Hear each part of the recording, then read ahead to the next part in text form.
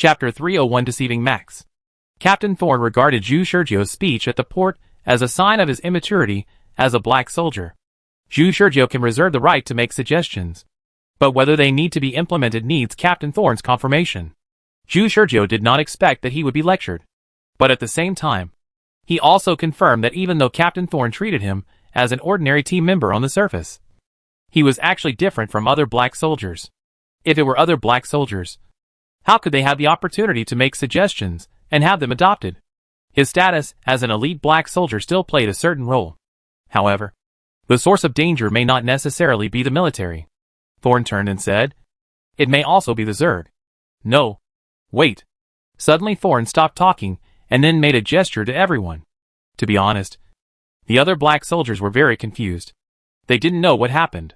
Captain Thorne and the two title holders, the Prophet, had just entered the tent and started talking about topics they didn't know.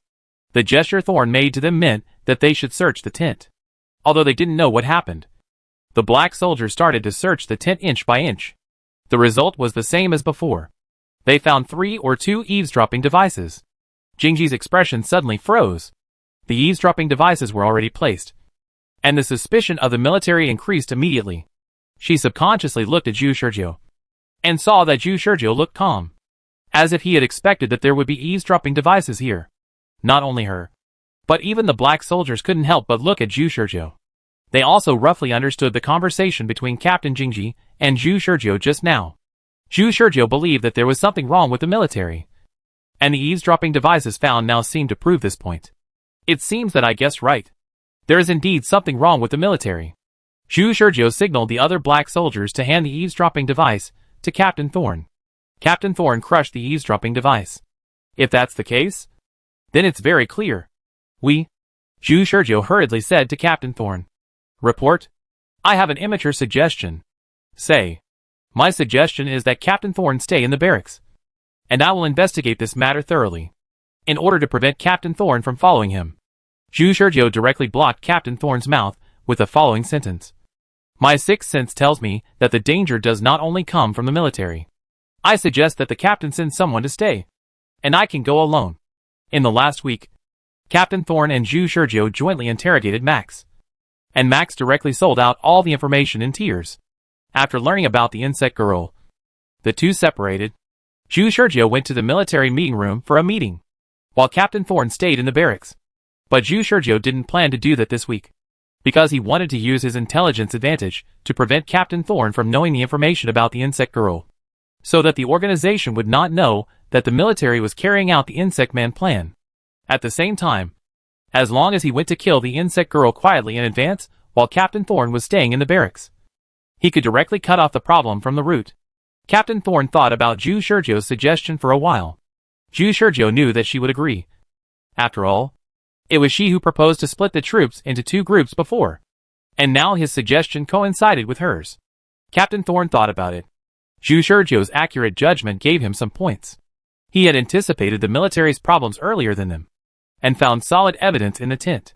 In addition, Zhu Shurjio was still an elite black soldier. "Okay, I'll give you the power. You should pay attention to it, and report any problems at any time." "Got it." On the other side, Max had been eavesdropping on the movements in the tent. When he heard that the bug was discovered, his scalp went numb. With a loud noise, the bug was destroyed. This noise penetrated his ears, which was undoubtedly more like a death notice, telling him that he would really die if he didn't run away, because he had a ghost in his heart. After knowing that the Black Soldier organization had begun to suspect the military, he made a decision that he thought was quite decisive and wise to run away like a frightened bird. He knew that if the Black Soldier organization really discovered that thing, then even if he didn't die, he would definitely fall into a situation worse than death. The Black Soldier organization is so terrifying. So he started to pack his luggage. He didn't need too much. He just needed to take some valuable gold and silver jewelry. 10 minutes later, in the deep night, a blond white man with a bag on his back pushed open the door of his house and walked out stealthily. But the next moment, he was shocked. He saw a black soldier standing outside the door with a cold smile on his face. Of course, this black soldier was Zhu Shurjio. The scene fell into an awkward silence for a while. In the silence, Zhu Shurjio stepped forward and patted his shoulder. Let's go in and talk. Max looked at the hand on his shoulder, then looked at his backpack, and his whole face became sad. Okay. After a while, the two sat in the room. Zhu Shurjiu sat on the sofa, while Max stood pale beside him, with a bag full of gold, silver and jewelry hanging on his body. In the long silence, Max's fear was beyond words. He felt that he was going to die, and this time he was really dead. Although Zhu Shurjiu didn't say anything now, he knew very well the purpose of Zhu Shurjiu's coming here. It was nothing more than coming for the Insect Man plan. Max felt that he was about to piss himself. Zhu Shurjiu considered it for a while, and then said in a deep voice, Max, your story has been exposed. Plop. Max knelt down on the spot. Tears and snot all came out at once. I confess. I admit everything. I know a lot of information, and I am willing to be an undercover agent planted in the military by the organization. Just please don't kill me. Zhu Shurjiu was speechless. This guy was also so unbearable last time. He confessed everything like spilling beans not long after the interrogation began. It is really hard to see what this guy has to hide. He probably really didn't know that there were so many alien insects in Papua New Guinea. Faced with Max's confession, Zhu Shurjiu said lightly, Don't worry. I'm not here to kill you. Not to mention to force you to tell me the information. I know everything you know. Max nodded on the surface, but he didn't believe it in his heart. Zhu Shurjiu didn't waste any words, and directly told the information Max sold in the previous round. The more he spoke, the paler Max's face became. It's unfair. This is not all. Zhu Shurjiu was not interested in listening to his injustice, and waved his hand to interrupt him. What I want to tell you is that you don't have to worry about your affairs being exposed, because the organization has already known about this. We came here to clear out the alien insects on the surface, but in fact we are investigating the Zerd plan. Max's injustice stopped abruptly. No, you know everything. Why do you still need to investigate? Zhu Shurjiu said meaningfully, but there is a problem here. That is, Thorn and I are two factions in the organization. Do you understand what I mean? Although Max was still afraid, he calmed down. He thought of the discord between Thorn and the Prophet, and the contradictions that the Prophet had just mentioned. He was shocked. Could it be that Thorn doesn't know about the Zerd plan? I can't say too much. Anyway, I need you to do two things. The first thing is to conceal the Zerd plan. No matter what method you use, you must ensure that those military leaders do not reveal a single word to the outside world. If it gets to Captain Thorn's ears, I can't protect you. What Captain Thorn didn't know was that Zhu Shurjiu's self-willed speech at the port was for Max to see. He had shown it so clearly. And Max, as long as he was not a fool, should be able to understand that there is a conflict between the Prophet and Thorn. As long as Max had this misunderstanding, then the next thing would be very logical. Now Max was misled by Zhu Shurjiu and mistakenly believed that the organization was divided into two factions. Those who supported the Zerd plan and those who did not support the Zerd plan. And the Thorn side was the opposition. Anyway, remember, no matter how the opposition investigates later, you only need to declare that there is no such thing as the Zerd plan. And I will guarantee that you will be fine. Note, this is not a deal, but an order. An order that can keep you alive. Chapter 302, Guarantee that does not exist. Zhu Shurjiu has been thinking about how to prevent the organization from discovering the so-called Insect Man plan. If the Insect Man plan is exposed, the organization will ask them to capture the Insect Girl. If they fail to capture the Insect Girl, the organization will use the children for experiments in order to research a new generation of Insect Girls or Insect Boys, which Zhu Shurjiu cannot tolerate in any way.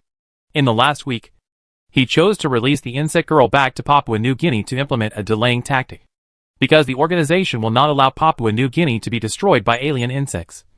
After they release the Insect Girl back, the organization will inevitably send more troops to eliminate the alien insects. As for how many people will die during this period, Zhu Shurjiu has no control. From a rational decision-making perspective, this is indeed the most perfect last resort he could think of when he was surrounded by alien insects in the last week. But later it was proved that the Insect Girl was not safe in the alien insect group. The Insect Girl will still be attacked and eaten. If the organization sends more troops to exterminate the alien insects while investigating the matter of the Insect Woman, perhaps in the end, nothing will be gained, and the child may still be attacked in the end. Overall, this route has been abandoned. So, is there any other way to save everyone in Papua New Guinea and prevent the organization from restarting the Insect Man plan? Yes. That is to kill the Insect Woman in advance and conceal the Insect Man plan studied in Papua New Guinea from the organization. As long as the organization does not know the existence of the Insect Woman, then the organization will not restart the Insect Man plan. As long as the organization treats this incident as an ordinary alien insect extermination incident, there will be no problem. Max understood that he was forced to take sides after Zhu Shurjo explained all the details. But at the same time, he also understood that their seemingly extremely dangerous insect research plan also had faction support within the organization. This made him a little more courageous while fearing. This Prophet was his life-saving straw. Prophet, I will fully cooperate with you. You told me to go west. I dare not go east. I will do everything you ask. Don't worry that I can't get the military to cooperate. It's very simple to get the military to cooperate.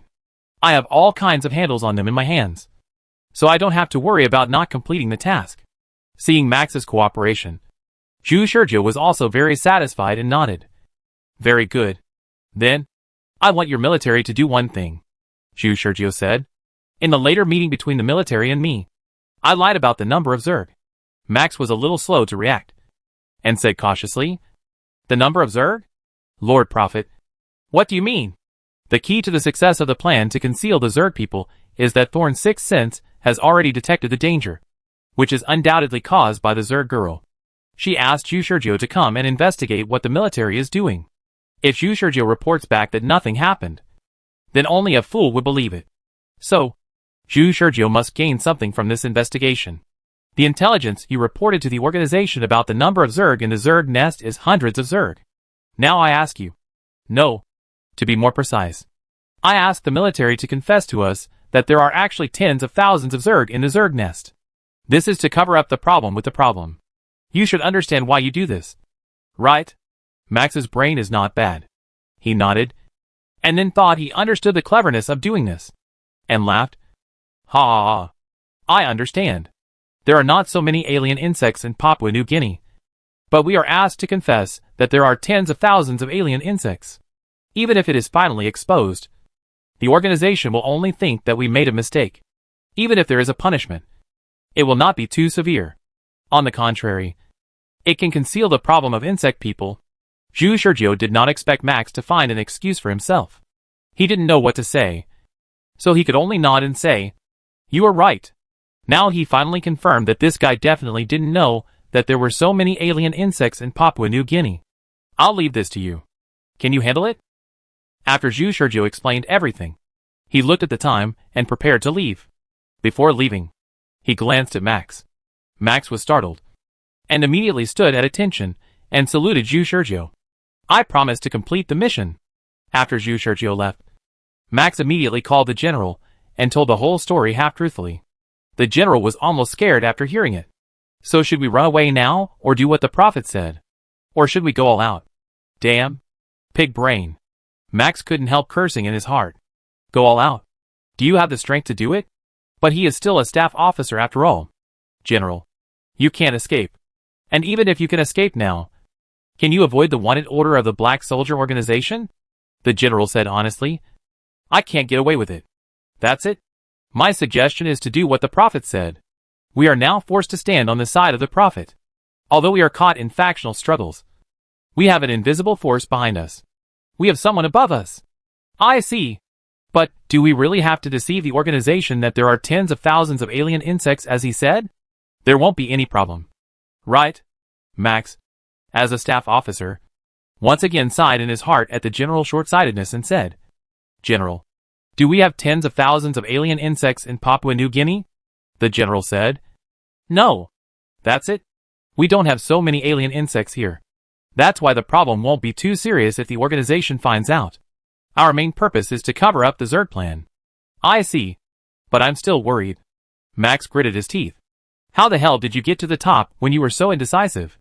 In the end, he could only use his trump card and slowly said, General, you don't want to be discovered that you are gay, do you? The general finally compromised. Max touched his buttocks and thought to himself that it was a good thing that he secretly recorded the video. Otherwise, there would be nothing that could threaten the general and his men. After hanging up the general's phone, he called another senior military official. You don't want your wife to know that you are cheating, do you? Continue to call. Your husband's embezzlement of public funds is very serious. You don't want your husband to go to jail, do you? I have copied your pornographic videos. You don't want those videos to be leaked, do you? You don't want to. Max is a very smart man. In order to get to the top, he used a lot of secret means. He also had a lot of secrets about the military leaders in his hands. He even sold his ass to that gay general. He had already sorted out these secrets in secret so that they could be used one day in the future. Now it seems that they are really used. Hee hee. You are all just my pawns. In fact, you don't know that I am the person in charge of this matter appointed by the real prophet.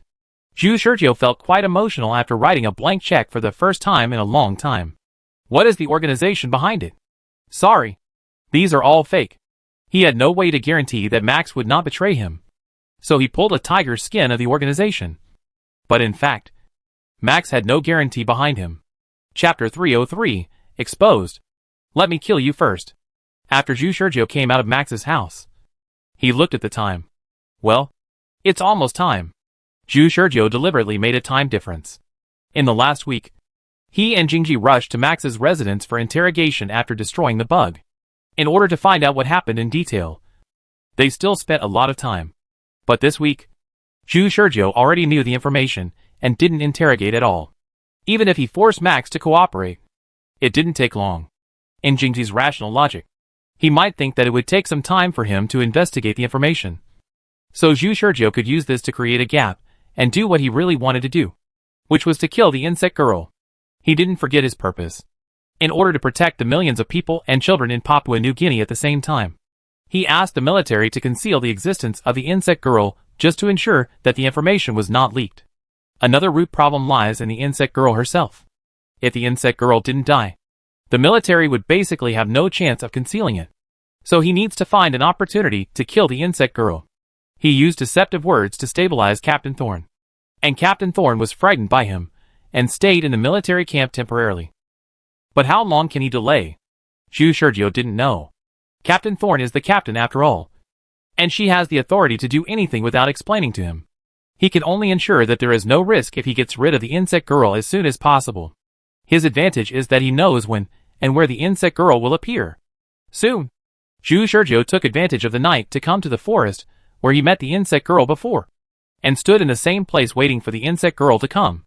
Time passed by minute, and soon, Zhu Shurjiu saw a small figure appear in the shadows. The figure slowly walked out of the shadows, with tentacles on its head, multiple carapaces on its skin, and limbs on its hands and legs, plus a familiar expressionless face. It was the insect girl. Zhu Shurjiu smiled brightly and greeted the insect girl. Hey, insect girl. Long time no see. At the same time, he pointed his gun directly at the front. The insect girl's body disappeared with a loud bang. And Zhu Shurjiu took this opportunity to exert force on his fingers and pulled the trigger. A white light condensed from the muzzle and burst out. It directly hit the insect girl, who suddenly appeared in front of him. The insect girl was about to raise her limbs to pierce Zhu Shurjiu's body. But Zhu Shurjiu's shot was so fierce that her limbs and most of her chest were annihilated. After being hit, the insect girl's small body staggered back like a broken rag doll, and took several steps back. Her expressionless white face remained unchanged, but scarlet blood flowed from the corner of her mouth. Zhu Shurjiu felt guilty for a moment. From the appearance of the insect girl, it looked like an ordinary girl, now that he had smashed most of its body. Although Zhu Shurjiu rationally persuaded himself not to care and told himself that it was just a monster, it was still a bit awkward. Sorry, Zhu Shurjiu muttered, raised his gun and was about to shoot the insect girl again, this time aiming at the insect girl's head. However, just as he was about to shoot, he suddenly noticed a movement behind him. Who is it? Zhu Shurjiu's hair stood on end. He quickly moved sideways. He turned his head to look in the direction of the sound. In the moonlight, a busted woman in a black soldier uniform stood quietly in the open space. Thorns. Zhu Shurjiu froze on the spot. Thorns slowly said, Prophet, can you explain it? Just now, she witnessed everything, and even heard Zhu Shurjiu say, Bug girl. Long time no see. It was because she had watched the whole process that she was a little confused about the current situation. Zhu Shurjiu calmed down after being startled, and asked in a deep voice, "Why are you here?" He just wanted to understand this question. He thought that there was no flaw in his previous performance. Or more accurately, the development of the matter had not yet been determined. But why did she know that he was here and secretly saw the scene of him fighting with the bug girl? Was it a coincidence? Or was his every move always being monitored? Answer my question first.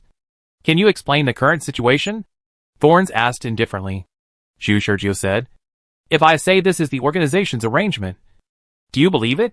Well, he knew Jingji wouldn't believe it. Jingji only believed in the organization's orders. If she hadn't received the relevant orders, she would naturally not believe Zhu Shizhou's nonsense.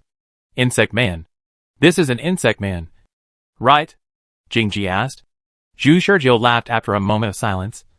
Yes, this is the insect man. No need to explain. It's obvious that both of them know something about the insect man. Jingji knew that it was normal for her to know, because this was an experiment that had been done but abandoned within the organization. But she didn't know how Zhu Shizhou knew it. Although Zhu Shizhou's identity was not exposed on the surface. He was actually a well-known elite black soldier who was a genius rookie student. The point is not about genius, but about rookie. As a rookie, could he be exposed to the Insect Man plan at the very beginning? It stands to reason that this answer does not require thinking.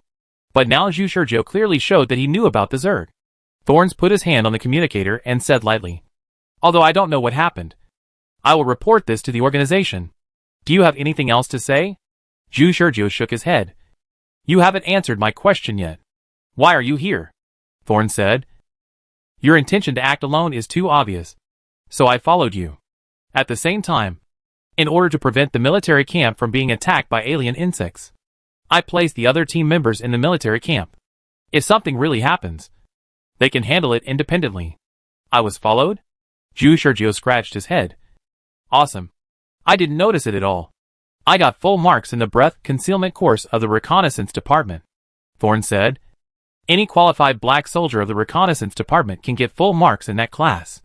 Zhu Shizhou sighed in his heart. In fact, after leaving the military camp, he deliberately took a detour and always paid attention to whether there was anyone following him. But unfortunately, he still didn't guard against it. Thorn's level is much higher than he thought. While he was thinking, Thorn was ready to make a call. But in the next moment, she suddenly tensed her legs and quickly moved sideways and retreated. A white light cut through the night, suddenly illuminating all the dark shadows around her, and pierced through her afterimage with scorching air, and directly hit a big tree behind her, burning a huge hole in the tree.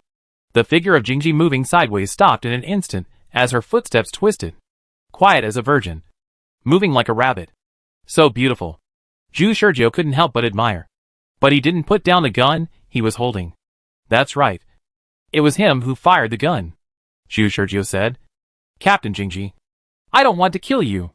So please don't do anything that is not good for you. Jingji was silent. But the action of dialing the phone stopped. She was estimating the gold content of the shot just now, trying to infer Zhu Shizhou's strength. Can she kill back? According to common sense, Zhu Shizhou is just a new elite black soldier. And she is a senior elite black soldier. She will not be defeated. But the problem is that this guy is too amazing. The known information is that his marksmanship is superb. He may be the strongest marksman in the history of the Black Soldier organization. Jingji is not sure that she can fight with such a strong man in a long-range battle. At the same time, she knows that Zhu Shizhou's physical fitness has not reached the physiological limit. So if she wants to gain an advantage, close combat is the best decision for her to win. What do you want to do? Jingji looked at Zhu Shizhou, who was still aiming at her with a gun, and asked in a deep voice, while looking for an opportunity to get close. However, Zhu Shizhou gave a rather inexplicable answer. Let me kill you first, and then I will consider other things. Anyway, it's all over again. Let me see how big the gap is between me and the elite black soldiers. Chapter 304. The Insect Girl's Sneak Attack. Death of Thorn. Under the moonlight, Zhu Shizhou stood opposite Thorn. When he was about to shoot again, Thorn slowly raised his gun. Her expression was serious. Prophet. No. Zhu Shizhou. Are you sure you want to rebel against the organization? Secretly studying the Zerg plan with the Papua New Guinea military. This should not be your personal behavior. Right? What difference does it make whether it is or not? Zhu Shizhou asked calmly. And then pulled the trigger. The direction he aimed at was exactly the head of the thorn. To deal with this kind of elite black soldier, if you shoot other places, even the vital part of the heart, they will probably have a few seconds to resist. So if you want to kill them, you can only shoot them in the head. White light condensed at the muzzle and shot towards the head of the thorn with scorching heat. But the thorn had already prepared, and his figure flashed, and he rushed towards Zhu Shizhou. In her final judgment, she thought that Zhu Shizhou should still not be her opponent, and she was quite confident in her strength. In actual combat, she was not those stupid zergs. She would give her own combat strategy according to the opponent's actions. She would think while fighting, and combine with her sixth sense to exert her greatest combat power. So after she determined that Zhu Shizhou would not be her opponent, what she had to do was very simple: capture Zhu Shizhou alive. No matter if she crippled him or not. She had to capture Zhu Shizhou alive, and then force him to tell her about the organization and faction behind him. The thorns were moving very fast, stomping on the ground in the dark shadows, making a huge sound of crushing the fallen leaves on the ground, which was full of oppression. Zhu Shizhou missed a single shot, and rushed towards the direction of the thorns.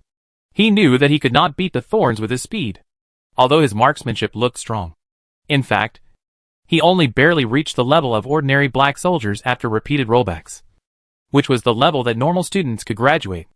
The gap with the thorns was still quite large, and more importantly, he had no sixth sense, so he had no chance of winning a long-range fight with the thorns. He rushed towards the direction of the thorns, not to fight with the thorns in close combat, but to use the extremely close distance between the two sides to narrow the gap in reaction ability between him and the thorns. Jingji didn't seem to expect Zhu Shizhou to give up his strongest advantage so decisively and rush over to fight her in close combat. But she didn't stop for a moment and swung the gun as a short stick at Zhu Shizhou. "Get down. You should get down." Zhu Shizhou brushed past Jingji and swung the gun, which was in the cooling period, at Jingji as a short stick. The two guns collided and made a heavy metal collision sound, which exploded in the forest. It made Zhu Shizhou's ears hurt. But compared to that, these were all trivial matters. What was more important was that Zhu Shizhou's gun-holding hand suddenly felt a surge of huge force. It almost shattered his arm bones, as if his hands had caught a cannonball. Zhu Shizhou, who was completely knocked back, suddenly changed color. Is this the physiological limit of the human body? Before he could sigh, Jingji approached him, and a long leg swept through the air with a rustling sound. However, at this time, Zhu Shizhou took advantage of the impact of the thorns on him and converted her attack into a boosting force, thus creating some distance between himself and the thorns. This is his evasive route. The two exchanged positions. Is this force elimination? Jingji did not pursue the victory, but dodged sideways again, because at this time, Zhu Shizhou raised the gun in his hand and aimed at her. Force elimination is a high-end fighting skill. That is, to buffer the force transmitted to the body by the attack, lengthen the instantaneous impulse, let the body adapt to the transmission of force, and thus change the lethality of the enemy's attack. This is a skill that only fighting masters with extremely precise control of the body can master. Of course, in the eyes of the black soldiers, it is just a basic operation. Zhu Shizhou can use it occasionally. This time he is lucky. Otherwise his arm may be destroyed by this powerful force. In the eyes of Jingji, this is quite incredible, because Zhu Shizhou is just a student. Even if he is promoted to an elite student, the organization still values his strong shooting ability. Shooting ability is very important for eliminating alien insects. On the contrary, his fighting ability is not outstanding. To be honest, fighting skills are actually not very useful for killing alien insects. So fighting courses are elective courses. Even so, force elimination is a skill that requires a long period of study to learn. Jingji didn't understand how this guy learned it. Zhu Shizhou didn't give Jingji any time to think and continued to shoot. The white light burned the air, illuminating the surrounding environment in the air like daylight. At this moment, Jingji's sixth sense suddenly exploded. The overwhelming sense of danger suddenly surged into her heart. This was a strong and dangerous omen of death, as if she would die in the next second. And it exploded in her mind. Her first reaction was that she would die in the next second. This was a judgment that had nothing to do with other details, and was a subconscious thought given by the brain, without processing the information in her brain. It was enough for her to know that she was in great danger. Naturally, She immediately thought that this strong sense of danger came from Zhu Shizhou in front of her. However, the next moment, just as she was about to dodge, she suddenly felt a pain in her chest. The pain was not caused by the white light shot from Zhu Shizhou's gun. In fact, she had perfectly avoided the shot, and Zhu Shizhou's gun was in the cooling period. Zhu Shizhou, who had no other means of attack, could not cause any harm to her. What really caused her chest pain was a black foot, as sharp as a long knife. It pierced forward from her back, bringing out a blood flower under the cold moonlight, showing in front of her eyes. Perhaps for ordinary people, this is severe pain, but for her, it is just a physical piercing injury of the lowest level of pain. Thorn was even able to lower her head to look at the leg that pierced her chest, and her head gave an accurate judgment that this was the leg of the insect girl. Zhu Shizhou was also frightened by this extremely sudden change, and raised the gun in his hand and aimed at the back of Thorn. There, an insect girl with more than half of her body submerged stood expressionlessly, holding up the only remaining leg and piercing Thorn's chest. The moment Thorn realized what happened, she immediately turned the gun around and pointed the muzzle behind her. But the next moment, the leg that pierced her chest quickly slid to the side, and quickly cut her body in half like cutting tofu. The upper half of Thorn's body flew directly into the air, and the fragments of the internal organs that were cut open in the body were scattered in the air. The lower half of the body standing on the ground gushed out a fountain of scarlet blood. It may sound a bit sudden, but Thorn is dead. The incident happened very quickly, and Zhu Shizhou's gun cooling period had not even passed at this time. Zhu Shizhou stared at the thorns that were killed by the insect girl in front of him in amazement, and his mind went blank for a moment. After killing Thorns, the insect girl dragged her broken body and pounced on Thorn's body. She opened her little mouth and buried it in Thorn's broken body and started to eat it. The whole scene looked extremely weird. Half of the body was annihilated. And there is still combat power? Zhu Shizhou quickly calmed down, looked at the scene in front of him, and turned the muzzle of the gun to point at the insect girl. However, at the moment when his gun was pointed at the insect girl stopped eating the body, suddenly raised her head, stared at him with a fascinating look, and her whole face was stained red with blood, which looked extremely weird. At the same time, Zhu Shizhou also noticed that the wound on the insect girl's body that was annihilated by him before began to grow granulation slowly, which was visible to the naked eye. Chapter 305. Is it a human? Is it a bug? The insect girl's ability to recover is based on the amount of meat she eats. Zhu Shizhou confirmed another ability of the insect girl. This is the scene he witnessed with his own eyes. After eating a few bites of the thorn's meat, the wounds on the insect girl's body began to slowly heal. After a period of time after stopping eating, the speed of the growth of granulation also slowed down and stopped. Is this in line with biological logic? Zhu Shizhou stopped the tit-for-tat battle with the thorn just now, and wanted to complain after being amazed. Really? You make me feel more and more dangerous. The insect girl knelt on the ground holding the body of the thorn, looking expressionlessly at Zhu Shizhou, who walked towards it and raised the gun to it. Sorry. You did nothing wrong. But I still want to kill you. Zhu Shizhou's finger on the trigger was slightly forced to pull the trigger. The insect girl did not dodge. Not because she didn't want to dodge, but because she was already at the end of her strength after completing that attack just now. And now there is no way to dodge. She just gently closed her eyes. And then Zhu Shizhou was surprised to find that there was a little crystal in the corner of her eyes. What is that? Is it some new type of aggressive body fluid? No. It's tears. After a while, Zhu Shizhou confirmed this. On the surface, Zhu Shizhou's eyes were indifferent, and he put the muzzle of the gun against the insect girl's forehead. But in fact, he couldn't pull the trigger for a long time, and his heart was shocked. He observed carefully, and found that the insect girl's body was still trembling slightly. It was afraid. After thinking about it, Zhu Shizhou said to the insect girl, "Keep eating." The insect girl didn't respond. Zhu Shizhou then switched to English and repeated it. Then something surprising happened. The insect girl actually understood it. She looked at Zhu Shizhou, then bent down and opened her mouth to continue chewing on the corpse of the thorn. This scene shocked Zhu Shizhou and made him feel very awkward. Then he frowned slightly and said, "Stop." Then the insect girl really stopped. At this time, Zhu Shizhou noticed that her wound had stopped bleeding. The fresh granulation formed a membrane made of blood and flesh at the wound. The blood membrane fluttered back and forth with the insect girl's long breathing. In order to verify his guess, Zhu Shurjiu asked another question. Can you understand me? The insect girl nodded expressionlessly, and the tears in the corners of her eyes stopped. Zhu Shurjiu took a breath of cold air. Damn. Isn't it said that insect people have no reason? When he and Thorn interrogated Max also told him so. But what's going on now? Does this guy look like he has no reason, no wisdom, and only knows how to eat meat? To be honest, in the last round, the insect girl could understand his gestures, and he could barely tell himself that this guy only had a certain degree of wisdom, and it was not surprising that he could understand what he meant.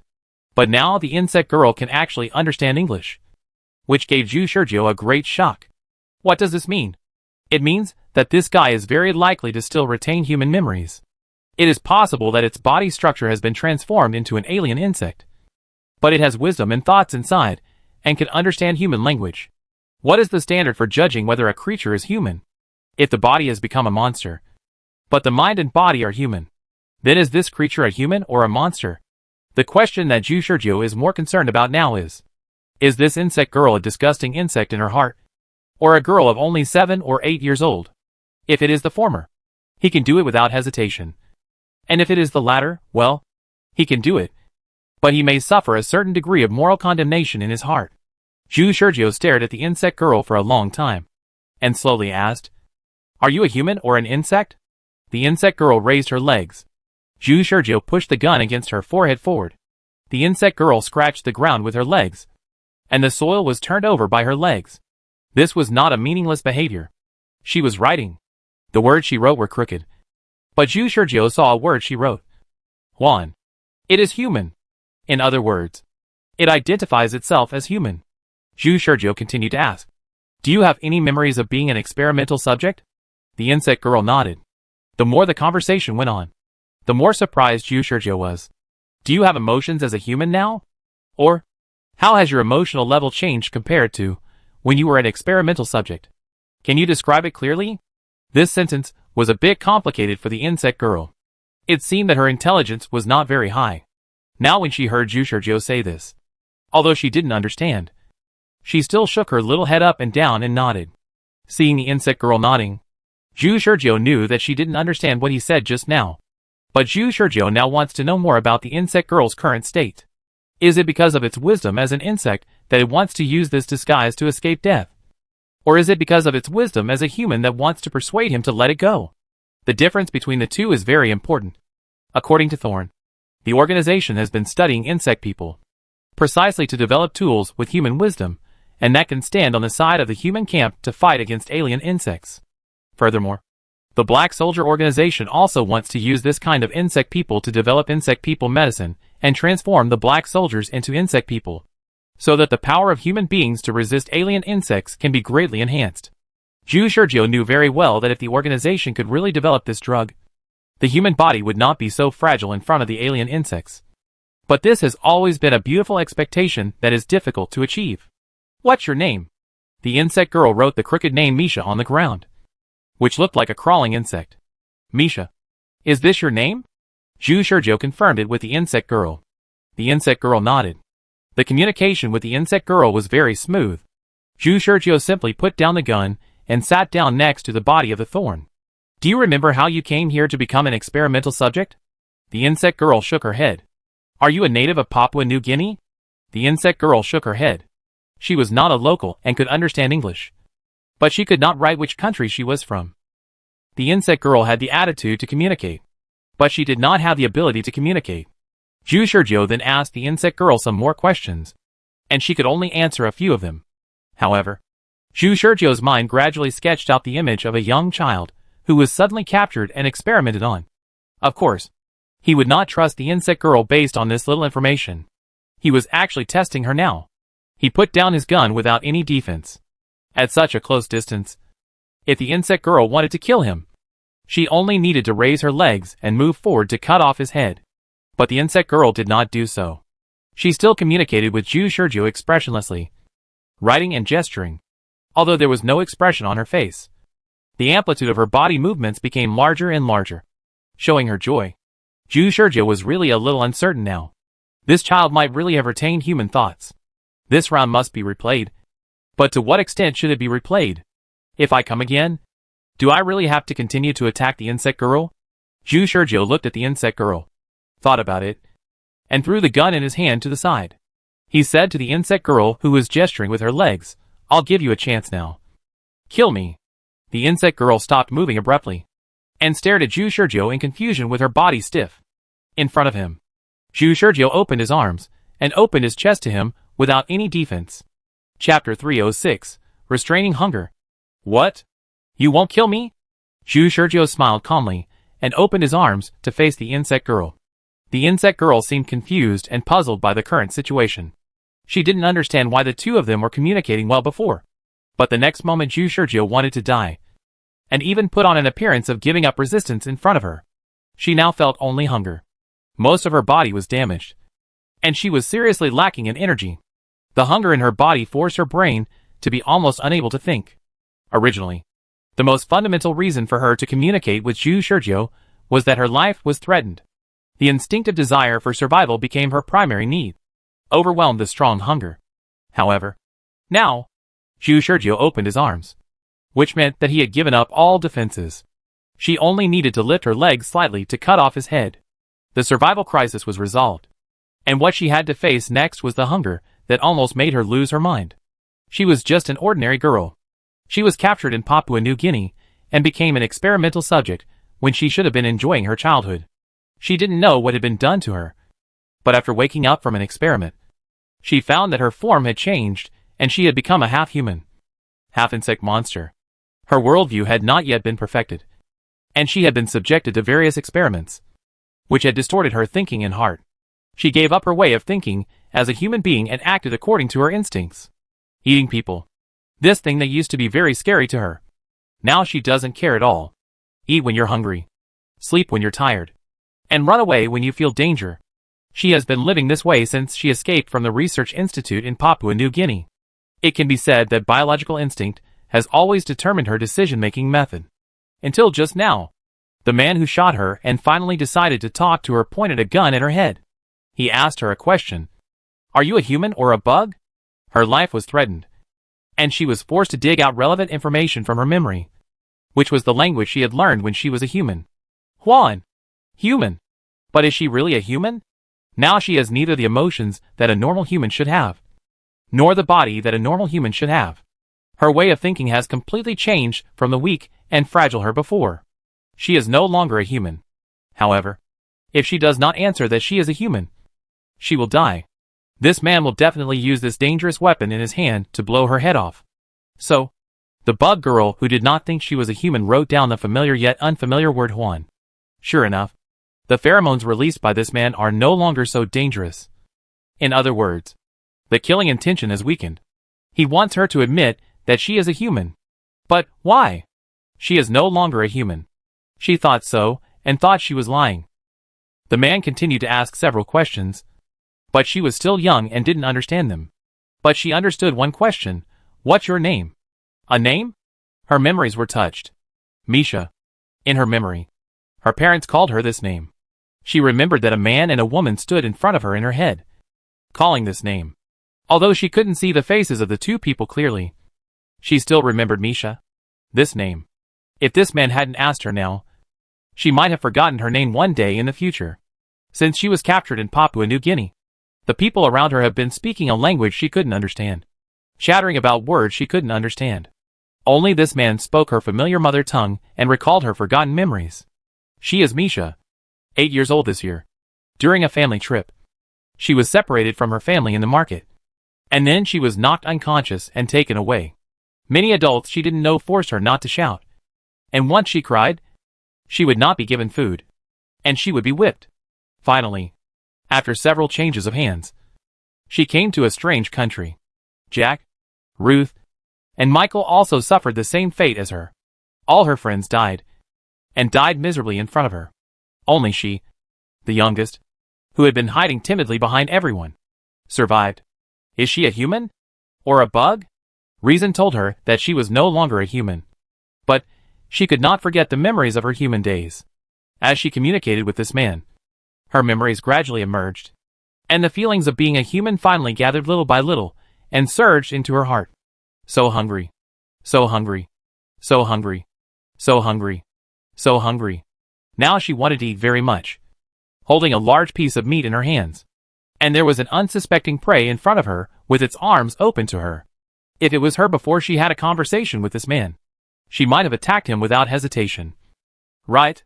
But, if she was a human, what should she do? Even if she became a monster. She was a human at first. With her limited knowledge, she still couldn't understand too many things. But she remembered that humans don't eat people. That's right. If she is a human, if she wants to be a human, then she shouldn't eat people. Saliva was secreted crazily in her mouth, flowing out from the corners of her mouth, hanging down a crystal stream of saliva. Her body was also trembling wildly as she suppressed her hunger instinct. If she didn't eat, she would die of greed. The delicious smell of flesh and blood, coupled with the crisis of survival that was instantly resolved, made every cell in her body scream and echo wildly, asking her to kill the man in front of her and then have a full meal. I want to eat. I can't help it. I want to eat. Eat. Her little eyes were stared with bloodshot, and she tremblingly raised her only remaining leg and slowly approached Zhu Shizhou. Zhu Shizhou did not dodge, but always faced her with a stable and defenseless posture. Her legs pressed against Zhu Shizhou's throat, and the sharp legs broke the skin of Zhu Shizhou's throat, leaving a little blood mark. However, at this moment, Misha, Zhu Shizhou suddenly spoke her name. Her legs trembled slightly. Answer me again. Are you a human or a bug? The insect girl lowered her head, and her saliva had stained the corpse in her arms. Suddenly, she noticed that Zhu Shizhou moved forward. She quickly retracted her legs to prevent her legs from really piercing his neck. Then, the insect girl only felt a warm big hand pressing on her little head. The reason why people are human is that we can control our instinctive desires. This is the real difference between us and bugs. Misha, I won't ask you the same question for the third time. But if you really think you are a human, then control your hunger and follow me. When you really can't bear it anymore, you can eat me. Misha raised her head and looked at Zhu Shizhou with saliva.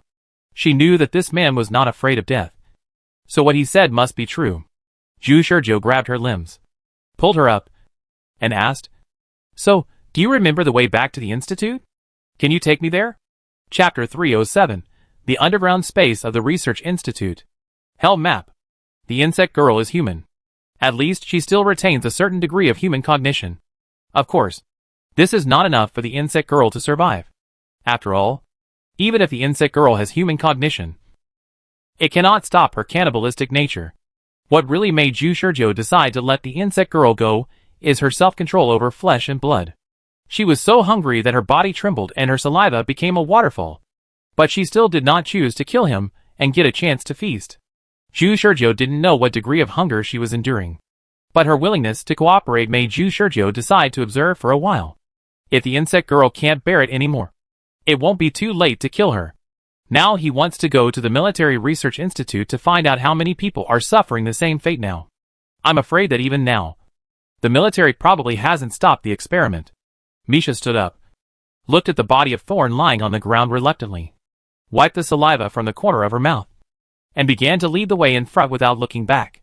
Zhu Shizhou shot and annihilated all of Jingji's bodies, and took away Jingji's guns. Her communicator was buried in the soil by him. It must be said that Misha's memory has become much better after being transformed into her current appearance. As a human experimental subject, her memory is vague. But after being transformed into a bug girl, her memory is clear, including the escape route. In the night, two figures, one big and one small, walked in the forest. Misha led the way in front, and finally led Zhu Shizhou to an open space in the suburbs. There was an altar with patterns on the open space. The cold moonlight shone on the altar, which looked quite cold. Misha walked up to the altar, then walked around the altar for a few times, then stood still and turned to look at Zhu Shizhou. Zhu Shizhou was puzzled. Are we here now? This altar is the Research Institute? Did you escape from here? Misha nodded vigorously. Zhu Shizhou complained. Don't tell me this is some ancient teleportation array that can teleport to another place across time and space. Misha's eyes were blank. She didn't understand what Zhu Shizhou was saying. She just pointed at the altar with her feet, then lay on the altar with her whole body, and pressed her tentacles against the altar, as if listening to something. Zhu Shizhou understood and asked, Is the research institute under the altar? Misha nodded quickly. Although you know that the research institute is under the altar. Don't you know how to open the altar? Misha nodded again. Zhu Shurjiu walked up. Even the insect girl didn't know how to open the altar. So it was even more impossible for him to know. So he simply walked to the center of the altar, held the gun with both hands against the altar, and pulled the trigger with both hands at the same time. The white light instantly shone across the entire empty sky, as if a flash bomb had exploded, and the sky suddenly became as bright as day. The altar slab in front of Zhu Shurjiu was shot by him, causing bursts of smoke, and the high temperature of the burning air. The smoke spread around as he shot. After the smoke dissipated, there was a red dent on the slab in front of him. Zhu Shurjiu did not stop, and shot at the same point again and again. Misha walked behind Zhu Shurjiu and watched him forcefully open the altar. Not long after, Zhu Shurjiu stopped shooting.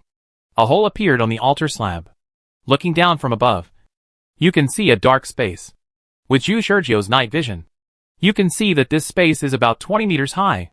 Are you okay jumping down from here? Zhu Shurjiu asked Misha. Misha showed it directly with her actions. She jumped down from the hole without saying a word. Zhu Shurjiu smiled and jumped in, not afraid of any traps inside.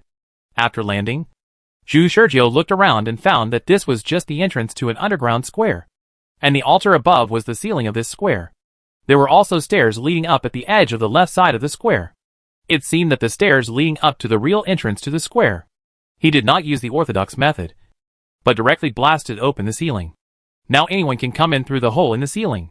The Papua New Guinea military probably did not expect that someone would use such a violent method to break the altar. Misha pointed in a direction, and then led the way.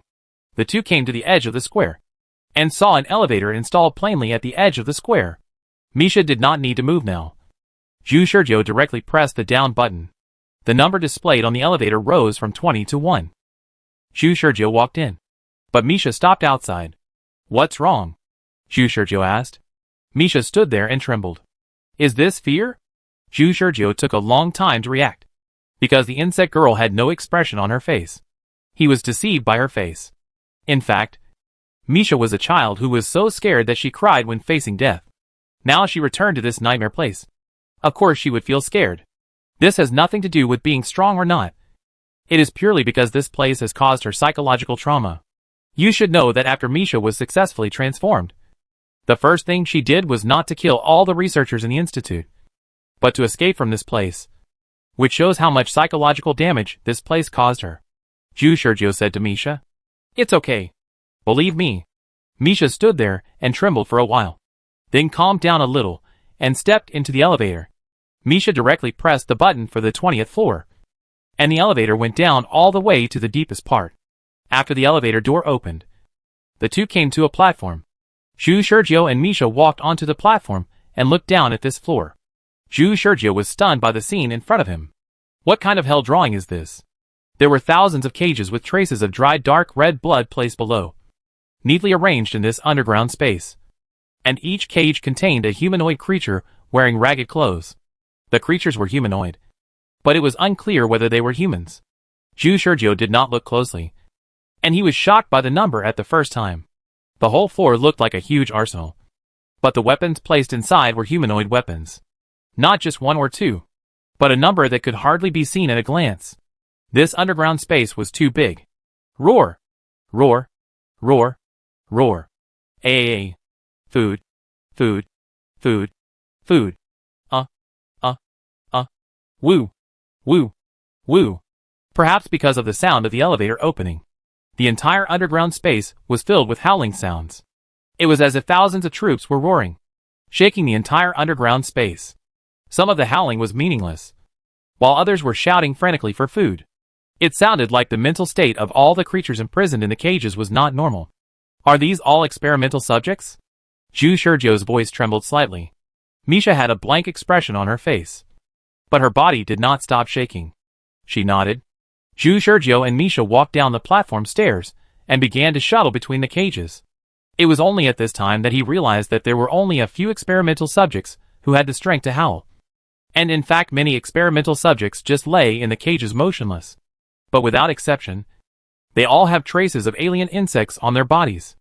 Some of them have their hands turned into the same legs as the insect girl. Some are covered with shells. And some have half of their heads turned into huge insect heads. Zhu Shurjiu didn't know what these experimental subjects had experienced. But they looked miserable, which shocked him more and more, especially when passing by a cage. The experimental subject in the cage suddenly screamed in fear, then turned around and hit the cage railing with a bang, and actually killed himself. Before, when he only heard the content of the experiment described by Max, Zhu Shurjiu had not imagined how cruel this laboratory was. Everything was just cold data and intelligence to him. But now, Zhu Shurjiu was really angry. Chapter 308 From Dog to Dog. The 20th floor of the Research Institute hides the experimental subjects. Misha led Zhu Shurjiu to the 20th floor, which was also the place where she was imprisoned. In fact, there are still many experimental subjects imprisoned above the 20th floor. The experiments of hundreds of thousands of people cannot be accommodated by building a single underground prison. However, the higher they go, the milder the symptoms of the experimental subjects are. Some of them still retain human rationality, and even their bodies are exactly the same as humans. Zhu Shurjiu and Misha went through all the experimental subject prisons, like shopping all the way up.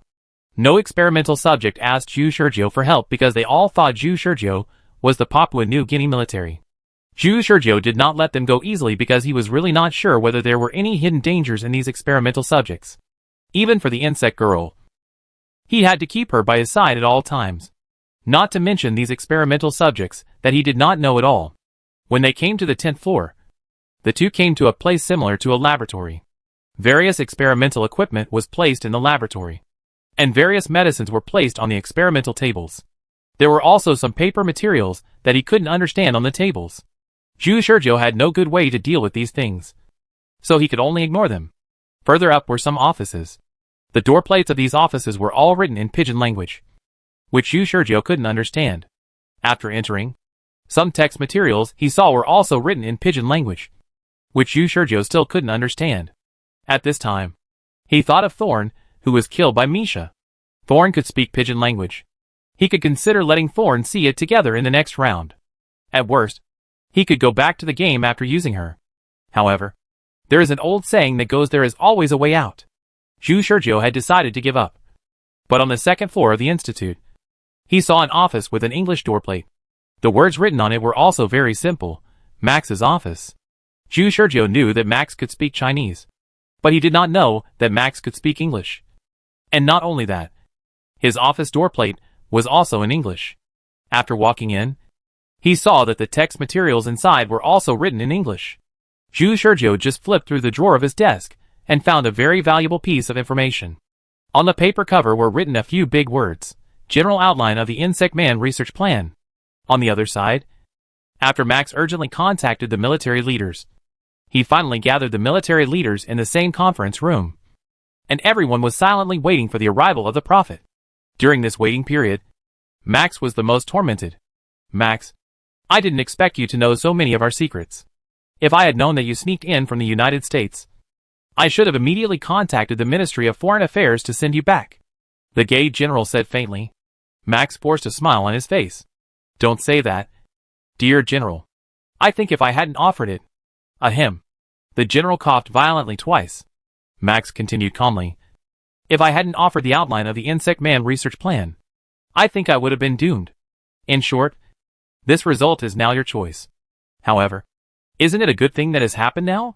Our previous research has always been cautious and did not dare to make big moves. Now that we have the support of the organization, aren't we more confident? The general was furious. Max, you are dragging us into the abyss. The other military leaders didn't care about the abyss or not. A woman in military uniform at the round table said, I am curious about one thing. Max, you threatened me with my husband's secret. I admit that I was defeated. But how did you get other people's secrets? What kind of handles are they? Your intelligence network is more powerful than I thought. Uh-huh. Do you want to hear it? If you want to hear it, I can tell you one by one. No. All the other military leaders refused in unison. Ha ha ha. Max suddenly laughed wildly. You are really ridiculous. Don't look at me always being servile. But in fact, I have been collecting intelligence silently. Usually, you have always excluded me, making me unable to seek a higher position. You have been sitting on the throne and eating without doing anything, making it impossible for me to realize my ambitions. What about now? 30 years in the East and 30 years in the West. Don't bully the poor in middle age. Max. You. The military leaders were furious. Max's current behavior was in stark contrast to his previous performance, and was completely different from the Max they had in mind. Max said proudly, "Do you know what I do in the United States?" "What do I do?" The military leaders were confused. "Hey, I won't tell you." Max laughed evilly. "This bastard."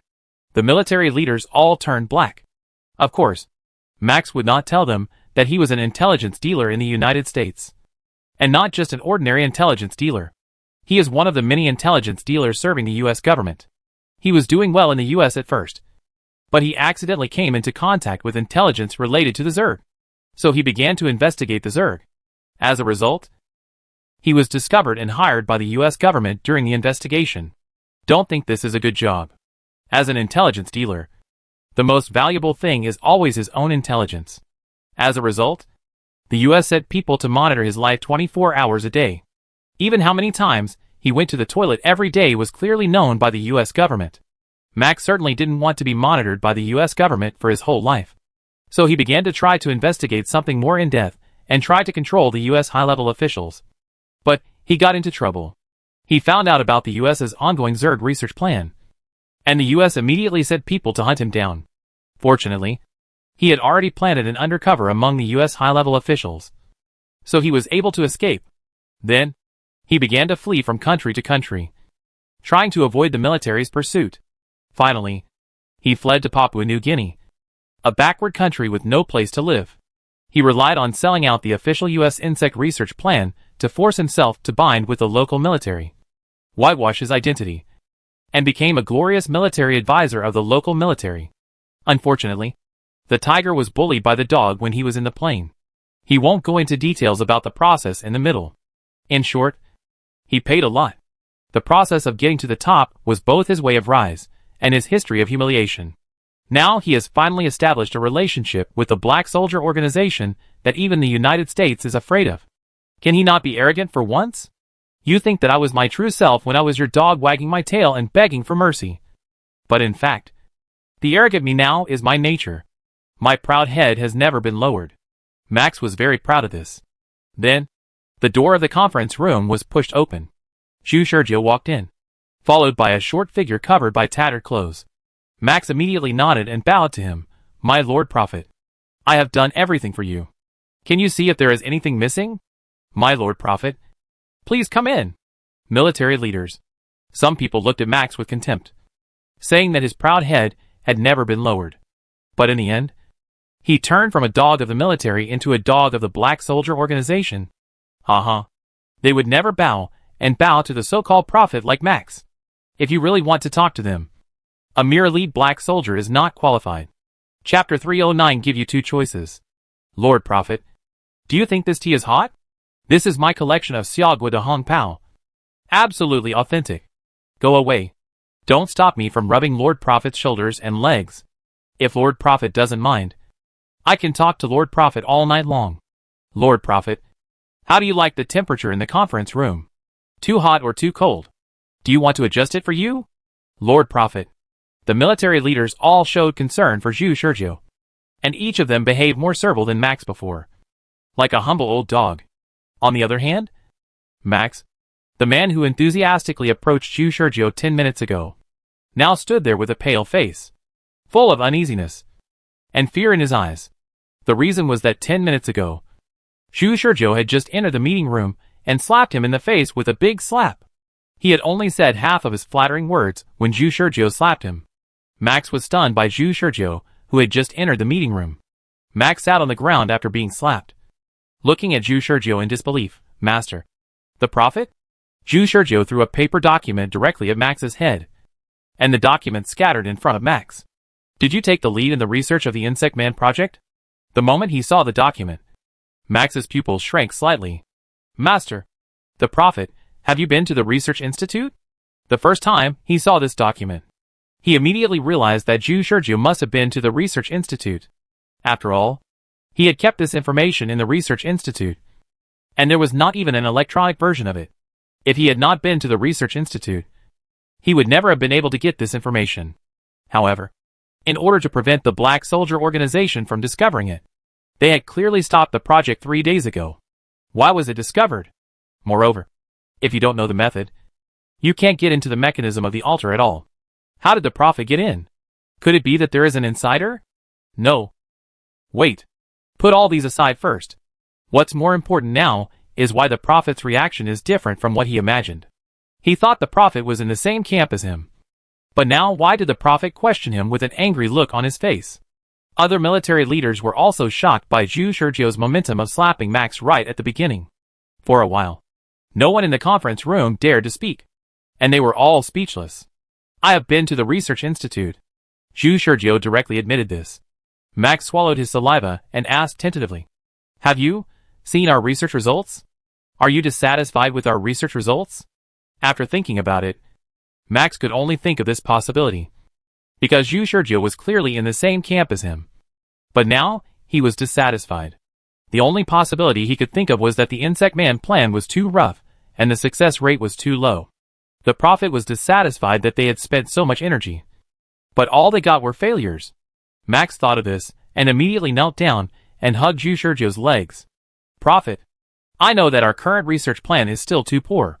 But that is purely because of the quality of the experimental subjects. The quality of the experimental subjects is too low, so that all the output is useless failures.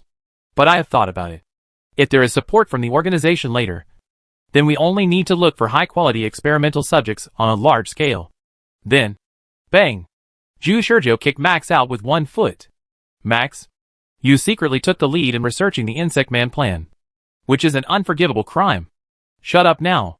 Get out of the way and listen to your punishment. I will put you on the list of people to be purged on behalf of the organization." "What?" Max spit out a mouthful of blood in the air. He was really confused now. He didn't know why Zhu Shurjio suddenly changed his factional position. Obviously, Thorn was the one who came to investigate the Insect Man plan. Wasn't he? Why did this Prophet suddenly change his position and shout researching the Insect Man plan is an unforgivable crime? The other military leaders were also shocked and suddenly looked at Max with murderous eyes.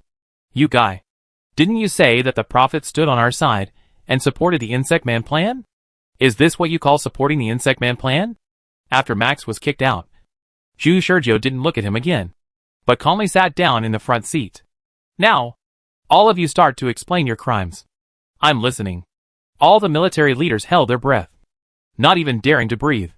They were afraid that the next moment the Prophet would pull out a gun and shoot them all. They were all sweating coldly. "Wait! This guy. It's all this guy's fault. He is studying the Zerd project. I didn't participate in anything. Really. I just heard about it. But I didn't really participate at all." All the military leaders felt the crisis of death and begged for mercy. Even the general said shamelessly, "Prophet, I just heard about the Zerd project. But I didn't participate at all. It was all Max who was leading it." "Really?" Zhu Shurjio squinted his eyes and didn't say anything.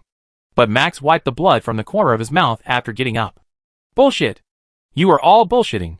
Jackson, aren't you responsible for finding high-quality and qualified experimental subjects? Chris Badger, you are the director of the Military Research Institute. Don't even think about getting rid of this identity. Wu Dick, don't make people laugh. As a general, you are the first to know about the Zerd plan. You also want to escape? Ha ha ha.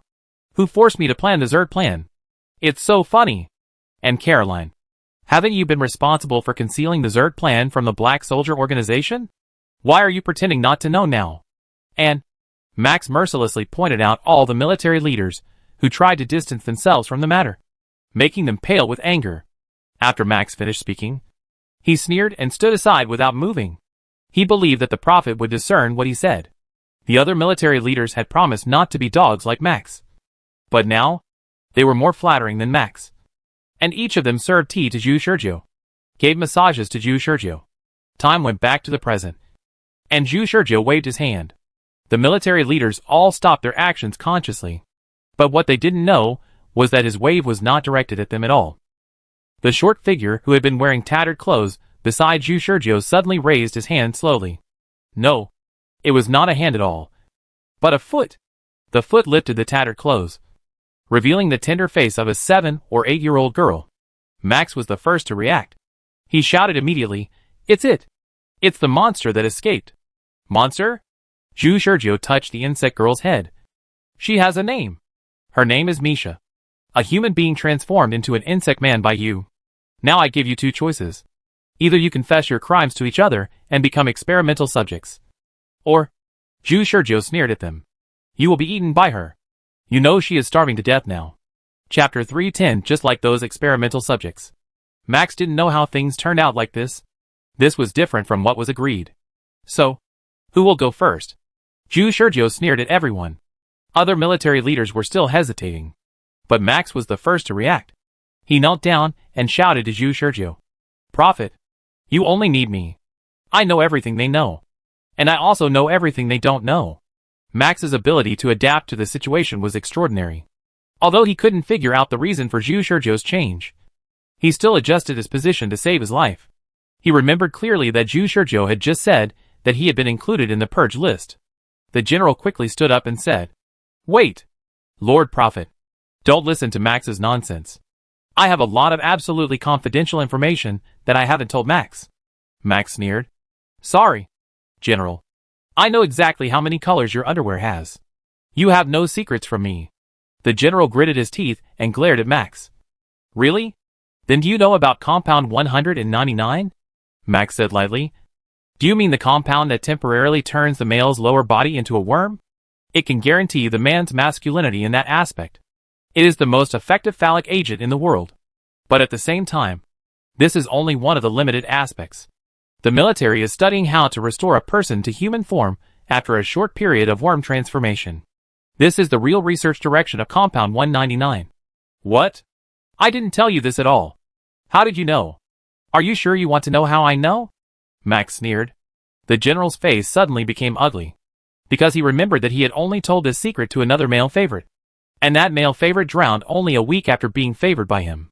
He thought it was just an accident before. But now it seems that it should be Max's work. The pot-bellied general shook his head and sighed secretly. "Max, you really took great pains to enjoy my favor alone. Obviously, you and I loved each other so much at the beginning. Why now?" Max was disgusted when he saw the general's self-indulgent expression. And then he looked at others. Similarly, "Your secrets are not secrets in my eyes. Don't underestimate my intelligence network." Zhu Shurjiu looked at other military leaders. "So, do you have anything else to say? The little guy next to me is almost starving." The military leaders trembled in a moment and looked at Misha. Misha was seen sticking out her tongue and licking her feet. This was not because she wanted to deliberately intimidate these military leaders, but simply because she was too hungry now. There was still the scent of blood that pierced the thorns on her feet. She didn't know how many times she licked it to curb her hunger along the way. Just now, when she heard Zhu Shurjiu say that he would give these people to her to eat, she became greedy again. So she licked her feet to quench her thirst. But in the eyes of other military leaders, this behavior was simply a man-eating monster picking up a knife to eat them. Max sneered on the side. Caroline was the calmest one among the crowd. Because in terms of guilt, her guilt was not really big. At most, it was a crime of harboring. She had never really participated in the plan, but was just helping the military cover up the crime to prevent the Black Soldier organization from knowing. It was her husband who embezzled public funds, but she herself did nothing. The evidence Max had on her was actually not evidence at all. If she had been a little more ruthless and abandoned her husband, she would not have been threatened by Max at the beginning. In short, she, an outsider in the Insect Man plan, immediately became the safest person at the scene. Because of this, she was able to calm down her mind in this seemingly dead end of two choices, and find the only way to survive. Caroline stood up and sneered. "Max, you may have really mastered everyone's intelligence. I admit that your intelligence network is indeed stronger than ours. And the intelligence you have is richer than ours. But there is one person's intelligence that he will never reveal." Max shook his head. "Do you want to talk about yourself?" "Sorry.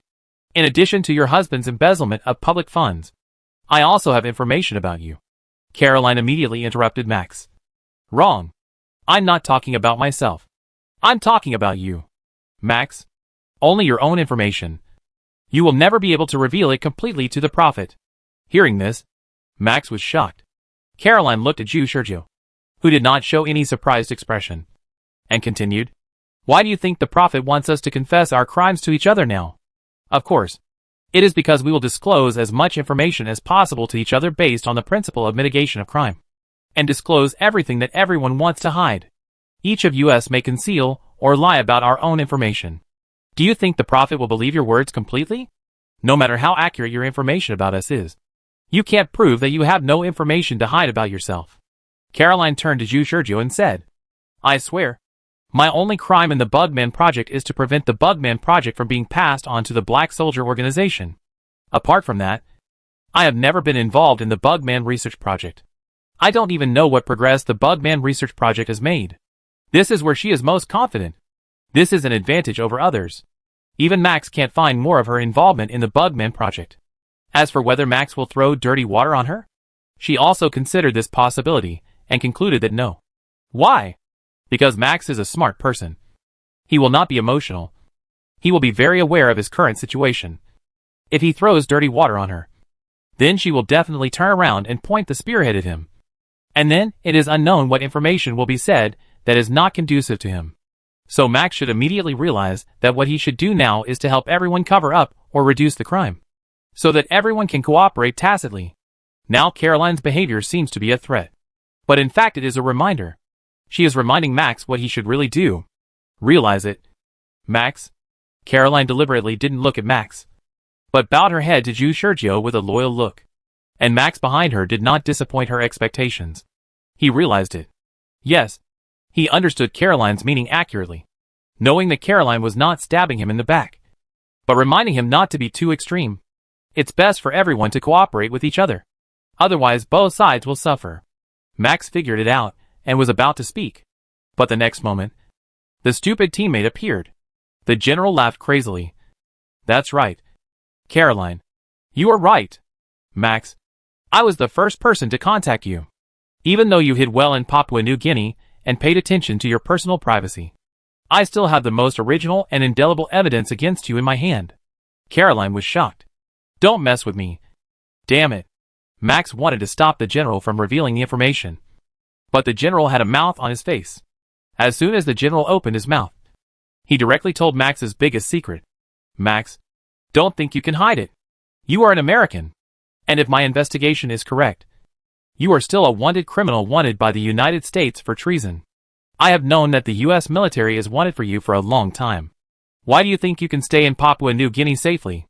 It's all because of me. I helped you deal with the US officials. Understand? The US officials have been looking for you, but I concealed and deceived you again and again for you. It's okay that you are not grateful now, but you betray us? Max, the outline of the insect research plan you gave me is actually the insect research plan that the US officials are studying. Am I right?" Max was about to spit out a mouthful of blood. Damn. What a pig teammate. Caroline also cursed in her heart, but she immediately looked at several other military leaders. No, there is still a chance. At this moment, other military leaders also reacted. They were not as stupid as the general, who hurt the enemy by 1,000 and hurt himself by 1,000. Instead, they figured out the cooperation between Max and Caroline. So, the director of the institute, Chris Weigel, said, "General, what are you talking about? Isn't Max British?" The general didn't react, and was stunned for a moment, then quickly shook his head. "No, you remembered it wrong. Max is." Caroline took over and said, "Max is British. I remember it very clearly." Jackson also said, "Yes, Wudik. What's wrong with you? Max is obviously British." What? The general looked at these guys who were talking nonsense in disbelief. He didn't know why these guys who just criticized Max with him suddenly went crazy and spoke for Max. It was outrageous. "Hey, you guys." The general was about to defend himself, but at this moment, Zhu Sergio patted Misha, who was drooling beside him, and said, "See? He is your first target. He is one of the original sins of adopting the insect plan. You can eat him first. There are still a few side dishes later." The general was so scared that he knelt on the ground, and his two big fat legs kept kicking back and crawling back. "No. No. I am the general.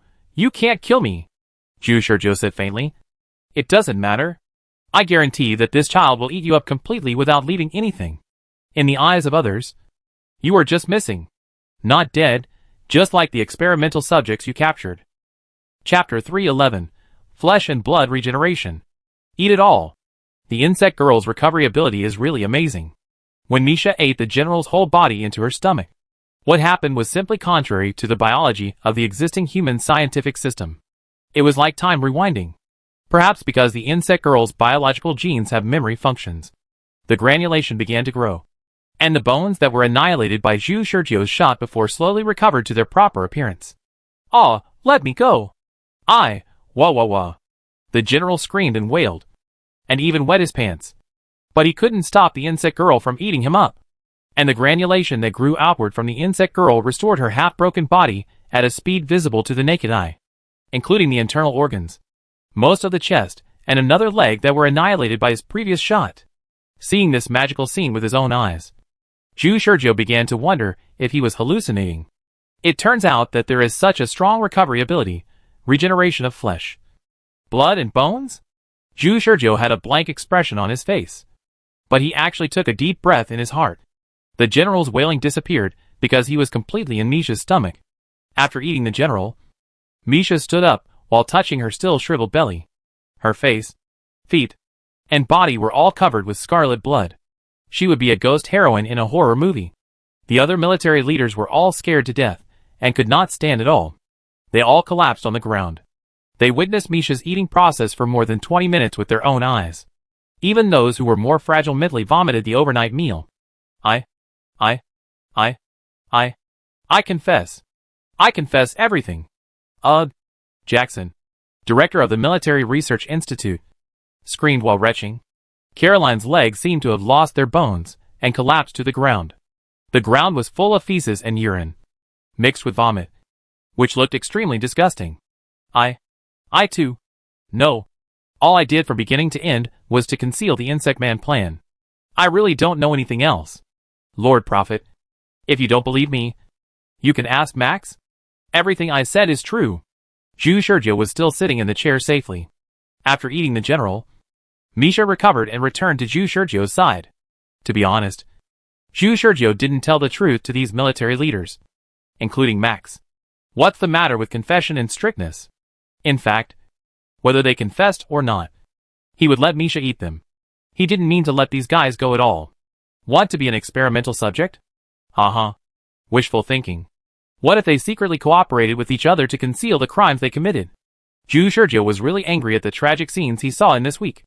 Anyone with a conscience would be shocked and unable to suppress his anger when seeing thousands of humans transformed into monsters that were neither human nor ghost. The fact is that after seeing those scenes, Zhu Shurjio wanted them to pay the price of death. The first thought that came to his mind was that they would be eaten by the monsters they created with their own hands, letting them feel their bodies being eaten bit by bit. But they could only struggle helplessly. This was the most kind punishment Zhu Shurjio could think of for them. However, the intelligence that should be obtained still needs to be obtained. In the next week, he will clear out these people, and he must ensure that it is done quietly under the nose of the thorns. He needs to formulate a flawless plan based on the detailed intelligence. Would Zhu Shurjio not have thought that these people would cooperate with each other to conceal the truth? The threat of death may not work, but it is more likely to inspire them to conceal the information. Therefore, Zhu Shurjio thought that there is only one kind of information about people that they will never conceal. That is the dead. Zhu Shurjio sat on the chair and looked down at the people in front of him, and said lightly, "General Wudik is dead. If you don't want to follow in his footsteps, then tell him all his arrangements and intelligence. I can also consider sparing your lives. If everyone is dead, there is no need to worry about exposing each other. I'll tell you everything. I have a deep hatred for Wudik, and no one knows Wudik better than me. And you can't kill me. My intelligence network has infiltrated most of Papua New Guinea. If you kill me, then those intelligence networks will be ruined." Max was the first to react, and he was also frightened by Misha's brutal cannibalism. Caroline screamed, "I know Wudik's secret armed forces, as well as many safe houses and arrangements overseas. I know some of them too. And I know some of the inhumane and dirty things he did secretly." Jackson trembled and didn't speak. He was the only one who didn't know what secrets the general had, because his rank was one level lower than the general. He was only responsible for research. Most of the time, he only needed to guard his research institute and report the research progress to the general. That's right. Compound number 199. And various compound research projects, all of them are being researched and conducted under my name. I am responsible for coordinating the research of the Insect Man project. This guy actually took the initiative to confess his work in the Insect Man project. He was already scared out of his mind. Zhu Shurjiu squinted his eyes at their volunteering. It's okay. Let's take it slow. The night is still long. This night is long. An hour later, Zhu Shurjiu walked out of the military meeting room with a bloody smell. The meeting room was already full of blood. But the strange thing was that there was not even a single corpse. Only the blood on the ground gathered into a river, flowing on the red carpet on the ground. And it was sticky when stepped on. The sound insulation of the meeting room was very good, and everything that happened inside did not alarm the military guards. In fact, because Max seized the handles of the military bosses to threaten them, these military bosses took a low-key action to keep it secret. Even because Max swore to them that the prophet who came to meet them was a supporter of the insect plan in the organization. They did not bring too many guards when they came to the meeting. Think about it. After all, if the organization really came to investigate the insect plan, they would have arrested them long ago. And they would have used thundering means. How could they hold a meeting and talk with them so gently? It was this inertial thinking that harmed them. They did not expect that Zhu Shurjiu represented only himself. Zhu Shurjiu walked out of the building. There were some armed soldiers patrolling around the building outside. Under the deep night, they could not see the specific situation of Zhu Shurjiu and the short figure wearing scarlet shabby clothes beside him. He walked past these patrolling soldiers directly, and even raised his hand to greet them cheerfully. Chapter 312, To Save You. I'll kill you first. The soldiers didn't understand Zhu Shurjiu's greeting, but they were all flattered and responded with a courtesy. Zhu Shurjiu left in front of them. The patrolling soldiers didn't feel anything wrong yet. A soldier with a keen sense of smell muttered to himself. Strange. Why is there a faint smell? Did you fart? I think it was you who farted. Stop arguing. I'm very sleepy now. The black soldiers who came to the meeting have left, and the meeting should be over soon. I don't know when I will patrol. Shoo. Shut up. Are you looking for death? Didn't you hear what your boss said? Don't explore or do unnecessary things tonight. We just need to patrol. Okay. I know everything. I'm just complaining. Don't make a fuss. On the other side, Zhu Shurjiu did not choose to return to the barracks after leaving the military building, but came back to the wild. Then he and the insect girl stood in the open space. You 8 people, Zhu Shurjiu said after a long silence. Misha nodded in confusion. How does it feel? Misha's limbs had returned to normal at this time, and she felt a constant flow of vitality in her body. But if it comes to the feeling of eating people, there is only one way to describe it: delicious. She recalled the feeling and then licked her lips. People don't eat people. Zhu Shurjiu sighed. Misha looked at Zhu Shurjiu again. If you still think you are a human, then you should have rejected my proposal at that time. But what disappointed me was that you did exactly what I told you to do. You didn't even hesitate. Although this was the result I expected. In the end, I still couldn't treat you as a human being. Misha had a blank expression on her face, but her body was shaking. Is she a human? Before eating the culprits who transformed her into a bugman, she barely recognized herself as a human in her heart. But just now, she ate people with relish. You are not a human. Zhu Shurjiu finally made an assertion. And then what confused Misha was that Zhu Shurjiu actually raised a gun at her. Facing this weapon that had caused her great trauma, Misha subconsciously took 2 steps back and raised her hands and feet. She didn't understand. It was obviously this man who asked her to eat them. And she obviously did what this man said. But why did this man raise a weapon against her? The two of them were originally just maintaining a fragile relationship. Now Misha's body has fully recovered, and she had the power to fight back in the conference room. It's just that because she always thinks she is a human, she has to act with Zhu Shurjiu for the time being. And Zhu Shurjiu also helped her get revenge. So she subconsciously gave up her hostility towards Zhu Shurjiu. But now, Zhu Shurjiu looked at her coldly, and his eyes were no longer as gentle as before when he communicated with her. He said, I'm sorry. I think if you continue to live, there will be endless troubles. So I have to kill you. If you still think you are a human, then take my shot. In that case, I will continue to save you next time. Misha didn't understand. She really didn't understand. She only knew that this man wanted to kill her, and she was free to decide whether to resist. But she only had one question now. If she could speak, she would definitely ask this man, "What should I do to be considered a human being?" Her big eyes were red, but Zhu Shurjo's attitude was still stiff.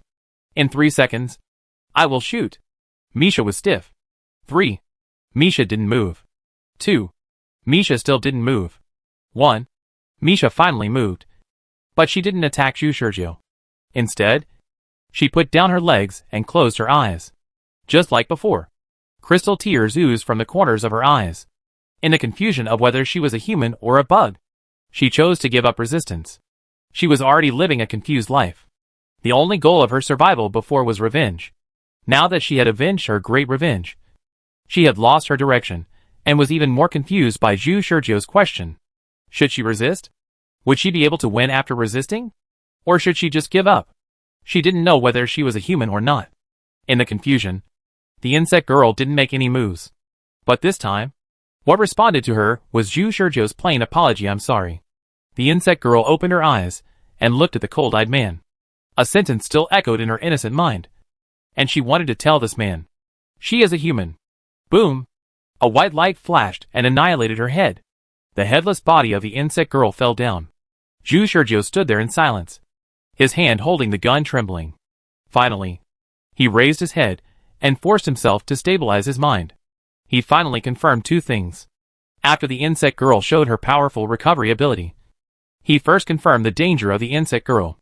This is a dangerous creature beyond human imagination. She has strong intelligence and strong recovery ability, and can even release pheromones to summon alien insects. According to Thorns, insect people can also reproduce with alien insects. Just thinking about it can tell how dangerous this child is. And it is easy to make things worse for the fragile humans today. But the insect girl is undoubtedly a victim. Zhu Shurjo has seen the tragic situation of the Underground Research Institute and knows what kind of environment the insect girl was cultivated in.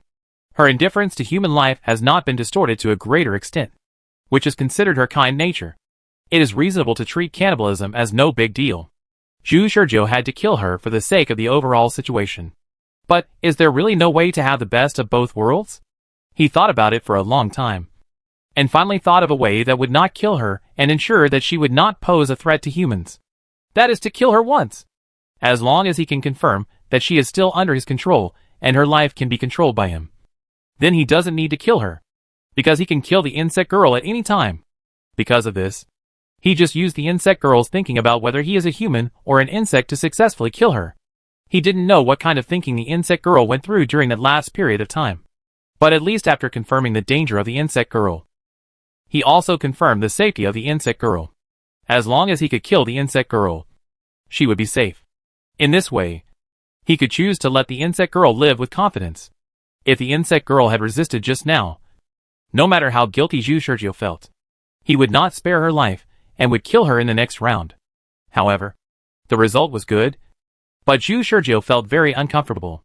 After all, killing an innocent little girl with his own hands was a torture to his own sense of morality.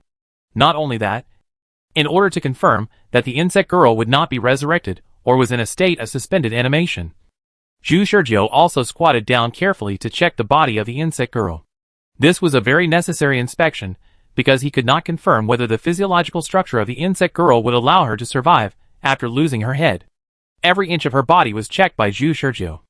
And finally Zhu Shurjo came to the conclusion that the insect girl was really dead. "I'm sorry.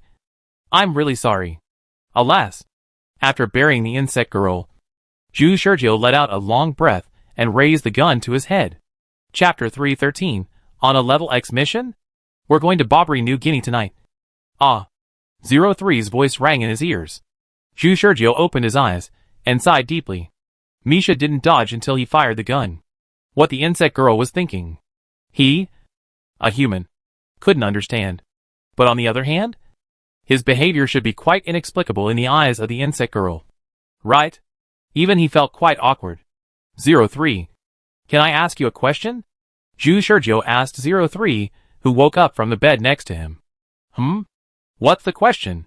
03 was quite curious about this mysterious prophet. He had tried to probe him before because he was curious about the identity of the prophet. But he didn't find out anything because the prophet was too taciturn and ignored most of his questions, as if he ignored him as a chatterbox. Now the prophet actually took the initiative to talk to him? Strange. Then, the prophet asked a very strange question. If someone wants to kill you now, what will you do? If someone wants to kill me, of course I will resist. And I will fight to the death. 03 answered. What if that person kills you for the sake of justice? 03 continued to answer. His justice is not my justice. My justice is only to survive. And anything else is irrelevant to me. In other words, as long as someone wants to kill you, no matter what reason the other party has, you will fight to the death? Even if killing you can save the world, you are unwilling to do it? Stop. This involves belief. 03 was a little reluctant to answer. First of all, such an assumption is meaningless because it will never happen. But if such a day really comes, sacrificing me alone can save all mankind. I think I should sacrifice my life. If I didn't have such a belief, I wouldn't be selected to join the Black Army in advance. What if we put aside belief? Suppose you are an ordinary person who has not been exposed to professional training. Then I definitely don't want to die. How can an ordinary person have such a selfless spirit of dedication? The questions you ask are meaningless. 03's eyes have become strange when he sees Zhu Shurjiu. He knows that he thinks Zhu Shurjiu is a little bit rebellious. Zhu Shurjiu thought for a while and said, I have a friend. 03. He really wants to ask if the friend you are talking about is you. I have a friend who knows someone. He has a superficial relationship with that person. But when my friend wanted to kill that person did not resist. Why do you think that happened? 03 said helplessly. It's too general. What happened between you and that person? Zhu Shurjiu corrected. It's my friend. Okay. It's your friend. Your friend and that person. He helped her get revenge, probably. 03 laughed. Even if a benefactor helped me get revenge, I don't want my benefactor to kill me. Unless what? Unless I have nothing to worry about except revenge. And there is no meaning in living. Zhu Shurjiu was thoughtful after hearing this. After the outsider 03's suggestion, he roughly understood Misha's situation. Misha is neither a human nor a bug.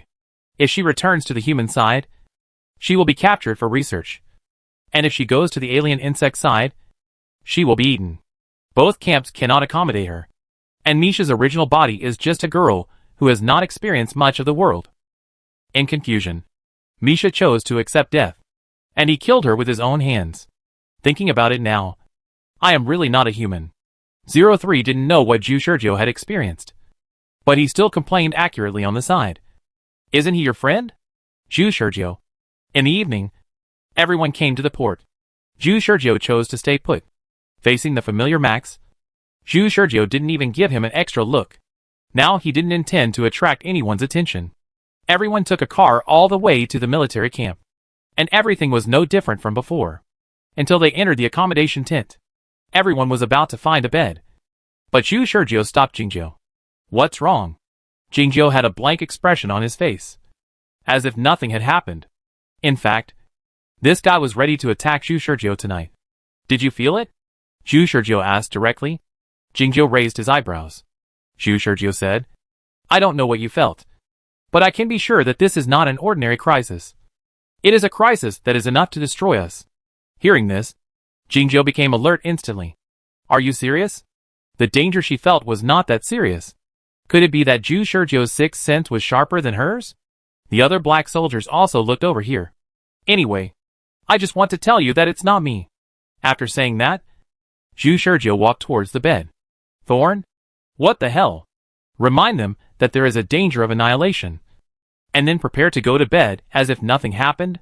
Thorn almost didn't react. But then she thought for a while. Since the danger did not come from Zhu Shurjiu, then the danger can only come from the Zerg or the military.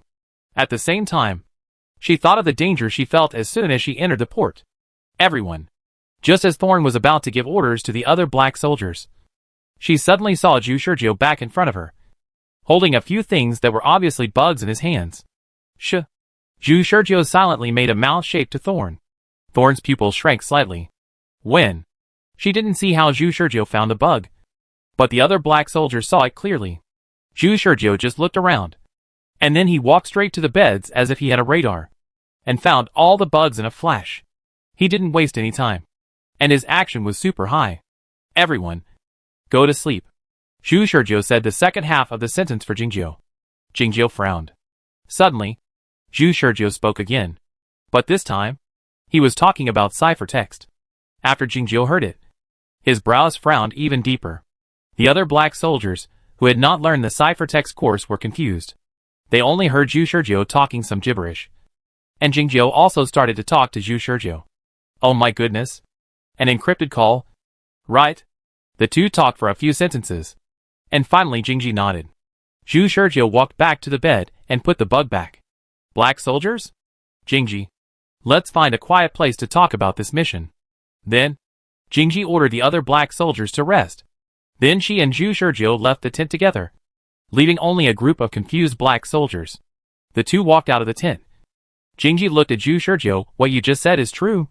You have been assigned another X-level mission?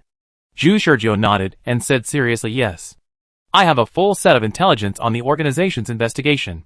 Chapter 314. Lure Jingji into the trap. Jingji didn't believe Zhu Shizhou's words. Because Jingji had been a black soldier for so many years. She had never encountered such a thing. A member suddenly had an X-level mission. And the organization did not inform her, as the captain, in advance. What does this mean? She didn't think the organization would do such a thing. However, Zhu Shizhou casually said the local intelligence of Papua New Guinea that he shouldn't have known. And he said all kinds of intelligence very clearly, which directly broke Jingji's rational logic. Where's your phone? After listening to the information Zhu Shizhou reported to her, Jingji reached out to Zhu Shizhou. Zhu Shizhou shook his head. It's useless. I can't find this mission on my phone. Jingji took Zhu Shizhou's phone and checked it. Sure enough, he didn't find this mission. She returned Zhu Shizhou's phone to him. I don't think there's any point in you telling such a lie. Because I just need to report this to the organization and wait for the organization's response to reveal the truth.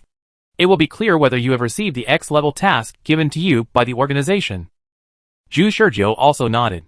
You are right. You will know if you try it. Jingji frowned slightly, and then really contacted the organization. The reply he got was that all members were free, and the only task for all members was to clear out the alien insects in Papua New Guinea. After getting the answer, Jingji looked at Zhu Shizhou coldly. What else do you have to say?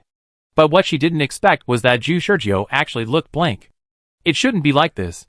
I clearly. Zhu Shizhou shut up halfway through his speech. Jingji asked. Ming, what? Speak in full. Zhu Shizhou hesitated.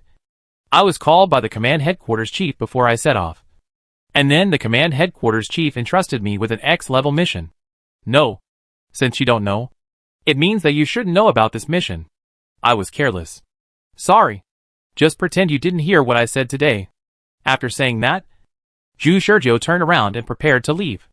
However, Jingji immediately stopped in front of Zhu Shizhou. With a serious expression. You said, this mission was given to you by the command headquarters chief? I didn't say I wasn't. So don't talk nonsense. Zhu Shizhou immediately denied 3 times in a row. Jingji said calmly. I heard everything. As the captain, I have the right to know any information related to this mission. Prophet, please don't hide it. Zhu Shizhou directly slapped Jingji's hand away. Captain Jingji, I don't have any X-level mission. I just made up nonsense. Since I can't find it in my system, you have no basis to investigate it. I'm sleepy. I want to go back to sleep. Just when Zhu Shizhou was about to leave again, Jingji suddenly spoke again. Does the eavesdropping device you just found have anything to do with your mission? Zhu Shizhou paused. No. It must be related. Jingji already had doubts in his heart. But why did the head of the command center clearly give an X-level mission to Zhu Shizhou? But there was no display on the system. Could it be that there was something involved that was not convenient to talk about in the open? Jingji looked at Zhu Shizhou's figure turning away, and finally decided to stay put. She wanted to see what Zhu Shizhou was going to do. The two of them returned to the tent one after the other, as if nothing had happened. During this time, the rest of the black soldiers had fallen asleep. Zhu Shizhou was also ready to sleep. He laid down in the quilt without even looking at Jingji. He had done what he had to do. As long as Jingji didn't stop him next, he would definitely be able to drag Jingji into the water. Jingji sat in the corner of the tent. dozing with a gun in his arms. How could she sleep after Zhu Shizhou said that? She could almost conclude that Zhu Shizhou would do something tonight. As she expected, after a while after she closed her eyes, Zhu Shizhou suddenly opened his eyes, and then climbed up quietly. Silently. It was only quiet relative to ordinary people. But for Jing Ji, an elite black soldier whose senses had been reached, it was as obvious as an explosion suddenly sounded in a quiet room. Zhu Shizhou climbed up from the bed. First slowly walked to Jing Ji, and shook in front of her. Jing Ji lowered his head, but his eyes were slightly narrowed. He only saw Zhu Shizhou's feet swaying in front of him. The sixth sense did not give any warning, which meant that Zhu Shizhou did not mean to disturb her. He was just confirming whether she was still awake. Zhu Shizhou tried for a long time, but Jing Ji still did not respond at all. Finally, he left the tent quietly. After hearing the sound of the door curtain being quietly lowered, Jing Ji slowly opened his eyes in the darkness. Prophet, what the hell are you doing? It's a pity that you are inexperienced after all. Jing Ji also stood up and followed Zhu Shizhou out of the tent after confirming that his footsteps outside the tent were gradually fading away. After leaving the tent, she checked the traces of Zhu Shizhou's departure. After confirming that there were no confusing measures, she followed the traces left by Zhu Shizhou and climbed over the wall to leave the military camp. Very alert? Haha. But it's a pity that the method is still too immature. The traces along the way were covered up, but Jing Ji could see through them almost at a glance. Or maybe Zhu Shizhou himself was just covering up carelessly, and he didn't expect her to be following. In the end, Jing Ji followed Zhu Shizhou to a wilderness. In the forest, Zhu Shizhou saw the familiar short figure. The expressionless insect girl stood on the uphill and walked out of the shadow. In the moonlight, Zhu Shizhou saw the insect girl's dark and shiny legs with a cold light. Meet again. Zhu Shizhou greeted her in his heart. The two looked at each other for a long time. Suddenly, with a bang, the insect girl disappeared from the spot, and suddenly appeared in front of Zhu Shizhou in the next moment. If it was Jing Ji, he would have been able to dodge with his sixth sense, and then raise his gun to shoot the insect girl in the head. Killing the insect girl is really easy. Even Zhu Shizhou, who doesn't have a sixth sense, can predict in advance by rewinding and kill Misha, who can't dodge at all. However, this time Zhu Shizhou didn't have the intention of hurting Misha at all. When Misha came to him with the sound of the wind and the fallen leaves blown by the wind, he had already made a dodging action, jumped on the spot, and dodged the scissors-like legs. The black legs with cold light left a shining mark in the air, and Zhu Shizhou's figure turned 360 degrees in the air, jumping directly from the front of the insect girl to her back.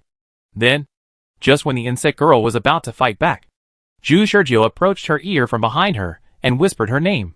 Misha. The insect girl's memory as a human was awakened, and the movement of her legs paused. Misha. You are a human. Don't be controlled by your hunger. Think about your past. How did you get caught here? And how did you become what you are now? The insect girl turned around suddenly, and her legs cut towards Zhu Shizhou's head. However, Zhu Shizhou did not move, as if he did not react at all. And he did not react. The speed of the insect girl was still too fast for Zhu Shizhou now. But Zhu Shizhou had a calm smile on his face, and even closed his eyes. The sharp legs pierced the air, and then stopped in front of him. It was less than a millimeter away from his neck. Zhu Shizhou closed his eyes, and did not wait for death. And he was even a little disappointed when he opened his eyes. I wanted to give you a life. Alas. Zhu Shizhou looked at Misha with confused eyes and laughed. Misha, I'm here to help you. Think about the people who made you look like this. Do you want revenge? Whether you are a human or a bug depends on you. If you think you are a bug, then kill me now and eat me. If you think you are still a human, Zhu Shizhou reached out to the bug girl. Then follow me. Chapter 315, Fictional Faction. The insect girl, no. Now it should be Misha. She has never seen anyone who accepts death so calmly. Of course, there are human memories in her mind. But that memory is just a movie clip that has nothing to do with her now. Due to the change in her physiological structure, she now recalls the original memory, and does not have any meaningless psychological fluctuations after watching it. However, the question of identity recognition still lingers in her mind. Is she a human? There is not much room in her limited head. But she knows that the man in front of her seems to be a little beyond her understanding. She didn't want to go with him, but she thought he was dangerous. So she chose to retreat. Just as the insect girl was about to leave, Suddenly, there was a sound of footsteps on branches in front of her. The insect girl and Zhu Shurjiu looked forward together. I saw Thorn slowly walk out from behind a tree covered by shadows, holding a gun in both hands and looking at the two people vigilantly. Bugman? Is this what you were hiding? Zhu Shurjiu knew that Thorn would follow him.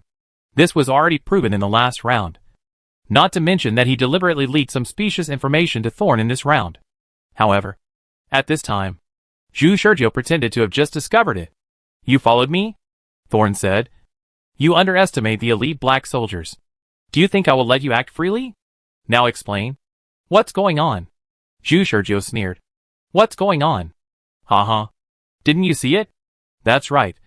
This is the reason why I acted secretly. Now that you have seen it, I will not hide it. Have you ever heard of the Bugman research plan? Jingji frowned. Of course she knew about the insect research project. But it was strange that Zhu Shurjiu knew about it, since Zhu Shurjiu was just a new student. Then she relaxed her brows. It was obvious that the extra task existed. Zhu Shurjiu was indeed responsible for an X-level task that was not even registered in the system. And this task happened to be related to the insect research project that the organization abolished many years ago. What she didn't know was that the insect research project that Zhu Shurjiu was talking about now was actually told to him by her own mouth. I know. Jingji looked at the insect girl. But I remember that the plan should have been abolished. Haha. You are wrong. It has not been abolished yet. Zhu Shurjiu said something that made Jingji alert instantly. Nowadays, there are 3 different factions in the organization regarding the insect research plan. One is the supporters. The second is the opponents. And the third is the ignorant faction, like you who have no idea about the insect research plan. After the organization stopped the insect research plan, there were still supporters secretly taking action and continuing research all over the world. This is exactly what happened in Papua New Guinea. Only recently has the Zerg project made a major breakthrough. Now, what appears before you is a new generation of Zerg. We are here to clear out the Zerg in Papua New Guinea. But in fact, I was entrusted with a task by the minister before I set off, which is to secretly send the successful research results, namely the Zerg girl, back to Alimison Island. I thought you were an insider, but I didn't expect you to be an uninformed person. Alas, it's my fault that I was too unguarded and inexperienced. So I leaked such a big secret to you. After hearing Zhu Shurjiu's frank words, Jingji didn't know what to say. She was silently digesting this important news. Why you? Jingji asked. Because I am the cleanest. Because I am a new student. I have no involvement with any other factions. So the head of the command chose me to carry out this mission. Of course, I also understand that if I don't perform my mission well, I may become an abandoned child of the organization. But it doesn't matter.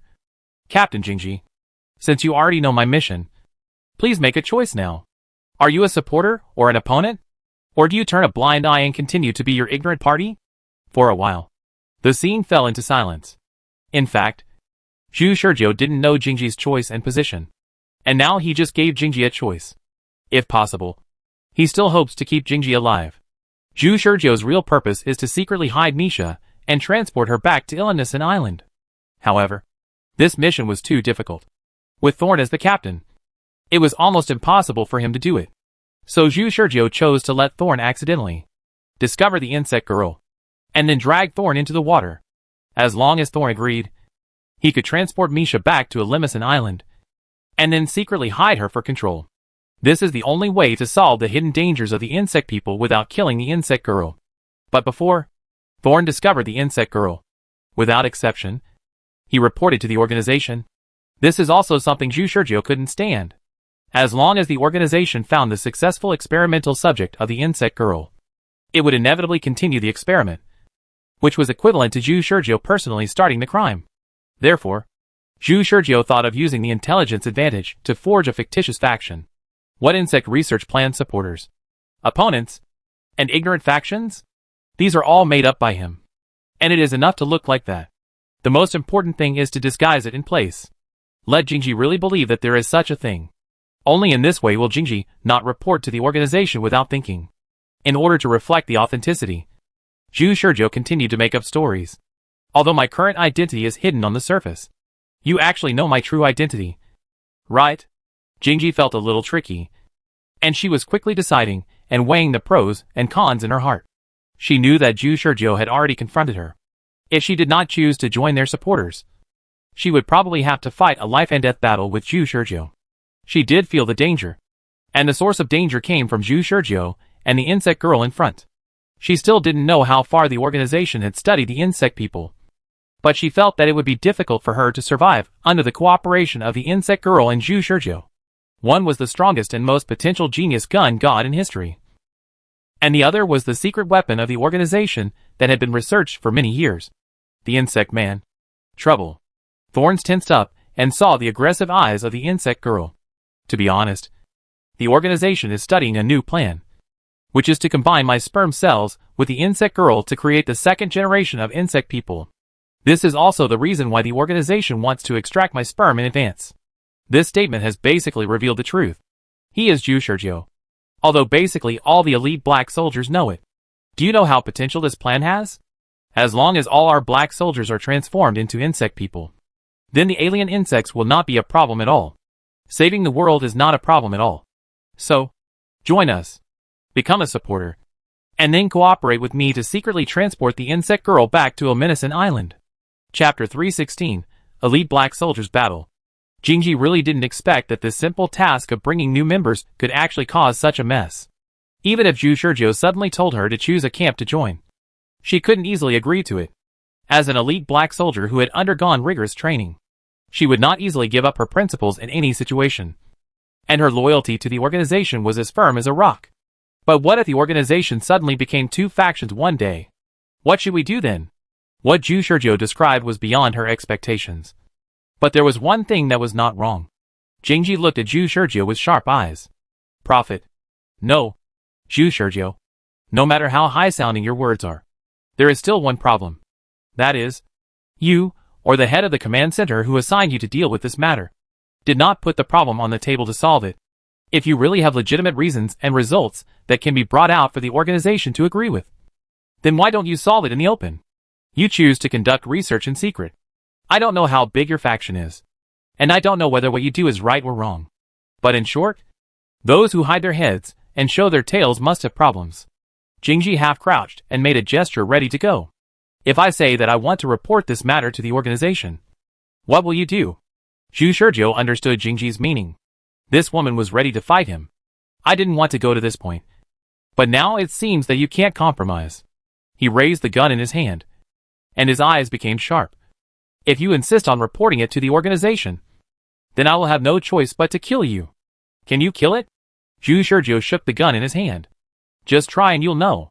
No need to say more now. Both sides are ready to fight. The insect girl didn't understand the conversation between the two in Chinese, but seeing the current situation, she understood that the two were going to fight. But does this have anything to do with her? Misha moved her feet slightly, and was about to leave. But suddenly, Jingji spoke in English. Are you called Misha? Let me see how strong the new generation of insect people developed by the organization is. Misha's body froze, and she stopped her steps to leave. Zhu Shizhou knew that Jingji had stepped on a landmine. Jingji not only thought that Misha would fight side by side with him, but also said organization research.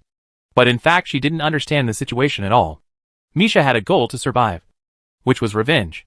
She wanted to kill the guy who transformed her into this appearance, which could be said to be Misha's obsession to survive. If Thorn hadn't spoken, Zhu Shizhou would have dragged Misha into the water to fight Thorn. But now, it seemed unnecessary.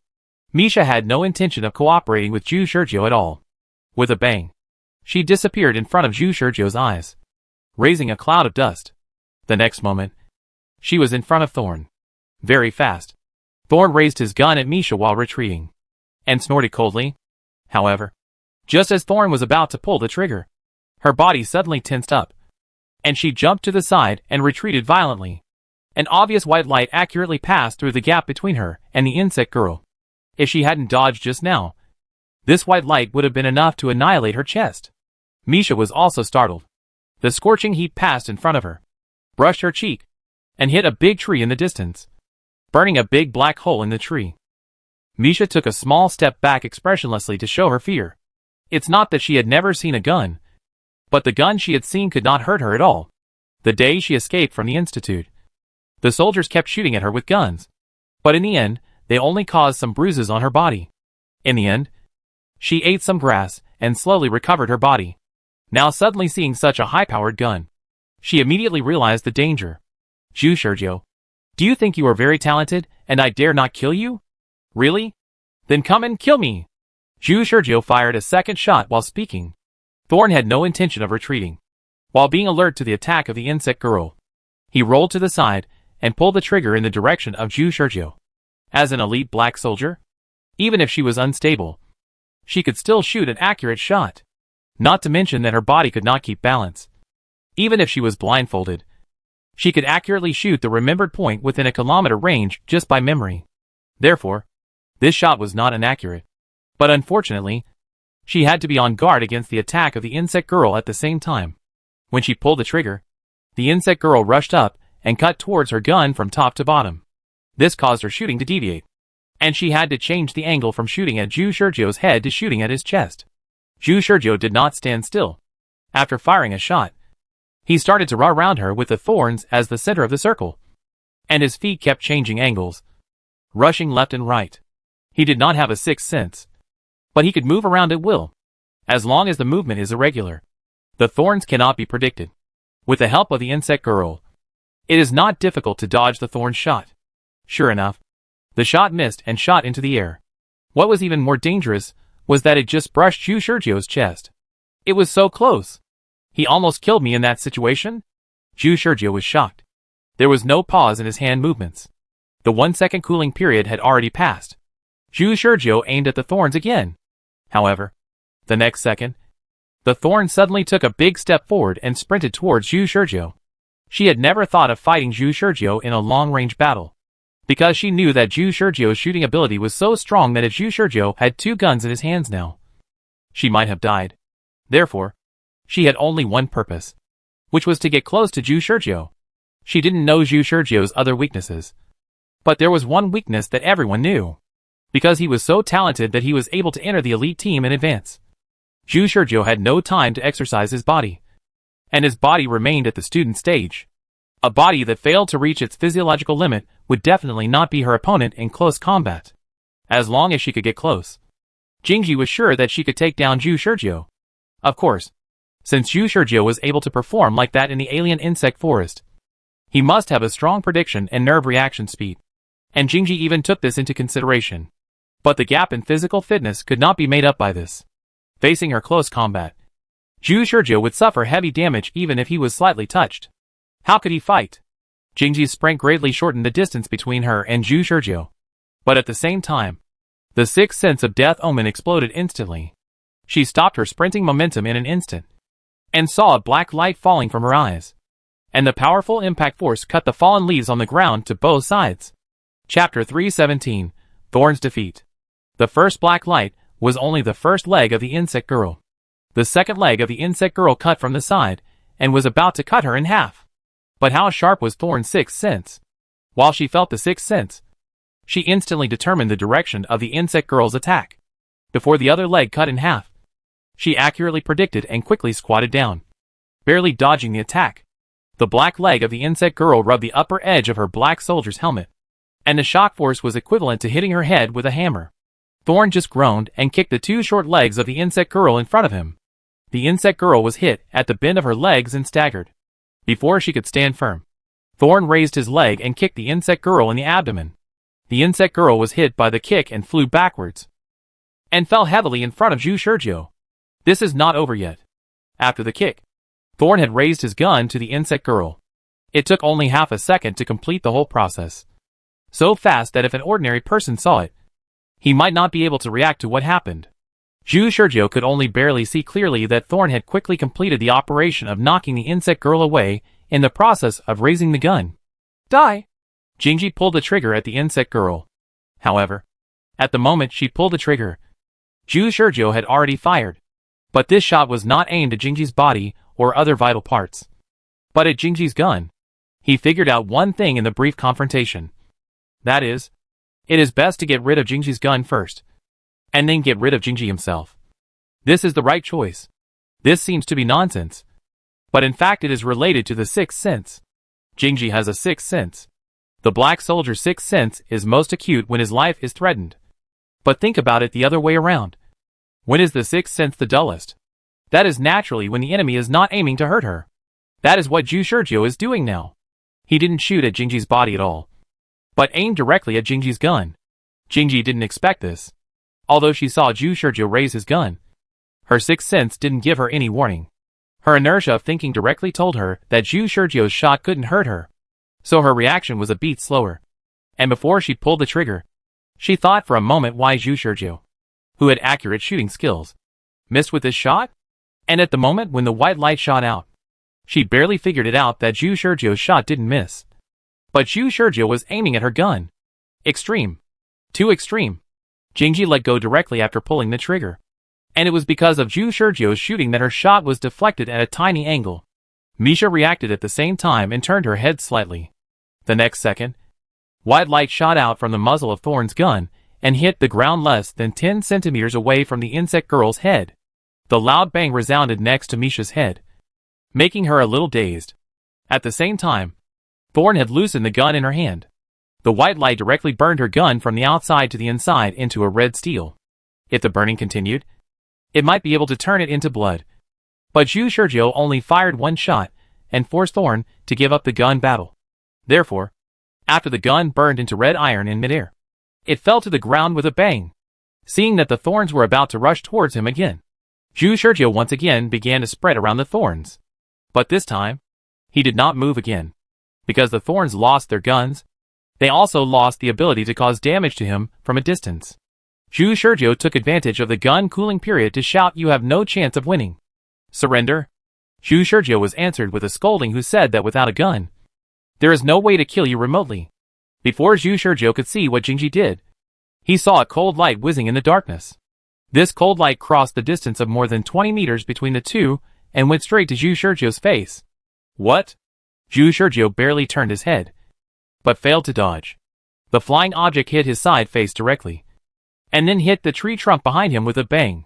It was a little painful, but Zhu Shurjiu, who had undergone well training, did not deform his movements at all in this situation. And this degree of pain did not affect him. But when he was hit by the flying object, he realized that what it was actually a gun. After the gun fell to the ground, Jing Thorn kicked the gun and kicked the disabled gun away as if it were a hidden weapon. That was not the end. There were gravel everywhere on the ground.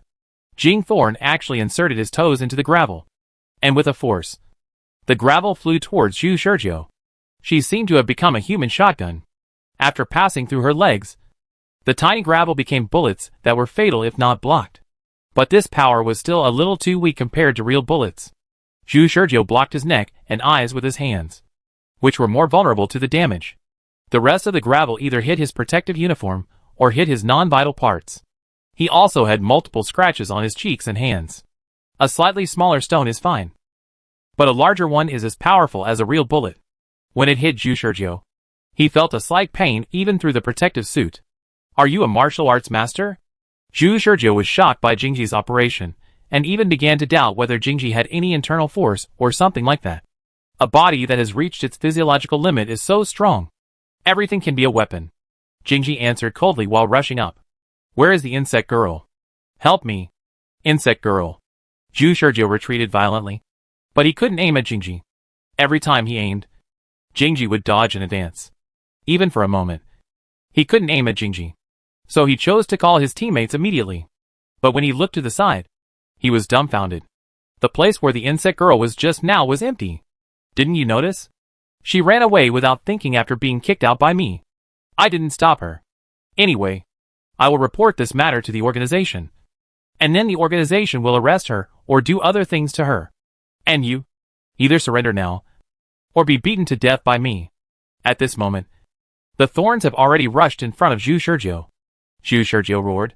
You are the one who really wants to die. He kept using the cover of trees to block the footsteps of the thorns, and fired a shot into the air during the period. But he still couldn't stop the thorns from rushing over. Zhu Shurjiu really didn't want to die so many times fighting with the thorns. According to his understanding of Misha, she might still be hiding aside and observing in secret in this situation. So he simply tried his best and shouted in English. Misha, I know you are still here. Misha, help me. Jingji had already rushed to Zhu Shurjiu and was about to reach out to him. But the next moment, Jingji's movements came to an abrupt halt. A flash of black light intervened between the two, as sharp as a knife cutting water, accurately cutting off Jingji's forward momentum. Then the next second, Misha, who suddenly appeared beside Zhu Shurjiu, swept Jingji's legs low. Jingji's expression changed, and she was caught off guard by Misha's legs and hit her ankles. A strong tearing sensation made Jingji lose her balance, and then her abdomen was severely injured again. The insect girl actually imitated her previous moves and kicked her in the abdomen. Jingji groaned and flew backwards, and Zhu Shurjiu did not miss this great opportunity while being startled. He sprinted forward and moved forward quickly. The situation suddenly reversed. Jingji fell to the ground before she could react. When she raised her head, she saw a gun barrel against her forehead. Zhu Shurjiu shouted with a gun, "Don't move. If you move again, I'll kill you." She stopped her hands from picking up stones to fight back, and blood flowed out of her mouth and nose under the gas mask. She lost. Chapter 318 Thorn. Isn't he fighting alone? Kill me. Facing Zhu Shurjiu's gun barrel, Thorn knew that he was powerless. So he coughed twice, and coughed out the blood in his mouth. Misha's kick was more powerful than she thought. The physical difference between her and Misha was greater than the physical difference between her and Zhu Shurjiu. Only after contact can you know how much power is contained in Misha's small body. Zhu Shurjiu pointed the gun at Thorn, but he hesitated to pull the trigger. "What's wrong? Are you soft-hearted?" Thorn asked lightly while lying on the ground.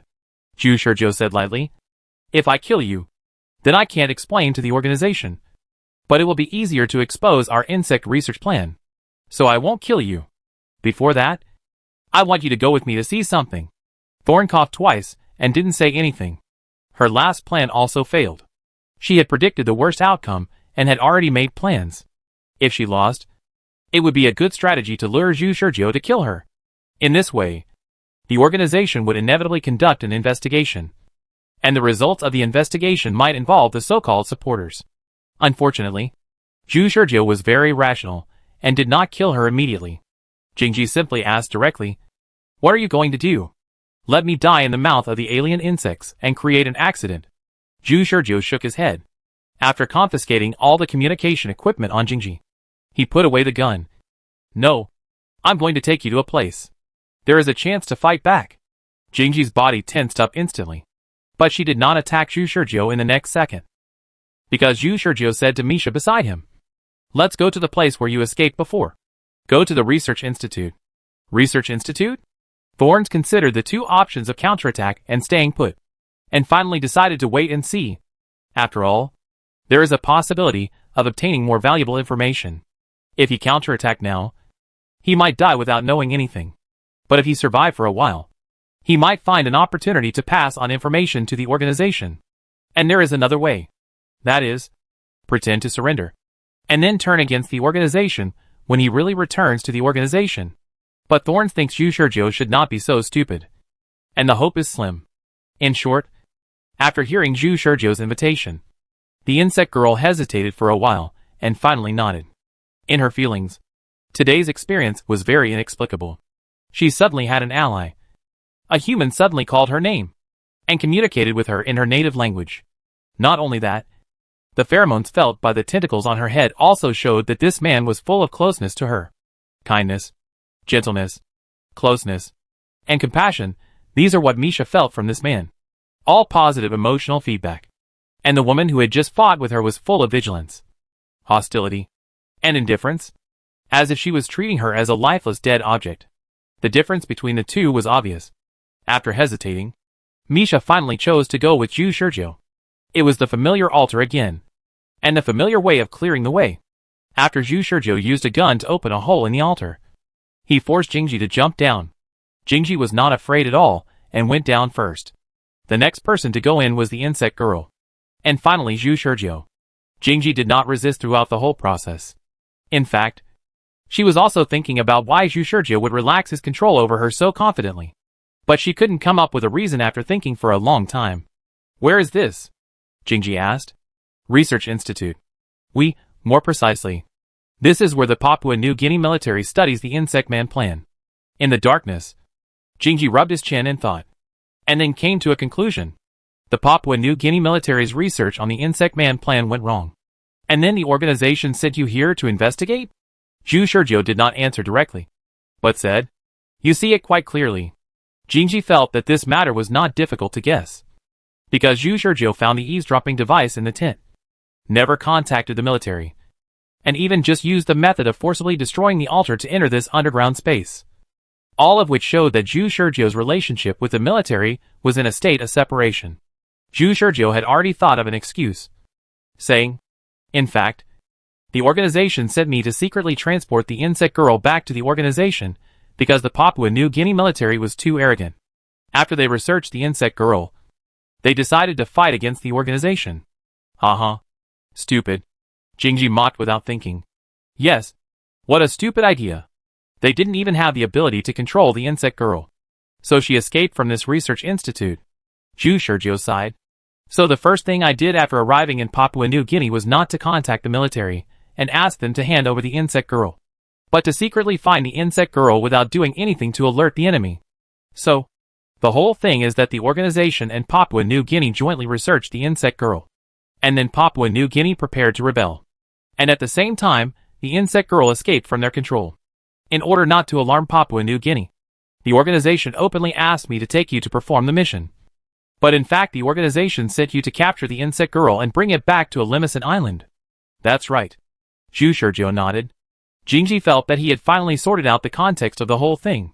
But she had a question. Besides you, are there other people? I don't think the organization will trust you, a newcomer, to perform such an important task. Zhu Shizhou said lightly. Where do you think I got my information?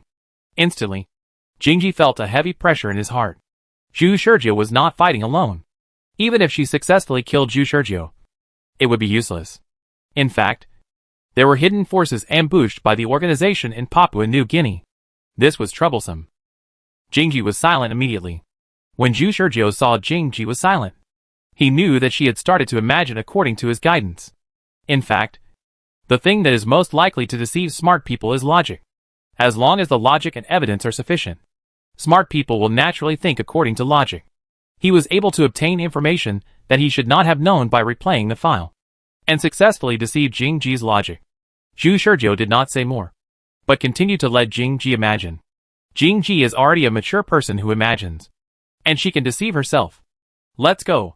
I'll show you what is in this research institute. Zhu Shizhou led the way, and Jingji had no intention of resisting and followed Zhu Shizhou. As usual, the three of them took the elevator to the 20th floor.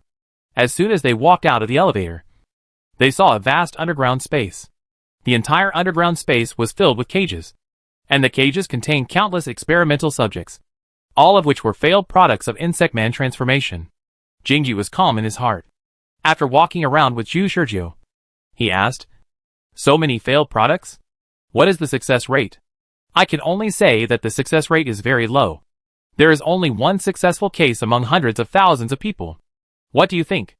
Jingji shook his head. "Then the cost is too high. I think the Insect Man plan is basically impossible to be successfully promoted."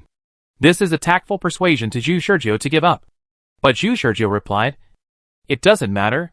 As long as it succeeds the first time, it can succeed the second time. What we care about is never the success rate, but the principle behind success." Chapter 319. No choice. The three of them walked through the entire 20th floor, and then went to the upper floor. The reason why Zhu Shizhou spared Jingji's life was because he wanted Jingji to help him translate the documents. Jingji knew Pidgin language, but he didn't understand it. If he could get Jingji to agree to help him translate the documents, then he could carry out the next plan. Of course, perhaps any ordinary local native could translate it. He asked Jingji to translate more because of the situation. But what he said to Jingji was, "If you agree to join us, then help me translate the documents here. Otherwise we will not be able to trust you." Jingji did not answer whether he agreed or not first, but asked, "Don't you have a Pidgin language translator?" Zhu Shizhou asked back, "What do you think?" Jingji thought.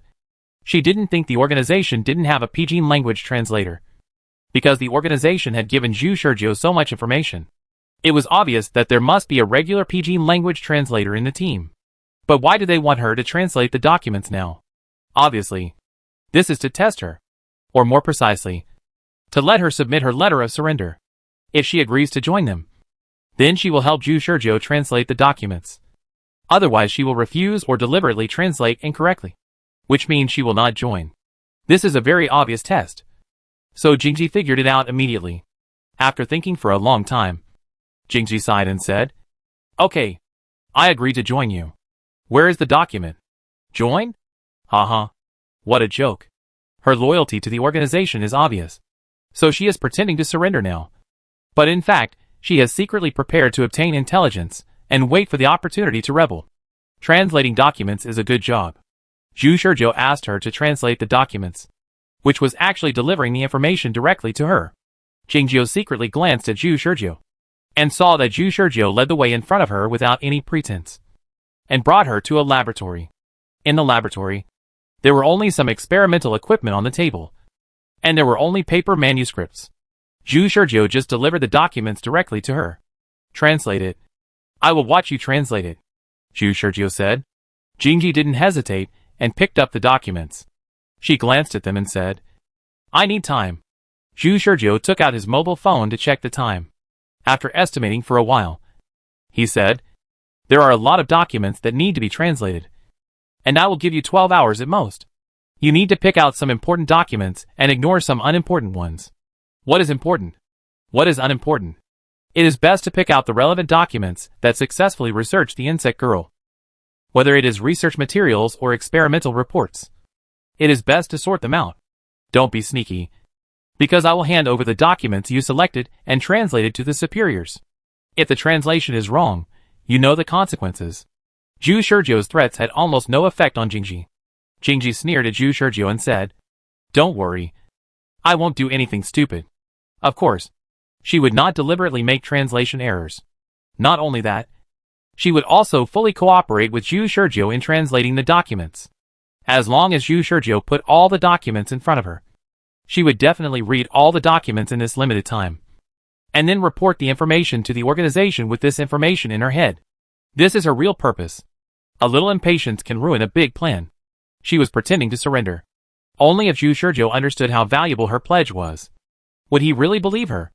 As for Zhu Shizhou, would he not think of the idea that thorns would use? Of course he did. Not only did he think of it, but he also had a way to deal with it. 12 hours was just the time Zhu Shizhou gave thorns in this round. As long as 12 hours passed, Zhu Shizhou would immediately commit suicide and start over. First let thorns translate important files, and then let thorns translate unimportant files, until all the files in the institute were translated. In order to ensure the accuracy of thorns translation, he even planned to spend several rounds to randomly check and verify her, so that he could ensure that thorns would not do anything tricky. As long as he remembered all the files in the institute, he would not need thorns to translate them in the end. And even these files could be destroyed. In this round, Thorn sorted out the experimental process files related to Misha. "Are these the files you translated?" Zhu Shizhou read and memorized. "You can show these documents to your professional pigeon translator, and you will know if I am playing tricks. I am proficient in the languages of all member countries of the World United Peace Survival Organization, and I have reached the master level in each language. Yes, I have read it. These documents record in detail the experimental progress of Misha, the only successful experimental subject of the Institute, including various parameters that Zhu Shizhou could not understand, all of which were recorded clearly. In other words, as long as the experimental process of these documents is replicated, the next insect man can be created in theory. Of course, this is only in theory. Papua New Guinea believes that Misha is irrational and thinks that this experimental subject has failed. But in fact Misha has quite complete wisdom. And in fact this experiment is successful. Papua did not continue the research, but turned to the experimental direction of how to keep the insect man rational, which is simply a waste of effort. The reason why Zhu Shizhou asked Jingji to translate the documents is naturally because although this experiment is quite evil, it is actually very valuable, and it may even become a killer weapon for humans to successfully turn the tables. Letting the organization conduct research openly will probably implicate many innocent people. But what if he secretly studies it in private? The specific details still need to be supplemented and improved. But he already has a general idea. Then, after forcibly memorizing these documents, he nodded and picked up the gun beside him. Jingji frowned and asked in confusion, "What are you doing?" "I did exactly what you said, without any mistakes. Do you think there is something wrong and want to kill me?" "No. Everything is fine." Zhu Shizhou pointed the gun at his chin and pulled the trigger in Jing Ji's blank eyes. Are these the files you translated? Zhu Shurjiu looked through the files Jing Ji translated and asked. Yes. The files you asked me to translate are all cases of failed experiments. And they are quite scattered. What are you doing? Deaf. Are these the files you translated? Yes. I can tell you that these files are not of much value. I suggest that if you really want me to hand in a qualified letter of surrender, you might as well let me translate the important files. You have already translated it. Huh? What do you mean? Hey. Wait. What are you doing? Die. Zhu Shurjiu died again and again, which was quite boring. After each death, he would summarize the entire process of fighting with thorns and constantly adjust his battle strategy. To be honest, the insect girl is a very useful tool. With her, it basically guarantees that he will not fail in any battle with thorns. Every battle with thorns will bring him new gains. He is like a sponge, absorbing thorns' combat experience, and then gradually understand thorns as a person. The translation of the files has also come to an end, and the pidgin language files of the entire institute have basically been translated. Now Zhu Shurjiu's head is equivalent to a human hard drive, which contains the research data of the entire institute. After subduing Jing Ji without any injuries for countless times, Zhu Shurjiu took Jing Ji to the research institute and let Jing Ji figure out the truth she thought of herself as before. So, what are you going to do now? Jing Ji and Zhu Shurjiu walked around the research institute, but found nothing. Zhu Shurjiu seemed to just take her around, but actually didn't let her do anything. What should I do? Zhu Shurjiu turned around and looked at Jing Ji, saying lightly, since you finished, let's go back. What? Jing Ji didn't expect what Zhu Shurjiu said. Zhu Shurjiu directly returned all the communicators to Jing Ji. I'll give you a chance. You can report this to the organization right now. Or you can do nothing and report this to the organization secretly after confirming your own safety. Jing Ji got her communicator, and was a little confused for a while. If Zhu Shurjiu really allowed her to report it to the organization, then it was obvious that the latter was more reasonable. But why was Zhu Shurjiu so bold? He was so courageous that he returned the communicator to her without worry. Aren't you afraid that I will report it now? Zhu Shurjiu said expressionlessly. It doesn't matter. Just as he asked the insect girl to kill him before. He now gave Jing Ji two choices. And it was an open conspiracy. There is no doubt that as long as Jing Ji is rational enough, he will definitely choose the latter path. Zhu Shurjiu, who had already planned everything, was waiting for Jing Ji to step into his trap. Chapter 320, Tai Chi. Jing Ji didn't know what Zhu Shurjiu was doing, but he was sure that he was safe. Jing Ji just wanted to sneer at Zhu Shurjiu. Zhu Shurjiu, do you think you can influence me by doing this? You are totally wrong. I will definitely stab you in the back. But now is not the time. When you relax your vigilance and think that I will not do anything, I will report everything to the organization. I know, Jing Ji said to Zhu Shurjiu. Don't worry. I will keep everything that happens now a secret. Don't worry about me leaking your secrets. Zhu Shurjiu did not comment on this. I hope so. What does this attitude mean? Jing Ji thought. Before Jing Ji could come up with a result, Zhu Shurjiu said, you go back first. I still have something to deal with. He was really going to let her go back. Jing Ji was a little dumbfounded. And at the same time, she suddenly realized that this was a great opportunity. Zhu Shurjiu's behavior was undoubtedly a sign of trust in her. So she could take this opportunity to obtain more intelligence. The more intelligence she obtained, the more beneficial it would be for the organization. No matter what Zhu Shurjiu was going to do, she couldn't miss it. Where are you going? I'll go too. Just visiting the top military officials. Are you sure you want to come along? Of course. But didn't you say not to alert the military? Why do you want to communicate with them? Because of the sixth sense. Zhu Shurjiu said seriously. Can't think of any other excuses. Just blame everything on the sixth sense. He said to Thorn. Didn't you notice? The insect girl is clearly on our side now. But the sense of danger hasn't disappeared yet. Jing Ji shook her head. To be honest, she didn't feel it. In fact, because she still regarded the insect girl as an enemy. The sense of danger from the insect girl had not disappeared. Jing Ji couldn't tell Zhu Shurjiu about this. So even though Zhu Shurjiu said so, she couldn't be sure whether it was Zhu Shurjiu's one-sided statement. Zhu Shurjiu said, do you think that coming to clear the alien Zerg is just a cover? Isn't it? No. There is indeed an alien Zerg crisis in Papua New Guinea. But the military lied about it. This is the information from an unknown source again. Jingji muttered in her heart. This has appeared more than once. It is obvious that the intelligence network of the faction behind Zhu Shurjiu has penetrated into the military. Other things really have nothing to do with her. But when it comes to the task of clearing the alien Zerg in Papua New Guinea, she is the captain who is fully responsible for this matter. If the Papua New Guinea military really concealed the number of alien Zerg, then the military will be held accountable. At least the leading person in charge will not be spared. So tonight, Zhu Shurjiu took Thorn to visit the senior military officials he had met in each round. The insect girl was waiting outside. Max was confused by the arrival of the two people. He didn't know what happened. He was even a little worried that something had been missed, causing the insect plan to be known by the Black Soldier organization. However, when he welcomed Thorn and the Prophet into the room with a flattering smile, what they said made him full of questions. Is there a problem with the military concealing the number of alien insects? Max breathed a sigh of relief. Why do you say that? My lords, our military has definitely not concealed the number of alien insects. Jingji looked at Zhu Shurjiu. Zhu Shurjiu stood up and bowed slightly to Captain Jingji.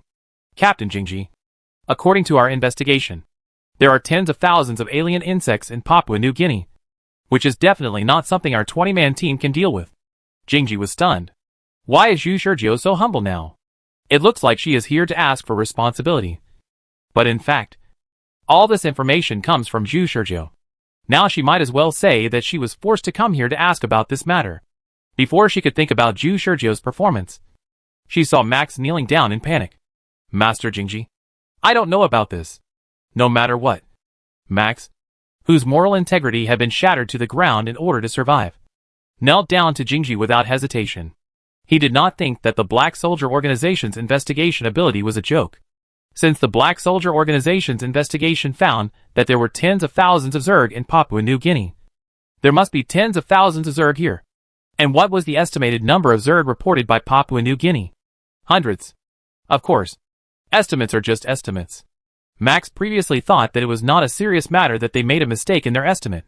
It only proved that they were incompetent. But if they deliberately lied about the number of Zerg, this would be a very serious situation. He must not be implicated. Thorn knew nothing about Max's integrity. Seeing Max kneel so quickly, he immediately became suspicious. She said coldly, "Tell me the truth. Are there so many Zerg here?" Max opened his mouth. And as a fence-sitter, he asked cautiously, "Yes? Yes? Is there really so?" Zhu Shurjiu echoed the question. Max was sweating coldly. And it seemed that the Black Soldier Organization was forcing him to admit. So he quickly begged for mercy with a sad face. My lords. In fact, the issue of the number of alien insects is not my responsibility. I just heard about it before. And I don't know how many alien insects there are in fact. Heard about it? In other words, there may be so many alien insects. This. Max was almost crying in anxiety. Damn it. Are there so many alien insects? How can he know? In his intelligence network, he didn't get this information at all. So he was completely confused by what Zhu Shurjiu and Jingji said. But for the sake of his own life, he reluctantly followed their words. Now they asked him if there were really so many alien insects. Yes. But since I am not responsible for the investigation of the number of alien insects, I am not sure. My two lords, why don't you ask Caroline, the leader of the security department, who is fully responsible for external liaison work and is responsible for reporting all problems. Jingji glanced at Zhu Shurjiu, then stood up and said to Max, "You should know that if you really concealed the information." Max didn't know what he thought of, and his face turned pale. Jingji and Zhu Shurjiu left, and their next stop was Caroline's place. In the middle of the night, Caroline opened the door in a thin pajamas, and then saw Jingji and Zhu Shurjiu. It was a bit scary for the two of them to stand outside the door fully armed. So Caroline was naturally startled. "What are you doing?" The same question again. But Caroline was obviously much calmer than Max. Although she was surprised, she dared to guarantee that she had never concealed anything. So she answered firmly, "No. I reported everything in detail. Concealing? How could I do such a thing? So, are you sure there are only hundreds of Zerg?" Caroline hesitated again when she said this, because she suddenly thought of the Zerg research plan that must not be leaked. To be honest, If there's a problem with the number of Zerg, it must be related to this plan.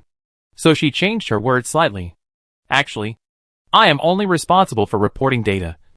But only the general knows the real data. Why not ask the general? Chapter 321, set off. Target the Zerg nest. One is better than the other at Tai Chi. Zhu Shurjiu and Jingjio came out of the general's mansion. And Zhu Shurjiu said lightly. Max asked them to find Caroline. Caroline asked them to find the general.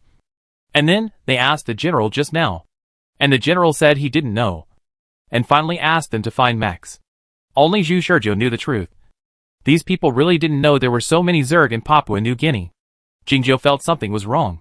But why do I feel that they are not shirking? But really don't know about this. Zhu Shurjiu spread his hands. But the information I received is that they lied about the data. Jingjio had nothing to say about this. But it was actually very simple to confirm this matter. That is, to set off according to the original plan. And then go to explore in person. If there are only hundreds of Zerg, then they can solve it easily. But if there are really tens of thousands of Zerg, then they will be equivalent to entering the nest where they will die to explore the way. Thorn said. Since your faction has confirmed that there are hundreds of Zerg, do you have any other countermeasures? Zhu Shurjiu shook his head. No. Why do you think the organization sent us here? The information I received is just information, which does not mean it is necessarily accurate. Thorn still attaches great importance to what Zhu Shurjiu said, especially after knowing that there is a hidden faction behind Zhu Shurjiu. She does not think that Zhu Shurjiu will lie about this issue. Zhu, Prophet, no matter what your faction does or hides, you need to understand that our enemy is always the Zerg. Zhu Shurjiu nodded. Of course I know that. That's good. Jingji also nodded, thinking that she had already known what she should know now. And it would be better to pretend that nothing happened before the organization arrived. Although she knew that if she returned to the team, she could rely on other black soldiers to control Zhu Shurjiu. But that would be equivalent to breaking up with the hidden power behind Zhu Shurjiu. She felt that it would be better not to act rashly before confirming the hidden power behind Zhu Shurjiu. So, the two of them went to settle the insect girl first. Where is it more appropriate to place the insect girl? The answer is in the submarine. There are a large number of reserve canned food with a long shelf life in the submarine. And the amount of food can probably support hundreds of black soldiers for a year. So there is no need to worry that the insect girl will eat all the food. When Misha heard Zhu Shurjiu say that there was a lot of food in the submarine for her to eat, her saliva almost flowed all over the ground. This is a luxury for her, who can only eat grass in the forest. Misha also had a certain degree of trust in Zhu Shurjiu, the only human being who was close to her. When Zhu Shurjiu talked to her, he treated her as an ordinary little girl. Misha didn't know why Zhu Shurjiu trusted her so much. She exuded positive pheromones all over her body. The idea in her simple mind was that she would treat whoever treated her well. So she agreed to Zhu Shurjiu's proposal and moved into the submarine.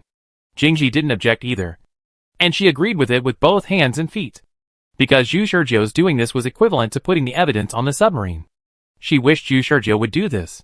In addition to settling the insect girl, Jingji and Zhu Shurjiu also went to the submarine's armory to find a few spare weapons.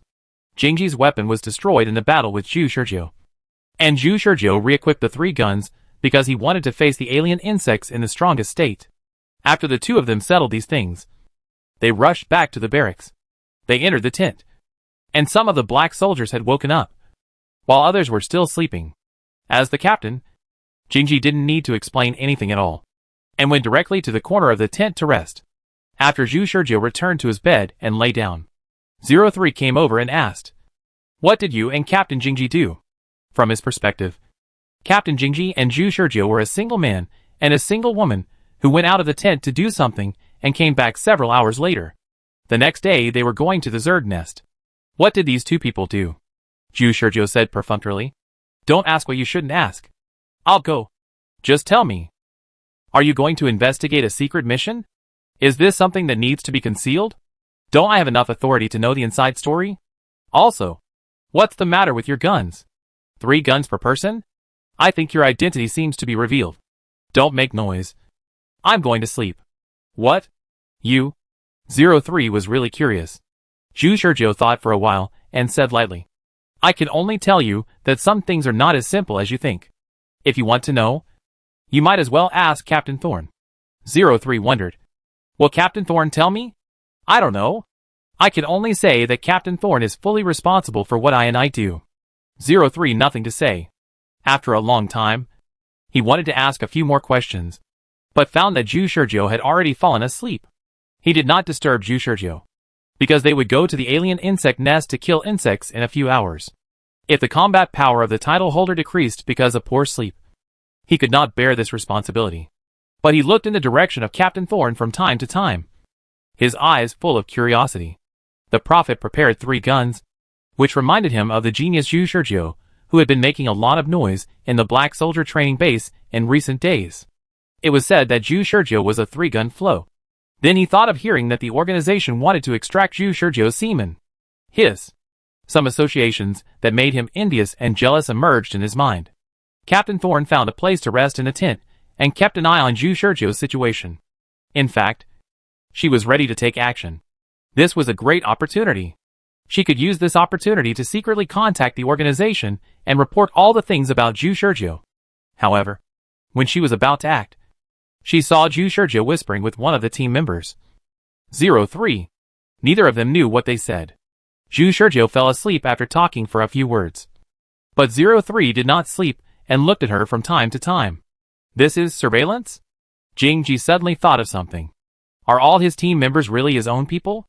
Since the organization secretly sent Zhu Shurjiu to deal with the insect girl, will they insert more other team members into her team? I was careless. I almost made a big mistake. Jingji felt that he was quite calm. After thinking of this possibility, he immediately stopped the idea of contacting the organization.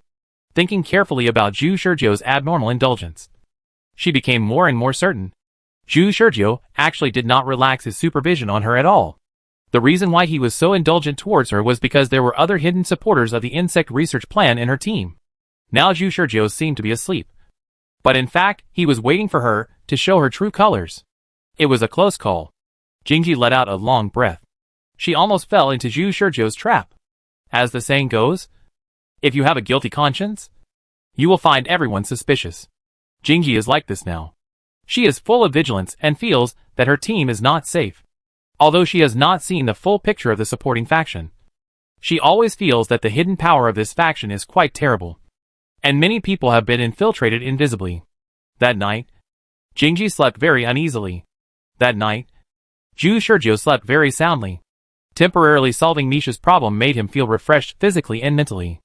At 6 o'clock in the morning, all the members were ready to set off, and the armed convoy prepared by the military to go to the alien insect nest was ready outside the military camp. And there were even tanks. Jingji didn't sleep well the previous night, but she was still full of energy. This was the reason why the elite black soldiers were strong in physical fitness. Compared with ordinary people, elite black soldiers could still maintain their best condition even if they didn't sleep for 3 days and 3 nights.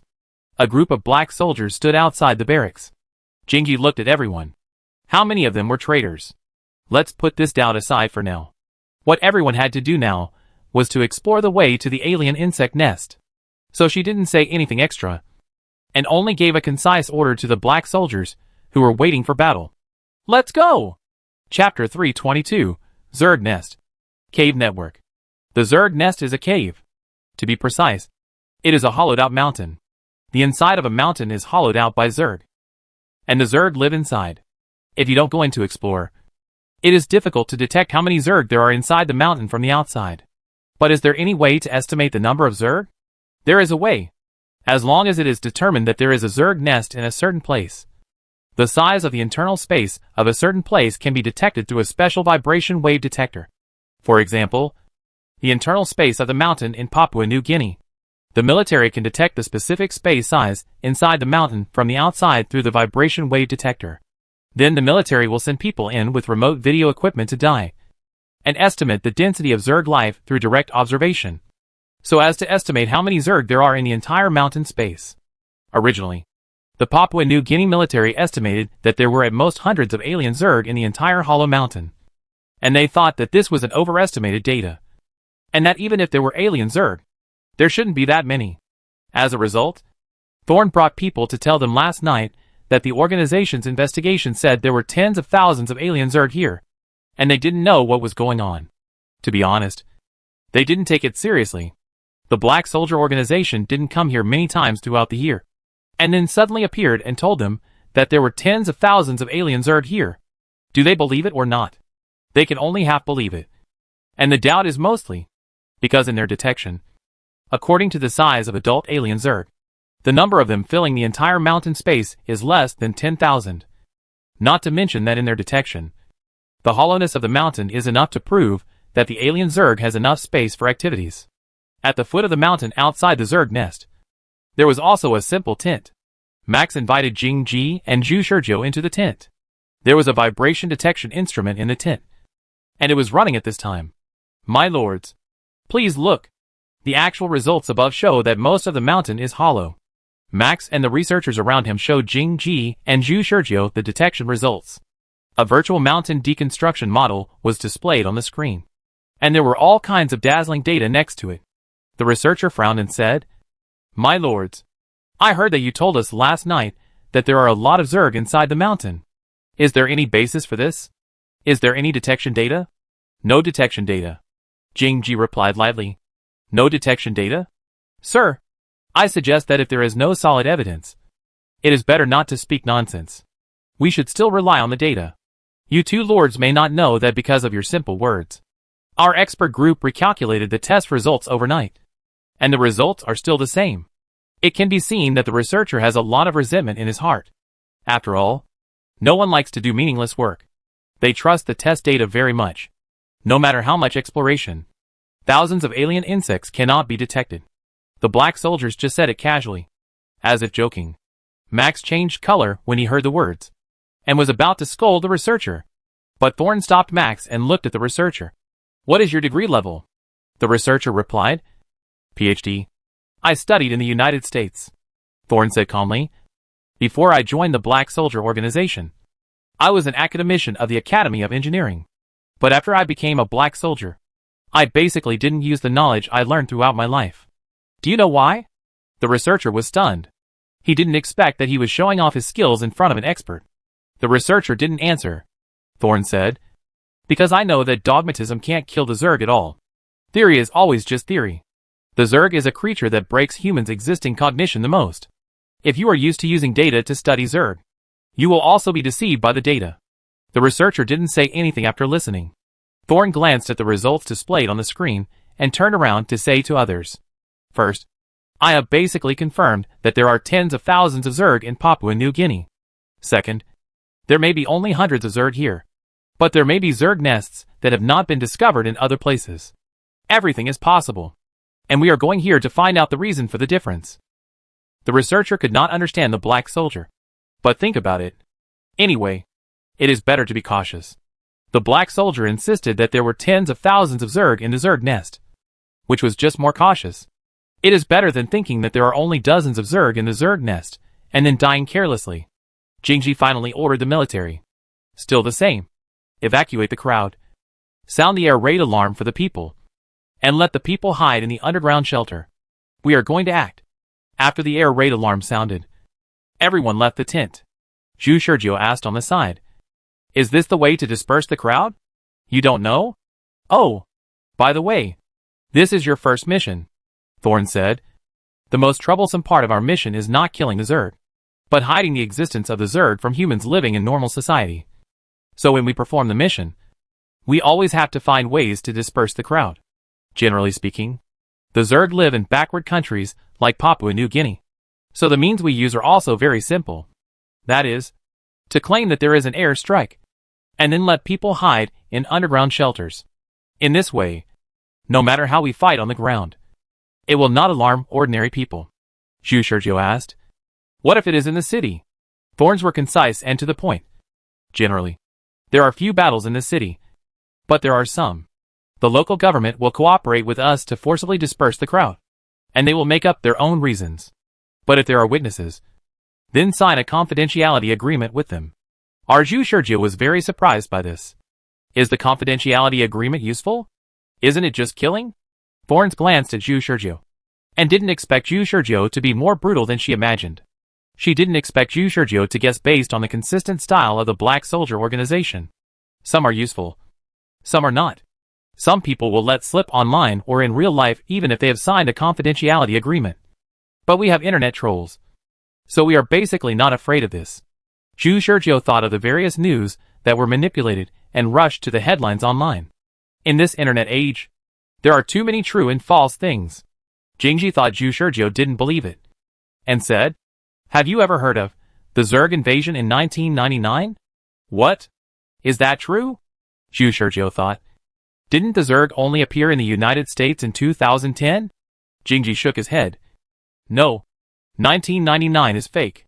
But what I want to say is that it is a successful case we created to confuse people. Whenever someone leaks information about the Zerg on the internet, there will be a water army talking about the Zerg invasion of the Earth in 1999 to wash away the authenticity of the leaker statement. Since this meme was created, it has basically been known to everyone. Sometimes you don't even need to deliberately look for water army. Many netizens will spontaneously play the meme to fool people." "Okay." Zhu Shurjiu was taught a lesson. Thorn said.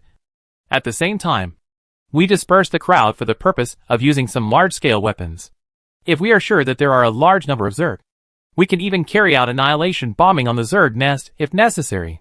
However, the annihilation bombing method is too harmful to the ecological environment, and there is no end to the Zerg. If we bomb every time a large number of Zerg appear, I am afraid that the Zerg will not destroy the Earth before we humans do. Therefore, we will not do it unless it is necessary." Chapter 323, Discovering Zerg. Under what circumstances is it necessary to use large-scale annihilation bombing weapons? It is not meaningless for Jingji to tell Zhu Shurjiu this. She said to Zhu Shurjiu, "If what you said about tens of thousands of Zerg is true, then we must report this situation even if we all die. If there is a possibility of annihilating these Zerg, then it is worth using large-scale annihilation bombing weapons." What Jingji did not say is that in the limited number of times in human history when large-scale annihilation weapons were used, most of the black soldiers on the scene did not have time to evacuate. In other words, they may die here.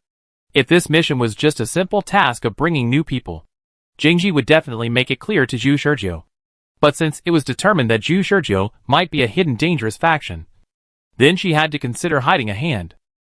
After communicating everything with the military, Jingji led a group of black soldiers into the entrance at the foot of the mountain. This entrance was opened by the military itself, and only a small section was open to enter the nest space inside the mountain. There was not even a light source inside the nest. Even the black soldier cannot see in a dark environment. The night vision of human beings depends on the rod cells on the retina. The increase of rod cells allows the black soldier to see clearly at night. But this is not essentially seeing clearly out of thin air. In fact, to see things clearly, you still need to rely on light sources. It's just that the black soldier's vision is better than that of ordinary people when there is only a tiny light source. In a situation like this where they are isolated from the outside world and cannot receive a single ray of sunlight, the black soldier's night vision ability is useless. If they want to see things clearly, they can only rely on lighting. The black soldiers naturally had a solution to this. Before entering the nest, each of them carried a large amount of fluorescent stones and a series of exploration equipment such as flashlights and searchlights. As the captain, Thorn turned on the high-power searchlight on his helmet, and the scene in the cave was immediately clearly displayed in front of all the black soldiers. This is a huge space similar to a karst cave. Looking up, you can see the stone ceiling as high as a 10-story building, and the surrounding stone walls are full of holes, like honeycomb coal. Thorn said, "Some of you have never seen a Zerg nest. Let me introduce it. This is the characteristic of a typical Zerg nest.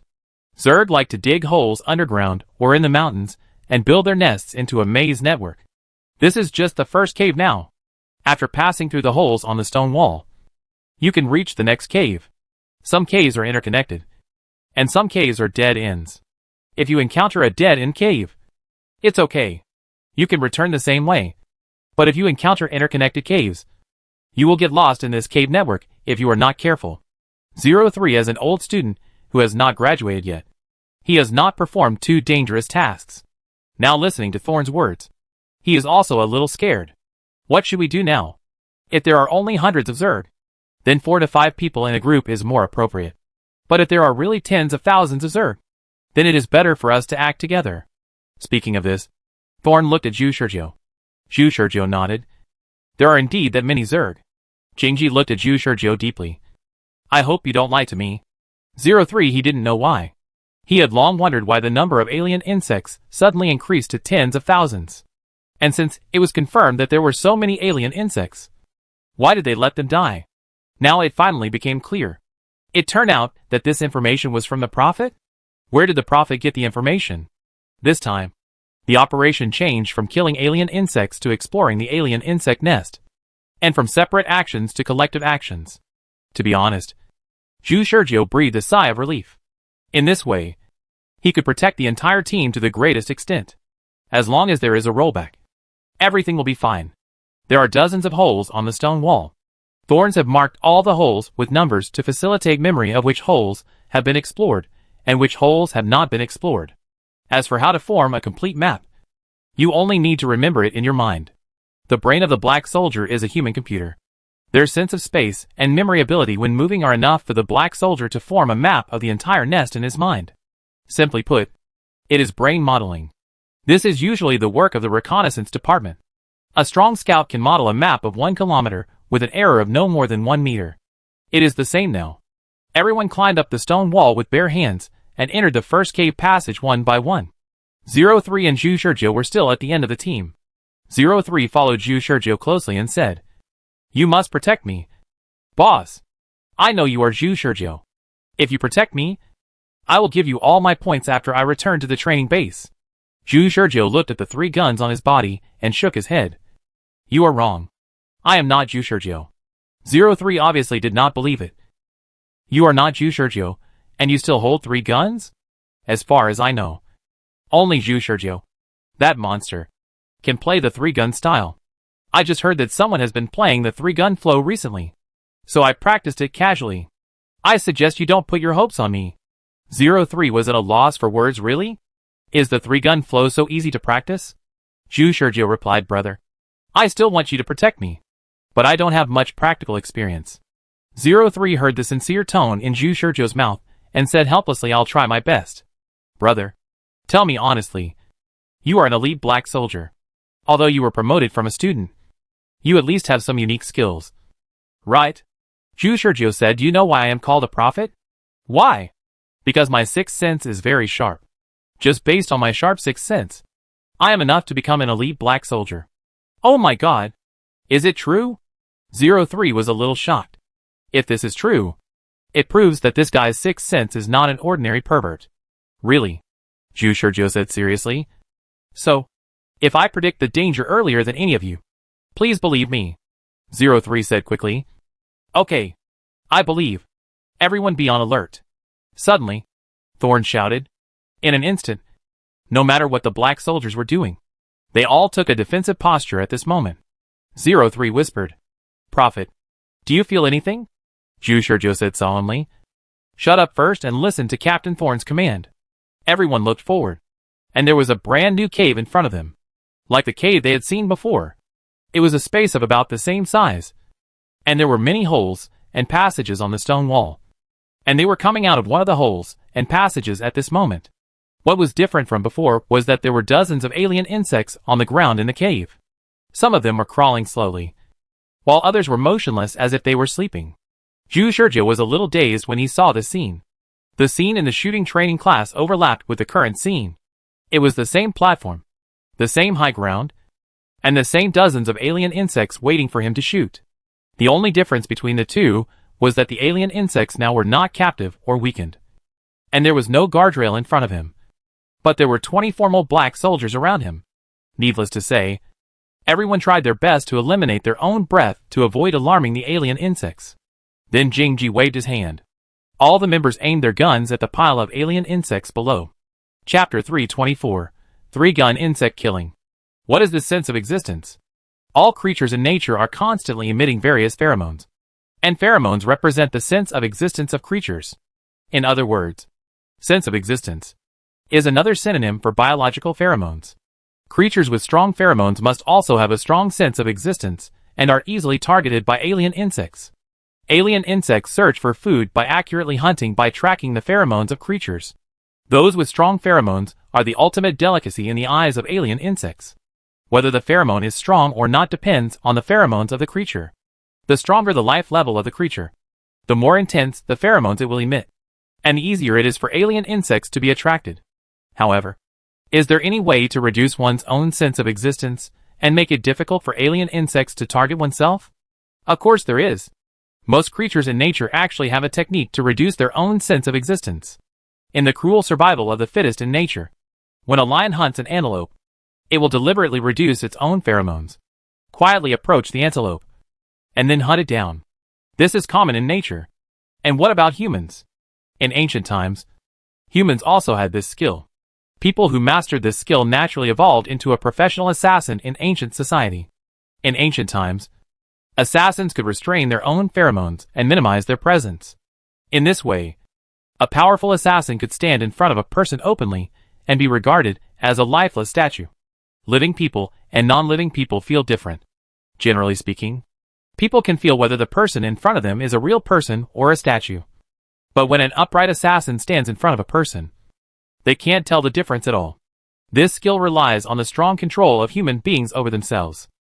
As long as you keep exercising your body and reach a higher level of control over your body, even ordinary people can actively converge their pheromones. Not to mention some people who are born with a low sense of existence, which means that their pheromones have converged to an extremely low level. The black soldier will actively lower his heartbeat, hold his breath, and keep his whole body still to reduce his own pheromones, not emitting the slightest murderous intent, and behave like a stone in front of the alien insects. This is what the black soldier did before shooting the alien insects. Zhu Shurjiu was fortunate to see this amazing scene. The last moment, he could still feel that all the other people were living teammates. And the next moment, the teammates around him suddenly changed their style and fell into silence as if they were dead.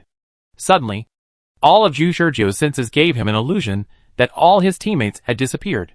Zhu Shurjiu also knew the skill of converging pheromones, but it was very ordinary.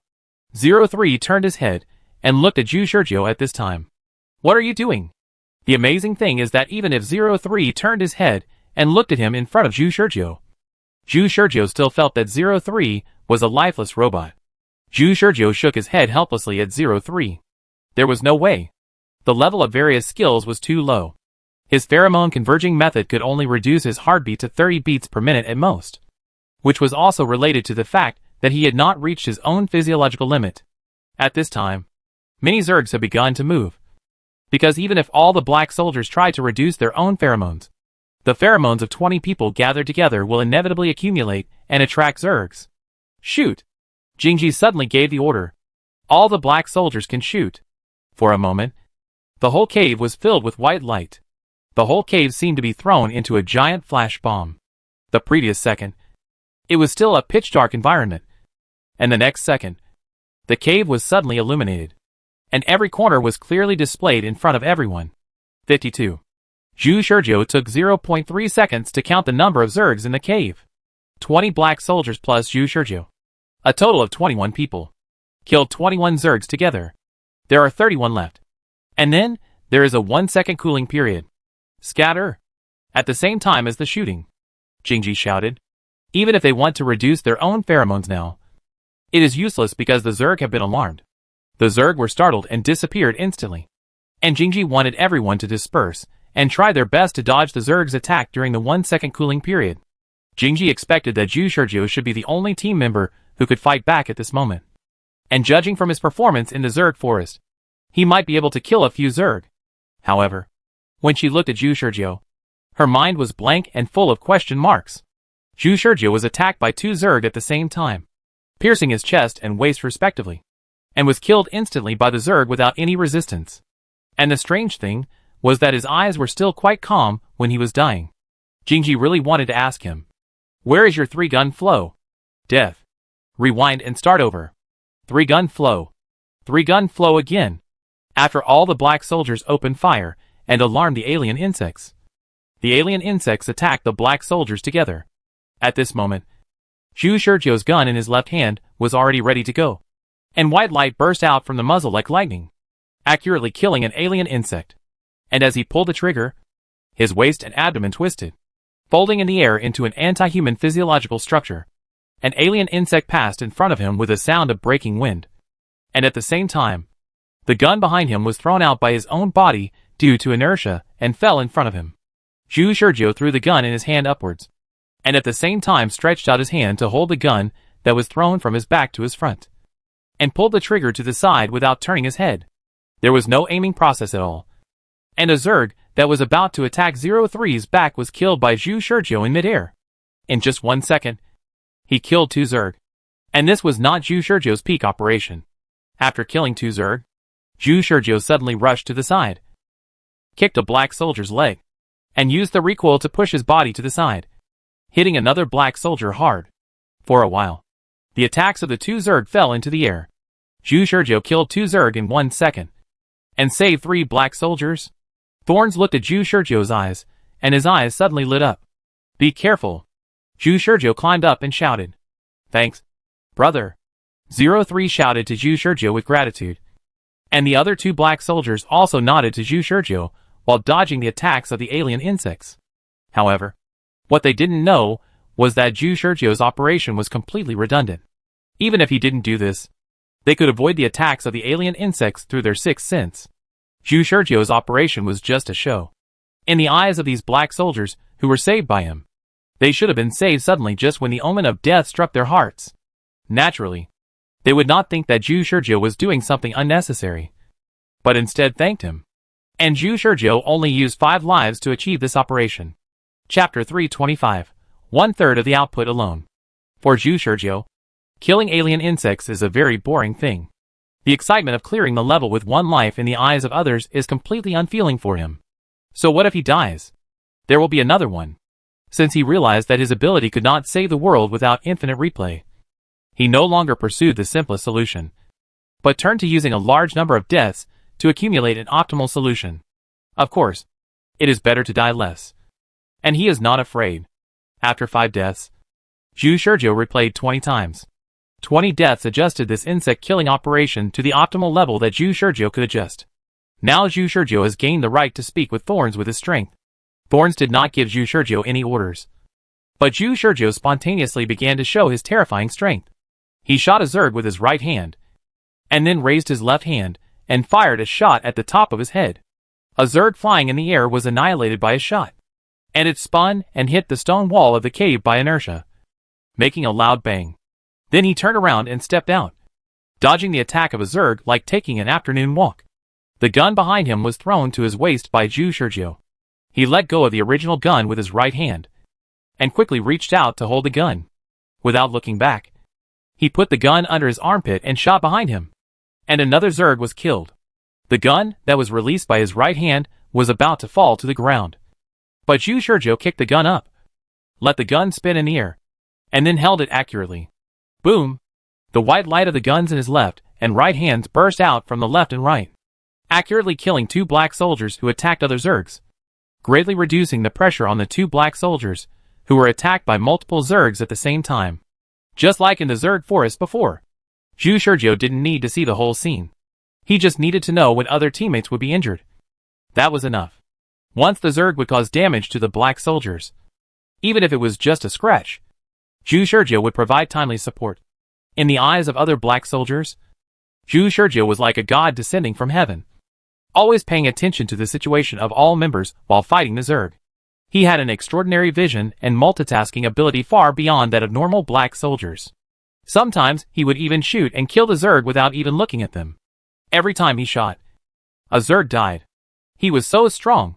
At the same time, Zhu Shurjiu's gun-playing movements were even more amazing. He used a variety of dazzling 3-gun flying. This man didn't have 3 hands, so he could only use the 3-gun flow like a juggler by constantly throwing guns. The 3 guns flew around Zhu Shurjiu.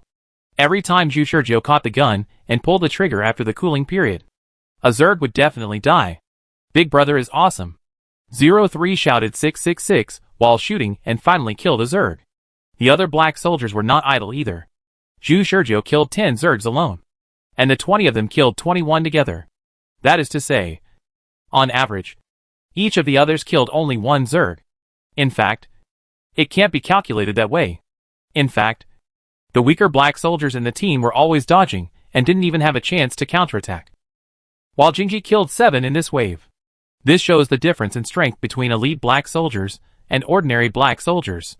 Zhu Shurjiu can even see Jingji's ease in his movements. Every dodge and counterattack is quite concise. and there is no sign of any pressure at all. Other weaker black soldiers, such as 03, were desperately trying to dodge. And when they finally had a chance to counterattack, they would miss the opportunity to attack, resulting in the attack failing. 3 minutes. The battle was coming to an end only 3 minutes after it started. In the end, all the black soldiers did not even have a scratch, and 52 alien insects were eliminated in this cave. When the body of the last alien insect fell to the ground with a loud thud, the scene fell into silence for a while. Even Thorn stood there, not knowing what to think. 03's mouth under the gas mask was wide open, and he said in shock, "Awesome." Apart from that, he had nothing to say. This was the first time he had encountered such an easy battle since he went on a mission. In the battle, you don't have to worry about getting hurt. Just kill the insects. What kind of feeling is that? During the whole process, 03 wanted to dodge at the beginning under the warning of the sixth sense. But later, he found that every time danger appeared, the danger would disappear without a trace the next moment. So later, he simply gave up. What dodge? No need to dodge. Zhu Shurjiu will help him solve it, and he just needs to kill the insects. Many other black soldiers also felt the same way. Zhu Shurjiu gave them a sense of security that someone would help them solve the alien insects, no matter what. Of course, they followed reason and tried to dodge as much as possible. Unlike 03 who gave up. This made 03 kill an alien insect, while some of them were busy dodging and didn't kill a single alien insect. 03. You are much weaker than I thought. After the battle, what Zhu Shurjiu said to 03 made 03 very embarrassed. Why did Zhu Shurjiu say that? Because 03's bad behavior caused him to die several times. In Zhu Shurjiu's opinion, 03's bad behavior made him want to waste a shot and blow his head off. Is this guy really a black soldier? The other black soldiers are all good, and he only needs to support them once or twice occasionally. This guy can't even dodge when facing the attack of alien Zerg. If Zhu Shurjiu doesn't shoot at the right time, this guy will be killed by alien Zerg instantly. How can he be so weak? Are you still a black soldier? Zhu Shurjiu couldn't figure it out. But he didn't have the opportunity to communicate with 03, so he could only adjust it by rewinding. Ha ha ha.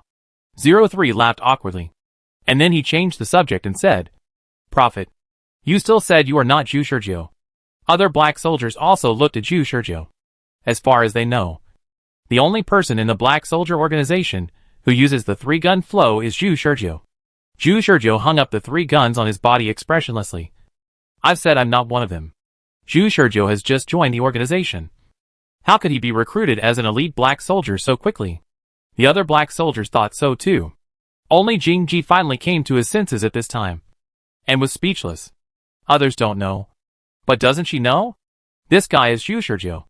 But finally, Jingji finally realized the strength of Zhu Shurjiu. The operation just now was so weird after reviewing it in her mind that even if the elite team that Jingji was in faced with the situation just now, the final performance would not be better than Zhu Shurjiu. Such a powerful operation. Can a new elite black soldier play it out? Although she had overestimated Zhu Shurjiu before, she didn't expect that she would underestimate him in the end. This new elite black soldier single-handedly resisted 1/3 of the team's output. Chapter 326. Where did the alien insects go? Zhu Shurjiu's explosive performance gave him more say in the team. The other black soldiers wanted to ask Captain Thorn why he put Zhu Shurjiu at the end of the team. They couldn't think of any reason to explain Captain Thorn's ranking. In fact, there is a reason to put the weak at the back. The strong are in the front and bear the brunt, and the weak are in the back to support.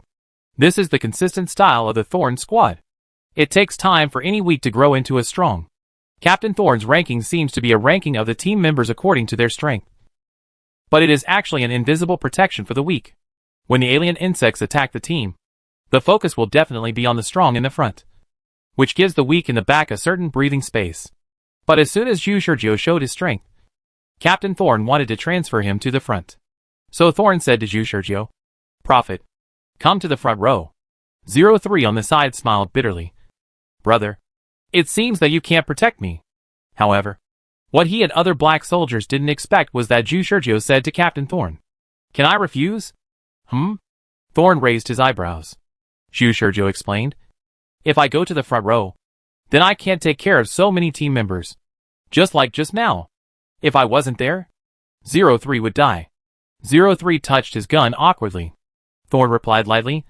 Prophet, I want to remind you that everyone present, including me, is ready to die here. Even if 03 died because of laxity just now, it was just his choice. He must be responsible for his choice, even if the price is his own life. 03 this time he felt even more ashamed. At the same time, he suddenly realized what he was doing just now. Did he relax his vigilance because of the powerful prophet's protection? It was ridiculous. Besides, do you think you are helping them by protecting them? No. You are paying them back. You just became an elite black soldier.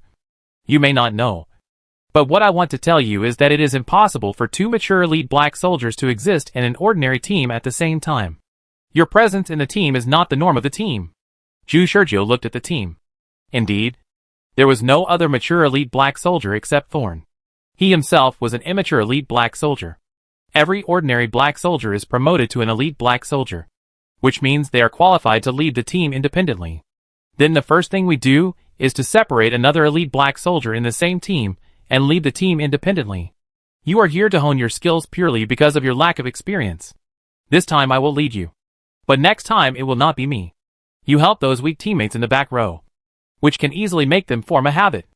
Get used to relying on your strength, and ignore their own growth. When you leave this team, they may die in the next mission. After hearing what Jingji said, Zhu Shurjiu was shocked. Zhu Shurjiu didn't argue anymore. Thinking of 03's bad behavior, he nodded with emotion and said, I've learned a lesson. What he didn't know was that Jingji originally wanted to add lack of strength after lack of experience. But when he thought of Zhu Shurjiu's crazy insect-killing behavior just now, he killed more insects than her. How should he educate him? Zhu Shurjiu followed Jingji's instructions and came to the front row. Everyone immediately continued to go deeper into the cave. If the first cave that everyone entered for the first time was marked as A, and the dozens of holes and passages in it were marked with Arabic numerals, then the place where everyone just fought fiercely should be marked as B. And there were also dozens of holes and passages in it, which were marked with numbers. If you think about it carefully, this order of magnitude of stacking layers is quite terrifying. But the mountain space detected by the military cannot support the existence of so many caves. So the only possibility is that these caves are connected to each other. But they need to explore all the passages through exploration again and again. And everyone is heading to hole B1 at this time. As everyone moved forward, Zhu Shurjiu came to Captain Thorn and said, Captain Thorn, I have a question. Say, why can a mission kill hundreds of alien insects, but the number of alien insects that humans have solved every year is still so low? I heard that humans can only kill 200 alien insects every year. Zhu Shurjiu asked, the long-standing confusion in his heart. Jingji frowned and looked at Zhu Shurjiu. Where did you get this bullshit data? Zhu Shurjiu. Can he say that Su Feng told him? In his personal time perception. A long time ago, after Su Feng caught him, he confessed to him the existence of alien insects, and then told him that humans can only kill 200 alien insects every year. He had no idea about this data at the time, and now he thinks this number is a bit low. And looking at Jingji's expression, could it be that Su Feng lied to him? Jingji shook his head after a moment of silence and said, 200 a year. This is probably not counted from the appearance of alien insects. And it is an average of 200 a year for 35 years. Zhu Shurjiu asked, does this make any difference? I don't know the specific data of human insect killing now. But what is certain is that with the summary and improvement of insect killing methods, and the continuous improvement of the quality of black soldiers, the efficiency of black soldiers killing insects is getting higher and higher every year. In recent years, it has exceeded thousands of insects every year. Jingji said the key point. You should know that the gun in your hand was invented only 10 years ago. Now Zhu Shurjiu understood. An average of 200 insects per year for 35 years. Which means that humans killed 7,000 insects in total. But 10 years ago, humans' means of dealing with alien insects were inefficient, and they might not kill many throughout the year. It was not until 10 years ago that humans began to fight back in an all-round way. The situation has improved in recent years, and thousands of insects can be killed a year. But in Su Feng's eyes, I'm afraid this data is meaningless, because the alien insects discovered by humans only account for the tip of the iceberg of the total number of alien insects. The number of various alien insects hiding in the dark and developing silently is exploding. The question now is, where are the Zerg hiding? Humans have never had a qualified means to detect the location of the Zerg. So even if they know that there are a large number of Zerg in the world, they cannot find and kill them. And the current situation in Papua New Guinea is like a microcosm of the entire world. The military has calculated that there are only hundreds of Zerg in a limited space. But the number of Zerg summoned by the Zerg girl that Zhu Shurjiu saw before is so dense that you don't even need to count them to know that there are definitely more than this number. Where are the Zerg hiding? Jingji really wants to ask this question. She originally believed Zhu Shurjiu's words that there are tens of thousands of Zerg here. However, after the 52 Zerg in the B1 cave, they came to the second cave, but did not find any Zerg. No other Zerg were found in the subsequent caves. If we follow rational logic completely, Zhu Shurjiu's so-called tens of thousands of Zerg are simply untenable. Because if there are really that many of them, then the probability of them encountering alien insects should be very high. And they would not end up with nothing after breaking into several caves. Chapter 327 Map Drawing. After the battle in Cave B1, everyone came to Cave C1. There were no alien insects in Cave C1. Only a strong stench that almost made people faint. As soon as they entered the cave, all the black soldiers felt the stench that almost penetrated the gas mask. The highest specification of the black soldier level gas mask can only work in a medium to low concentration gas environment, and it is specifically targeted at the poisonous gas of alien insects. Now that the gas mask cannot prevent this stench, it means that the concentration of the stench in Cave C1 that everyone entered has exceeded the limit. What is this stench? Zhu Shurjiu was almost fainted. You should know that the various senses of the black soldiers are several times more sensitive than ordinary people. Zhu Shurjiu's current body has been strengthened, although it has not reached the physiological limit. His senses such as smell have been greatly improved. Smelling this stench is simply a torture for him. It's the smell of corpses and alien insect feces. Jingji also smelled it, but she didn't feel anything unusual. The other black soldiers also showed no abnormality. They seemed to be used to the stench. Zhu Shurjiu was probably the only one present who didn't know what the stench was. The searchlight of the thorns pointed downward, and then everyone saw the scene in the entire cave. The bottom of the cave under the searchlight was like a swamp, full of gray-brown sticky substances, and the gray-brown substances were constantly bubbling out. Is this all the feces of the alien insects? To be honest, this was the first time Zhu Shurjiu saw the feces of the alien insects. When he heard the word feces originally, he thought of hard, smelly, dry feces, but now he saw feces that looked like diarrhea. Are the Zerg's stomachs not in good condition? This should be the first time you see it. Right.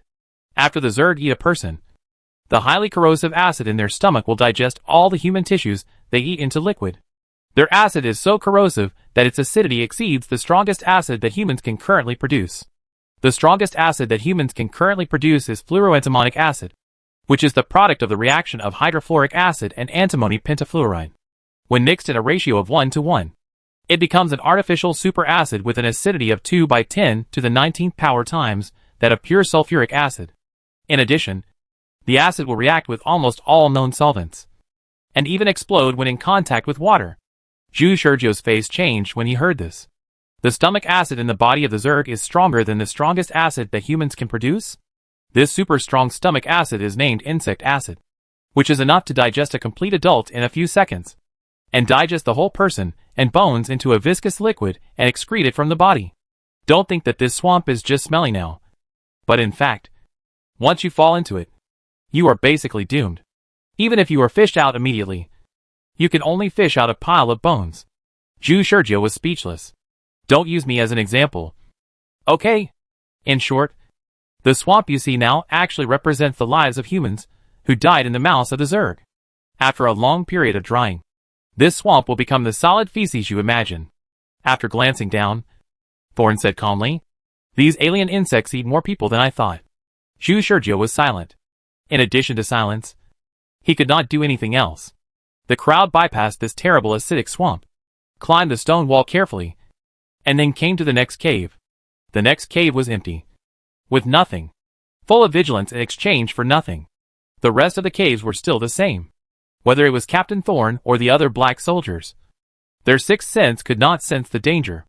Thorn did not confirm with Zhu Shurjiu where the so-called thousands of alien insects came from, because she knew that even if she asked, Zhu Shurjiu would only answer that it was the intelligence of the organization's investigation.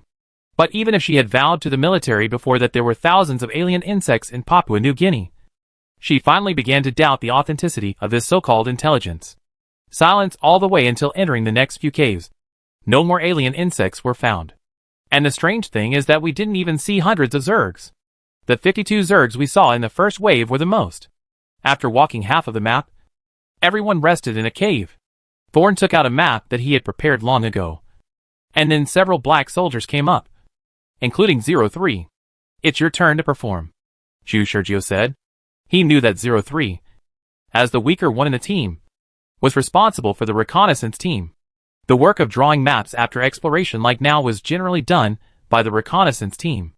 "My drawing skills are average," 03 said a little embarrassedly, then took up the paper and spent 5 minutes drawing a professional map, which detailed the distribution of each cave and the channel network, and looked quite complicated. Zhu Sergio nodded repeatedly. "Not bad. This map drawing is good." 03 shook his head. "Yes. But it is far worse than the big brother." "Have you taken a map drawing class?" "Yes." 03 glanced at Zhu Sergio and wanted to say that you are still pretending. "You are obviously Zhu Sergio. Combat personnel like Zhu Sergio are generally not eligible for the courses of the reconnaissance department. Anyway, 03 does not believe that students with such strong combat power will take such useless auxiliary courses. Who else would do that except Zhu Sergio? Although Zhu Sergio has taken a map drawing class, his map drawing skills are actually not high. The map drawing class is simply a good score he got by cheating. The graduation requirement for the map drawing class is that we enter an irregularly shaped maze in the dark, and then draw a full map with an error of no more than 10 meters. My current level is not enough for graduation, so I can only take a look at it. If you really want to see a map, you have to look at the maps drawn by other black soldiers."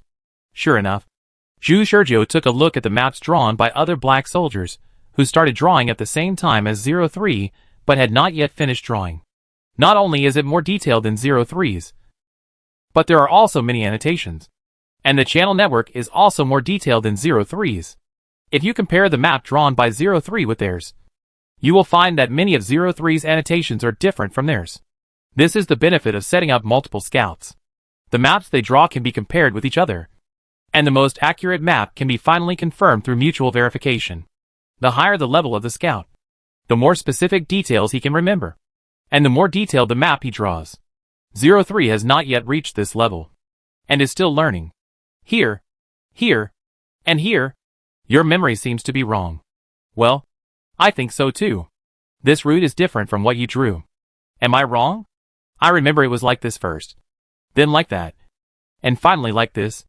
The black soldiers of several reconnaissance teams discussed with each other and gestured on their respective maps. If there were any uncertainties, they would look at the video together and make some revisions. The maps they drew were basically the most accurate versions.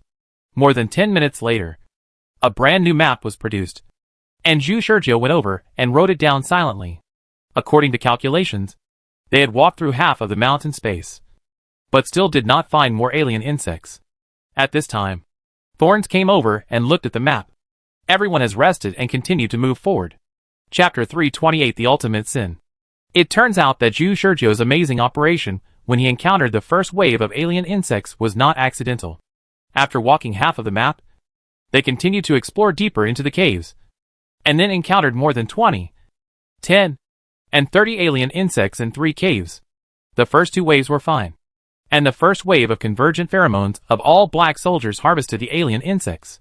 When the third wave of more than 30 alien insects appeared, Zhu Sergio started to show off again. The 3-gun flow amazing operation that almost made people wet was reproduced.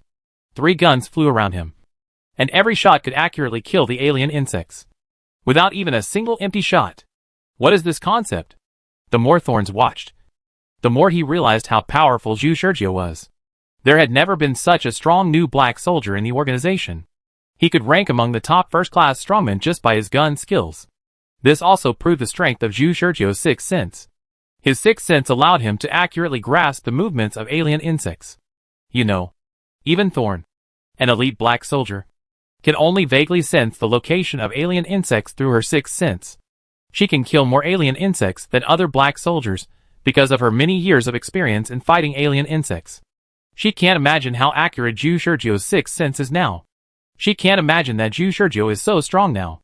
If he has more combat experience, he will be able to kill insects in the future. Killing insects will be as easy as cutting melons and vegetables for him. No. In fact, it is very easy now. It doesn't seem difficult at all. It seems that killing alien insects is just an operation without any technical difficulty for Zhu Shizhou. But at the same time, the observant Thorn found that as the exploration of the cave deepened, Zhu Shizhou became more and more taciturn. Although his movements were not slow, his eyes were obviously tired. So when the entire Zerg nest was finally explored, Thorn came to Zhu Shizhou while the scout was drawing a map. What's wrong? I see you are getting more and more tired. What happened? Zhu Shizhou raised his head slowly and looked at Thorn, then shook his head vigorously. No. Nothing. Just overusing my brain. Thorn nodded after hearing this. Sure enough, opening the sixth sense is still too much of a burden for you at the moment. Zhu Shizhou was speechless. Let's just say that. In fact, it was because he died too many times. Damn it. Because his skill in concentrating pheromones on his body is much worse than his teammates. Every time he encounters alien Zerg, he will be attacked by the alien Zerg first. So sometimes it is not that he wants to show off, but because the alien Zerg attack forces him to show off. However, after showing off the whole map, his voice in the team has been improved. But there is still a question that cannot be avoided. Where are the alien Zerg? Jingji's questioning eyes are very clear. And Zhu Shizhou finally gave up. He walked through the entire map inside the mountain. But he didn't find so many alien Zerg. After the scout drew the complete map, Zhu Shizhou took the complete map and looked at it. He looked at it for a long time and couldn't see anything. Are you sure there is only so much space here? Have we really walked through all the maps? The scouts nodded with certainty. We have compared repeatedly and confirmed that there is only so much space. Is it really not a mistake? No mistake. The black soldier said confidently. Are you sure? The black soldiers. Jingyi patted Zhu Shizhou on the shoulder. Forget it. Prophet. The fact proves that your information is wrong. Maybe it was a mistake.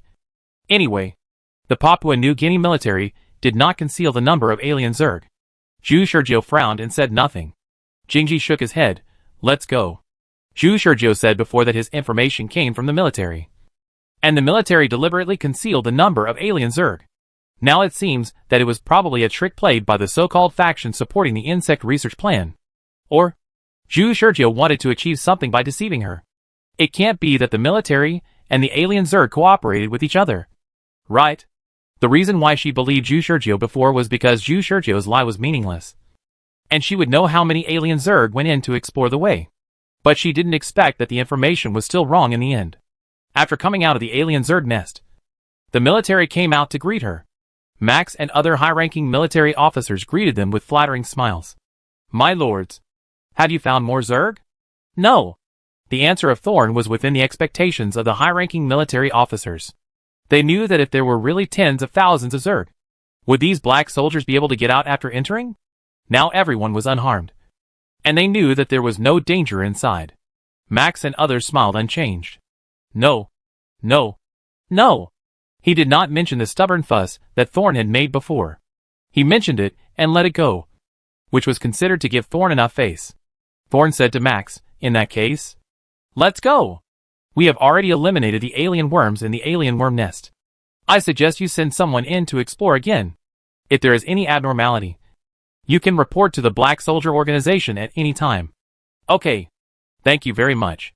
The military leaders were full of emotion. They didn't expect that the hundreds of alien worms that had troubled them for a long time could be solved so easily. And seeing how relaxed the black soldiers looked, maybe there were not even hundreds of alien worms. The military leaders originally wanted to keep Thorn and others for a celebration banquet. But Thorn decisively refused. The black soldiers still left by car. There was no trouble along the way. Finally, everyone arrived at the port safely.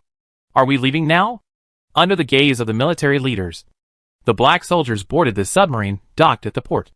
Zhu Shizhou asked before boarding the submarine. Jingji asked back. What else? Do you really want to stay here for dinner? She didn't want to waste any time. On the one hand, there was no need to eat at the celebration banquet. And on the other hand, she wanted to go back as soon as possible to report Zhu Shizhou and the hidden faction behind him to the organization. She now compromised on the surface and joined the faction supporting the insect research plan. But in fact, she had already thought of betraying Zhu Shurjiu. Zhu Shurjiu said, "We can't leave," Jingji thought. Zhu Shurjiu was still worried that she would report the insect research plan to the organization. "What do you want?" "Investigate," Zhu Shurjiu said. "I'm sure there are really tens of thousands of alien insects in Papua New Guinea." "No. Even more. The number of Zerg he saw before was only before he died." "But how many Zerg were there actually?" "There must be more than he said." Jingji didn't expect Zhu Shurjiu to still be entangled in this matter, and his words turned cold at this time. "So where are the Zerg? I want to know too." "So, I'm sorry. What I'm going to do next may make me a sinner, but I have to do it." Jingji's eyes condensed, not knowing what Zhu Shurjiu meant. After boarding the submarine, Zhu Shurjiu did not go to the lounge with the team, but turned and walked towards other passages. "Where are you going?" Zhu Shurjiu replied. "To find the insect girl." "What do you want to find the insect girl for?" Zhu Shurjiu did not answer. He knew that the insect girl could summon the Zerg through her own pheromones. And his idea was very simple. As long as the insect girl reproduced the previous summoning miracle, then he would know where the remaining Zerg came from. No matter where the Zerg are hiding, he can find the source of the Zerg by tracing the source. But there is a problem here. His act of personally triggering the alien insect tide must represent the ultimate evil. How many people will die then? Chapter 329 Summoning Zerg Again. Jing Thorn only had time to instruct the other black soldiers to stay where they were. And then, he hurriedly followed Zhu Shurjiu. 03 looked at the two people leaving, and was speechless for a moment. Captain Jing Thorn and the Prophet, are they going to collect sperm again? This is very likely. After all, Zhu Shurjiu has already demonstrated the amazing 3-gun flow. And even if he wants to deny that he is Zhu Shurjiu, it will be useless. Everyone has long known the identity of the Prophet. And now Captain Jing Thorn has left everyone in Zhu Shurjiu like before. And 03 has a lot of thoughts about this. But no matter what 03 is thinking, Zhu Shurjiu is ready to let the insect girl release pheromones. He has already made countless lives disappear in the timelines and the replays. And now, he is just continuing to pile up guilt on himself. Jing Thorn followed Zhu Shurjiu to the room where the insect girl is. After opening the room, they saw the insect girl lying on the side with her eyes closed, sleeping quietly. And the food cans piled in the corner of the room were 1/10 less than before the two left. Did they sleep after eating? Zhu Shurjiu looked around after entering the room. Except for the 1/10 less food cans, the rest was unchanged compared to before they left. No trace of feces, Jingji said to Zhu Shurjiu. Zhu Shurjiu nodded, but he didn't react to what Jingji meant. Then he heard Jingji say the next second, "This shows that the insect girl may still have human nature. If it were an alien insect, it would never keep feces after eating food. But alien insects would poop after eating." Just as Jingji was about to continue observing and analyzing, Zhu Shurjiu walked over directly. The noise he made without disguising himself woke up the insect girl. After being awakened, the insect girl jumped up from the ground like lightning, still at a speed that was difficult for human dynamic vision to capture. She was still lying on the ground the last moment, and she was standing up the next moment, with a pair of black sickle legs suddenly placed in front of her, looking at Zhu Shurjiu vigilantly. Then, perhaps realizing that the surrounding environment was different from before, the insect girl looked around and breathed a sigh of relief expressionlessly, and her whole body posture was relieved. Zhu Shurjiu spoke. "Misha, I have something to do. Do you want to come with me?" Misha tilted her head, then looked back at the canned food piled up in the room, swallowed her saliva, then turned her head and looked at Zhu Shurjiu again, nodding slowly, with a look as if she had given up something important. "What are you going to do?" Jingji was a little wary. Could it be that Zhu Shurjiu guessed that she was going to backstab him, so he was going to slip away in advance? "Don't you believe that there are tens of thousands of Zerg in Papua New Guinea? I'm going to show you." Jingji's eyes flashed. Can the Zerg girl find the traces of the Zerg? This was the first possibility she could think of. She thought Zhu Shurjiu wanted to track the Zerg through the Zerg girl's modified tracking ability. Zhu Shurjiu said vaguely. "That's about right. In that case, Jingji really had to go and see. But she didn't call other black soldiers to go with her, because she and Zhu Shurjiu were both supporters of the Zergman research plan, and it was not convenient for other black soldiers to know. But it's okay not to let them know about this. Anyway, it's just to explore, not to go to war with the Zerg. If there are really so many Zerg in Papua New Guinea, then they must ask the organization for support. To be honest, Jingji is still skeptical about Zhu Shurjiu, because she doesn't know how Zhu Shurjiu confirmed the number of Zerg. And it is precisely because she doesn't believe it that she wants to see more solid evidence. The Papua New Guinea military didn't know about this at all. They didn't know that Jingji and Zhu Shurjiu brought the insect girl back to the Zerg nest. After they left, the military sent people into the Zerg nest to explore the way. And then these spies returned successfully without any casualties. This made the military believe their words and withdraw the garrison outside the Zerg nest. When the two came back, the military had already evacuated this terrifying place in their minds. The place where Zhu Shurjiu brought the insect girl was the Zerg nest. Why bring her here? Jingji was puzzled by Zhu Shurjiu's behavior. She originally thought that Zhu Shurjiu would immediately ask the insect girl to search for traces of alien Zerg. But she didn't expect that Zhu Shurjiu just brought the insect girl back to the alien Zerg nest. But hasn't this place been searched by them? The alien Zerg inside have been completely eliminated. I have a question. Why didn't the Papua New Guinea military find other alien Zerg nests? Assuming that the premise I said is true, the number of alien Zerg that have not been exposed is far more than the hundreds of alien Zerg in this alien Zerg nest. Then why didn't so many alien Zerg attract the attention of the military? Jingji was stunned, as if this was indeed the truth, since she always believed in rational thinking and believed that seeing was believing. She stopped thinking after seeing the real number of Zerg in the Zerg nest, assuming that what Zhu Shurjiu said was true. If there were so many Zerg, they should have attracted the attention of the military in various parts of Papua New Guinea. However, there was no movement at all.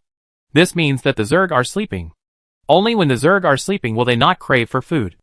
And they will hide well, and not be discovered by the military. Even if there are occasional activities, they only come out of the Zerg nests. And the military only notices the Zerg nests. Wait, you said so much? Just to say that the Zerg are hiding in the Zerg nests. But haven't we confirmed it? Can those Zerg appear out of thin air? I understand what you mean. So I found the Zerg girl. Zhu Shurjiu touched Misha's head next to him. Misha looked up and looked at Zhu Shurjiu and Thorn in confusion, not knowing what the two were talking about. It's just that the pheromones emitted by Zhu Shurjiu have a little more negative emotions, which made her shake her head unconsciously. Zhu Shurjiu squatted down in front of Misha and asked in English, Misha, can you call other bugs? Misha's eyes were confused at first, but after shaking her tentacles, she seemed to understand something and nodded. Then let's start. Can you try to summon some insects? Although Misha didn't know what Zhu Shurjiu wanted to do, she understood what he meant. She had a vague feeling that she could summon some kind of creature. That creature should be a species similar to hers, and has the ability to receive the pheromones she releases. Of course, she doesn't know what pheromones are, but she can use this ability.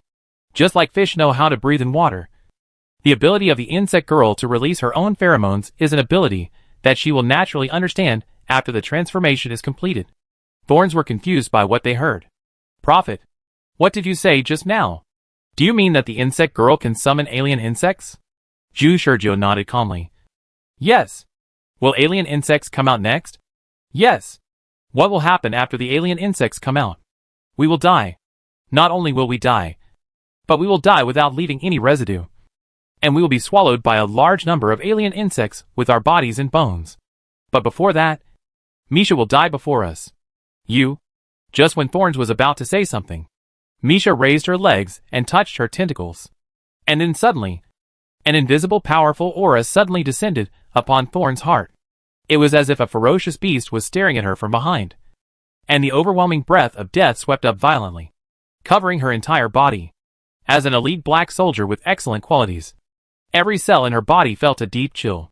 Chapter 330, The Real Hiding Place of the Zerg. Jingji is indeed an elite black soldier. After sensing the extremely strong danger with his sixth sense, he actually raised his gun and pointed it at Misha at the first time. Her thinking was very clear, since Zhu Shurjiu said that the insect girl was the key to summoning the Zerg. As long as the insect girl was killed, the Zerg would not be summoned. Such a simple and clear idea sounds easy to figure out. But in fact it is difficult to figure it out and execute it in a sudden emergency. What made Jingji figure it out and execute it so quickly was her rich experience. Without going through the brain, he made the most correct choice driven by the dangerous premonition of death at the first time. However, how could Zhu Shurjiu not expect Jingji's choice? Before Jingji raised his gun, he had already pointed the gun at Jingji. White light condensed at the muzzle of his gun and shot towards Jingji with a bang. But this shot was not aimed at Jingji's vitals, but at Jingji's gun. Prophet, you actually shot at me? Thorn tried her best to dodge, but the barrel was still hit by the white light shot by Zhu Shizhou, and she couldn't help but let go of the gun in her hand. Captain Thorn, give up. I just want to see where the alien insects came from, in order to verify my idea. The insect girl can't die. Zhu Shizhou didn't know how many times he had fought with Thorn, and he almost figured out Thorn's movements. This time, he didn't even return the shot, and directly destroyed Thorn's gun. You are crazy. Thorn shook his head, ignoring the destroyed gun, and rushed towards Zhu Shizhou with force. But how could the insect girl at this time let Thorn do what he wanted? There was a loud explosion at the place where Misha was. And then the next moment, the insect girl came in front of Thorn, and stabbed Thorn's chest with her legs like lightning. Thorn's pupils shrank slightly. So fast. Her concept of the insect girl's strength still remained in the concept of the previous fight between the two. At that time, the insect girl was able to compete with her in close combat strength, and her speed was so fast that it exceeded the limit of human dynamic vision. But it could still be predicted in advance by her sixth sense. However, now, the speed of the insect girl's burst directly exceeded the sixth sense feedback of Thorn. When the foot was about to pierce Thorn's chest, Thorn just turned his body, seeing that her foot was about to pierce Thorn's chest. And then for some reason, her movement paused slightly, and finally changed the piercing angle in the air, cutting through the air and piercing Thorn's shoulder. Blood flew out with the piercing of the insect girl, and Thorn pulled back, but his shoulder was already useless. Although Misha's piercing was merciful, she didn't know the specific details of mercy, and directly pierced a hole in her shoulder joint. It can only be seen that she didn't want to kill Thorn. Thorn covered his shoulder with his left hand to stop the bleeding, and after retreating and standing still, he immediately realized rationally that he had no chance. The weapon was destroyed by Zhu Shizhou, and the close combat was completely defeated by the insect girl. The strength has increased so much? Jingji frowned and asked. Zhu Shizhou replied, maybe it's because Misha is full. Jingji was stunned. What's the reason? Zhu Shizhou shook his head. Uh-huh. You haven't seen the miraculous scene of Misha's broken limbs regenerating. That is really against the physiological logic of living things. He has seen such miracles. And now it is no longer surprising that Misha's strength has evolved in a short period of time. Zhu Shizhou said. Give up resistance. Wait and see. And see where the alien insects come from. Jingji was silent for a while, and shook his head. No need to look. Your sixth sense is stronger than mine. Don't you feel it? The source of danger comes from the alien insect nest. Oh! Really? What do you mean? Jingji suspected that Zhu Shizhou was mocking her. Obviously. His sixth sense was so sharp. But he pretended not to know. If this wasn't mocking him, what was he doing? Nothing. You said the danger came from the alien insect nest? Sure enough. My guess was right. In that case, let's go in and take a look. Zhu Shizhou looked at the alien insect nest. Jingji's hand was disabled, and now she was unarmed. She wanted to tell Zhu Shizhou that she didn't want to go. The best choice now was to report the matter to the organization and wait for rescue. However, Zhu Shizhou didn't know what was wrong with him and insisted on going in to die. Yes, she had already felt that this was definitely a way to die, and it was not a life or death situation, but 100 deaths. But under Zhu Shizhou's coercion, she had to go in even if she didn't want to. Otherwise she would not die later, but would die immediately. Damn. Since we are all going to die, we might as well find a way to spread the news here, Jingji thought to herself. But at this moment, Zhu Shizhou seemed to see through Jingji's thoughts and said, if you want to report it, then report it. It doesn't matter now. Jingji was not surprised when her thoughts were seen through. But she really didn't know what Zhu Shizhou was thinking now. Are you sure? Zhu Shizhou said with an apologetic look. If this is what you think, then if your last wish comes true, I will feel less guilty. Last wish? Guilt? Jingji didn't care to think about many other things. Since Zhu Shizhou didn't stop her, she directly compiled all the information she knew into ciphertext and reported it all to the communicator. The whole process didn't take a minute. After passing on the information, Jingji had no other thoughts. But Zhu Shizhou's thoughts were incomprehensible. After confirming that Jingji had no other obsessions, the three of them entered the alien insect nest together, in order to ensure the survival time as much as possible. Zhu Shurjiu arranged Jingji to walk in the front, and the insect girl followed him to protect him. Misha, can you feel where the insects are? Zhu Shurjiu asked Misha. Misha still nodded with an expressionless look. Take us there.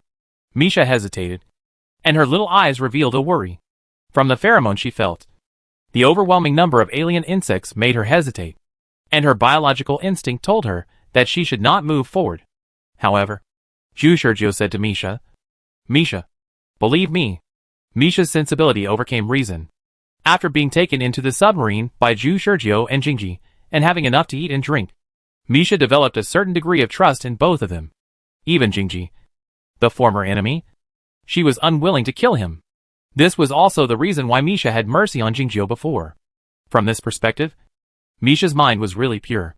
Misha trusted Zhu Shurjiu even more.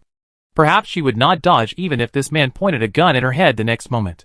Because Zhu Shurjiu had never had any malice towards Misha from beginning to end, which Misha could feel. So when Zhu Shurjiu said to her, believe me, she really believed it. But to the surprise of Zhu Shurjiu and Jingji, Misha did not take them further into the cave, but squatted down directly on the spot and stuck her legs into the ground. Then she raised her head and looked at the two of them. Zhu Shurjiu looked at Jingjiu and quickly understood what Misha meant. You mean, those bugs are hiding in the ground? Jingjiu blurted out. How is it possible? If there is still space underground, how can the military not detect it? Although their detection equipment is simple, it is not difficult to detect the underground space.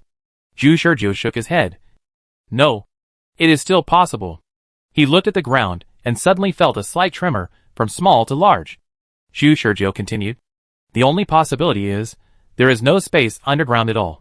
Or the underground space is filled with densely packed alien bugs. Chapter 331.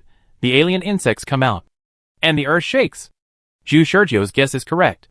The reason why Papua New Guinea cannot detect the space inside the mountain that can accommodate thousands of alien insects is because all the alien insects are hiding in the underground space under the mountain.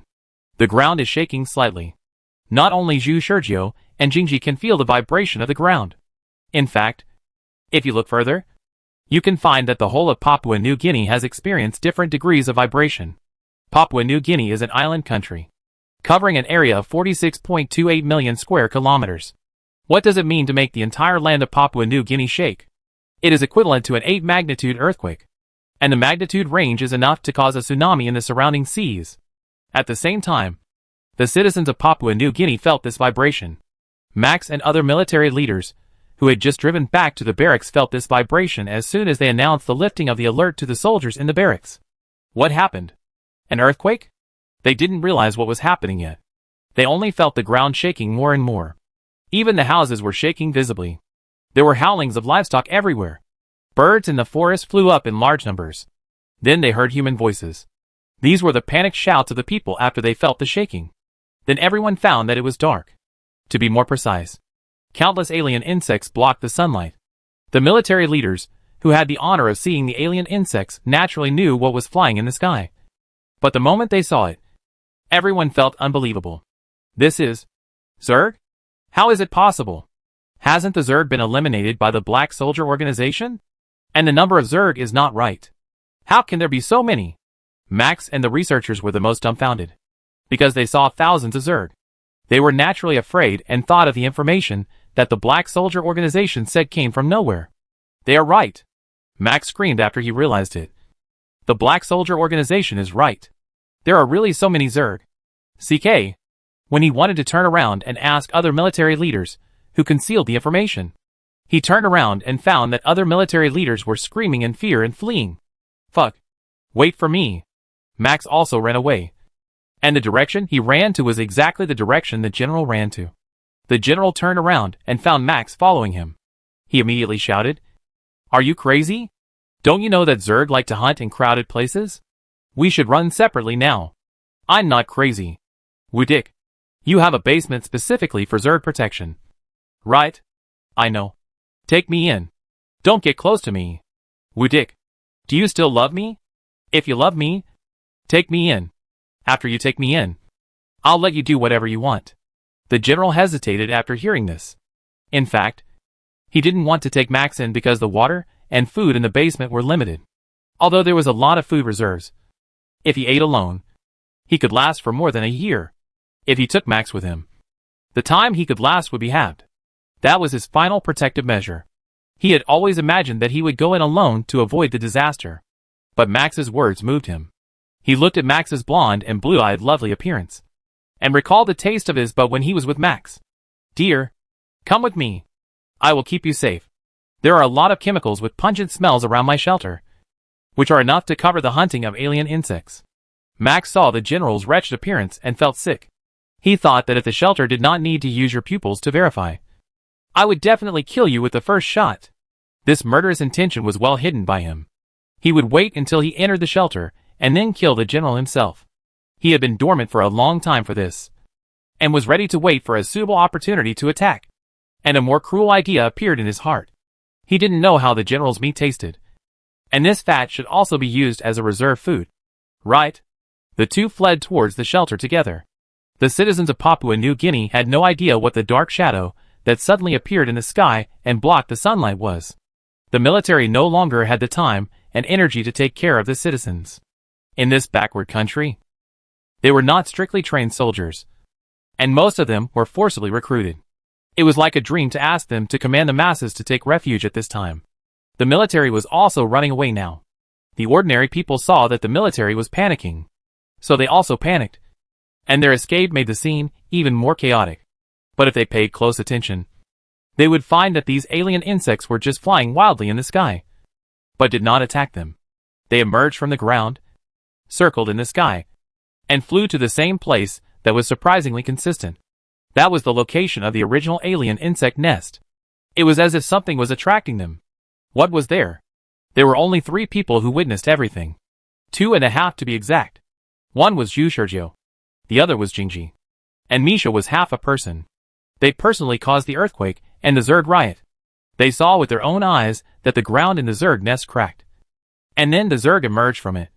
Not just 1 or 2, but countless black shadows at a glance, directly filling the entire Zerg nest space they could see. Now Zhu Sergio didn't need to aim at all, and could shoot a large number of Zerg with just a pull of the trigger. He threw a gun to Jingji, and he held 2 guns and fired wildly from left to right. White light opened the way, killing more than a few Zerg in front, and the next moment the whole was filled by black shadows. What shocked Zhu Sergio the most was the insect girl. At this moment, the insect girl was still moving so fast that she was almost invisible, and she killed the alien insects faster than Zhu Sergio shot and killed them. Zhu Sergio only saw a flash of lightning representing the insect girl in front of him, and then a large number of alien insects fell in front of him like hail. Originally, the entire nest was about to be filled with flying alien insects, but the process of the insect girl killing the alien insects was like the wind, creating an empty area around Zhu Sergio and Jingji. It can be seen how quickly she killed the alien insects. And because the insect girl and the alien insects were flying wildly, the surrounding air was sucked away by the extremely fast airflow, forming a low-pressure environment around Zhu Sergio and Jingji. Under the protection of the insect girl, Zhu Sergio and Jingji retreated from the nest. Fortunately, they were close to the entrance of the alien insect nest, so they quickly retreated again. And then Zhu Sergio was able to see the scene outside. Outside, countless alien insects were still circling in the sky and flying towards them, filling the 2 people's vision without a single gap. Jingji always shot calmly, without any fear of death, but even had the energy to shout Zhu Sergio prophet. "What's wrong? Do you still want to ask where my information comes from?" Zhu Sergio regained his composure after a brief shock, and asked back with a laugh. "No. What I want to ask is, since the insect girl knows where the alien insects are and you can communicate with her, why don't you ask her directly, and have her release pheromones to attract all these alien insects?" Zhu Sergio fired a shot into the sky, his eyes still firmer than Jingji expected. "Because I want to see how many alien insects there are. It seems that the tens of thousands I mentioned are just the tip of the iceberg of the number of alien insects. Now I understand that if we want to kill the insects, we must use large-scale annihilation weapons." Jingji saw sadness and indignation in his eyes, but never saw despair. "You?" Just as he was about to speak, Jingji suddenly felt a sharp pain in his chest. The insect girl was unable to maintain the state of killing alien insects for a long time. And there was a mistake. She was pierced through the chest by alien insects. At the end of her life, she saw the scene of the insect girl being swallowed by the alien insects. And Zhu Shurjiu was pierced through the chest like her. She couldn't figure out what she was thinking until she died. People are dead. Is it still useful to get this information? Chapter 332 Predicting the number of alien insects in advance. Enable the annihilation bombing weapon. Before arriving in Papua New Guinea, Zhu Shurjiu found Jing Ji and said to him, "What did you say?" Jing Ji frowned, not understanding what Zhu Shurjiu meant. "I mean, first evacuate all the citizens of Papua New Guinea, then activate the annihilation bombing weapon and destroy the entire continent of Papua New Guinea. I have a hunch that the alien insects encountered this time may be more than the organization imagined. At least not something that our team of 20 people can handle." Jing Ji was stunned when she heard this. She didn't know why Zhu Shurjiu said such a thing. Obviously, everyone hadn't arrived in Papua New Guinea yet. But this guy was going to annihilate other people's continents. And it was because of his so-called premonition. Does this person have any mental illness? This is very likely. It is said that the more genius a person is, the more different his brain circuits are from ordinary people. Jing Ji didn't know what Zhu Shurjiu was thinking. "Prophet, do you know what you are talking about?" Zhu Shurjiu said calmly. "Don't worry. I know very well. It's just that you don't understand what I mean now. What I mean is that the number of Zerg in Papua New Guinea is not just a few hundred. Their number of Zerg is enough to shake the entire continent." Thorn didn't speak for a long time. She didn't think Zhu Shurjiu was joking. And ordinary people wouldn't make such a joke. She just had one question now. "Where did you get this information from?" Zhu Shurjiu shook his head, deliberately made a riddle, did not answer Thorn's question, and turned away.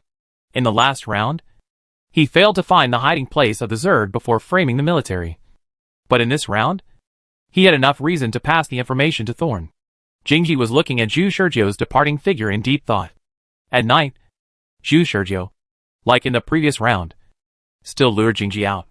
After a fight, Zhu Shurjiu successfully predicted Jingji's gun-raising action with one shot and shot down the gun in her hand. It must be said that the strength of the elite black soldier is really not to be underestimated. Every time he fights with Jingji, he will find that her fighting movements have changed. If Zhu Shurjiu is not very familiar with her fighting style, it would be really difficult to defeat her. "How can you be so strong?" Jingji thought it was incredible, especially Zhu Shurjiu's last change of moves, almost pinching the last bit of limit time to fight with her hard prediction.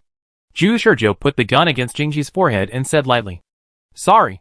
I'm just that strong. I lost. Kill me." Jingji closed his eyes resignedly. But Zhu Shurjiu still chose to pull Jingji into the fictional faction he described, just like before, and then told Jingji the truth about the intelligence he got. So, the information that there are a lot of alien insects hidden under the Papua New Guinea continent was obtained from the military. The military deliberately concealed this information. And in fact, the military leaders wanted to use these alien insects to conduct further research. Jingji was confused by this sudden news for a while. To be honest, she didn't believe a word Zhu Shurjiu said, although Zhu Shurjiu clearly confessed to her about Misha, the product of the insect research plan. This might also be a half-truth used to confuse people. What the truth is, she still needs to explore. And this only requires a simple verification method to explore the alien Zerg nest, and then check whether there are really alien Zergs concealed by the military underground. If the military really concealed the number of alien Zerg, then they are dead. Thorn, who had a general understanding of everything, asked, "You won't kill me? Aren't you afraid that I will report everything that happened tonight and the faction behind you to the organization?" "Go ahead and report it," Zhu Shurjiu said meaningfully. "Do you really think that the people who contact you here, or in the organization, are on the same side as you?" Hearing this, Thorn's mind set off a storm of thoughts. Yes, this mission was assigned to her by the superiors. Originally, she just thought that this mission was just to take a newcomer to perform an ordinary mission. But who could have thought that behind this mission, there was actually a hidden insect research faction involved, and a Papua New Guinea military that was crazy enough to try to raise alien insects for research. So, the people who contacted her might not be trustworthy now. In short, Zhu Shurjiu's statement that there were alien insects hidden underground in the alien insect nest might be false. But his insect research plan must be true, because she saw the insect girl. In any case, even if it was to accurately report the matter of the insect girl to the organization, she had to try her best to survive and entrust this information to a trustworthy person. But who is trustworthy? The first person that came to her mind was the other teammates in the elite team. However, are those teammates really trustworthy? The Da Vinci who brought Zhu Shurjiu into the elite team. At least it is very likely that they are in the same group as Zhu Shurjiu. She still needs to carefully identify who is trustworthy and who is not. At the very least, it is best to wait until she is almost back to the organization before taking further action. Jingji's mind was working rapidly. So the best decision now was to pretend to compromise, and then rebel after obtaining enough intelligence. Thinking of this, Jingji let out a long breath. I know. In this case, I have no choice but to join you. She did not show too much enthusiasm, because she knew that even if she showed a warm attitude, Zhu Shurjiu would not easily believe it. And this lukewarm attitude was just right. Then the two of them went to the residences of other military leaders and questioned about the number of alien insects. The reason for doing this is that if the military leaders really concealed it, then as long as they could force it out in advance, they would not even have to go into the alien insect nest to explore, and it would be no problem to report it directly to the organization. However, nothing was found. These military leaders all unanimously stated that there was no problem of concealing the number of alien insects. They even felt that Thorn's sudden questioning was unreasonable. Thorn did not comment on this. It didn't matter if they didn't answer. They just had to go to the Zerg nest to find out. The next day, she led a group of black soldiers to set off on time and entered the Zerg nest. Everyone stop! At the first wave of Zerg, everyone was ordered by Thorn to stop. They had not yet reached the cave where they encountered the first wave of Zerg, but they just sensed the dangerous omen of death. The only one who didn't feel anything at the scene was Zhu Shurjiu. However, no matter how clear the death omen of other black soldiers was, could they know how many alien insects there were in the cave better than Zhu Shurjiu? 52. Zhu Shurjiu reported the number calmly. Although the other black soldiers heard it, they remained silent. Under the command of Jingji, they covered their pheromones and entered the cave. Jingji was the first to react. She walked in the front and counted the number of alien insects at a glance.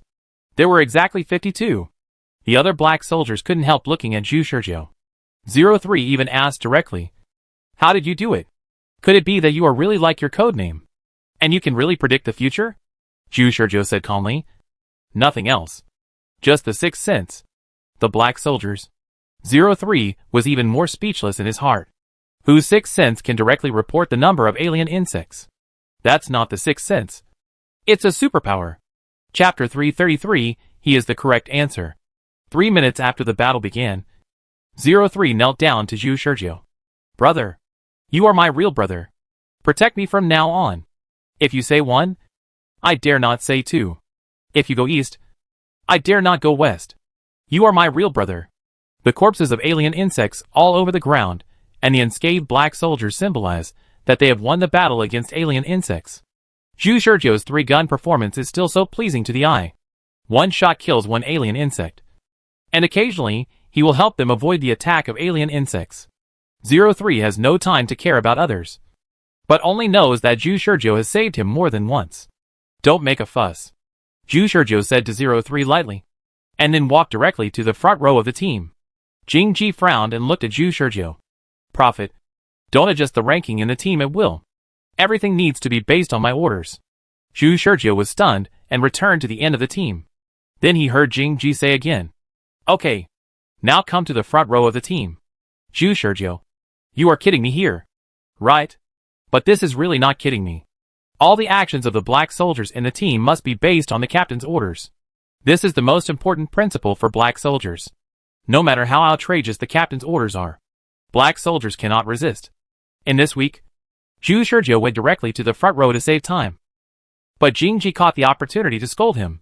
"Your strength is a little stronger than yesterday, than I thought." Jingji wanted to say that his strength was stronger than when the two fought yesterday, but it was not convenient to say. "After all, I brought 2 more guns, so I can shoot faster." Jingji asked Zhu Shurjiu, "If there are more guns, can you handle it?" Zhu Shurjiu answered casually, "Maybe. Maybe not. I haven't tried it. 3 guns is my current limit." "Really?" Jingji was a little unconvinced. Seeing Zhu Shurjiu's 3-gun flow so easily, she thought that this guy must be hiding something. Maybe he was secretly mastering the more incredible 4-gun flow or even 5-gun flow. She overestimated Zhu Shurjiu's strength. After a little rest, everyone continued to move forward. After going deep into most of the map, Everyone stopped drawing maps. Jingji took out paper and map sheets from his bag and handed them to the scouts. 03 came up and said with a smile, "Brother Prophet, it's your turn to watch my performance. I have made some progress in the skills of the reconnaissance department and am about to reach the standard of a formal black soldier." However, Zhu Shizhou turned to look at Jingji and said, "Can you give me a pen and paper?" Jingji raised his eyebrows and said, "You want to try it too? My suggestion is that you should rest for a while like other combat soldiers and get well. You may have a fight later." Zhu Shizhou said, "My map drawing class is higher than you think." As soon as these words came out, Jingji knew what was going on. How could she not know Zhu Shizhou's level? She had studied all the information about Zhu Shizhou the day before they set out, and then concluded that Zhu Shizhou was a genius in all fields, and he had learned almost every course to the midterm level. Of course, this map drawing class was the same. However, if Zhu Shizhou is considered excellent in the eyes of ordinary people and put in the official black soldier team, his level is actually not enough, and he may not even be as good as the old student 03. But Zhu Shizhou now said that his level is higher than they thought. This means that Zhu Shizhou is likely to be inferior in other aspects. So in order to test Zhu Shizhou's ability, Jingji handed over the blueprint and pen. Zhu Shizhou, like other scouts, got the pen and blueprint and began to draw the map in his memory on the map. Of course, he is now drawing the first half of the map. He can't draw the second half of the map now. Otherwise it is not showing his map drawing ability. But superpowers. 03 was very confident at first. But after hearing that the Prophet also has map drawing skills, he suddenly became a little unconfident. He didn't forget that when the Prophet first joined the team, he was at the end of the team like him. This proves that the opponent's combat ability is probably not his strong point. Although this point has been overturned just now, does this mean that the opponent became an elite black soldier not by relying on combat ability? Sure enough, after 03 finished drawing the map, Zhu Shizhou was still sketching the lines on the drawing stroke by stroke, and the speed of drawing was much faster than his. The speed of drawing was faster than his, but it took longer than his, which means that the map drawn by the opponent was more detailed than his. 03 walked over and took a look, and almost choked on his saliva. So detailed? He was shocked.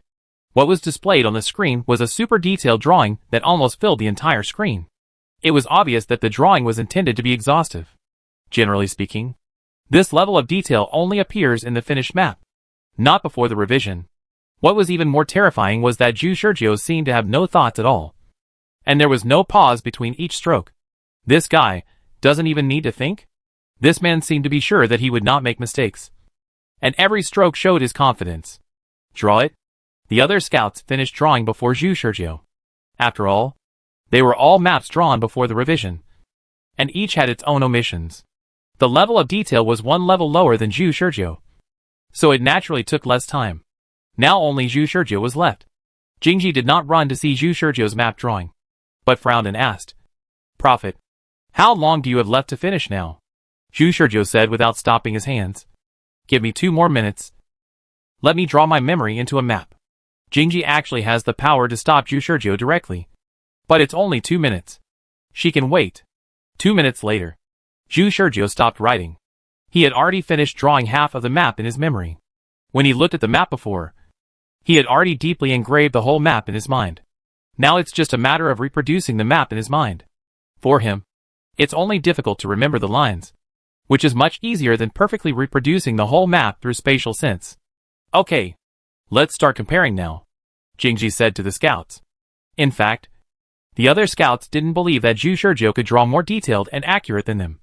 But when they put their own receded maps next to the map drawn by Zhu Shizhou, they were dumbfounded.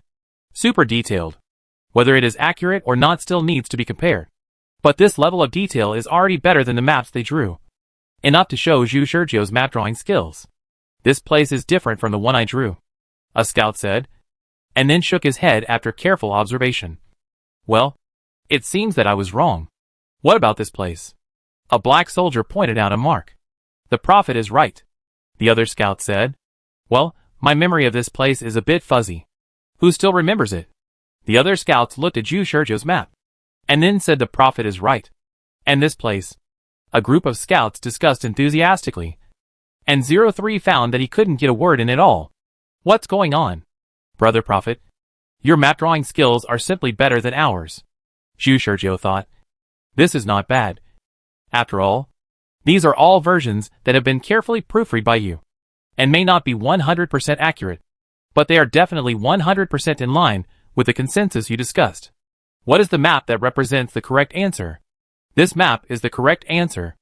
In the end, as expected by Zhu Shizhou, the map he drew was delivered to Jingji intact. Jingji looked at the map drawn by Zhu Shizhou himself, on which the ink had not yet completely dried, and was speechless for a moment. The other black soldiers who drew the map with Zhu Shizhou were all formal black soldiers with rich experience. But the result was not as accurate as the map drawn by Zhu Shizhou. This means that he has reached the standard of an elite black soldier in terms of map drawing ability. Chapter 334, Applying for Assistance.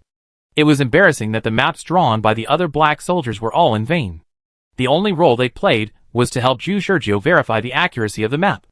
After reading the map drawn by Zhu Shizhou, although Jingji had made a judgment in his heart, he said nothing and just greeted everyone. Everyone keep moving forward. One thing Jingji was thinking about was whether to show mercy to Zhu Shizhou's men when he betrayed them in the end.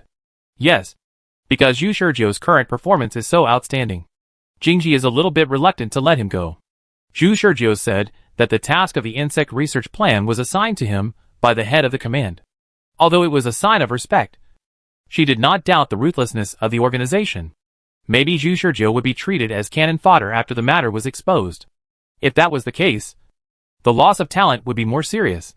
Just talking about this map drawing ability and 3-gun combat power, it is enough to make Zhu Shizhou rank among the elite black soldiers. Jingji glanced at Zhu Shizhou. You are a beautiful woman. Why do you become a thief? But she didn't know that this tangled mentality was caused by Zhu Shizhou. He drew the map not just to show off, but to improve his value in Jingji's eyes, so that Jingji would hesitate to betray him. If possible, he really didn't want to go to the point of a dead end with Jingji. All members continued to move forward, and the subsequent process was similar to the previous rounds. Anyway, with each replay, Zhu Shizhou became more and more adept at fighting, and also trained his memory without thinking. Sometimes he didn't even need to recall when and where he aimed in the previous battle. He could shoot the alien insects just by feeling. The gorgeous 3-gun flow reappeared. In the end, 03 was immune to Zhu Shizhou's 3-gun flow, although it still felt very powerful. It was no longer shocking. However, Zhu Shizhou also had an extremely accurate 6th sense prediction, which was even more outrageous than the 3-gun flow. If the 3-gun flow was the limit operation that everyone could imagine theoretically, then Zhu Shizhou's 6th sense that was accurate enough to report the number of alien insects was really impossible for them to do. After exploring the alien insect nest, everyone repaired on the spot again and began to draw a map. As usual, Zhu Shizhou took a pen and a piece of paper from the thorns and started writing. The other black soldiers looked at each other and then started writing. It was just at this time when they started writing. They were obviously more concerned about Zhu Shizhou's progress than before. When everyone finished drawing and compared their maps next to the map drawn by Zhu Shizhou, they were helpless again. Zhu Shizhou's map drawing once again crushed them. This time, they compared faster than the previous time. They handed Zhu Shizhou's map to the prophet. Captain, the prophet drew this map very accurately. Jingji took Zhu Shizhou's map and took a look. I know. The alien insect nest was explored and Jingji finished writing the report. But according to Zhu Shizhou, there are still countless alien insects underground, which is far beyond the ability of their team of 20 people to deal with. So they need to find a way to detect the alien insects underground. But what method should be used? The simplest and crudest method is to dig the ground. But this also has risks, because once the passage to the ground is dug, human pheromones will spread to the bottom, which is likely to wake up the sleeping alien insects. Once the insect tide is triggered, the people of Papua New Guinea will definitely not have time to evacuate. So, what should we do now? Zhu Shizhou knew that Jingji was thinking of a solution, and he and Jingji came to a corner far away from the team and began to discuss the underground alien insects. After Jingji finished thinking, he gave an answer. The only way now is to ask the organization for help. Zhu Shizhou's spirits were slightly lifted, and he knew that the key point was coming. How to do it? Can't we directly apply to the organization for bombing and annihilation strikes on Papua New Guinea? Of course not, because we don't have any evidence that there are alien insects underground. Do you know why I want to lead the team into the alien insect nest? Naturally. It's because I want to use my sixth sense to personally feel the alien insects underground. If I can feel it with my sixth sense, then I can use my authority to apply to the Organization for Annihilation bombing weapons. But I didn't feel it. In other words, Jingji has this authority. But she is unwilling to report to the organization without confirmation. I see. Zhu Shizhou understood. So what do you mean by asking the organization for help now? It's very simple. Let the organization send an elite black soldier with a keen sixth sense. As long as that elite black soldier can sense the existence of the underground alien insects you mentioned, I will use my authority to apply to the Organization for Continental Annihilation Weapons. Okay. Let's do it, Zhu Shizhou said. However, Jingji looked at Zhu Shizhou and said, Aren't you afraid of problems? You know, I still have secrets about you. If I let the organization send elite black soldiers over, I will most likely pass on the intelligence of your faction. Zhu Shizhou smiled and said, It doesn't matter. This fearless attitude made Jingji a little unsure of what he meant. Zhu Shizhou looked at Jingji meaningfully and said, But I advise you not to act rashly, because the tentacles of our faction may be deeper than you think. Jingji frowned. The conversation between the two ended here. After returning to the team, 03 was very curious about what Jingji talked about with Zhu Shizhou. But now Zhu Shizhou had reached the front of the team, and he couldn't talk to him at all. The black soldiers came out of the cave. The senior military officials of Papua New Guinea came to greet them. My lords, have all the Zergs been wiped out? Thorn said. It's not over yet. Max and his group were confused. Thorn didn't explain too much, but said, We need to ask the organization for help. You need to continue to be alert. Max and his group didn't know what happened. The black soldiers entered the Zerg nest and walked around and came out. It's no wonder they thought so, because the black soldiers are now unscathed, which is beyond their understanding. In their understanding, clearing hundreds of Zerg should at least be injured. What's more, the Zerg came out before they were completely wiped out, and everyone had to suspect that the number of Zerg inside might be more than they thought. So Max and his group urgently summoned the researchers. Are there really only hundreds of Zerg inside? After understanding the situation, the researchers replied, Not necessarily, because we calculate the number of Zergs through the mountain space and the estimated Zerg living density. So the calculation may be biased, but the deviation will not be too large. Max kicked the researcher who was talking and said, What nonsense! Get out of here!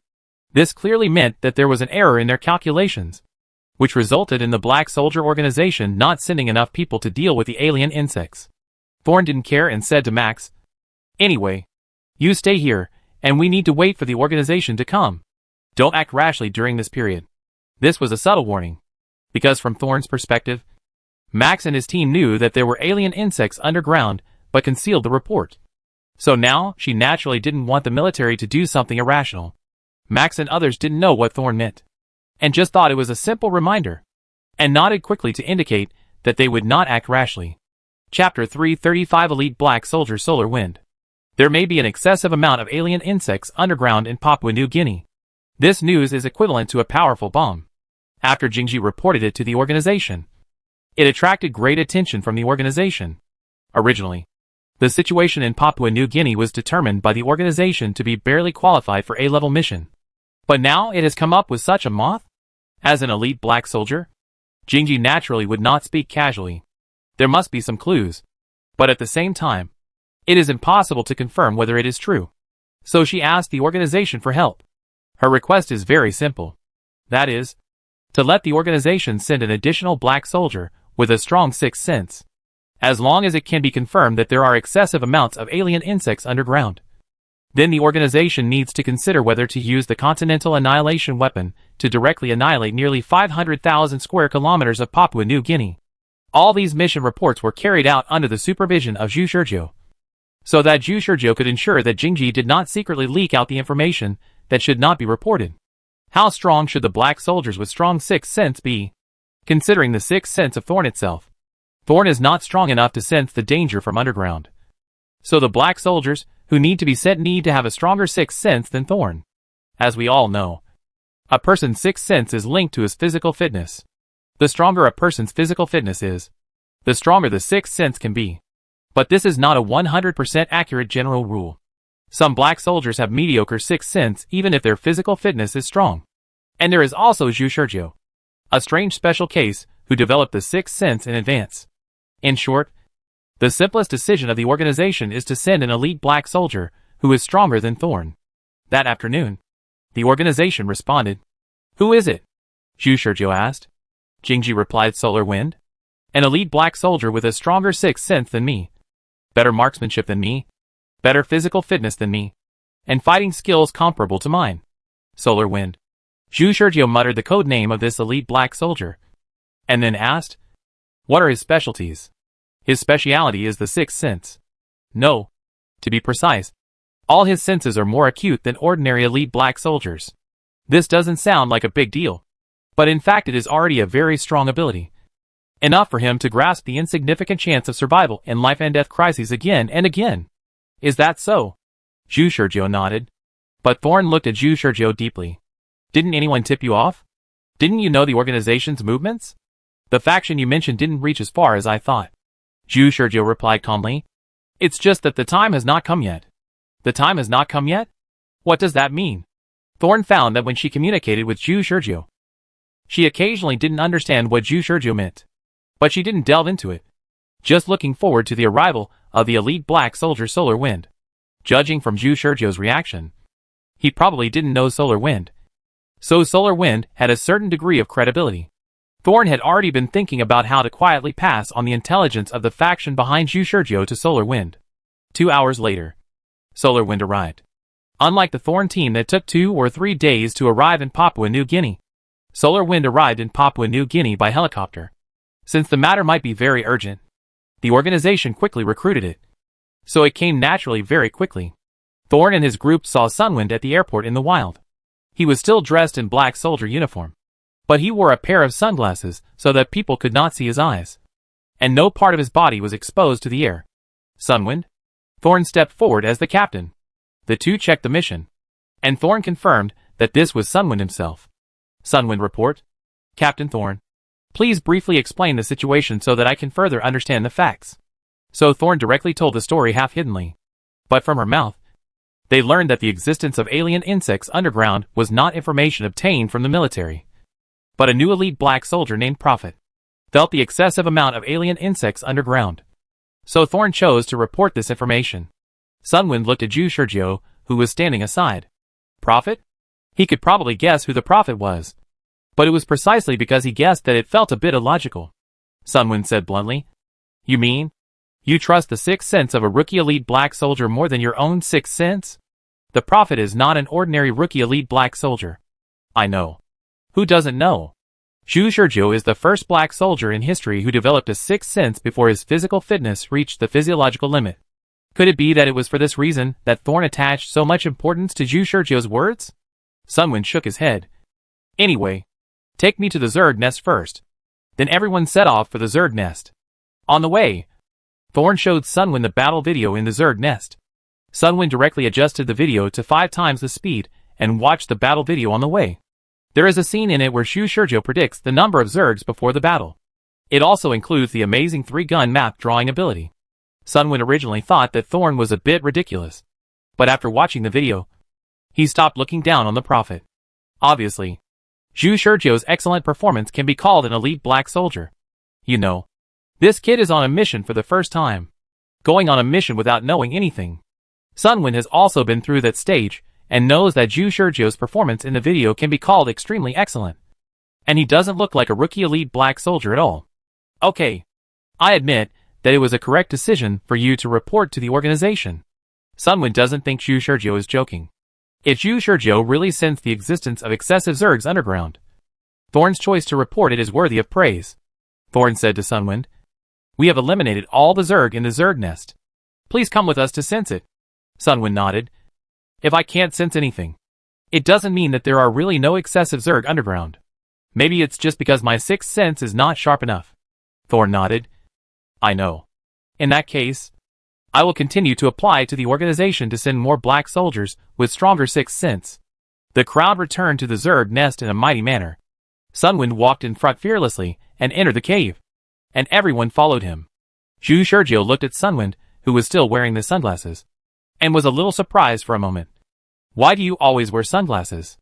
Don't you feel dark? Sun Wen glanced at Zhu Shizhou. Sometimes a person's eyes can also reveal his true identity. I don't want my identity to be exposed because of this. Is that so? Zhu Shizhou glanced at Sun Wen thoughtfully. Of course. There is another reason. Sun Wen suddenly added, while opening his arms. The dimness in front of me can make my sixth sense more acute. My body can more clearly feel the various pheromones from the environment, helping my sixth sense to make the most accurate judgment. Sun Wen stood in the middle of the cave, completely letting go of his sixth sense. After a while, he put down his open arms and shook his head at everyone.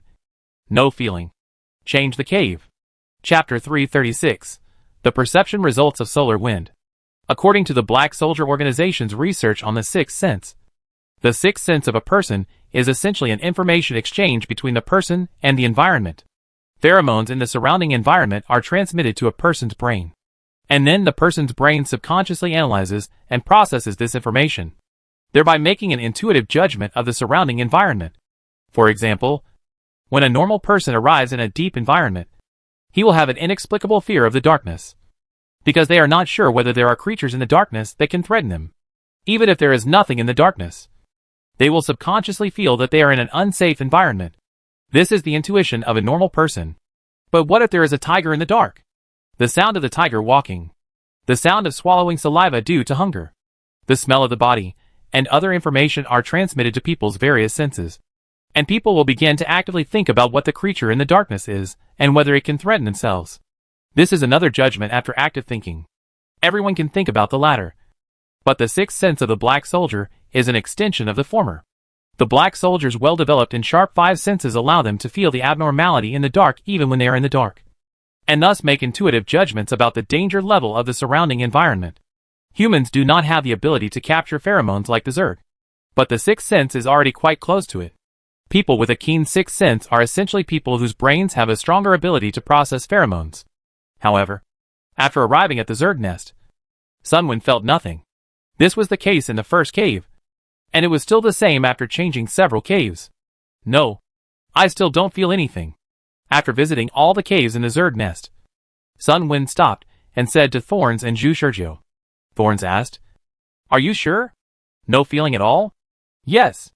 Anyway, I don't know how the prophets sensed the Zerg underground. In my opinion, I couldn't feel anything at all, let alone sense danger.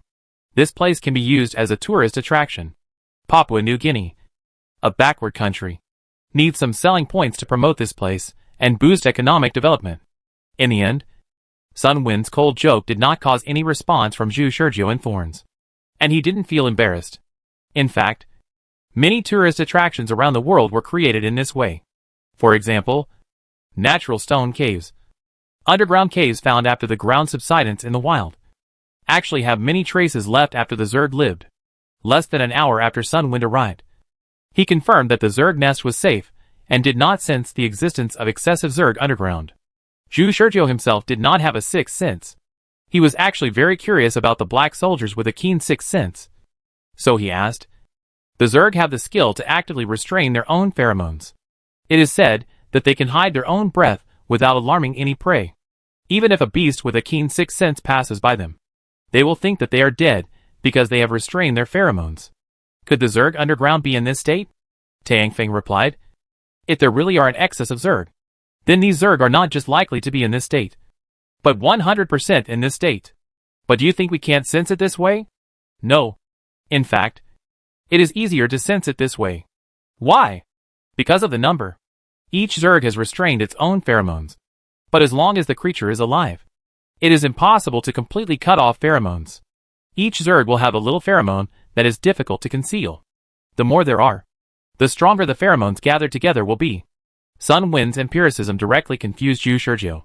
This theory seems correct, but the fact is that the pheromones of the excessive Zerg underground are blocked by the thick crust, so he could not sense the existence of the Zerg. Sun Wen thought that the Zerg were hiding in the shallow soil, so he came to the wrong conclusion. After saying that, Sun Wen looked at Zhu Shizhou and said, "Prophet, are you sure you sense the existence of excessive Zerg underground?" Zhu Shizhou said, "Yes." Sun Wen was defeated and said, "Okay, then it seems that you can only ask for help from others. Anyway, I can't sense it. Everyone left the Zerg nest.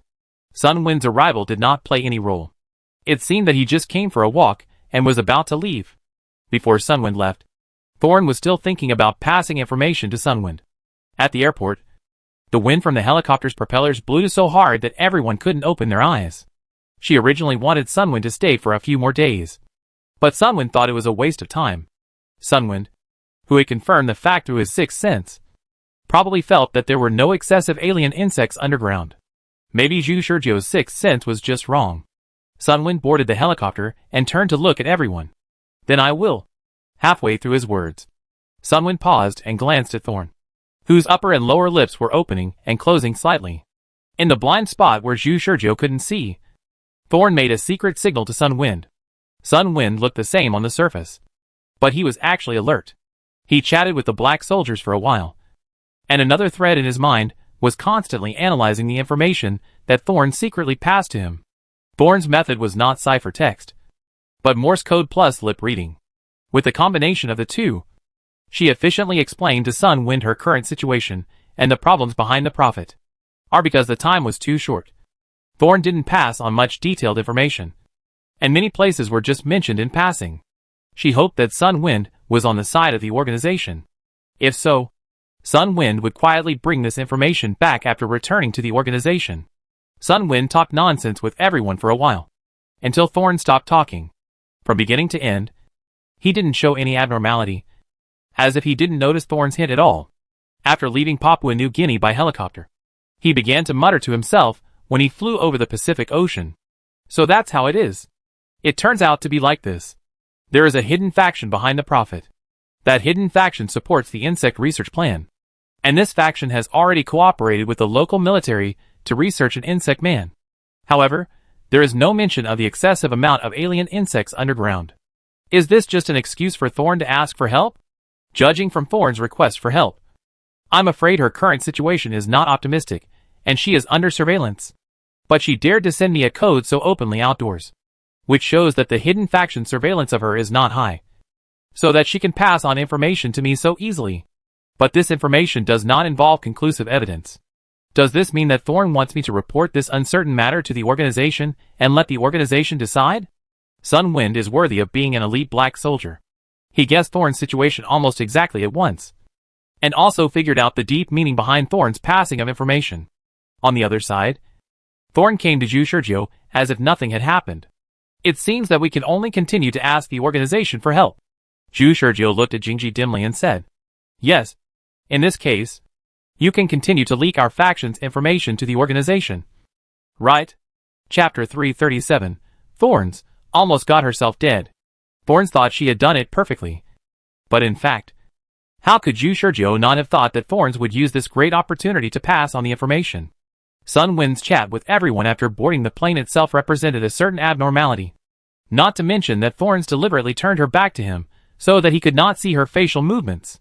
Who knows what method Thorns used to pass the information to Sunwind? However, Zhu Shurjio did not stop him, because he had expected this. He came directly to Jingji and said bluntly, You have just passed the information about me and the faction behind me to Tangfeng.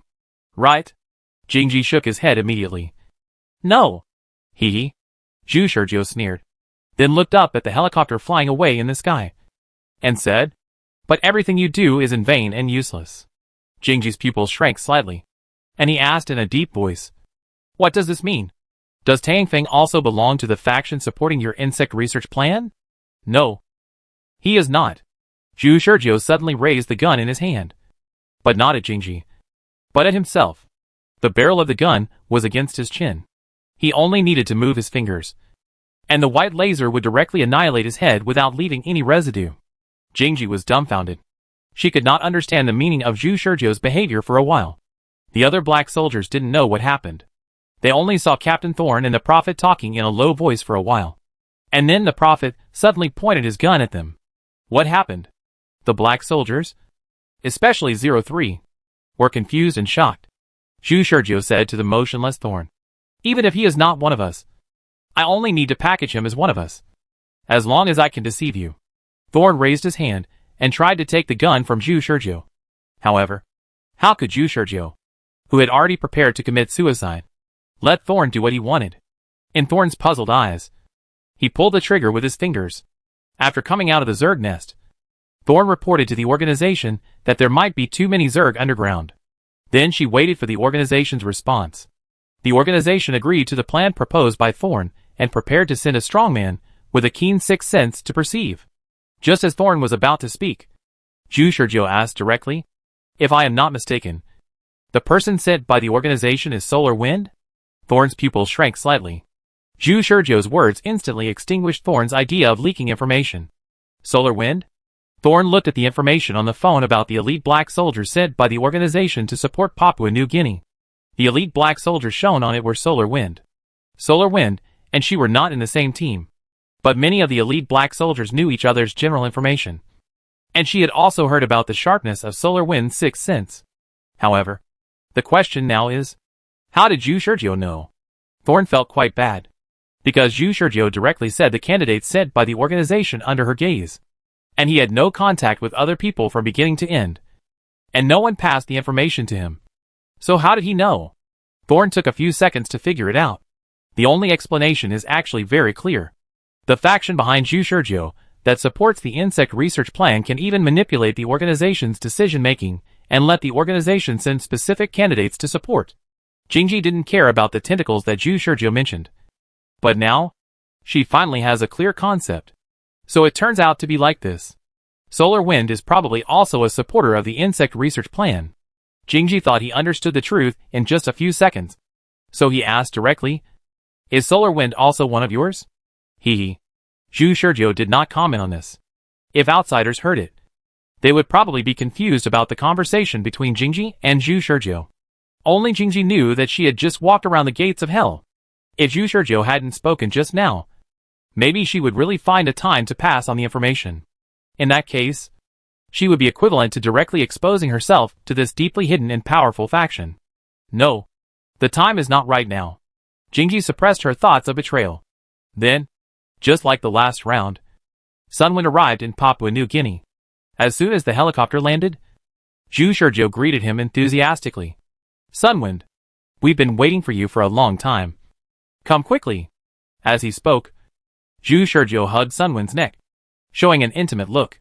Sunwind? He didn't understand. Who is this guy? Sunwind frowned slightly, and was about to raise his hand to push away the black soldier who suddenly approached him. But in the next moment, Zhu Shurjiu let him go. Just hugged him for a while, and then let go. And this scene looks like Zhu Shurjiu enthusiastically greeted Tang Feng and gave him a big hug. Didn't you see Tang Feng also raised his hand to hug Zhu Shurjiu? The other black soldiers thought so. Not to mention Jingji. She is now 100% sure that Zhu Shurjiu knows Tang Feng. And Tang Feng is also a member of the faction supporting the Zergman research project like Zhu Shurjiu. Afterwards, Jingji introduced Zhu Shurjiu to Tang Feng. "This is the Prophet." Tang Feng glanced at Zhu Shurjiu. "You are the Prophet? Nice to meet you." He thought that the Prophet was more enthusiastic than he imagined. According to rumors, this genius student didn't like to talk to other students during the course. He originally thought that Zhu Shurjiu would be more cold and stand aside without making a sound. But he didn't expect that he would be hugged by this guy as soon as he landed. Zhu Shurjiu smiled and said, "Sunwind, I've heard of you. I heard that your sixth sense is very sharp. A new student may not even recognize all the other members of the elite team he belongs to. How could he have heard of him casually?" In Sunwind's opinion, it should be Thorns, who told Zhu Shurjiu about his relevant information. He shook his head and said, "My sixth sense is sharper than that of ordinary black soldiers. But if I can't sense anything later, I suggest you continue to apply to the organization for support from other sixth sense people. It's still about the same." Thorns looked at the two guys who pretended to be unfamiliar, and were speechless. She really wanted to say that you two don't have to pretend, because she knew it all. In comparison, there are more important things to do. So Thorns chose to lie dormant. Sunwind glanced at Thorns. He didn't know what was going on, but he always felt that Thorns was on guard against him. What was she on guard against? He didn't understand. He had to do what he had to do. And Sunwind followed everyone to the Zerg nest. He hadn't been able to sense it in the last round, and it was the same in this round. After sensing it, he was directly convinced in his heart that there were no excessive Zerg underground. And perhaps Zhu Shurjiu had sensed it wrong. Sunwind visited Papua New Guinea, and then left by helicopter again. Go on. Zhu Shurjiu glanced at Thorns, who had an expressionless face. Continued to apply for support from the organization. Sunwind's sixth sense is still not good enough. Thorns looked deeply at Zhu Shurjiu, who was confident. And his bad premonition became stronger. The faction behind this guy can't really make every black soldier sent by them their people? Chapter 338 Redeemer. After Sunwind left, Thorn reported to the organization again, asking the organization to dispatch another black soldier with a keen sixth sense to investigate. The second black soldier who came was an elite black soldier named Redeemer. Redeemer. This code name sounds awesome, Zhu Shurjiu said. Thorns replied. Redeemer is a veteran elite black soldier. His code name has been used countless times, like the code name Savior. You should know that code names of this style are generally easy to register. Zhu Shurjiu nodded. When he was brought into the elite team by Da Vinci, he wanted to register the codename Savior. But Da Vinci told him at that time that the codename Savior was not auspicious and had been used all the time. Every owner of this codename died in the Zerg. Until now, there are still people occupying this codename. If you think about it, you will know that other codenames with similar styles to Savior will also be in the same situation. The Redeemer belongs to the support department. His qualifications are much better than mine. He was already famous when I just became an elite black soldier. Since his department is the support department, he often appears in various elite teams. He has also appeared in our elite team, so I have met him several times. Support department? Zhu Shurjiu thought for a while and said, I heard that the black soldiers in the support department have a weak sense of presence. Is this true? In the black soldier training base, Zhu Shurjiu took courses in the support department, not to mention number 498. Who was born with a weak sense of presence. The other students in the support department did not have a strong sense of presence. Zhu Shurjiu didn't know if it was still the case after becoming a black soldier. Whether one's sense of existence is strong or not is essentially related to pheromones. Jingji said, people with a weak sense of existence are actually because they can restrain their own pheromones. And then, they are more likely to be ignored in the eyes of others. On the other hand, people with a strong sense of existence are because their bodies release strong pheromones from the inside out. You should understand this. Right? Zhu Shurjiu nodded. The Redeemer's breath concealment ability is very strong.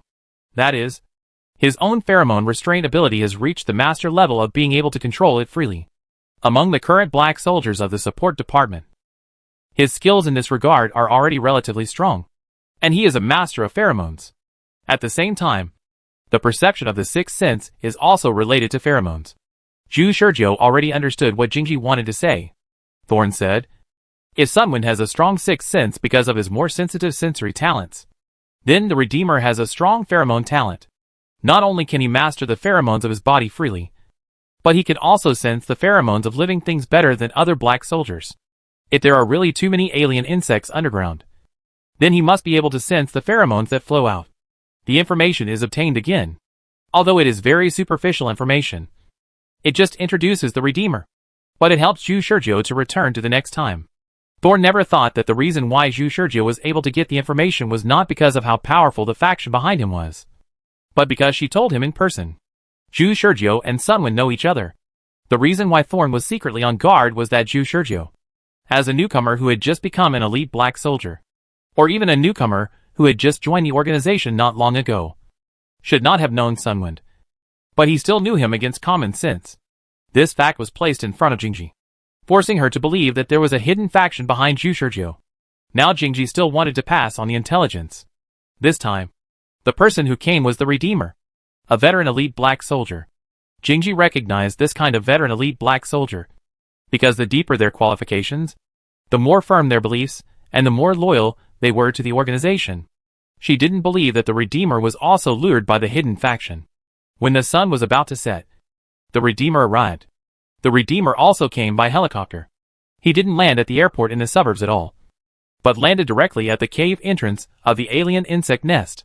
The strong wind from the helicopter's propeller blew the leaves of the entire forest, and the dust flew wildly.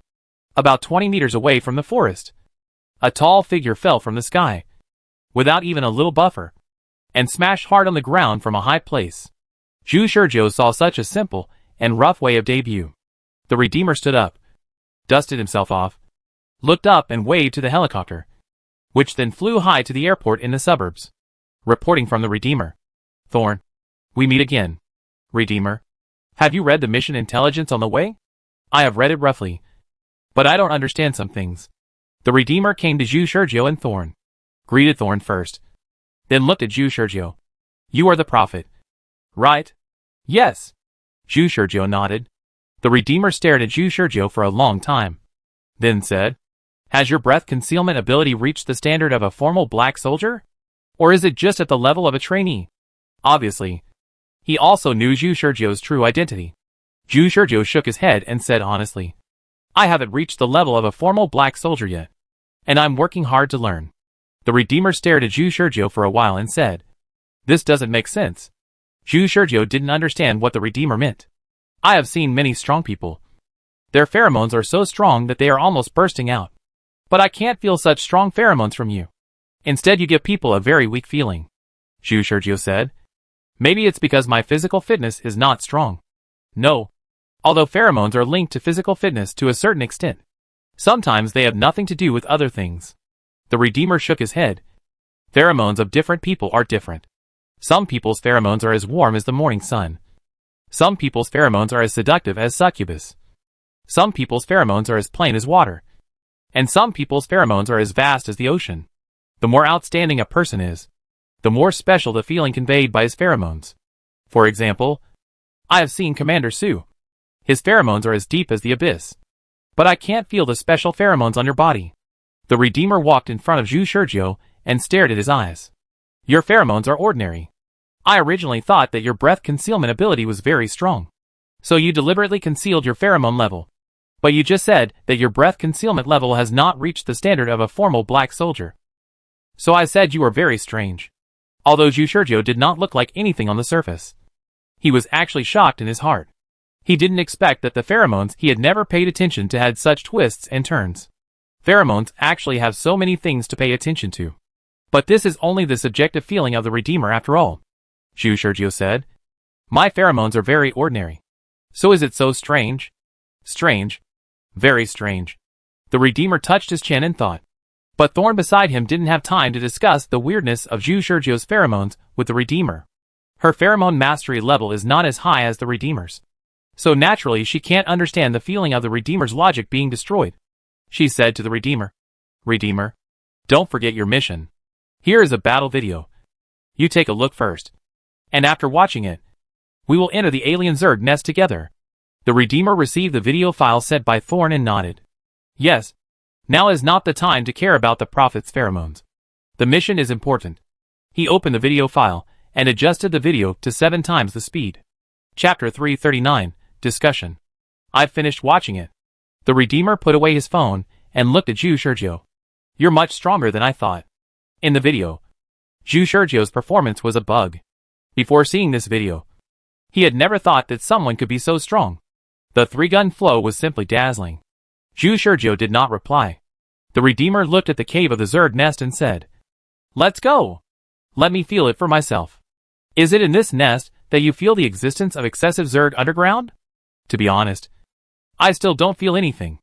Maybe my sixth sense is a little weaker than yours. The Redeemer's words were not modesty. The sixth sense is a mysterious thing. At present, science can only find a direction related to pheromones for research. When Zhu Sergio, this weirdo, came out, the Black Soldier organization did not dare to blindly believe in the current sixth sense theory. The Redeemer didn't know what Zhu Sergio's sixth sense was. But if there were a large number of alien insects underground, then his sixth sense should have been triggered the moment he landed in Papua New Guinea. But now, he didn't feel anything at all.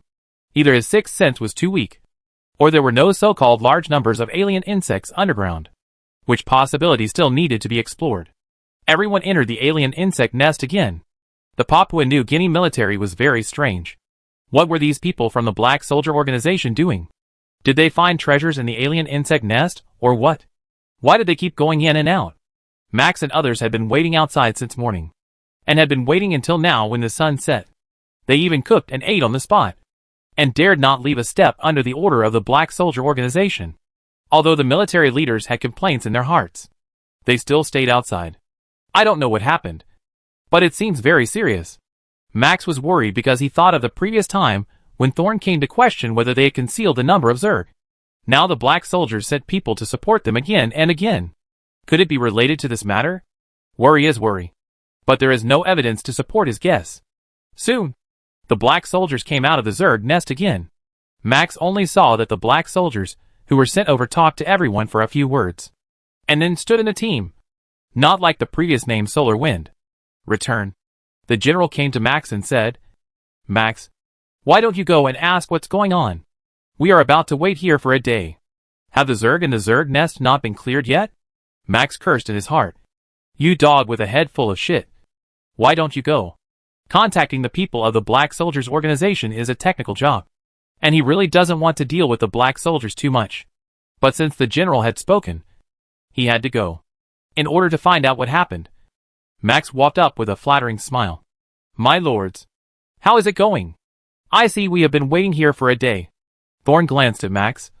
Don't ask about things you shouldn't ask about. At this time, Max heard a male voice coming from his side. Anyway, I'm sure I'll act with you, and you can continue to ask the organization for support. To be honest, I just have a vague feeling. But I'm not sure. If I want to be sure, I still need to ask the organization to send someone with a stronger sixth sense than me. Max was startled and turned around to find a black soldier standing next to him. Where did this guy come from? Max didn't even notice. Thorn ignored Max and nodded to the black soldier beside him. I know. Max was confused and was quickly driven away. When he returned to the general, he gave his own guess based on the conversation between the black soldiers and Thorn's visit last night. General, I think it has something to do with what happened last night. They found a large number of alien insects underground? The general leaned in and said, Are you sure it's not because of the insect man? Max shook his head quickly. General, I don't know. I suggest that you just pretend that there is no insect man. I heard that the black soldiers have very sharp senses, so don't mention it secretly.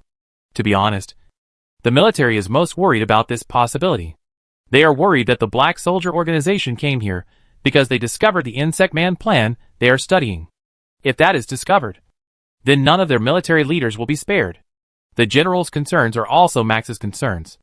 But Max is more nervous than these military leaders. Because if you really want to say it, he is the culprit who brought the Zerg research project to Papua New Guinea. If the Black Soldier organization finds out, he will be the first person to be held accountable. And what happened to Zhu Shurjo and his team was also very simple. The Redeemer walked around after entering the Zerg nest, and did feel a vague bad premonition. But the sixth sense is not as specific as the other five senses. The Redeemer can only judge that there is indeed something wrong in the Zerg nest. What is actually wrong? Is it because there are too many Zerg underground? The Redeemer's feelings are very vague. It was so blurry that if you didn't pay attention, you might think it was an illusion. However, I felt something different after all. Although I was not sure. Thorn finally had a basis to continue asking the organization for help. The endorsement of a veteran strongman like the Redeemer was still useful. The organization attached great importance to the feedback from the Redeemer, and replied to Thorn that they were recruiting people. The Redeemer did not leave, but chose to act with them, which was also the intention of the organization. Because if there are really too many alien insects in Papua New Guinea, then black soldiers with strong sixth senses are needed to be stationed here. And if there is any danger, the Redeemer can report it in time. In addition to the strong sixth sense, my combat ability is also good. I should be the strongest one in the team now. The Redeemer said what he thought was the truth without hesitation. Thorn did not refute, but nodded with a look of agreement. Zhu Shurjo asked with some doubt. Even after watching my battle video, do you still think so? The Redeemer looked at Zhu Shurjo. Before the organization sends anyone over, do you want to spar with me? He actually wanted to find out why Zhu Shurjo's pheromones were so strange. Zhu Shurjo raised his eyebrows. Come on. Anyway, judging from the look of Jingji, he would probably find a way to secretly pass information to the Redeemer, which means he would have to go back to the game again. Since he was going to go back to the game anyway, he might as well see how powerful the Redeemer was. If possible, he also wanted to build a good relationship with the Redeemer, and then get more information from him, so that Jingji would be misled into thinking that the Redeemer was also a member of the faction supporting the insect research project. The Thorn hesitated for a moment, but did not stop the two from fighting. The Redeemer and Zhu Shurjo came to an open space near the Zerg nest. Zhu Shurjo only took one gun, The Redeemer asked. Aren't you going to fight with all your strength? You can take 3 guns. Zhu Shurjiu shook his head. The 3-gun flow is used to deal with Zerg. I'm afraid I can't hold back. The Redeemer moved his body. It doesn't matter if you don't hold back. Use your 3-gun flow. Zhu Shurjiu was surprised. Are you sure? I'm sure. Come on. The Redeemer said calmly. Okay. There are not many opportunities to fight with the strong. Zhu Shurjiu picked up his interest and re-equipped 3 guns. Chapter 340. Advanced Application of Extreme Dodge. The battle started very quickly and ended very quickly. Zhu Shurjiu was not proficient in the true 3-gun flow. He had mastered the 3-gun flow skills through countless rewinds. But this 3-gun flow was used in conjunction with the rewind. If he did not rewind, his 3-gun flow would only be a useless show. The Redeemer's 6th sense was really sharp. Whenever Zhu Shurjiu raised his gun to prepare to shoot, the Redeemer would deviate from the direction first. And the speed was incredibly fast. Much faster than the thorns that Zhu Shurjiu had fought several times. As a veteran elite black soldier, his physical fitness was of course stronger than the thorns. Since Zhu Shurjiu was not familiar with the Redeemer's combat ability, when his first shot failed to hit the Redeemer, Zhu Shurjiu missed the biggest chance to win. In a blink of an eye, the Redeemer quickly closed the distance between the two, and then forced Zhu Shurjiu to move with his gun, and accurately hit the gun he placed on his waist ready to use at any time. Zhu Shurjiu could even feel a burning sensation coming from his waist. And then the 3rd gun hanging on his waist was destroyed. The process after that was nothing more than Zhu Shurjiu constantly moving and shooting. But not even a hair of the Redeemer was hurt. The strange thing is that Zhu Shurjiu thought that he should be able to hit the target after firing a shot many times. But the white light always passed by the Redeemer, making him almost doubt his aiming and shooting ability. In the black soldier training base, Zhu Shurjiu was already able to shoot wherever he pointed at in the current distance of the battle. This is a skill that even a pig can learn after so many replays. But this ability seems to have failed in front of the Redeemer. The Redeemer relied on Zhu Shurjiu's mistakes to close the distance between him and Zhu Shurjiu.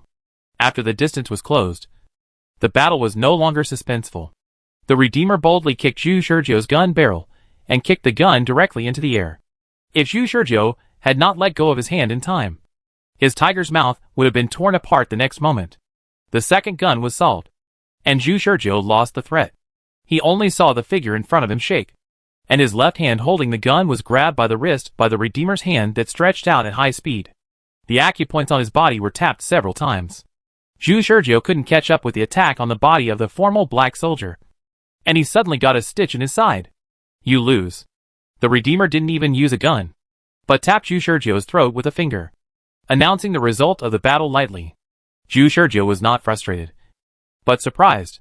He needed the acupuncture points on his body and took a breath. Ahem, how did you do it? The Redeemer said. Your combat ability is far ahead of your peers, but judging from your performance just now, it is not as good as the average black soldier. Especially your reaction ability and temporary response ability. It is very different from your performance in the combat video. Did you let it go? Zhu Shurjiu naturally knew what was going on. His combat experience can gradually become richer with each battle. But there is one thing he cannot change no matter what. That is, the various indicators of his body. In the combat video, his reaction ability and temporary response ability seem to be strong. But in fact, they are all adjusted through replay, which is not his real level at all. By predicting, he makes himself look like he has a great reaction ability. The Redeemer compares his current level with that video, and there is naturally a gap. Sorry, I really didn't want to let him go, but the crisis just now was not enough to threaten my death, and I happen to be the type who can show strong fighting ability in more dangerous situations. So, this explanation is barely acceptable.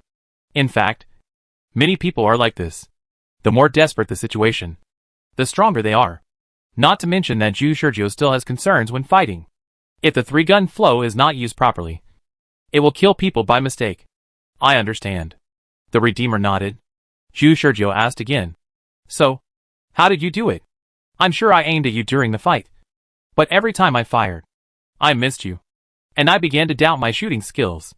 The Redeemer said. Your shooting skills are not a big problem.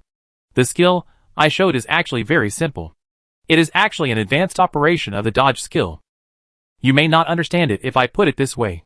Come on. Point the gun at me. Zhu Shurjiu raised the gun and pointed it at the Redeemer's forehead. At this time, the Redeemer's forehead was only 10 centimeters away from the muzzle. Pull the trigger, the Redeemer said. What did you say? Zhu Shurjiu was stunned. You want to dodge at this distance? Don't worry. This skill has been integrated into my bones. And my dodge is not to dodge the laser, but to dodge your shooting finger. As long as you can grasp the timing of Zhu Shurjiu pulling the trigger and see the muscle movement of his fingers, you can successfully dodge at the right time. Zhu Shurjiu believed the Redeemer, and without hesitation, he pulled the trigger with his finger. A white light flashed suddenly, and the Redeemer's head had already turned away. This shot blasted the trees in the forest behind him, and blasted a path all the way. How is it? You can see more clearly than in the battle, right? Did you find anything? Zhu Shurjiu thought for a moment. Your dodge time is quite extreme. Yes, this is what I call the advanced use of dodge skills, which is nothing more than dodge time when dodge, the Redeemer said lightly. To be frank, it's not worth mentioning. The reason why you feel that you clearly aimed but failed to hit the target after shooting is because my dodge time is too extreme, so that your brain's judgment of my position still stays at the original moment, which gives you the illusion that you have made a mistake in aiming. In fact, this skill is useful, but it is not very useful either, because generally speaking, this skill is used to deal with human enemies. It is not recommended to use it to such an extreme when dealing with alien insects, as it is easy to overturn. However, if this skill is practiced to the great level, it will undoubtedly increase many attack opportunities. For example, during the battle, the Redeemer basically did not waste any time.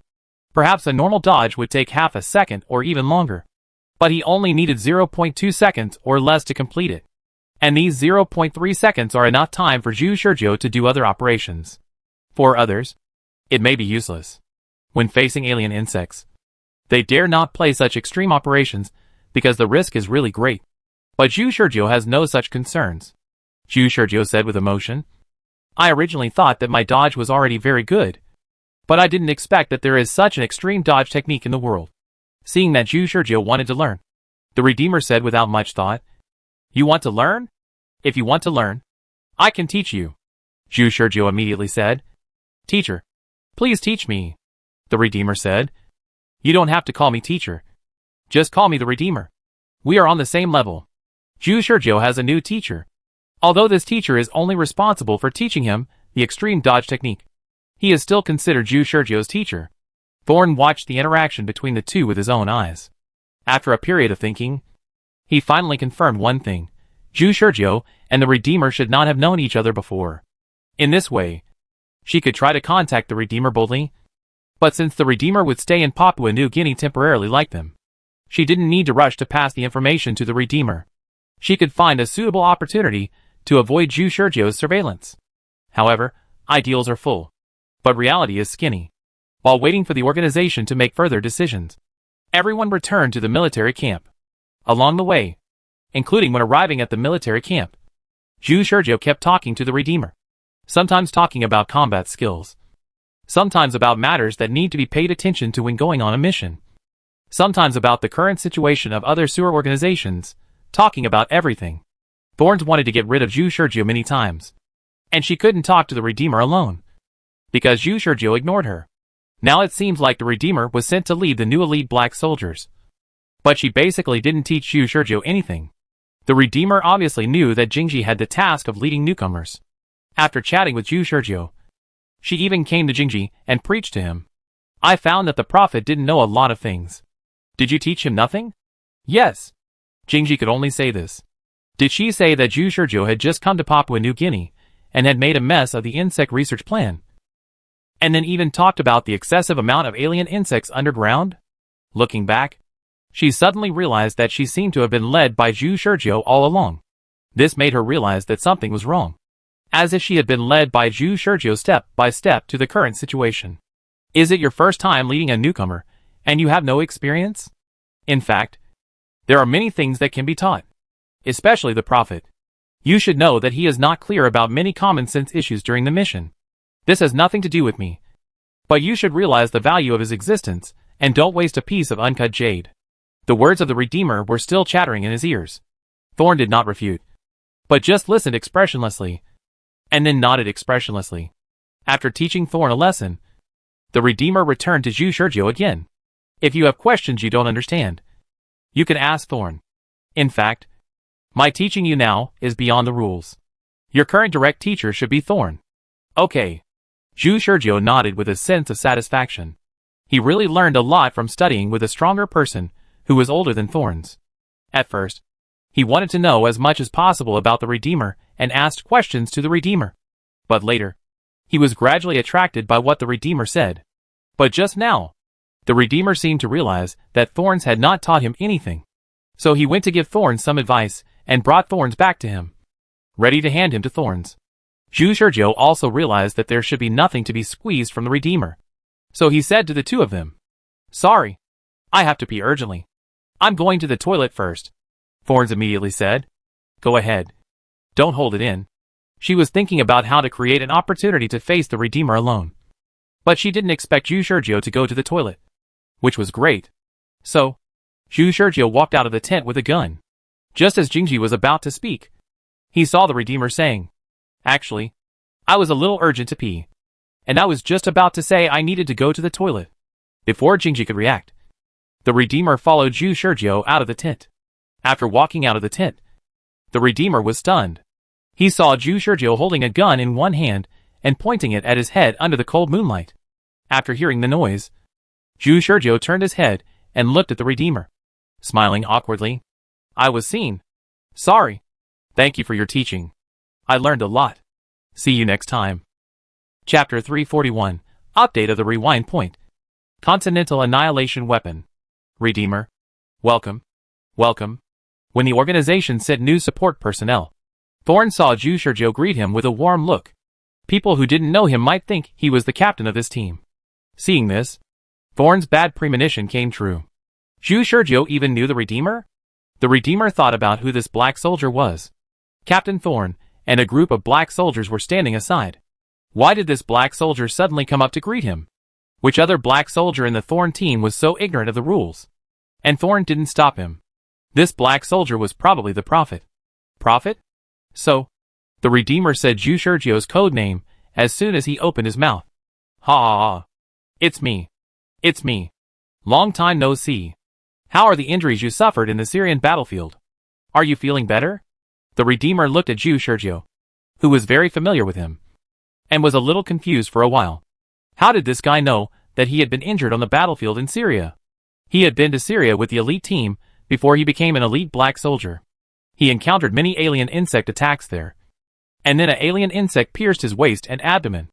And he almost died. Although he was lucky to survive. He had sequelae. Whenever he moved his waist and abdomen, he would feel dull pain. After several years of painstaking treatment, he finally recovered from the injury and eliminated the sequelae last month. The Redeemer didn't know how Zhu Shurjiu knew. A new elite black soldier. How well informed. After thinking about it, the only thing he could think of was that Thorn told Zhu Shurjiu. But how did Thorn know about it? Although it was no secret that he had eliminated the sequelae, it was not a big deal at the same time. It was beyond the Redeemer's expectation that Thorn would know about it. While thinking, his hand had already grasped the hand that Zhu Shurjiu had extended. "Yes, I am a prophet. We have been waiting for you for a long time." The Redeemer nodded. "Well, I have heard about it. What do you say? Do we start now or what?" At this time, Thorn finally came up. "Do you need to adjust your status?" The Redeemer said. "I have no problem. I am in great condition now." Thorn glanced at the Redeemer indifferently. "If there is no problem, then let's start now." After that, Thorn went to organize the team. The Redeemer frowned slightly. He felt that when Thorn came over, there was a slight sense of danger around him. As if he was being stared at by a guy who was ready to attack at any time. Why? Why is Thorn so hostile to him? However, this feeling is very faint. The Redeemer was distracted for a moment, and the sense of danger disappeared. As if the hostility he felt just now was an illusion. The Redeemer was slightly on guard in his heart. But he didn't care too much. The group entered the cave, and the results of the exploration were the same as the previous round. They still didn't notice anything. And even the Redeemer had only a little vague feeling. However, this was enough to become the basis for Thorn to continue to ask the organization for help. While waiting for the organization to come to help, The Redeemer and Zhu Shurjiu issued an invitation to compete. This time, Zhu Shurjiu held on for a while longer in the hands of the Redeemer. But this is not enough. The Redeemer still has the same question: did you let him go? Zhu Shurjiu shook his head. He has not been able to let him go so far. However, he could feel that he was getting familiar with the Redeemer's fighting style and skills little by little. Just like when he fought with Thorns before. As long as he fought enough times, he could understand all the Redeemer's fighting skills. Everyone returned to the barracks. In the last round, Zhu Shurjiu felt that he had understood the Redeemer well enough and went back to the game. But in this round, he chose to wait. Until the night, the Black Soldier organization still did not respond to everyone. Zhu Shurjiu took out his mobile phone to check the time. Long before. In order to ensure that the accuracy of the replay update point was not affected by the time difference, he directly adjusted the mobile phone time to the capital time. When the Black Soldiers perform their tasks, they usually follow the local time to perform their tasks. Zhu Shurjiu did not know what time it was in Papua New Guinea, but he could see that the replay point would be updated in 10 minutes.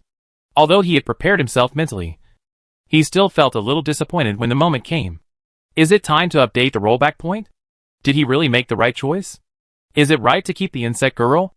Is it right to point out that there are too many alien insects underground?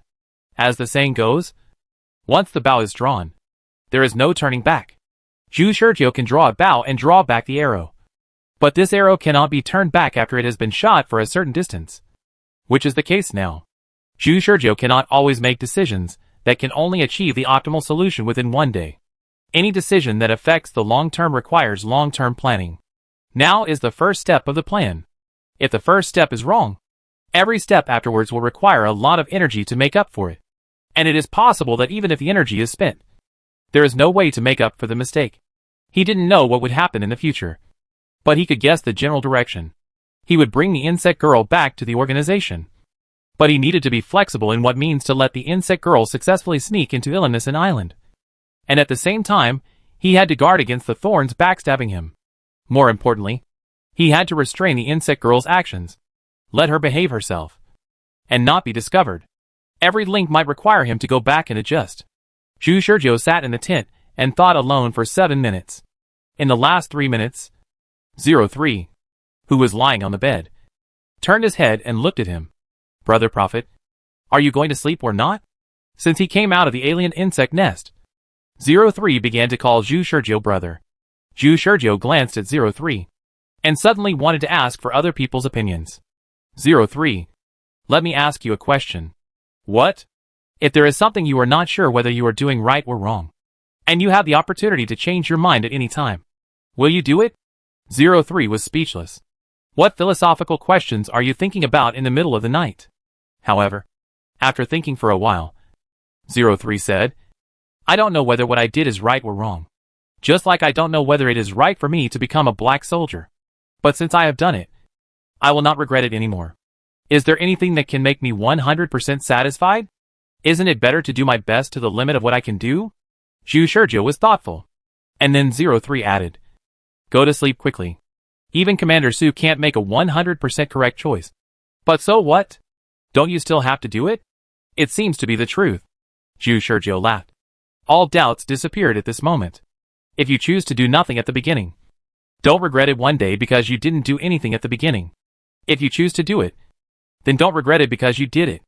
As long as you always stick to your own ideas and believe that you are right, you can save the world. The last 3 minutes passed quietly during the conversation. Time moved forward for a day.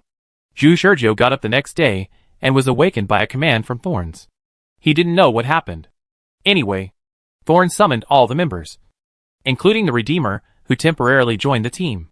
The organization has made arrangements, Thorns first said to all the members. Then, all the members received a message on their mobile phones. This message was forwarded by Thorns to all of them. The content above is also very simple. You can know what's going on as long as you read it. The organization will send additional personnel to conduct professional testing, and at the same time prepare the Continental Annihilation Weapon Gamma-6 Death Rose. If the test results prove that there are indeed too many alien insects underground, the continent will be annihilated the day after tomorrow. Before that, we need to evacuate all the people of Papua New Guinea in one day. That's all. But the premise of all this is that there are indeed too many alien insects underground, and they can be detected by the organization. Otherwise, the organization will not use the Continental Annihilation Weapon. It turns out that there really is. The Continental Annihilation Weapon exists. Zhu Shizhou has not heard of what kind of weapon this is, but he can know its meaning by hearing the name. As the name implies, this Continental Annihilation Weapon can annihilate a continent. The land area of Papua New Guinea is about 500,000 square kilometers. Zhu Shizhou asked, "What will happen if the entire continent is annihilated?" Thorne replied, "It will cause earthquakes or tsunamis in the surrounding areas. The organization will try to control the losses within an acceptable range. Don't underestimate the power of the organization. Even if it really causes irreparable losses, everything is worth it. If the situation of excessive alien insects is true, then we have prevented a disaster that is extremely threatening to humans." After understanding everything clearly, Thorne led everyone out of the tent and then came to the open space around. When everyone looked up, they saw many small dots in the sky in the distance. They were the cargo planes that made up the fleet. According to Thorne, this plane carries professional inspection personnel and various professional inspection equipment. As for where the Continental Annihilation Weapon is, Thorne didn't say it, and Zhu Shizhou didn't know. Chapter 342. The rebel is actually me. The professional inspectors have arrived. They are not black soldiers, but researchers dressed in white. If you look closely, you will find that they have similar protective measures under a simple white coat as the black soldiers. But the color is slightly beige-white. The clothing style of these researchers in white is very similar to that of the logistics department students in the black soldier training base. Jingji also told Zhu Shizhou that these white-clothed researchers are actually researchers from the logistics department of the black soldier organization.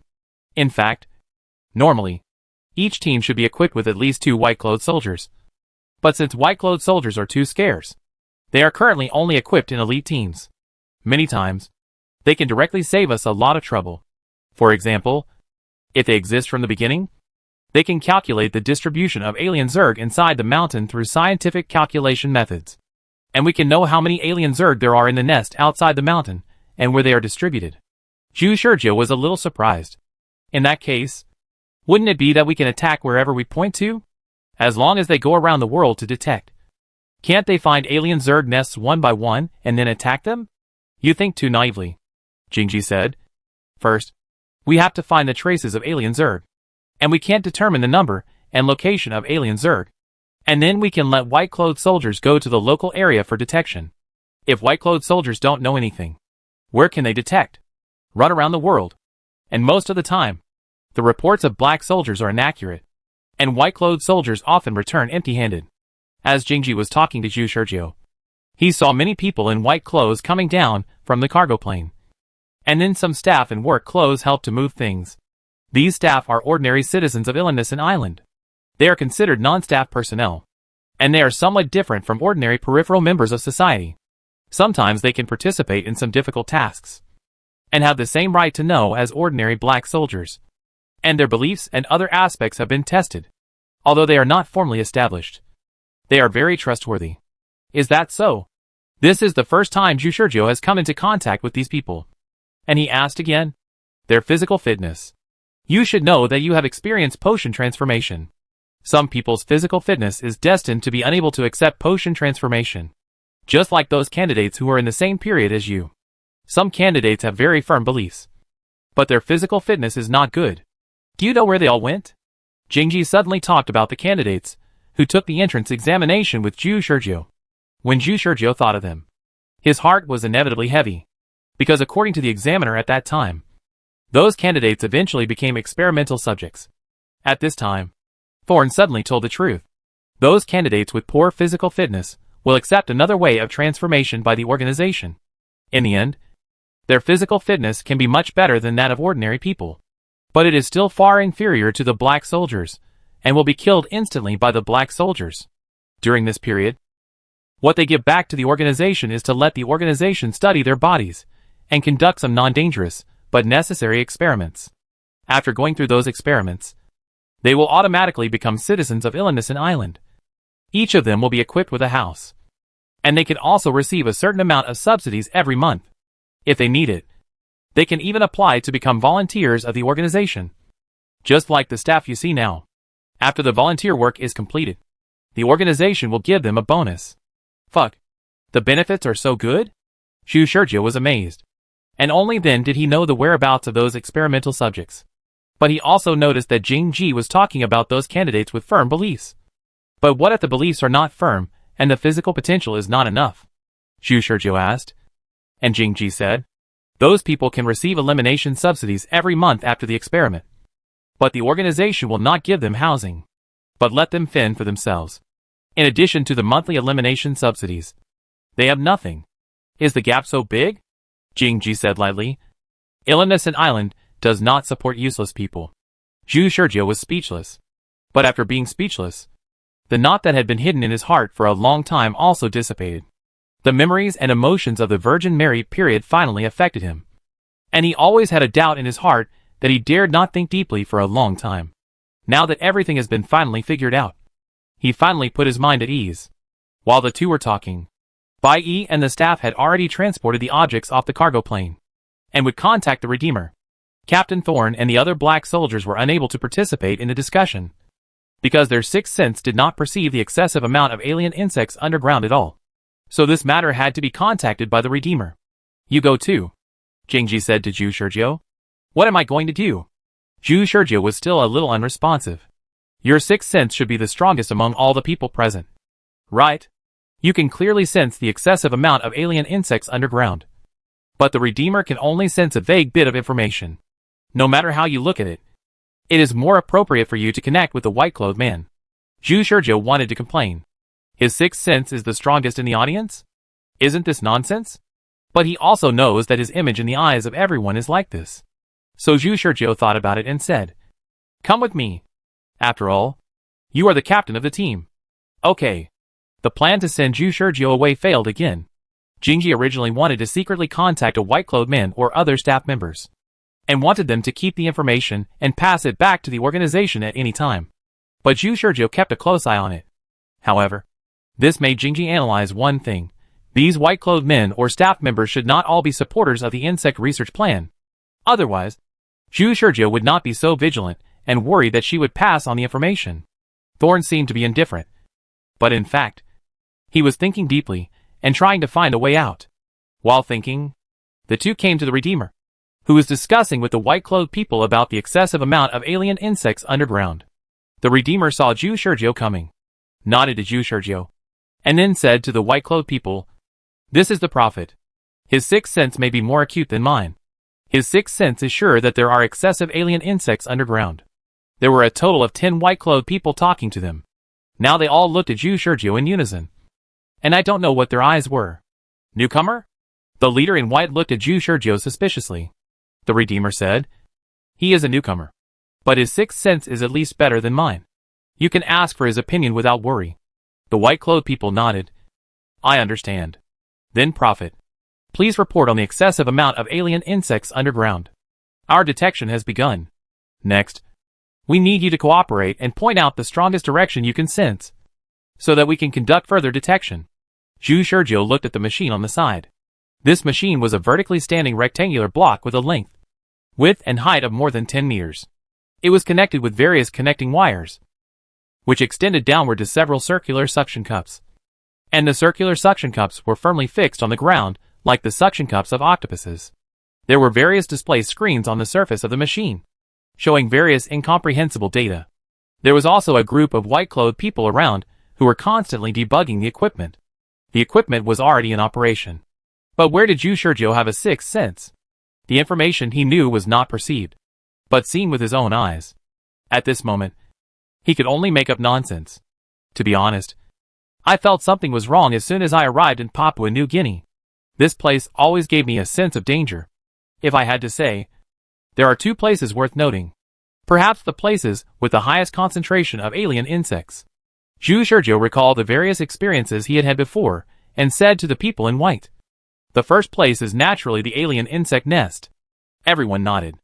In fact, without Zhu Shurjiu's words, they would focus their search on the alien insect nest. At this time, Zhu Shurjiu mentioned the second place that he felt was a problem. The second place is the port. Port? Jingji was stunned. At the port, She had just come out of the submarine and landed in Papua New Guinea, and she felt a faint sense of danger. The subsequent developments made her think that the danger felt at the port was the brain's feedback on the Zerg research plan, and she felt the danger from the military. But now it seems that Zhu Sergio actually thinks that the second place with the most concentrated Zerg is the port? You didn't tell me this. Jingji looked at Zhu Sergio. The Redeemer also looked at Zhu Sergio. I don't know this either. You know. The Redeemer searched Papua New Guinea under the instructions of Jingji and Zhu Sergio. When he first appeared, he did not arrive at the port by sea, but came directly to the Zerg nest. The same is true for another elite black soldier, Solar Wind. He took a helicopter directly to the airport in the suburbs and did not pass the port at all. Zhu Sergio said. Captain Thorne, didn't you sense danger as soon as you arrived at the port? Captain Thorne wanted to say, wasn't it because she thought the danger she sensed at that time came from the Zerg research project? Could it be because of the excessive amount of alien Zerg underground? But the look the Redeemer gave her made her secretly alert. So that's it. I was careless. My attention was all drawn to the Zerg nest. Thorne could only swallow this loss helplessly. The Redeemer remembered the strangeness of Thorne when he first saw him. That vigilant look seemed to be on guard against something. As a veteran elite black soldier, the Redeemer thought that his senses were quite sharp. Thorns were wary of him then, and they were still wary of him now. Something was really wrong, the Redeemer said. This is a major oversight. You shouldn't make this kind of mistake, Thorne said. No matter how meticulous a person is, there will always be oversights. This is indeed my oversight. Isn't it the same for the Prophet? He is just a newcomer. But you are the captain of the team. Thorns was speechless. Then, the Redeemer said meaningfully, I just don't know if you did it on purpose or accidentally. Thorns was silent. The Redeemer didn't say anything else, and the atmosphere between the two became a little tense. What Thorns thought was he waiting for her here? The supporters of the insect research plan wanted her to take the blame when the organization's punishment decision was made. If she reported the matter to the organization again, it might be regarded as an excuse to escape punishment. If she was asked to produce any evidence to prove her point. At this time, Jingji reacted instantly. What evidence could he have to prove what he said? By then, the whole continent would be annihilated, and all kinds of evidence would be dissipated under the annihilation weapons. As long as the insect supporters hid the insect girl, his testimony would be groundless. In the whole thing, he was the captain of the team, and Zhu Sergio was just a rookie elite black soldier who knew nothing. All the information was reported to the organization through her mouth. In the eyes of these witnesses of the Papua New Guinea military, the Prophet had always been following her, with her as the leader. Why do I feel like I have become a rebel? Chapter 343, Extraordinary Number of Zerg. Although Zhu Sergio mentioned two possible locations of Zerg existence, the detection team first detected the Zerg nest. After all, the Zerg nest is the only place in Papua New Guinea where Zerg have appeared. The test results came out quickly. I don't know what method these white-clothed people used. After operating the machine, they gave feedback. There is a lot of high-density material 3 kilometers underground, but we are not sure if it is Zerg. Here is the waveform we detected. You can take a look. According to our calculation results, the density of the material encountered in this waveform is very similar to that of adult Zerg. Jingji took the waveform handed over by the white-clothed people and took a look. She had a high level of knowledge before joining the Black Soldier Organization. And after joining the Black Soldier Organization, she also spent a lot of time studying. And the knowledge she mastered was enough for her to understand various professional test reports. After reading the test report, Thorne shook his head. This test result means nothing. It is not enough to fully prove that there are excessive amounts of alien insects underground. At most, it can only serve as an auxiliary evidence. Based on our experience, although it sounds unbelievable, we tested the soil within a radius of about 100 miles of the alien insect nest and found that there is no environment in Papua New Guinea that can form dense materials underground. More importantly, take a look at this test report, the leader in white said while giving another test report. After we tested the underground density near the Zerg nest, we wanted to test the underground conditions in other places in Papua New Guinea for comparison. But we were surprised to find that the density of several randomly selected underground places was abnormal. Thorne took another report given by Bai and read it. This is a very unusual situation.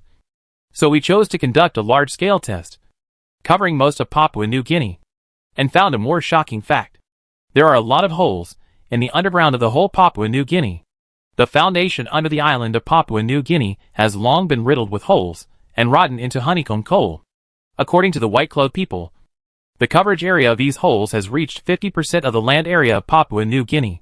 But the clever thing is that even though the foundation has been rotten to this state, all citizens have lived here safely until now. It has to be said that this can almost be called a miracle. According to our calculations, if a minor earthquake hits most of Papua New Guinea, it will trigger a series of land collapses, which will be like a small snowball triggering an avalanche, triggering an unprecedented super earthquake in Papua New Guinea. As for whether those dense substances are Zerg, we can only say that there is an 80% chance that they are Zerg, and we cannot be completely sure if it follows normal geographical conditions. The existence of a large amount of dense substances underground may also be hidden mineral deposits.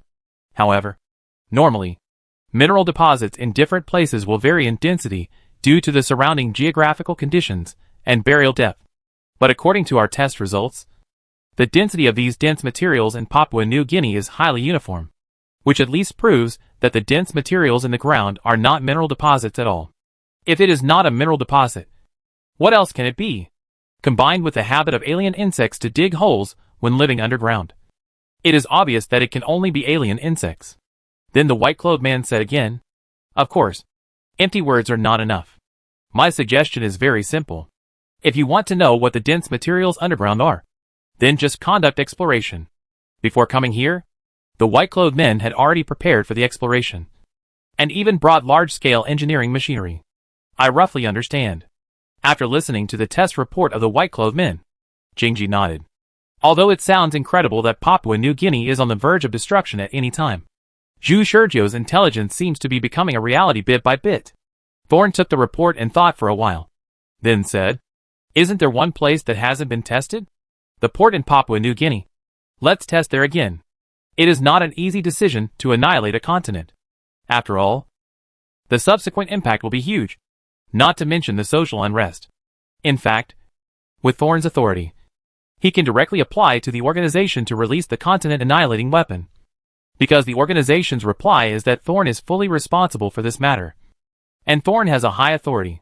Now sending a white-clothed inspection team is only to play an auxiliary role, and the real decision must be made by Thorn. It is indeed very likely that there are too many alien insects underground, but the number of alien insects is still unknown. Annihilating the entire continent was a decision that could only be made as a last resort.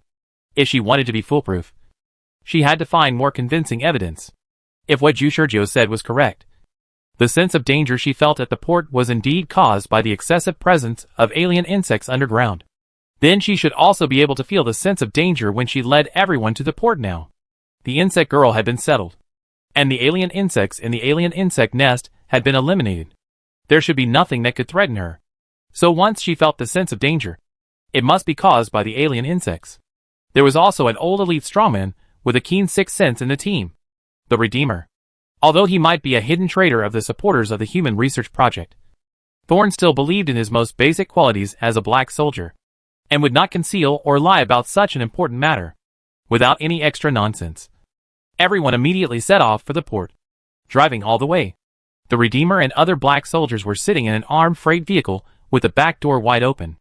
The reason for opening the back door was precisely because they wanted to feel the pheromones coming from all directions in the air more clearly. The car was bumpy on the road, but the Redeemer was not affected. He just closed his eyes tightly, fully released his sixth sense, and felt the pheromones in the air. The car was only halfway through when the Redeemer suddenly said, "I can smell the Zerg. Although it is very faint, it is indeed there. It is completely different from the feeling in the Zerg nest. If the Zerg felt in the Zerg nest is so vague that it almost makes people think it is an illusion, then the sense of danger I feel now is becoming clearer and clearer." Everyone did not doubt the Redeemer's sixth sense, but after the Redeemer expressed his opinion, they all turned their eyes to Zhu Shurjo. "What are you looking at me for?" Zhu Shurjo could only continue to pretend. He lied. "My feeling is similar to the Redeemer's." Everyone believed it now. With the guarantee of 2 elite black soldiers and the test results of the white-clothed soldiers, the existence of excessive alien insects underground seemed to be gradually becoming a truth. The car quickly drove to the port, and everyone had not gotten off the car yet. And now even the Thorns had a faint reaction. Indeed, I also felt it. There was no shelter in the vast port. At a glance, you can see the vast sea surface shimmering in the morning sun. It looks like a kind of peaceful and harmonious beauty. I'm afraid no one would have thought that there would be danger hidden in this port. The white-clothed soldiers moved the testing equipment to an open space in the port and started to work again. And this time, the test results were clearer than those of the alien insect nest. When the test results came out, the white-clothed soldiers quickly presented the test report. According to the detection model, we can sense the presence of dense matter 1 kilometer below the port. And because the dense matter is very close to the surface this time, the general shape of the detected dense matter has also come out. Although it is very blurry, it can be found that the dense matter area is composed of independent individuals. These independent individuals are arranged and gathered together to form a huge dense area. From the detection images handed over by the white-clothed people, we can see that, as they said, if we enlarge the image, we can clearly see that the size of the dense matter per unit is similar to the size of the alien insect. At the same time, the distribution range of this dense material is quite wide. Another hour passed, and when the complete detection results came out, Zhu Shurjiu was shocked. If the dense material underground is really alien insects, then according to the calculation results, the number of alien insects in this port under our feet is conservatively estimated to be more than 20,000. 20,000? Zhu Shurjiu slightly widened his eyes. There are 20,000 alien insects in this port alone. So what about the entire Papua New Guinea? 100,000? 200,000? Or more? He dared not imagine. Fortunately, all these alien insects are hiding underground and sleeping. And I don't know why they have been hiding well. There are 20,000 alien insects in the port alone. After thinking about it, Thorn made a decision. Start. Continental Annihilation Weapon Type 6. Death Rose. Notify the military. We will annihilate the entire continent. We need to connect with the military and must evacuate the entire island of Papua New Guinea within 1 day. Chapter 344. There is hope before there is redemption. The order from Thorn was very bold. Because, to be honest, they have not seen the true form of the underground supersized alien insects. And they are not sure whether the underground alien insects are dead or alive, whether they will continue to sleep in the future, and whether they will have an impact on the people of Papua New Guinea. The Redeemer said, "Are you sure? Once the Continental Annihilation Weapon is activated, a continent will be missing on the Earth, and the giant tsunami caused will have a wide impact. The weather around the world may change due to the use of the Continental Annihilation Weapon.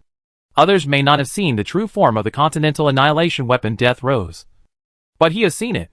The reason why the Death Rose is called this name is that when it is released, looking down from the sky, you can see a bright red-hot flame produced by the explosion, which looks like a rose blooming on the continent. It sounds like a beautiful picture. But during the Antarctic test, the organization only activated 20% of the power of the Death Rose, and directly annihilated the largest iceberg island in Antarctica. The area of the iceberg island is even 10 times larger than the island of Papua New Guinea." But Thorn said, "If there are really so many alien insects underground, and if these alien insects come out from underground 1 day, the consequences will be disastrous." The Redeemer doesn't care. But as an old black soldier, he knows that even the wisest people will make mistakes at some point. And even the calmest people will make extremely wrong judgments at some point, thus executing extremely irrational decisions. So his dissuasion of Thorn now is just to ensure that she has made a decision after repeated careful consideration. Although he just reminded Thorn of the consequences of using the Death Rose, there is actually a lot of meaning in it. Thorn did not hesitate or think about his reminder, which proves that she was prepared for this consequence. If Thorn had hesitated for a moment, he would immediately use his full authority to veto Thorn's decision. Although he and Thorn are at the same level, in terms of qualifications and authority, the decision level he proposed is higher than Thorn. The organization also considered this aspect when sending him, a veteran black soldier, and the third elite black soldier prophet in the team. That is, Zhu Shurjiu, naturally agreed with Thorn's decision. Zhu Shurjiu saw the number of alien insects with his own eyes, and knew that once the alien insects came out from the underground, the turmoil caused in Papua New Guinea should not be underestimated. The number of alien insects directly covered the entire sky. That number looked terrifying. If these alien insects could be solved in one go without risk, it would naturally be the best. Moreover, the Continental Annihilation Weapon can directly destroy all existing research institutes in the entire continent. which is equivalent to directly destroying the evidence of the insect research plan, including Misha's intelligence. Therefore, the three most influential elite black soldiers in the team agreed with the decision of Thorne to annihilate the Papua New Guinea continent. The Continental Annihilation Plan was reported to the organization, and the organization was also very vigorous.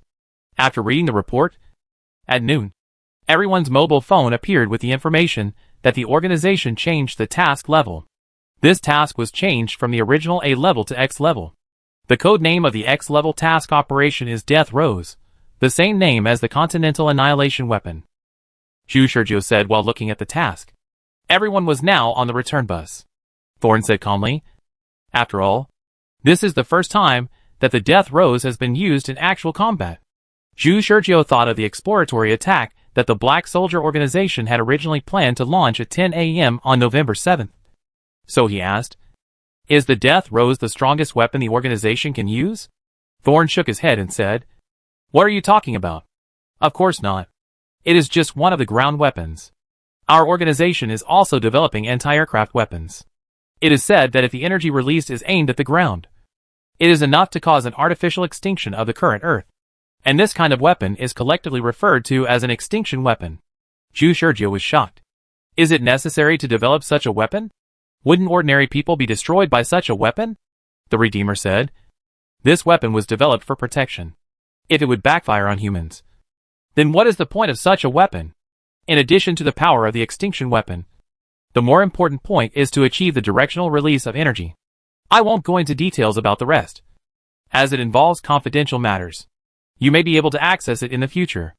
However, Zhu Shurjiu already knew the background of the Black Soldier organization. Fortunately, the Black Soldier organization was not keen on controlling the world. Otherwise, humans might have become tools for the Black Soldier organization to play with at will. Thorne looked at the Redeemer and said, "If you want to know about the secret scientific research weapons of the Black Soldier organization, you need extremely high authority to know. I only know a part of it. The Redeemer must know more than me." Seeing Zhu Shurjiu looking at him, the Redeemer said, "I won't tell you. It's useless for you to know. You just need to know that once the Black Soldier organization cannot hold the line, the organization will definitely use extinction weapons. That is a last resort and will determine the fate of humans outside the Arkansas. Outside the Ark, everyone except the island of Ilinisan and other countries' respective Ark plans. The Black Soldier organization is actually very clear that they are saving the world, which is actually saving the world outside the Ark. And whether the humans in the Ark can survive in the future, the Black Soldier organization cannot predict. If it really comes to that, the future of the remaining humans will really be uncertain. So the Continental Annihilation Weapon has always been the last trump card of the Black Soldier organization. And Zhu Shurjiu has probably guessed why the organization agreed to their request. Because time has passed little by little, and it is less than 3 months before the Black Soldier organization launches a tentative attack on the enemies of the world. So the Black Soldier organization has acted more boldly than in the past. Zhu Shurjiu put aside his guess about the extinction weapon for the time being, and asked again, "But then again, why is the mission not S level, but X level?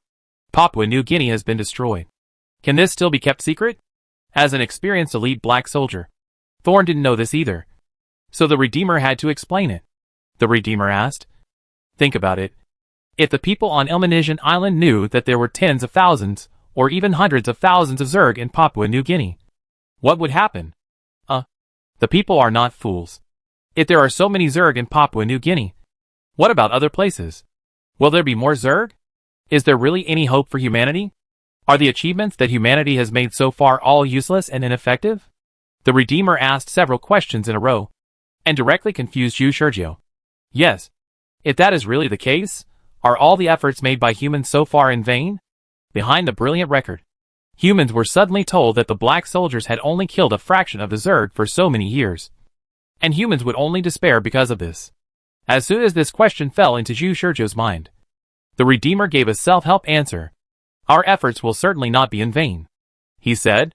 "The efforts of the Black Soldiers organization so far are not to make humans believe how powerful the Black Soldiers organization is, but to give humans hope. In the future we envision and create. We want the people of Ilinisan Island to live in hope, and never lose their faith in the elimination of Zerg. We want our descendants to live with enthusiasm even though they know that they are the only survivors in the world. We want to keep the last fire of mankind, and the light that will not be extinguished, and find a way to warm the whole world in the cold winter of the end of mankind. Zhu Shizhou was in a trance. Zhu Shizhou probably knows why the Redeemer replaced the codename with Redeemer. Thorns always say that codenames are meaningless. But in fact, codenames are meaningful. Codenames represent the deepest desires in the hearts of elite black soldiers. This desire is the original intention that cannot be wiped out even if the emotions are wiped out. There is hope, and there is redemption. Chapter 345, Evacuation Chaos. The approval for the use of the Continental Annihilation Weapon was soon issued. During this period, Thorn brought the Redeemer and Zhu Shizhou to find a group of senior military officials in Papua New Guinea. Everyone sat in the conference room. Previously, the military leaders tried to invite one of the elite black soldiers to attend the meeting but failed. Now 3 of them came at once, which really made these military leaders flattered. But what Thorn said made them dumbfounded. What? You want to destroy the country? Jingji said lightly. In a sense, it is indeed destroying the country. Zhu Shizhou explained on the side. It is not destroying the country, but inviting you to move the country to a more fertile land. This is destroying the country. The general shouted. This matter should not be discussed with us. But the opinion of our president should be sought first. I'm sorry. Your president has agreed to our proposal half an hour ago. And this is the consent letter he signed. Zhu Shizhou took out an agreement written in English from his arms. And the last signature was the president's signature and handprint. The general was silent for a moment. Even the president agreed to their plan to destroy the country. What's the point of him shouting here? You can't do this. The general could only mutter to himself in a daze. Other military leaders did not love their land as deeply as the general. Since the matter was done, they could only try to accept it and then think about what to do next with the most rational thinking. The most important issue they are concerned about now is where their country will be moved to. Zhu Shizhou said Australia. When this was said, everyone's face darkened. Since World War II, Papua New Guinea has separated from Australia and become an independent country. Although Australia has been helping Papua New Guinea with economic aid since then. The more so, the more they want to prove that Papua New Guinea is an independent country. And Australia is equivalent to their father, who has severed relations with them. Now they are asked to return to the arms of the father? I'm afraid they will be assimilated by Australia in a few years. Can they still be a country? However, the protest is invalid.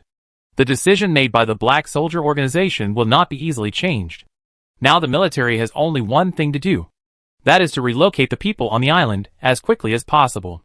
When the Death Rose attacks tomorrow, they will not wait for them to evacuate slowly. The military obviously also knows that the matter is of great importance and time is urgent. So in desperation, they can only temporarily accept the proposal of the Black Soldier Organization and negotiate with the Black Soldier Organization when it is safe in the future. The proposal to evacuate the crowd was quickly issued. Although Papua New Guinea is a backward country, it is still an authoritative state machine for the people. Most of the people here do not understand too advanced knowledge. The military, following the advice of the Black Soldier Organization, told the people a white lie. Tomorrow a meteorite will fall in Papua New Guinea. According to experts' predictions, this meteorite will destroy the entire Papua New Guinea continent. This is the official news. For ordinary people who don't know the existence of alien Zerg, the official news is absolutely authoritative. Although this news is very sudden and absurd, the people still believe it. In fact, with the strength of Papua New Guinea alone, it is impossible to arrange sufficient transportation for personnel in a short time. However, the Black Soldier Organization arranged a large number of transport aircraft in place within a few hours. This is an evacuation operation of tens of millions of people. Neighboring countries including Australia also sent support transport aircraft. For a time, the sky over Papua New Guinea was full of hovering aircraft. And thunder-like noises continued to come from the sky. There are also luxury cruise ships lined up along the coast. Each luxury cruise ship can carry 5,000 people. And people are being arranged to evacuate to the ship. To be honest, time is quite tight. The reason for arranging time so tightly is to fight a battle that catches the alien Zerg off guard. The evacuation operation is so powerful that the organization is worried about attracting the attention of the alien Zerg. Once the alien Zerg wakes up from underground, the Continental Annihilation Weapon will be released anyway. So 24 hours is the time limit that the Black Soldier Organization has set for itself. Maybe the final time will be shorter than this. Or it may be longer, depending on when the Zerg wake up. Such an important mission will naturally be carried out by more than just the Thorn Squad. The Black Soldier Organization urgently recruited a large number of elite black soldiers to rush to Papua New Guinea. By the evening, the number of the team had reached thousands. They automatically formed teams without anyone's command and deployed them on the evacuation routes of the people of Papua New Guinea. So when the people were evacuating, every few miles they would find a team of 20 to 30 people, dressed in black and armed with guns. The people had never seen the black soldiers, but they were not afraid. They just thought they were the riot police sent by the government. There were few people making trouble along the way.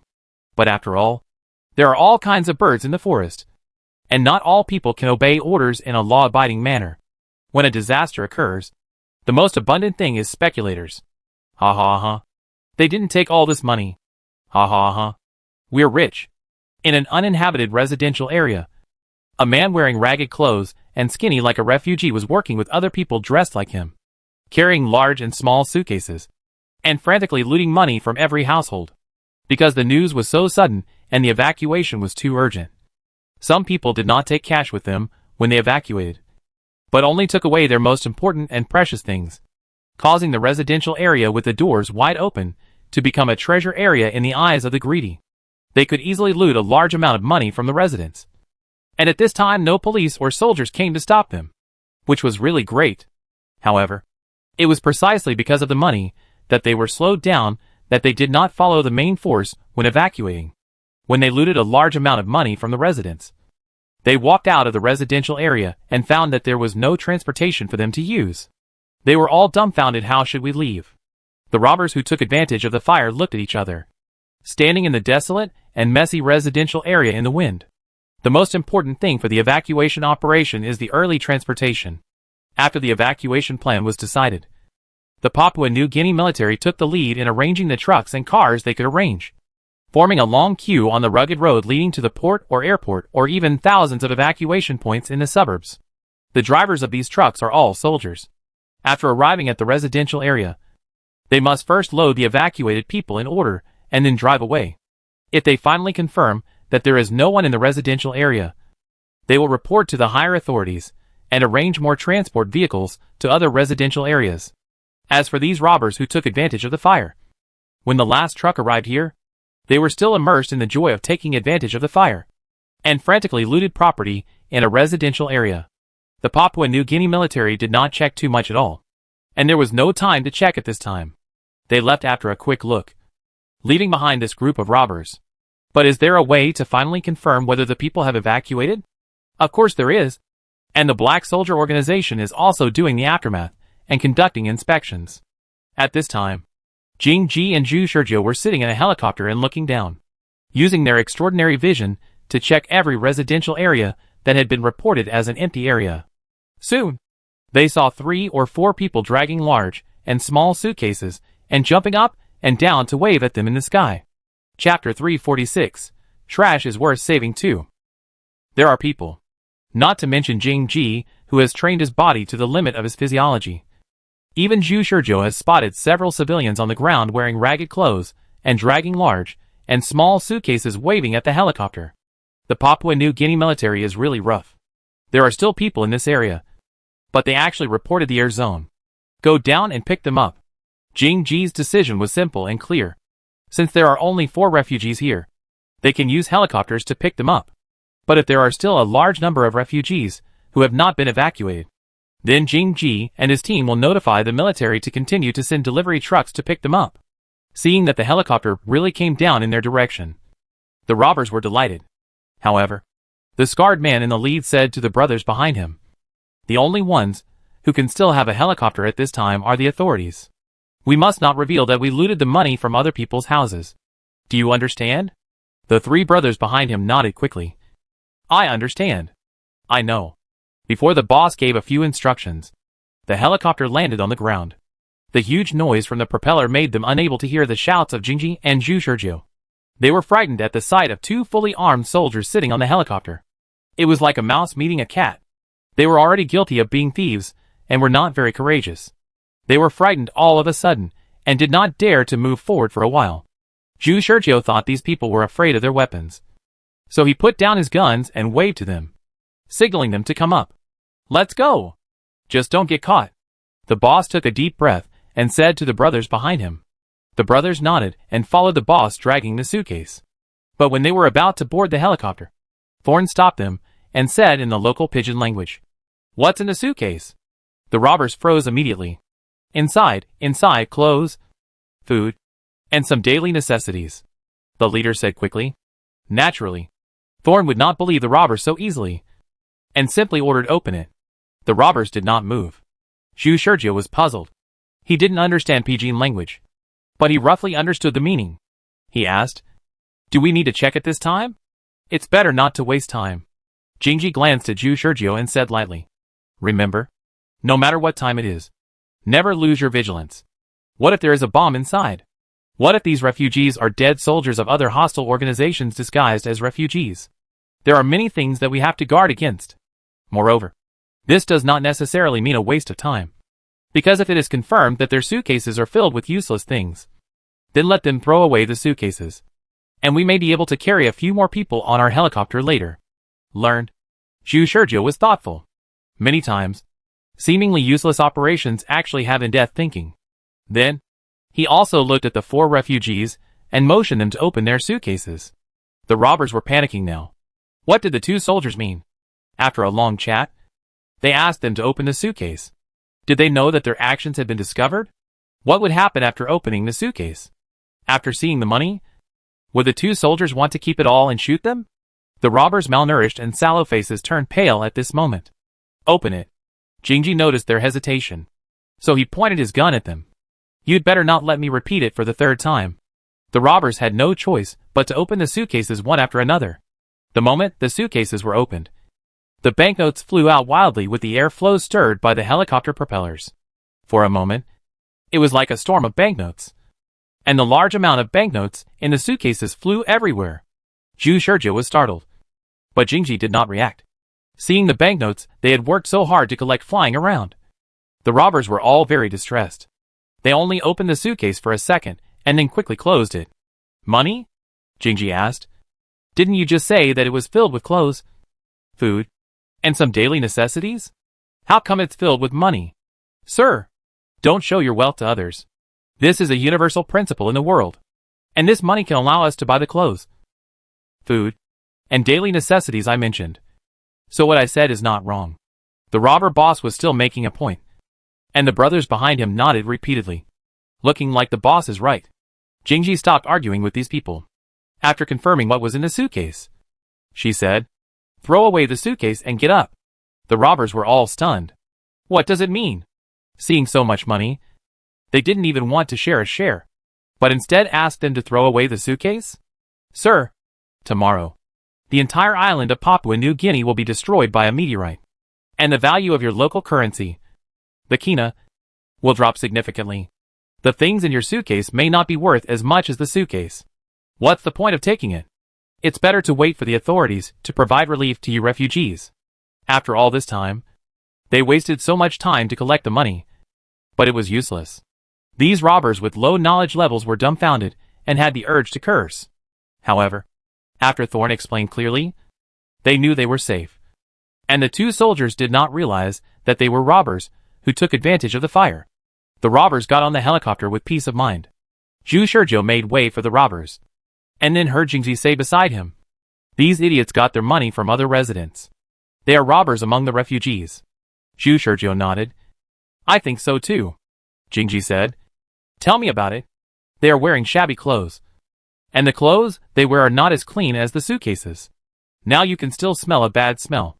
It is obvious that they haven't taken a shower for a long time, although there is a possibility of disguise for safety.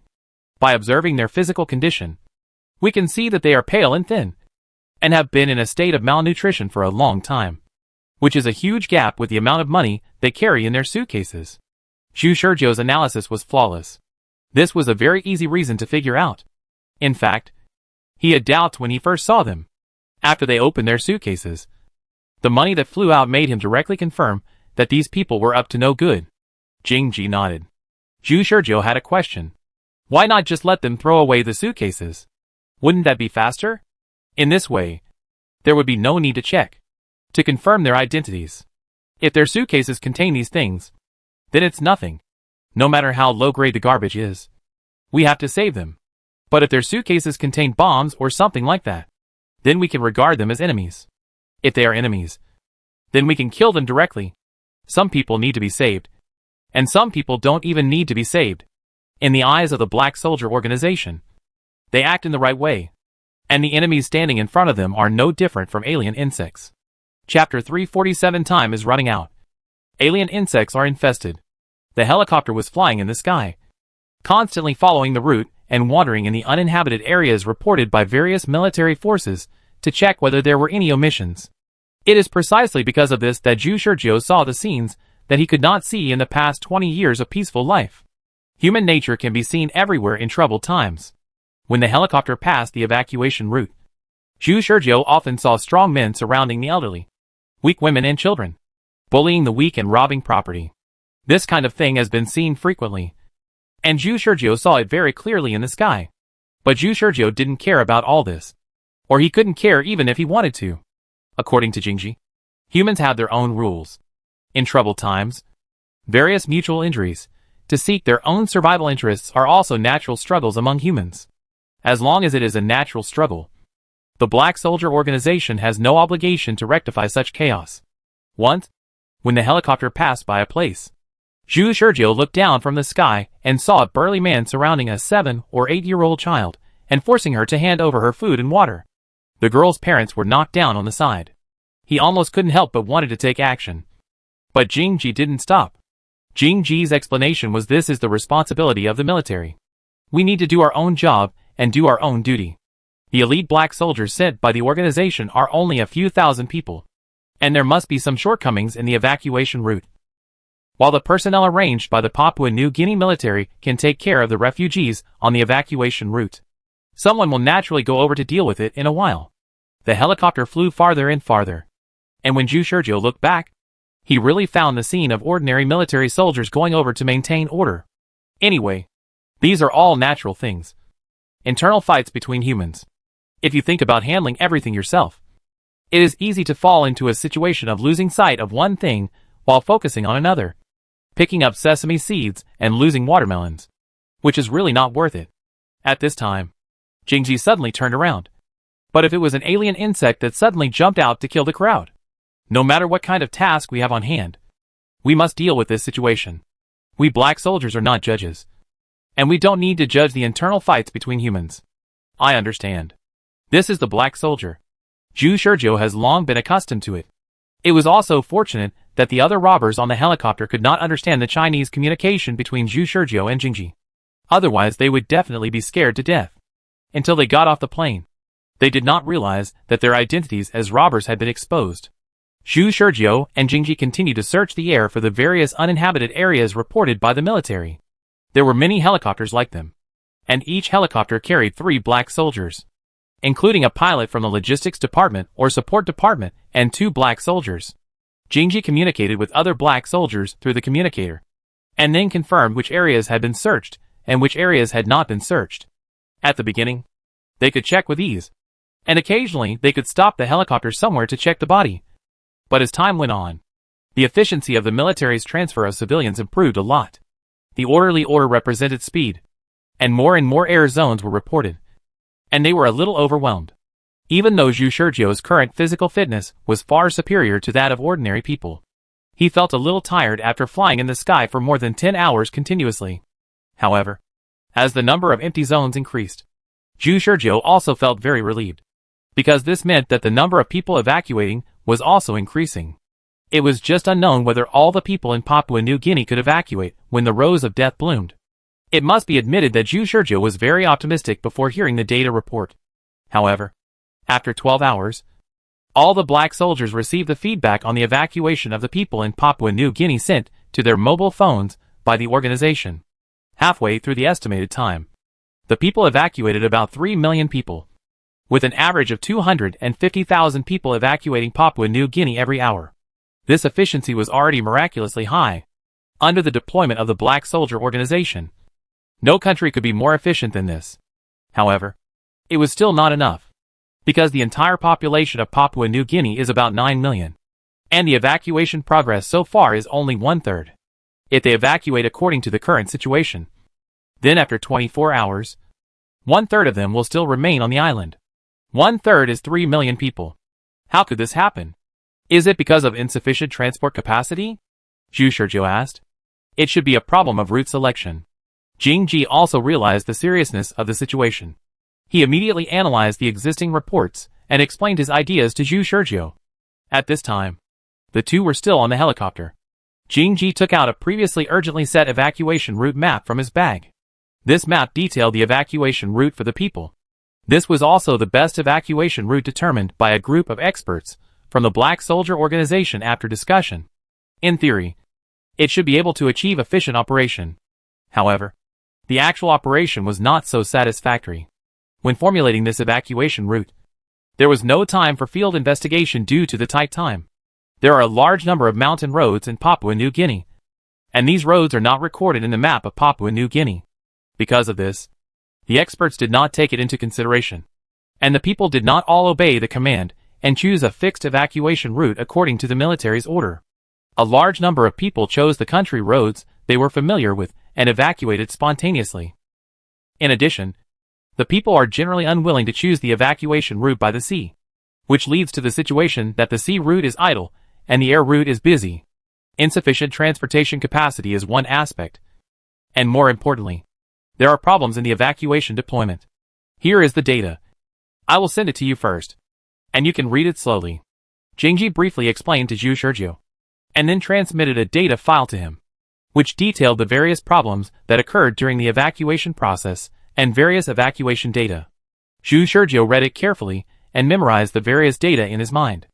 Although he was not a professional and did not understand many things, it did not prevent him from writing them down so that he could show them to the experts after going back to the file, regardless of whether the experts would believe it or not. The evacuation route that the experts finally discussed urgently was enough for him to leave 1 or 2 hours. If the evacuation could not be carried out once, then the second time would be carried out. If the second time did not work, then the third time. As long as adjustments were made continuously, an optimal evacuation plan could always be adjusted. This was Zhu Shizhou's confidence. So he calmed down and waited for the final evacuation result after 24 hours. However, what happened next seemed to be worse than he imagined. 20 hours before the full evacuation, the Thorns communication received a report. Report: alien insects found. The location is Mount Hagen Square. The evacuation point. Chapter 348 Mount Hagen. The alien Zerg emerged from the ground 4 hours earlier than scheduled. This was the worst news Zhu Shizhou had heard during this tight time. There was not enough time to evacuate all the people within 1 day, and now it was reduced by 4 hours. As soon as Zhu Shizhou received the news, he immediately asked Jing Ji, "What is the number of alien Zerg? What about casualties? Should we activate the death rows immediately? The number of alien Zerg is not large, and casualties have not been counted yet. There are other black soldiers fighting in the Mount Hagen evacuation square. As the captain of the team, Jing Ji must know the most about the situation on the scene." And he immediately answered Zhu Shizhou, "As for whether to activate the death rows, it's not the right time yet. We haven't received any reports of Zerg infestation from other places.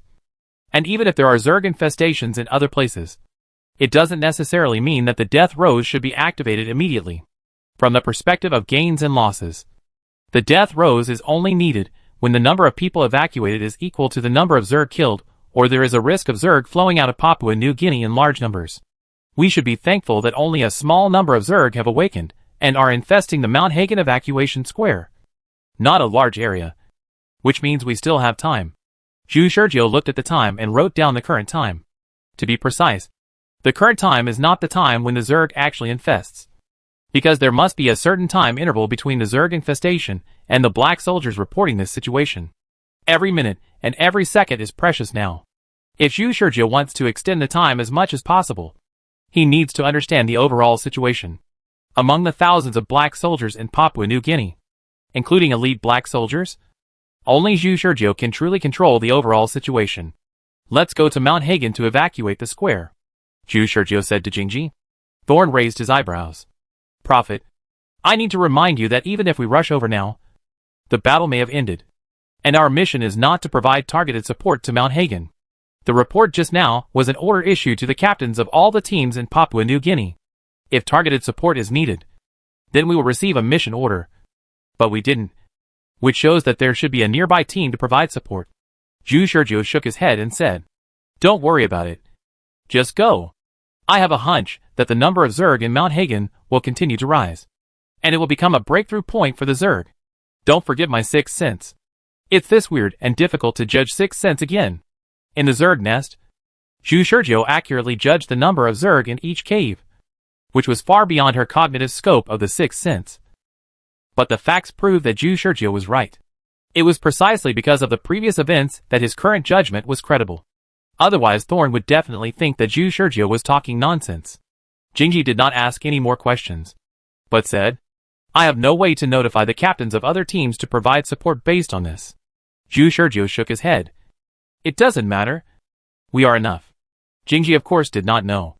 Zhu Shurjiu just wanted to take a look and understand the situation. Under Zhu Shurjiu's persuasion, Jingji temporarily interrupted the search in the air zone and asked the pilot to fly the helicopter to Mount Hagen.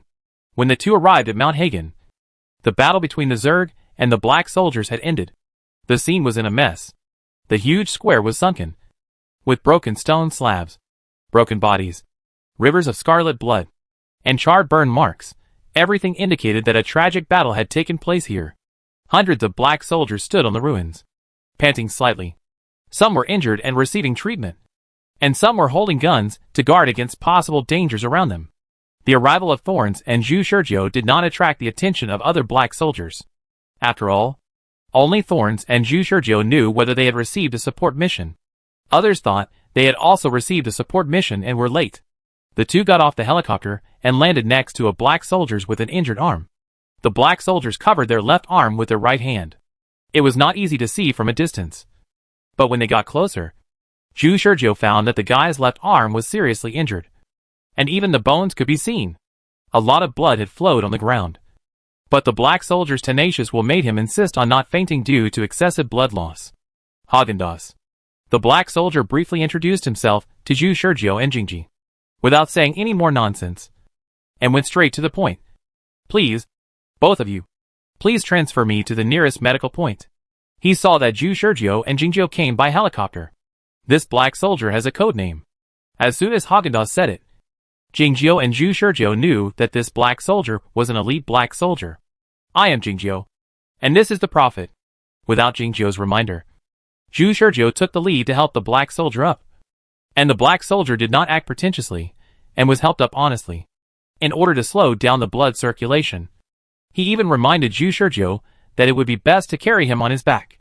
Before Jingji and Zhu Shurjiu arrived, he rationally reduced his physiological activities, and kept himself in a state of extremely low physiological activity to ensure that his blood loss was not enough to make him comatose.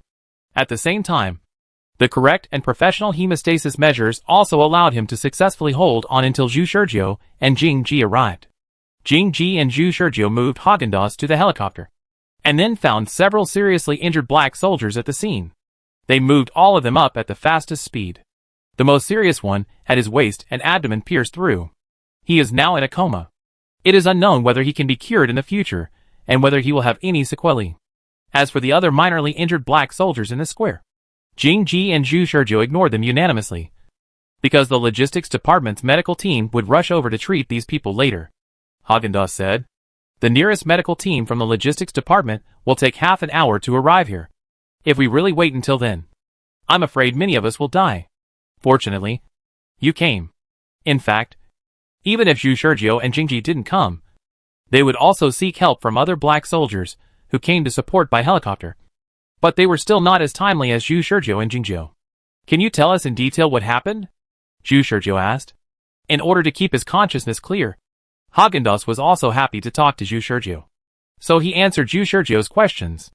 He happened to be a member of the security team that evacuated Mount Hagen Square, and witnessed the whole process from the appearance of the alien Zerg to the support of the black soldiers, and finally the elimination of the alien Zerg after the battle.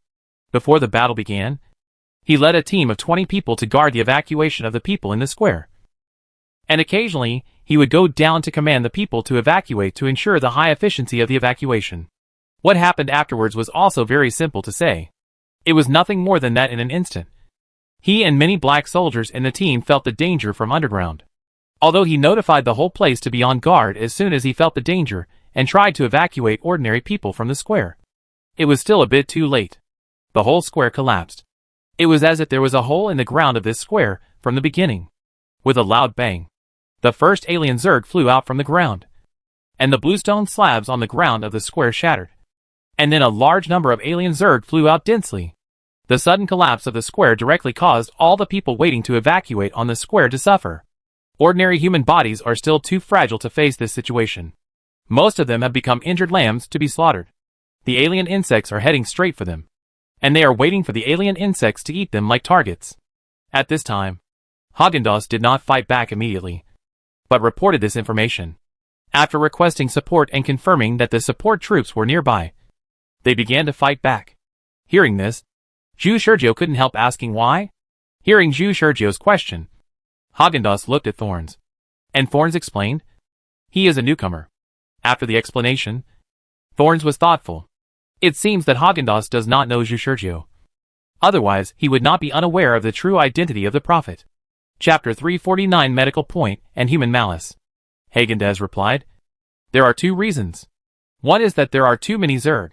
Once a battle breaks out, it will be difficult for us to find time to request support.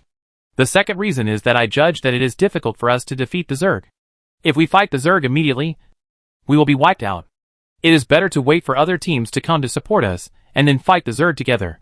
This is already a decision that takes the greatest interests into consideration. Although Häagen-Dazs's decision sounds cold-blooded, it is actually correct. According to Häagen-Dazs, the incident happened suddenly. After the Zerg emerged from the ground, they first chose to attack the injured humans. The fear of ordinary people and the strong pheromones emitted from their blood make them very delicious in the eyes of the Zerg. So after the Zerg came out from the ground, they killed the humans they chose almost instantly, and then began to eat without paying attention to others. There were more than 200 Zerg in total. Our 20-man team was far inferior to them, so we chose to stay put. We waited for about 10 minutes until two support teams arrived, and then we launched a counterattack against the Zerg. Häagen-Dazs described everything that happened in detail. During the period, Häagen-Dazs basically answered whatever Zhu Shurjiu asked. Although some of Zhu Shurjiu's questions were very strange, he still answered them. It only took Zhu Shurjiu 10 minutes to send Häagen-Dazs and his disabled black soldiers to the nearest medical point. At this medical point, a simple shed had been built, and various professional medical equipment was in place. Many people lay on stretchers and made simple bandages and waited for the rescue of the white-clothed soldiers. When Zhu Shurjiu heard that there was a medical point nearby, he was still wondering why the medical point did not send people to Mount Hagen Square for rescue in time, but asked Häagen-Dazs and others to ask someone to send them here. Now after arriving at the medical point, Zhu Shurjiu understood. In this medical point, all you can see are injured refugees, including some who are seriously injured and almost dead. The open space around the medical point is filled with beds, all of which are ordinary people wrapped in white bandages. Zhu Shurjiu and his team should be the first group of black soldiers to arrive at this medical point. After the helicopter landed, the non-staff staff had already prepared stretchers and cooperated with Zhu Shurjiu and Jingji to transport the seriously injured black soldiers off the helicopter, and then sent them to the tents of the medical point.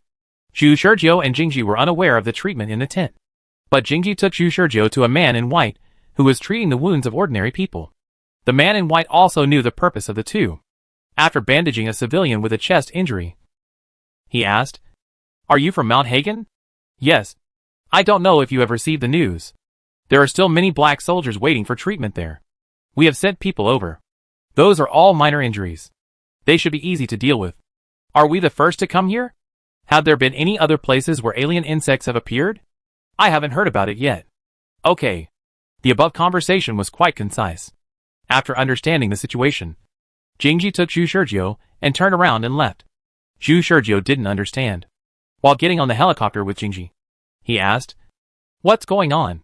Why are there so many ordinary people seriously injured when there are no alien insect attacks in other places?" He saw that the number of injured people had reached nearly 1,000, and they were about to fill up the open space outside the medical point. Jingji replied, "When a disaster occurs, the fight between people is very cruel. Not to mention the accidental stampede and the chaos. Even malicious looting of resources is very common.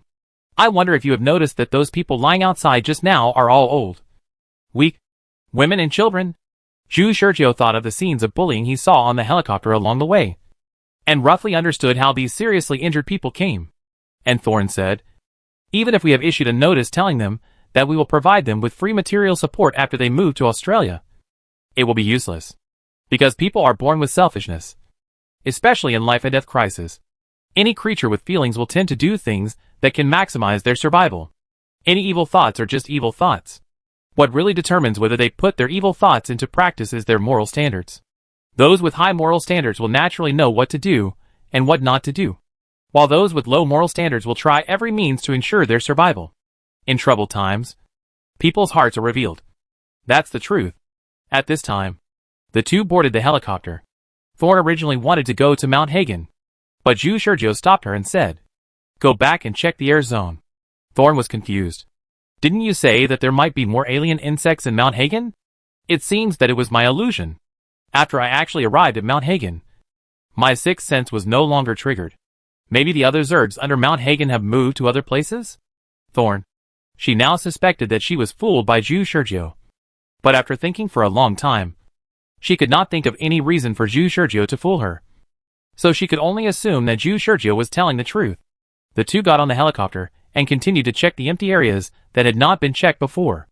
As a result, they really found that there were other refugees in a certain residential area who had not successfully evacuated in time. "What's the matter with these people?" Zhu Shurjiu asked. There were actually hundreds of people waving at their helicopter in an open space. Now the helicopter could not carry so many refugees. Thorne called the military without saying a word and reported this information. Perhaps it was a group of refugees who were originally planning to evacuate along the path by themselves, but later regretted it and turned back, only to find that everyone had already evacuated. Or maybe they were hiding in the shelter and did not dare to come out, and only dared to come out when everyone had evacuated. Jingji said calmly. Who knows what happened? In such a tight time, the military can't check every household, so it's inevitable that there will be fish that slip through the net. Various people have various reasons, and some reasons are even unimaginable to normal people. While checking the empty area, the two listened carefully to various reports coming from the communication channel. In the 22nd hour, there were 3 incidents of alien Zerg infestation within 10 minutes. But fortunately, the black soldiers successfully solved them. But a large number of casualties occurred. The sinkhole in Mount Hagen is not just an isolated case. The sinkhole occurred in all 3 incidents of alien Zerg infestation. There is no doubt that the alien Zerg were sleeping underground before, and were attracted by the sudden gathering of people at this time. Or maybe the noise of human evacuation was too loud and woke them up. In short, they also gathered together to attack humans. Until now, Jingji finally confirmed 100% that Zhu Shurjiu was right. The number of alien Zerg in Papua New Guinea was beyond their imagination. Chapter 350 High Altitude Sniping. In the 23rd hour of the full evacuation, the alien insects broke out. Flying over Papua New Guinea, Zhu Shurjiu looked at the scene below and was shocked. There were loud explosions everywhere. This was not an explosion anywhere, but the sound of the collapse of the mountains and the ground everywhere, which was deafening. Dust and smoke spread everywhere. The air shock wave from the collapse of the mountain stirred the dust into the air. In a short time, the whole of Papua New Guinea was covered by a thin layer of smoke. But this thin layer of smoke did not last too long. Soon, like waves on the already restless sea, the thin smoke began to surge violently. In the dust and smoke, black shadows kept flickering and gathering, and the wind gradually rose. What was more terrifying than the air shock wave generated by the collapse of the mountain was that the wind formed by the disorderly scattering of these black shadows swept away all the dust and smoke in an instant. The tornado composed of the wind was wrapped in dust and smoke, like an explosion. And the gravel also turned into a weapon that could hurt people. The first thing that the people of Papua New Guinea felt was a strong shock. And in this shock, they panicked and looked up at the sky, trying to find the meteorite in the official news release. But there was no meteorite. What they saw was a black fog composed of black shadows appearing in the sky. The black fog gathered and danced over Papua New Guinea. With their dynamic vision, it was difficult to see what the individual that made up the black fog was. Coupled with the obstruction of dust and smoke, They felt that the black fog was mysterious and terrifying.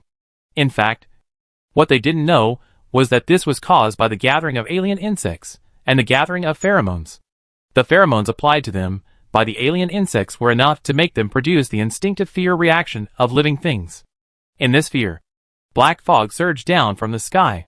This was the scene that Zhu Shizhou and Jingji saw in the air. A large number of alien insects aimed at the ground and attacked the survivors on the ground. The tragic scene was presented in front of Zhu Shizhou like hell on earth. So far, he has replayed so many times. But this is the first time he has seen such a large-scale scene of alien insects attacking humans. There are alien insects attacking humans everywhere. Just a glance down from the sky can see countless lives passing away. The originally arranged evacuation point for the people has become the most delicious dining table for alien insects. With large quantities and fullness. Help! Help! What kind of monster is this? Someone help me! Mom! I'm so scared. My leg is broken. Someone help me! Help! Although he couldn't understand the wailing coming from all directions, Zhu Shizhou still heard the shrillness from these screams.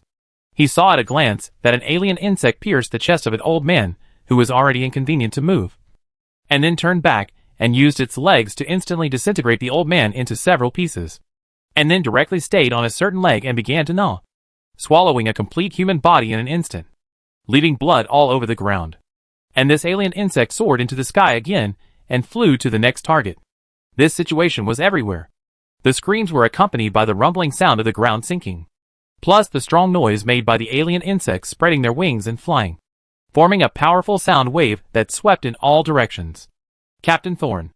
Zhu Shizhou called out to Thorn, who was still sitting quietly looking at her phone. Zhu Shizhou certainly knew what she was looking at, and she was undoubtedly waiting for the organization to issue further notice. When will the organization's notice come? How long will they have to wait? During the waiting period, are they going to watch these lives disappear in the mouths of alien insects?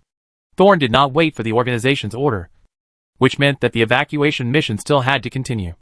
So she turned around and said to Zhu Shizhou, Prophet, before the organization officially issues a notice, we need to kill as many alien insects on the ground as possible. At this altitude? Can you do it? Zhu Shizhou did not shoot before, but waited for Thorn's instructions, because this altitude was still too high for him. And the person who could command the helicopter pilot to do everything was Thorn. And he could not get the pilot to cooperate in lowering the altitude. Zhu Shizhou said directly. Too high. Jingji looked at Zhu Shizhou with a slightly questioning look. Is this height difficult for you? Zhu Shizhou certainly had his own reasons. Whether in the Zerg forest in the training base or in the Zerg nest in this mission, I have never tried such a long distance. So please lower the altitude.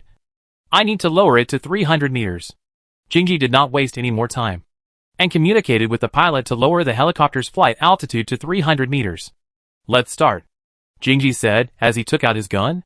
Prophet, to make sure you are mentally prepared, I need to tell you that once we open fire, the Zerg will be attracted by our shooting, and they will launch a collective attack on our helicopter to protect themselves.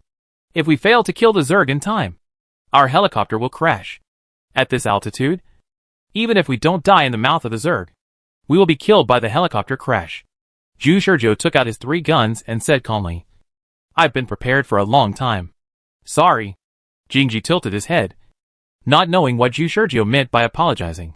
However, the reason why she chose to kill the Zerg from high altitude was because she believed in Zhu Shizhou's strength. Judging from Zhu Shizhou's strength in the Zerg nest, it would not be difficult to cooperate with her to kill the Zerg from high altitude. And there is another reason, then I'll leave it to you. C-25. Jingji turned his head and said to the driver, Well, the safety of the helicopter is left to me. It was only at this time that Zhu Shizhou noticed the driver. Jingji explained to Zhu Shizhou. He is the number 25 of the support team C team in this Death Rose mission. He is proficient in the operation of most vehicles in the world, and can make people and vehicles become one. He extended his 6th sense to the vehicle, and any danger to the vehicle would also cause his 6th sense to react. What the hell? Zhu Shizhou was shocked, not only by C-25's fatal operation, but also by the fact that such an awesome black soldier had helped them fly the helicopter for so long without any sense of existence. However, even though his skills were so awesome, he was still an ordinary black soldier without a code name. Is the threshold for elite black soldiers so high? The helicopter descended to an altitude of 300 meters according to the order of thorns. Jing Ji said to Zhu Shurjiu, "Let's start."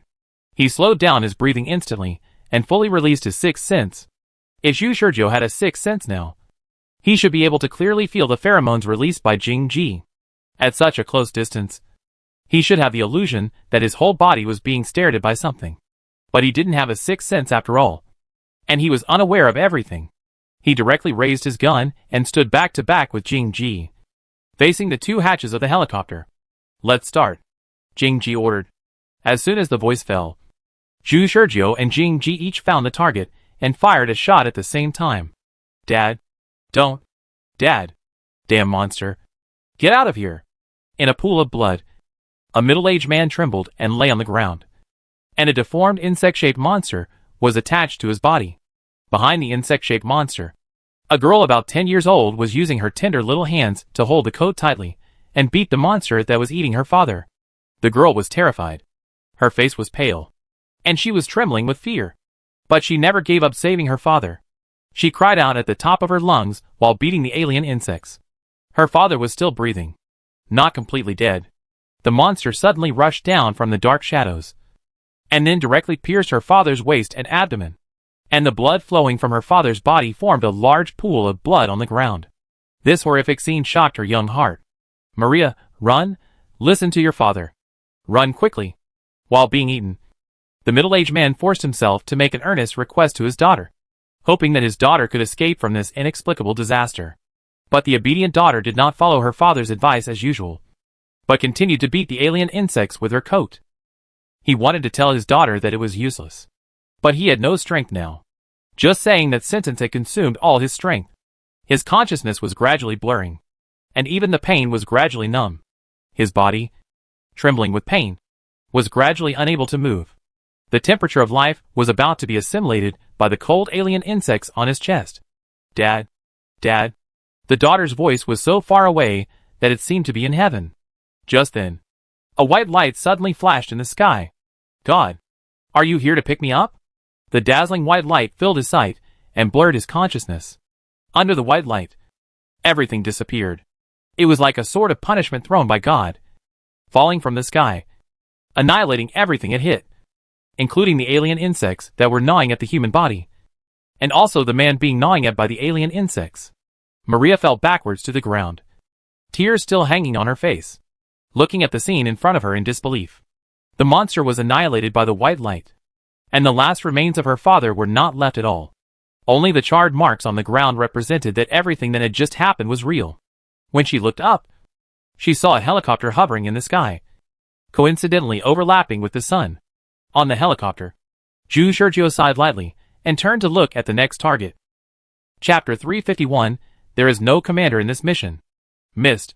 The first time he sniped the alien Zerg from a distance, the alien Zerg died. But the people being eaten by the alien Zerg were also annihilated by his shot. Zhu Shurjiu was stunned for a moment after he saw the result of his shooting after firing a shot. Then he realized that he had accidentally killed a person just now.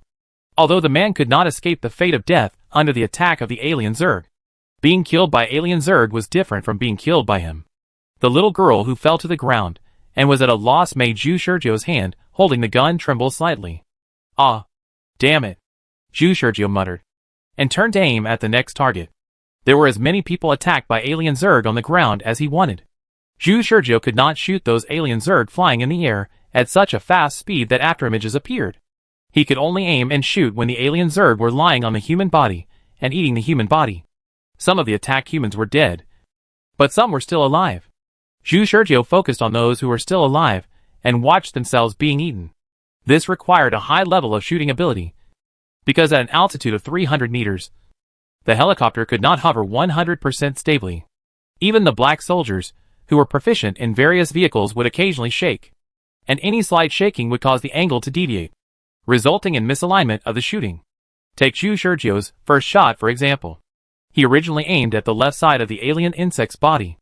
If he really shot the position he wanted to shoot without error, then the alien insect would be hit by him for most of its body, and the shooting point would just brush the arm of the attacked man, without hurting him at all. However, the alien insect and the man were directly pierced and annihilated by his shot. Will the little girl survive in the end? What kind of mood will she face this unforgettable shot in the future? Zhu Shurjiu couldn't imagine. He tasted the bitter fruit of poor shooting ability. The second shot.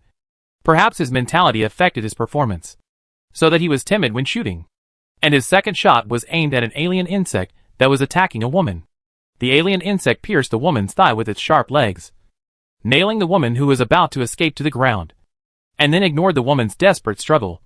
And no matter how the woman screamed and cried, and hit it with fists or stones in return, it started to eat from the woman's legs regardless.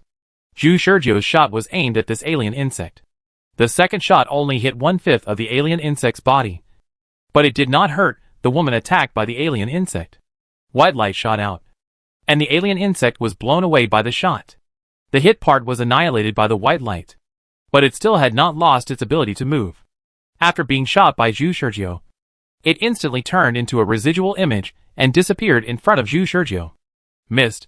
Zhu Shurjiu took a deep breath and was about to turn his head to look at the next target, when suddenly, a black shadow directly penetrated the chest of the woman he had just saved. A blood flower bloomed on the woman's chest, and she only screamed halfway. And then her whole head was instantly shot by the sudden attack of the alien insect. What? Things happened too quickly. The alien insect that attacked the woman stopped for a short time, and Zhu Shurjiu only had time to take a quick glance, and then discovered the true form of the alien insect. It was the alien insect he had failed to kill just now. The alien insect that disappeared after being shot by him with 1/5 of its body missing actually returned and killed the woman completely. Zhu Shurjiu looked at everything that happened in front of him expressionlessly, his heart burning like a raging fire. 2 misses. 2 tragedies. His casual shots were the lives of others. With anger in his heart, Zhu Shurjiu pulled the trigger again. Those who failed to protect them were dead. There was no need to worry about this shot. And he accurately killed the alien insect with a mutilated body that was lying on the woman and eating her. Next one. Although he was very sorry, he didn't have so much time to waste on guilt. The third, fourth, fifth, Zhu Shurjiu had to shoot. Even if the result of the shooting was not satisfactory, he never hesitated. Whenever Bai Guang accidentally injured or killed people, his heart would be firmer. Any sense of guilt will become the driving force for his growth, and will make him stronger. The people on the land only saw a helicopter flying in the sky, with white light constantly falling from the sky, and the alien insects were accurately killed by the white light. The helicopter seemed to be specially used to eliminate monsters. While hovering in the air, it eliminated the monsters that attacked them. No one cared about what would happen to the humans attacked by alien insects, and the survivors did not care whether these people were annihilated by the white light. In their opinion, these people were seriously injured by the monsters, and would die sooner or later. This white light just helped them get rid of it as soon as possible. Someone came to save us! What is this white light? So powerful. Oh my god. Those monsters have been destroyed. But why is there only one helicopter? Where are the other support troops of the military? The people cheered. But at the same time, they noticed the movements of those monsters. Oh no. Those bugs seem to have set their sights on that helicopter. Let's run. Run for your life. The alien insects dragged black after images into the sky like lightning, and were then shot down by the white light on the helicopter. What's even more outrageous is that the helicopter suddenly rolled in the sky. It swayed left and right, and made all kinds of very human evasive movements. The people saw that occasionally there were fish that were not shot down by the white light, and they passed by the helicopter, causing everyone to exclaim. The one who made this magical operation was naturally C-25, and the main force that shot down the alien insects in the sky was Thorn. Although Zhu Shurjiu also fired a gun, the white light shot out was far away. What is shocking is the operation of C-25. The whole helicopter seems to come alive under his operation, rolling back and forth in the air. In addition, the armed helicopter is equipped with laser guns, and whenever the alien Zerg tries to approach, it will be accurately killed. This is not based on any intelligent aiming program, but C-25's full manual operation. He extended his sixth sense to every corner of the armed helicopter, so that whenever the alien Zerg is about to attack the helicopter, he can kill the alien Zerg by prediction. But the premise of everything being safe is that he can handle the number of alien Zerg counterattacks. Zhu Shurjiu and Jingji's high-altitude sniping only attracted the attention of some alien Zerg, which is a drop in the bucket compared to the number of alien Zerg currently attacking humans. looking down from the sky. The ground was full of human corpses and densely packed alien Zerg. Occasionally, 1 or 2 alien Zerg flew up to attack them, while the rest of the alien Zerg continued to attack humans. C-25 said lightly. The alien Zerg have begun to fight back, but most of the alien Zerg are still attacking humans. Our threat level is still too low for the alien Zerg. Is there any other support? Zhu Shurjiu shouted to Jingji without looking back. No. There are only us in this area. Don't look at the large number of alien Zerg here. It's the same in other places. At present, most of the armed helicopters in Papua New Guinea have taken off. You can look at the distance. Zhu Shurjiu looked up and looked into the distance. Sure enough, in the scene of flying smoke and black fog of alien Zerg, many helicopters were flying high in the sky. The same white lightning as them fell straight down from the helicopters, shooting down the alien Zerg wandering in the air one by one. I didn't notice it before because those helicopters were not at the same altitude as them, and the two sides were far apart. Zhu Shurjiu could only see the dense black spots in the distant sky at most. If he didn't pay close attention, he might have thought that those helicopters were also alien insects. The ground troops and air combat troops are fighting on their own. The pressure we face in air combat is less than that of the ground troops. The ground troops are really on the verge of death. Are there any casualty reports? Zhu Shurjiu asked. This was his biggest concern. If there were casualty reports, he would be able to know what level of danger each battle site had, and which place had the most alien insects and needed to be dealt with first, or more armed forces deployed in advance. If he could get more information, such as the killing of alien insects by all the black soldiers in Papua New Guinea, the evacuation trends of the people, and various casualty reports, then he could work towards the optimal solution in the next few rounds. However, there is no information. Zhu Shurjiu was shocked by what Thorn said. This mission is a free action mission. What do you mean? There is no commander or corresponding deployment for this mission. Everything depends on our conscious response. The organization did not give any information to our team leaders. All the information I know now comes from the reports of the team members and the communication in the captain channel. What we need to do is to ensure the safe evacuation of as many people as possible, and then wait for the organization to issue the order to annihilate the continent. What? Zhu Shurjiu was so surprised that his eyes almost popped out. Fortunately, he was facing Thorns now. Otherwise Thorns would definitely notice something strange. He cursed subconsciously. What the hell is Su Feng doing? Jingji thought Zhu Shurjiu was asking a question, and answered, I don't know. Maybe there are more important things and he is temporarily too busy. Or maybe it is a special arrangement of the organization. In my opinion, it is more likely that Commander Su thinks there is no need to make more arrangements. When the time comes, the continent will be annihilated? This may be the simplest plan that can be implemented without any adjustments. Hee hee. Zhu Shurjiu chuckled. But in fact, he had already cursed in his heart. Could it be that the excessive amount of alien insects underground in Papua New Guinea could not attract Su Feng's attention? Is there something more important? No one would believe this possibility. Once the alien insects here are leaked, it will undoubtedly cause a disaster for mankind. Su Feng cannot fail to consider this risk. As the commander-in-chief of the front line, did Su Feng really do nothing? And annihilating the continent when the time comes. This kind of rough plan is definitely not the style of Su Feng. Captain Thorn, I need to contact the head of the headquarters. Zhu Shurjiu didn't have Su Feng's contact information, so he could only contact Su Feng in this way. But when Zhu Shurjiu just opened his mouth, suddenly, the helicopter was shaken violently. The tail wing was hit by alien insects. A large number of alien insects are approaching. C-25's report was very concise. In the violent turbulence, Zhu Shurjiu looked down for the first time, and saw that the alien insects on the ground suddenly took off. The black fog composed of black afterimages almost instantly crossed the distance of 300 meters and came to the helicopter. C-25 only had time to say this sentence after the tail wing of the helicopter was hit. And the moment the voice fell, the glass of the helicopter exploded. A muffled groan came from the driver's seat, and then a strong smell of blood rushed into Zhu Shurjiu's nose. Zhu Shurjiu didn't see what happened clearly, because the entire helicopter lost its hovering power in an instant, turned in the air, and fell straight to the ground. At this time, he realized that an alien insect had just destroyed the front windshield and killed the driver. The next moment, a black fog of alien insects swarmed forward and surrounded the crashed helicopter. Zhu Shurjiu felt a pain in his chest.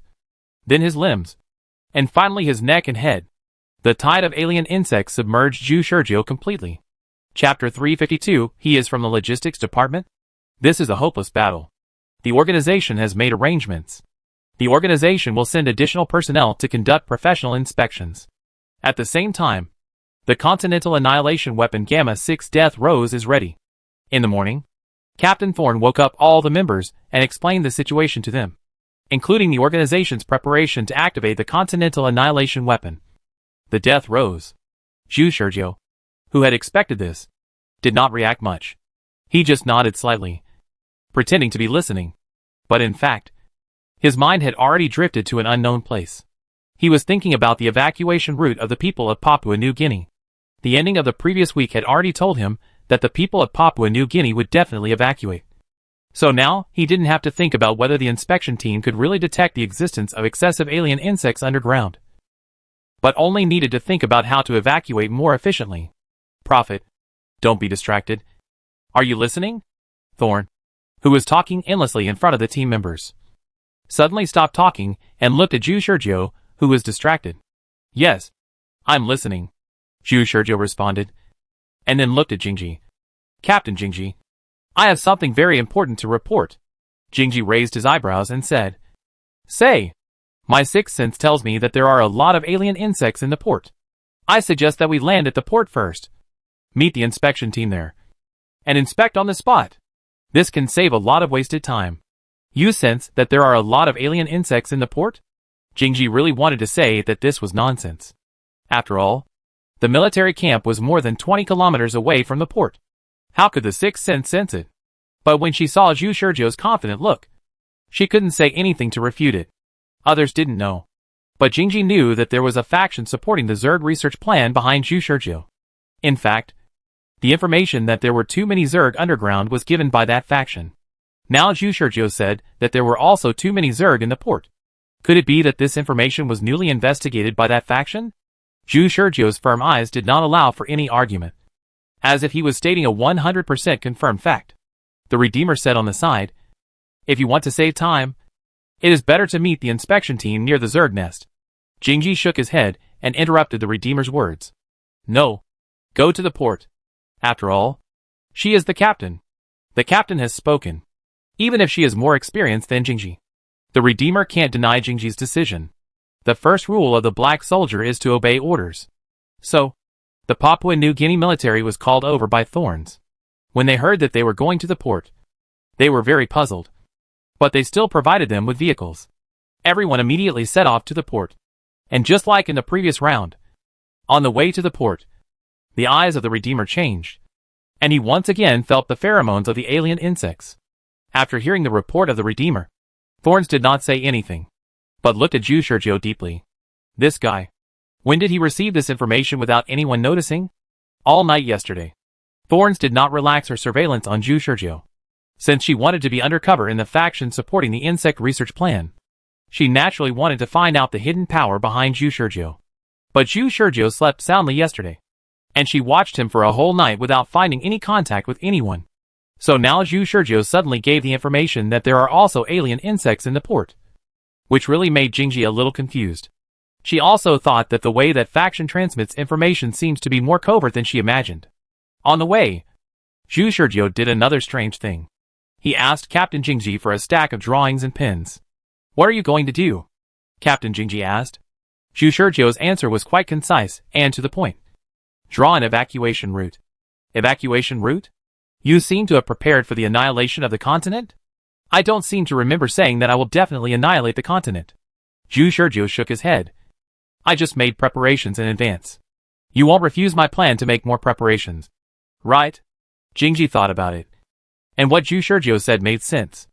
If there really are too many Zerg underground in Papua New Guinea, it seems like it would be a good thing to prepare for evacuation in advance. But where did Zhu Shurjiu get the confidence to arrange the evacuation routes for the people? Jingji shook his head and finally handed over a stack of drawings and pens.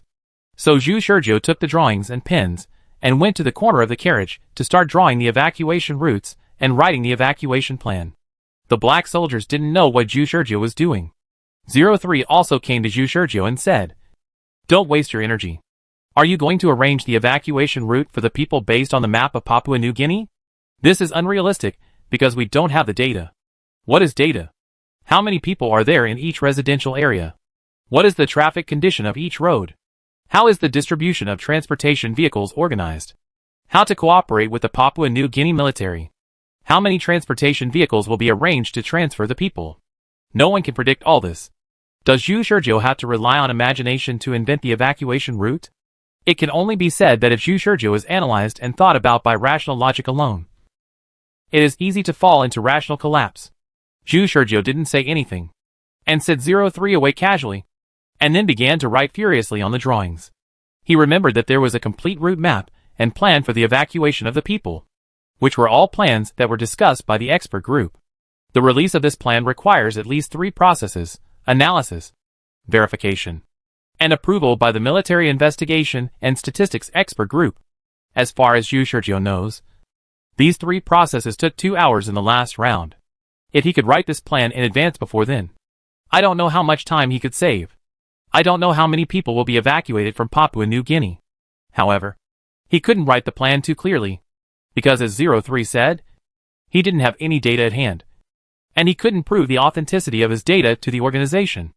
If all the data were written in detail in advance, he would not be a human, but a god. Along the way, Zhu Shurjo wrote and drew frantically in the corner of the carriage, and finally completed a vague and rough plan. If you just look at the surface, you will think this is an unrealistic delusion. But if you have various data, experts will bring the data into calculation, discussion and analysis, and you will find that his plan is highly feasible. This is what Zhu Shurjo wants to achieve. The vehicle quickly drove to the port. As soon as he got off the car, the Redeemer stared at the ground.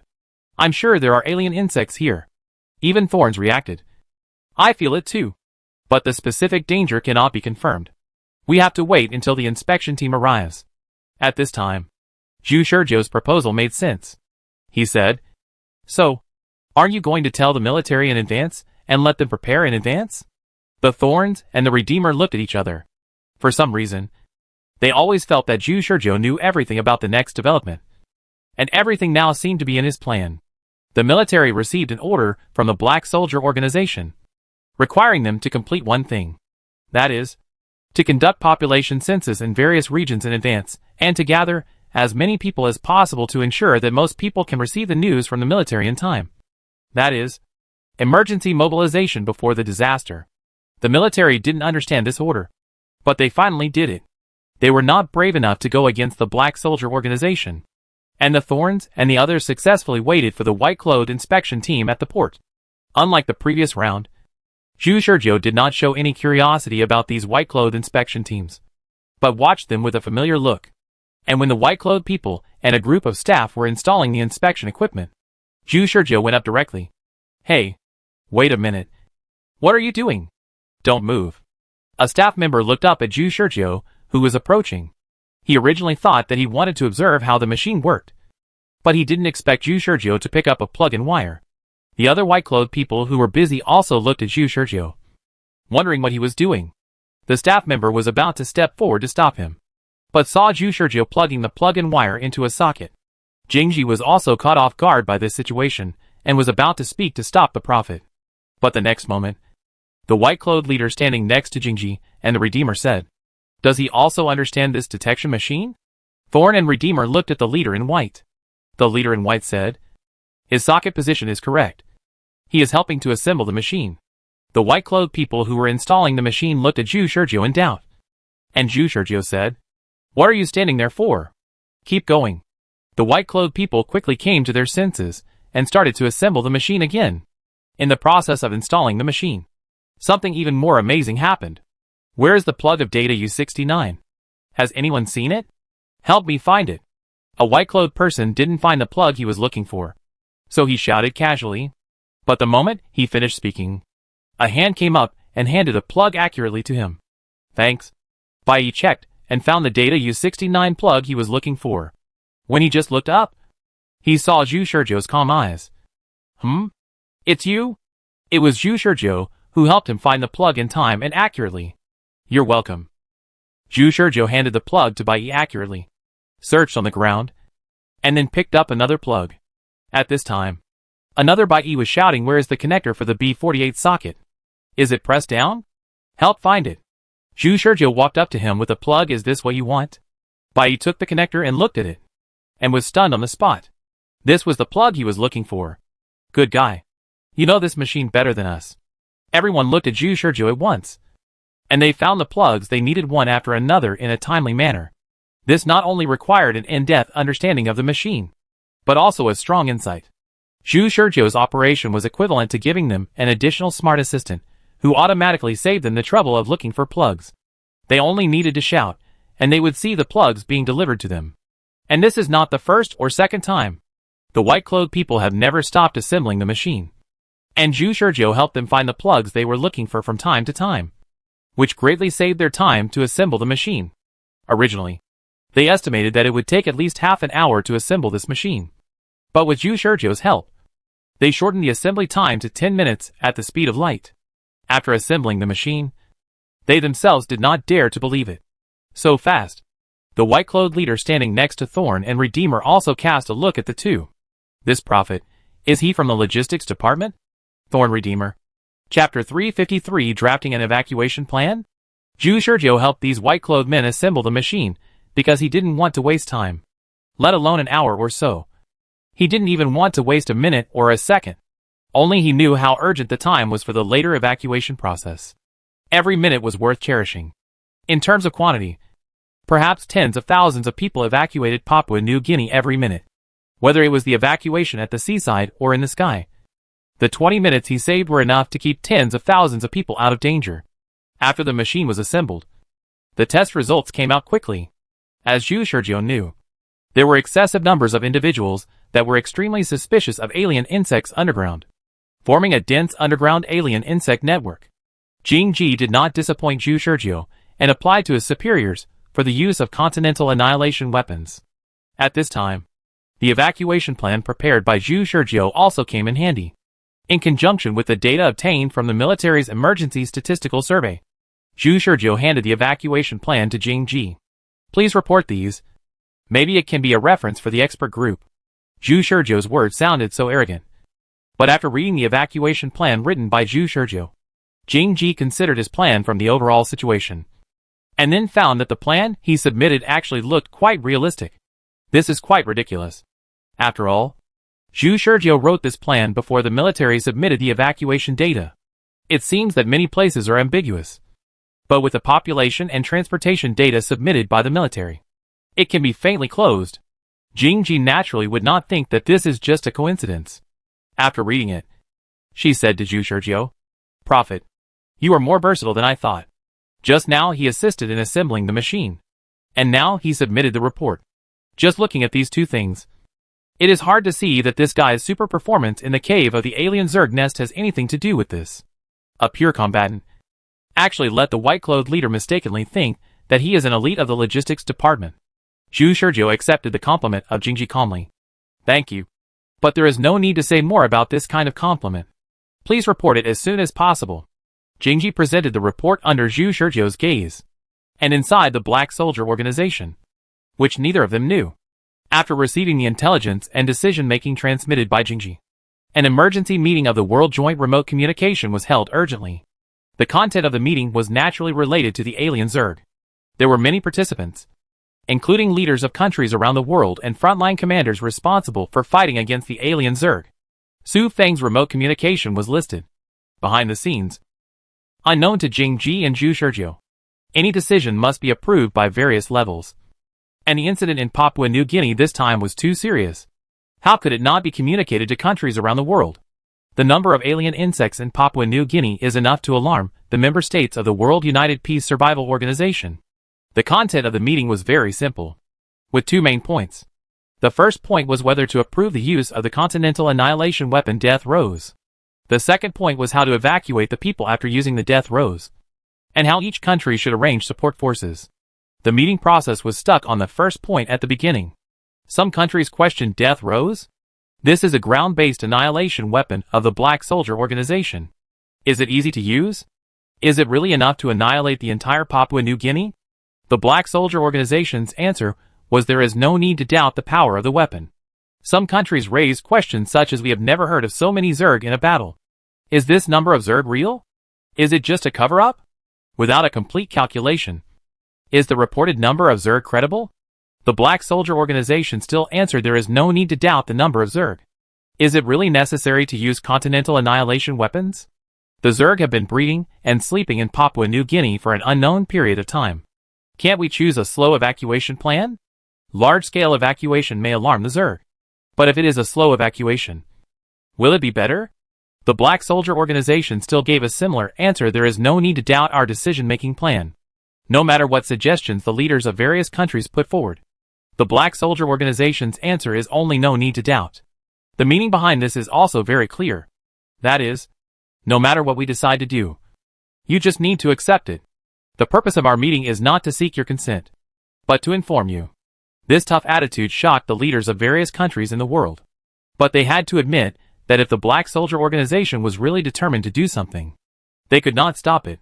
As the highest commander of the front line, Su Feng remained silent in this meeting, and watched the whole meeting without making any constructive comments. The meeting ended quickly. The Black Soldier organization was going to use the continental annihilation weapon to directly destroy Papua New Guinea. This plan was agreed by the leaders of various countries with a pinched nose, especially Australia. After Papua New Guinea was destroyed, Australia needed to bear the final rescue obligation. As a country close to Papua New Guinea, they also took the greatest risk when the disaster occurred, and it was unknown how much economic loss would be incurred. As for why the Black Soldier organization did not agree to the plan of slow evacuation, but instead adopted such a radical plan, various countries said that the Black Soldier organization had done so many crazy things.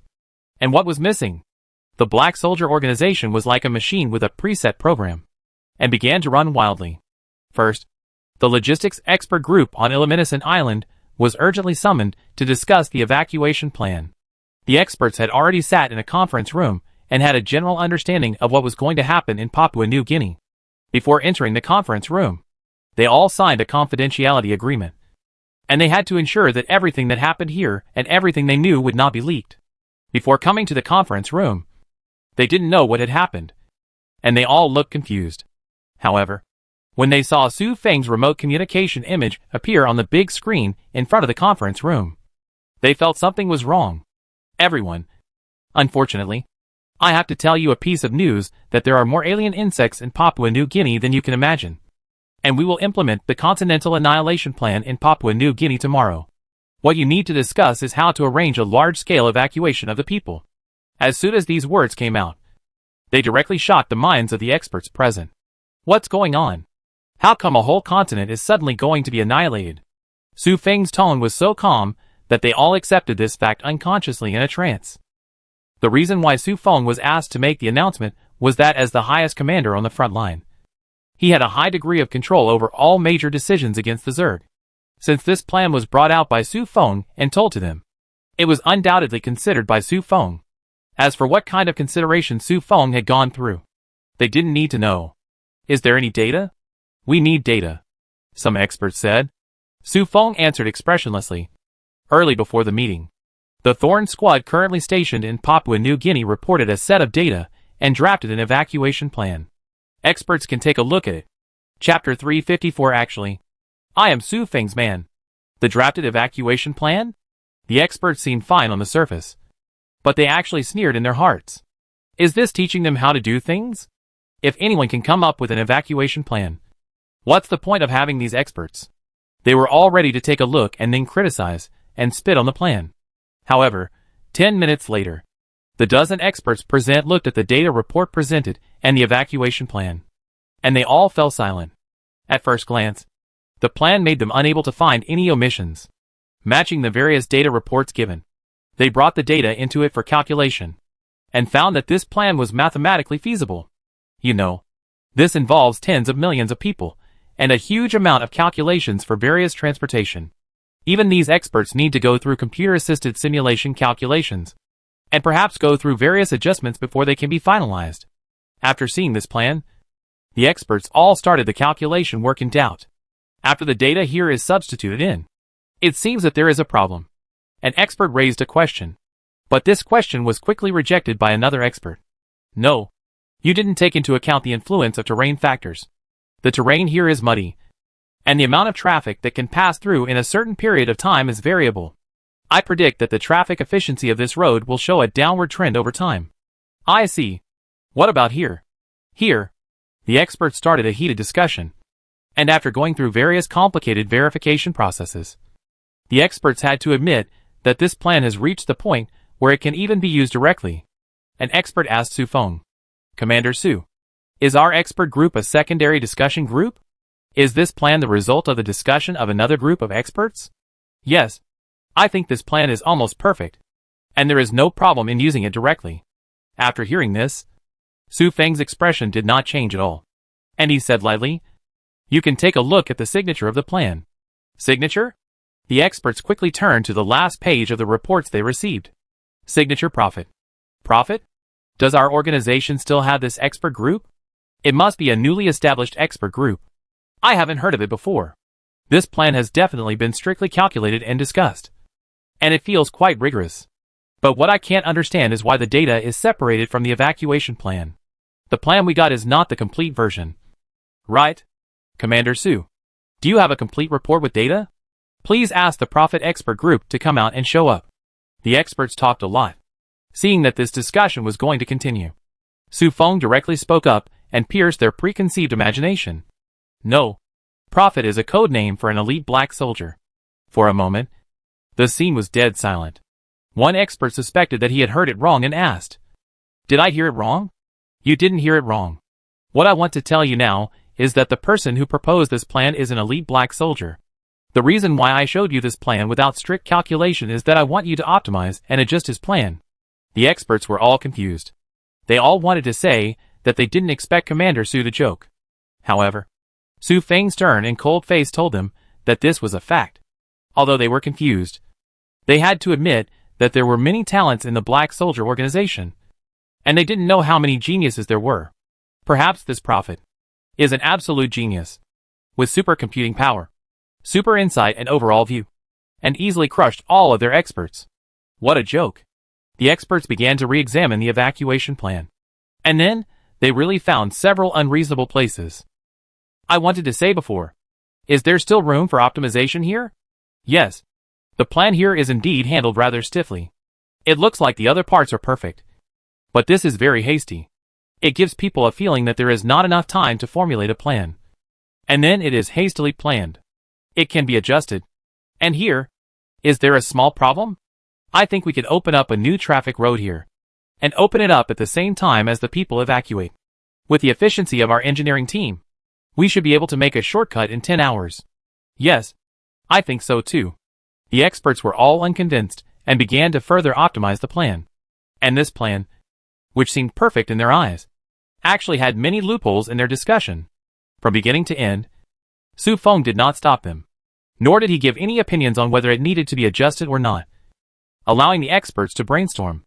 The experts all have their own professional qualities.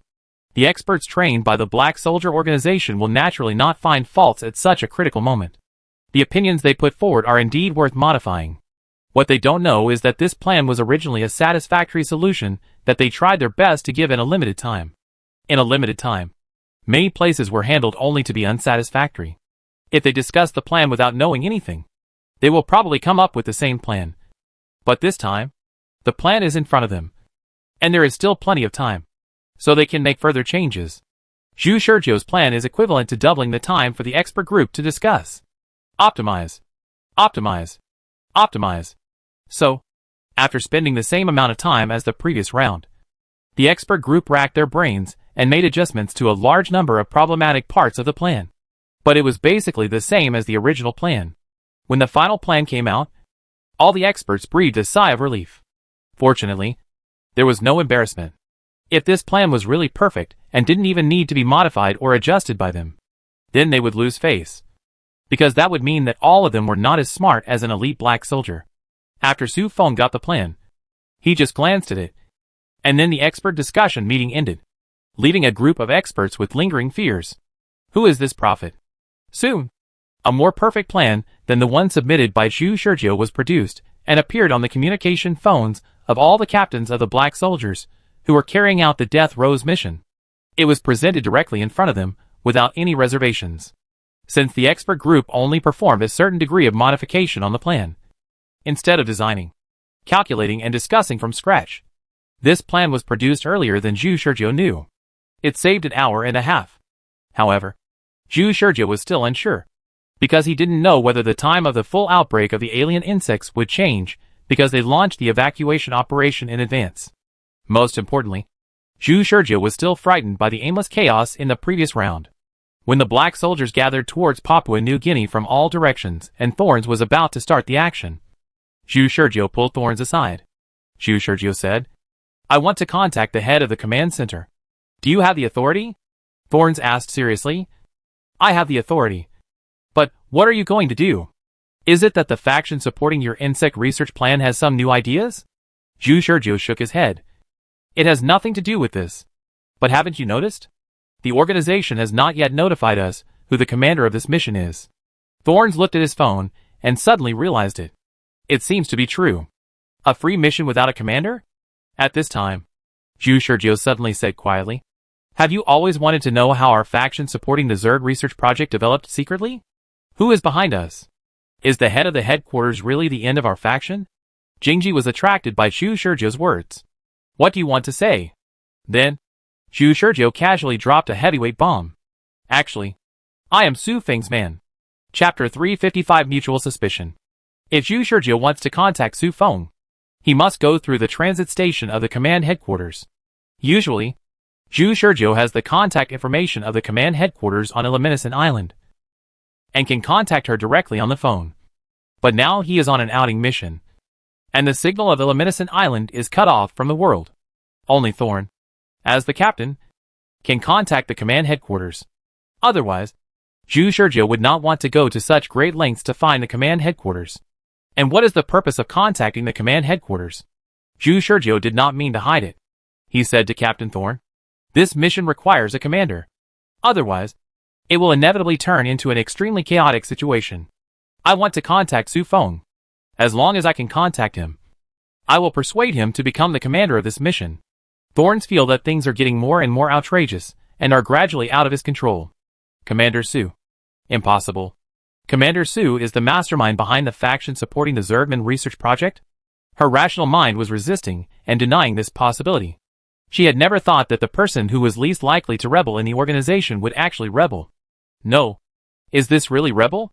With the support of Commander Su, is the faction supporting the Zerdman research project still considered rebellious? Could it be that the organization's top leaders actually agreed with this plan, but just didn't put it on the table? In this way, Zhu Shizhou had a reason to have so much intelligence, to be easily selected as an elite black soldier, and to force them to use the Continental Annihilation weapon on their first mission to Papua New Guinea. Could it be that all this was actually because Commander Su was behind the scenes? Then, what is the relationship between Zhu Shizhou and Commander Su? From Zhu Shizhou, Jingji saw a lot of freedom. With Commander Su's character, would he really give such decision-making power to one person? Jingji didn't know much about Su Feng, but she felt that Zhu Shizhou was exaggerating. "Are you telling the truth?" Jingji said to Zhu Shizhou meaningfully. "I don't think there is any need to lie. If you are really Commander Su's man, don't you have any means to contact Commander Su?" "No." "Really? Really? Really?" Zhu Shizhou had actually thought about this question a long time ago. With Su Feng's cautious nature, didn't he think that he might need to contact him in the future? Su Feng must have thought about it, but he still didn't leave any contact information. The biggest possibility is that Su Feng wanted to confuse him, including what Su Feng had told him before, that Illuminescent Island was isolated from the world. All of this was to convey a message to him, to mislead him, to make him think that he was really not being monitored.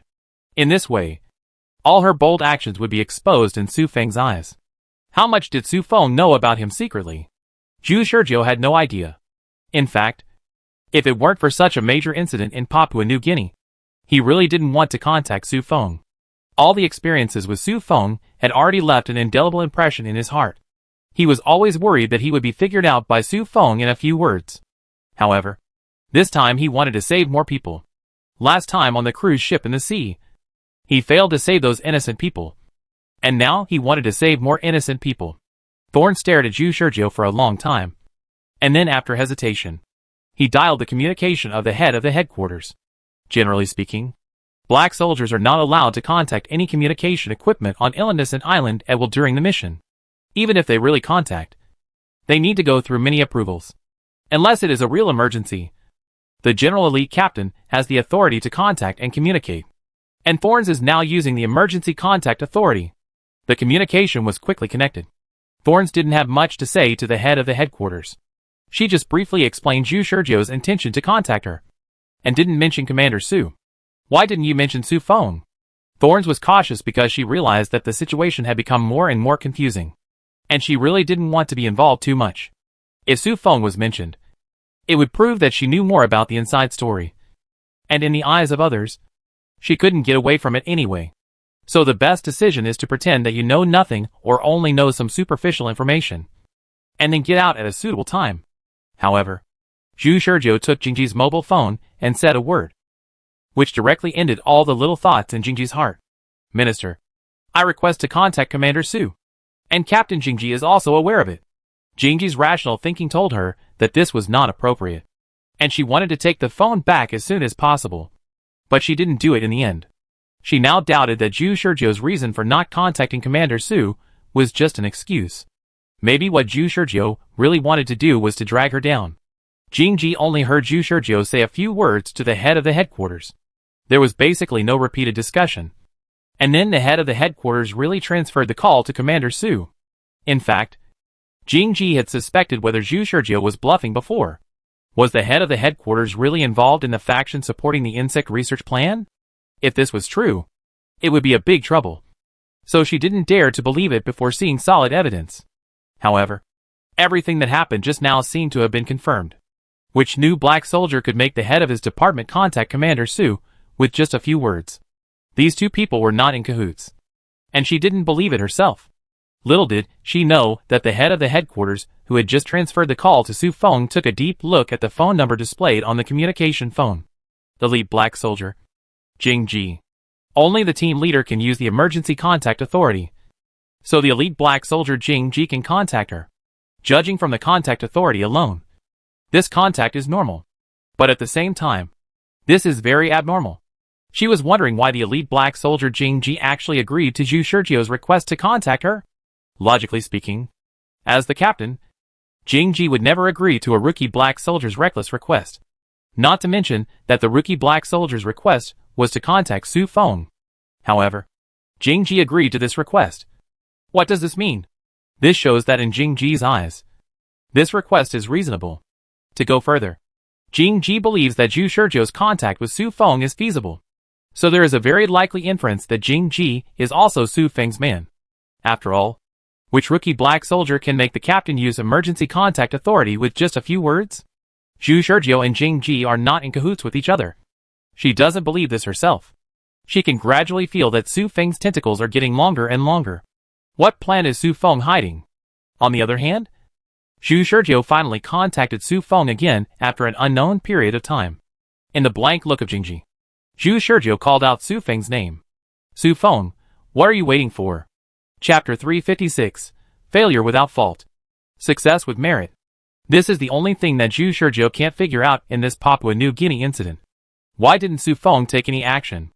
Facing such a major event, what was he waiting for? But Su Feng's words made Zhu Shurjio unable to do anything. Prophet, I heard you want to contact me. Zhu Shurjio? What are you pretending to be? He didn't want to continue arguing with Su Feng, but just said, Su Feng, Papua New Guinea needs you. If there is no commander for this mission, a large number of people will not be able to evacuate safely. I don't know what you are waiting for. Anyway, I have told you. Are you sure you don't want to take command in person? Prophet, I assume that you have a certain degree of foresight and can foresee the future you speculate. So can you tell me? What is the future you see? Su Feng is still playing dumb. Zhu Shurjio only thought for a while before he knew what Su Feng meant. The cautious Su Feng did not want to expose their relationship. If they wanted to prevent the explosion caused by the future exploratory attack, they had to be cautious. Zhu Shurjio could say whatever he wanted. But as the commander-in-chief of the front line, Su Feng could not admit that he had any connection with Zhu Shurjio. Zhu Shurjio did not dwell on this too much. He was used to Su Feng's cautious style. So he answered Su Feng's question just now. I have already said that in the future I speculated. A large number of people in Papua New Guinea will not be able to evacuate in time. About 1/3. 3 million people. This number is just an estimate. Su Feng did not show any surprise or solemnity when he heard Zhu Shizhou's words, but asked, So, do you think it is the most correct decision for me to personally take charge? Isn't it? Really? Really? Su Feng finally emphasized his tone a little more. Think about it again. Is it? Zhu Shizhou fell into deep thought. Prophet, do you really think that Papua New Guinea is just a special case? Do you really think that the Black Soldier Organization has not found excessive alien insects in other places? Do you really think that we will easily approve the use of the death rows without any evidence? A series of questions made Zhu Shizhou dizzy. After thinking for a while, Zhu Shizhou understood what Su Feng meant. You mean, it's not that I'm unlucky that I encountered an oversized Zerg on my first mission, but because I was the only one who discovered the existence of an oversized Zerg? Guess is just a guess after all, Su Feng said ambiguously, neither admitting nor denying. You just need to know that I can't take command. I believe you can think of the reason. Excessive Zerg not only exist in Papua New Guinea, but also all over the world. It's just that every time an oversized Zerg was discovered before, the organization concealed and delayed. And the final result was that the Black Soldier Organization discovered more and more oversized Zerg, so that the organization decided to attack the enemy of the world and make such a crazy move. The exploratory attack originally scheduled to be launched on November 7th was now postponed for 3 months by Su Feng's words. It was already the limit of the limit. In fact, the organization had already sentenced the outside world to death in its heart. They chose to use the death rows only because they wanted to test its power. As for how many people can escape from Papua New Guinea, just pretend to deal with it. The organization's ability to arrange for personnel to evacuate is already the maximum support. And if Su Feng steps down to command, what will be the consequences? It is equivalent to admitting in disguise that there are excessive alien insects in Papua New Guinea or around the world. Only if Su Feng hides behind the scenes can everyone believe that the destruction of Papua New Guinea has nothing to do with alien insects. So Su Feng cannot step down. Once he steps down, it will not bring hope, but despair. On the contrary, if Su Feng does not step down, people can believe that the alien insect incident in Papua New Guinea is just an accident, and it can be easily solved by destroying the continent. This is the reason why Su Feng pretended to be dead in the last round. Zhu Shizhou figured it out. However, he slowly spoke to the mobile phone in the call. So, are you going to give up the human race that you can obviously save? However, Su Feng's answer was irrelevant.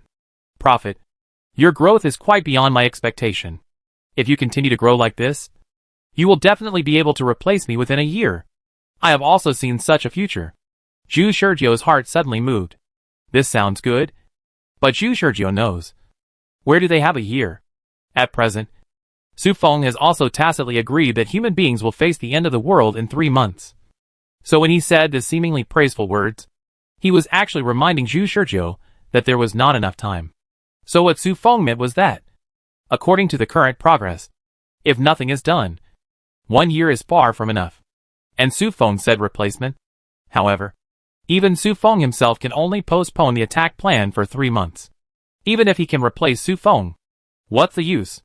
In summary, Su Feng is reminding Zhu Shizhou that he needs to accelerate his growth on the one hand, and on the other hand, reminding Zhu Shizhou that he needs to perform better than Su Feng himself. However, how to show his excellence?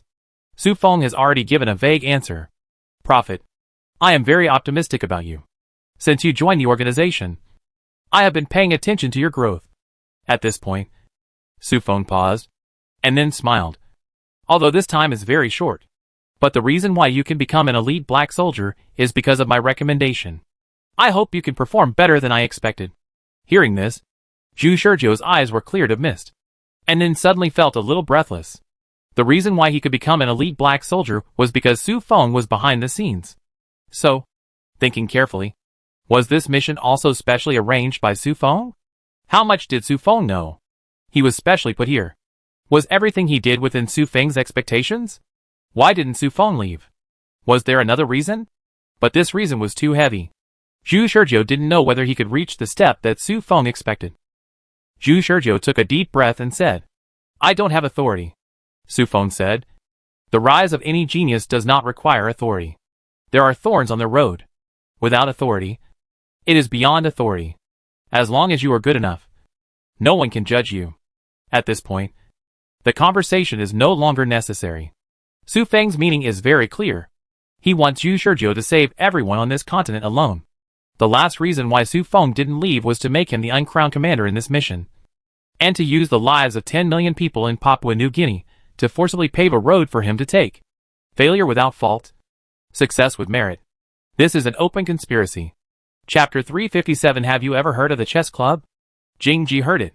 With her elite black soldier's physical fitness, she could naturally hear the conversation between Su Feng and Zhu Shizhou. You call this Su Feng's man? I heard everything. Commander Su just admires you and doesn't seem to have too much contact with you. Zhu Shizhou didn't say much about it, but just curled his lips slightly under the gas mask.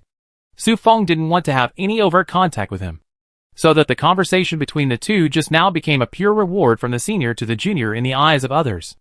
Anyway, Jing Ji didn't hear that Su Feng and Zhu Shizhou had any deep connection. Well, whatever you think.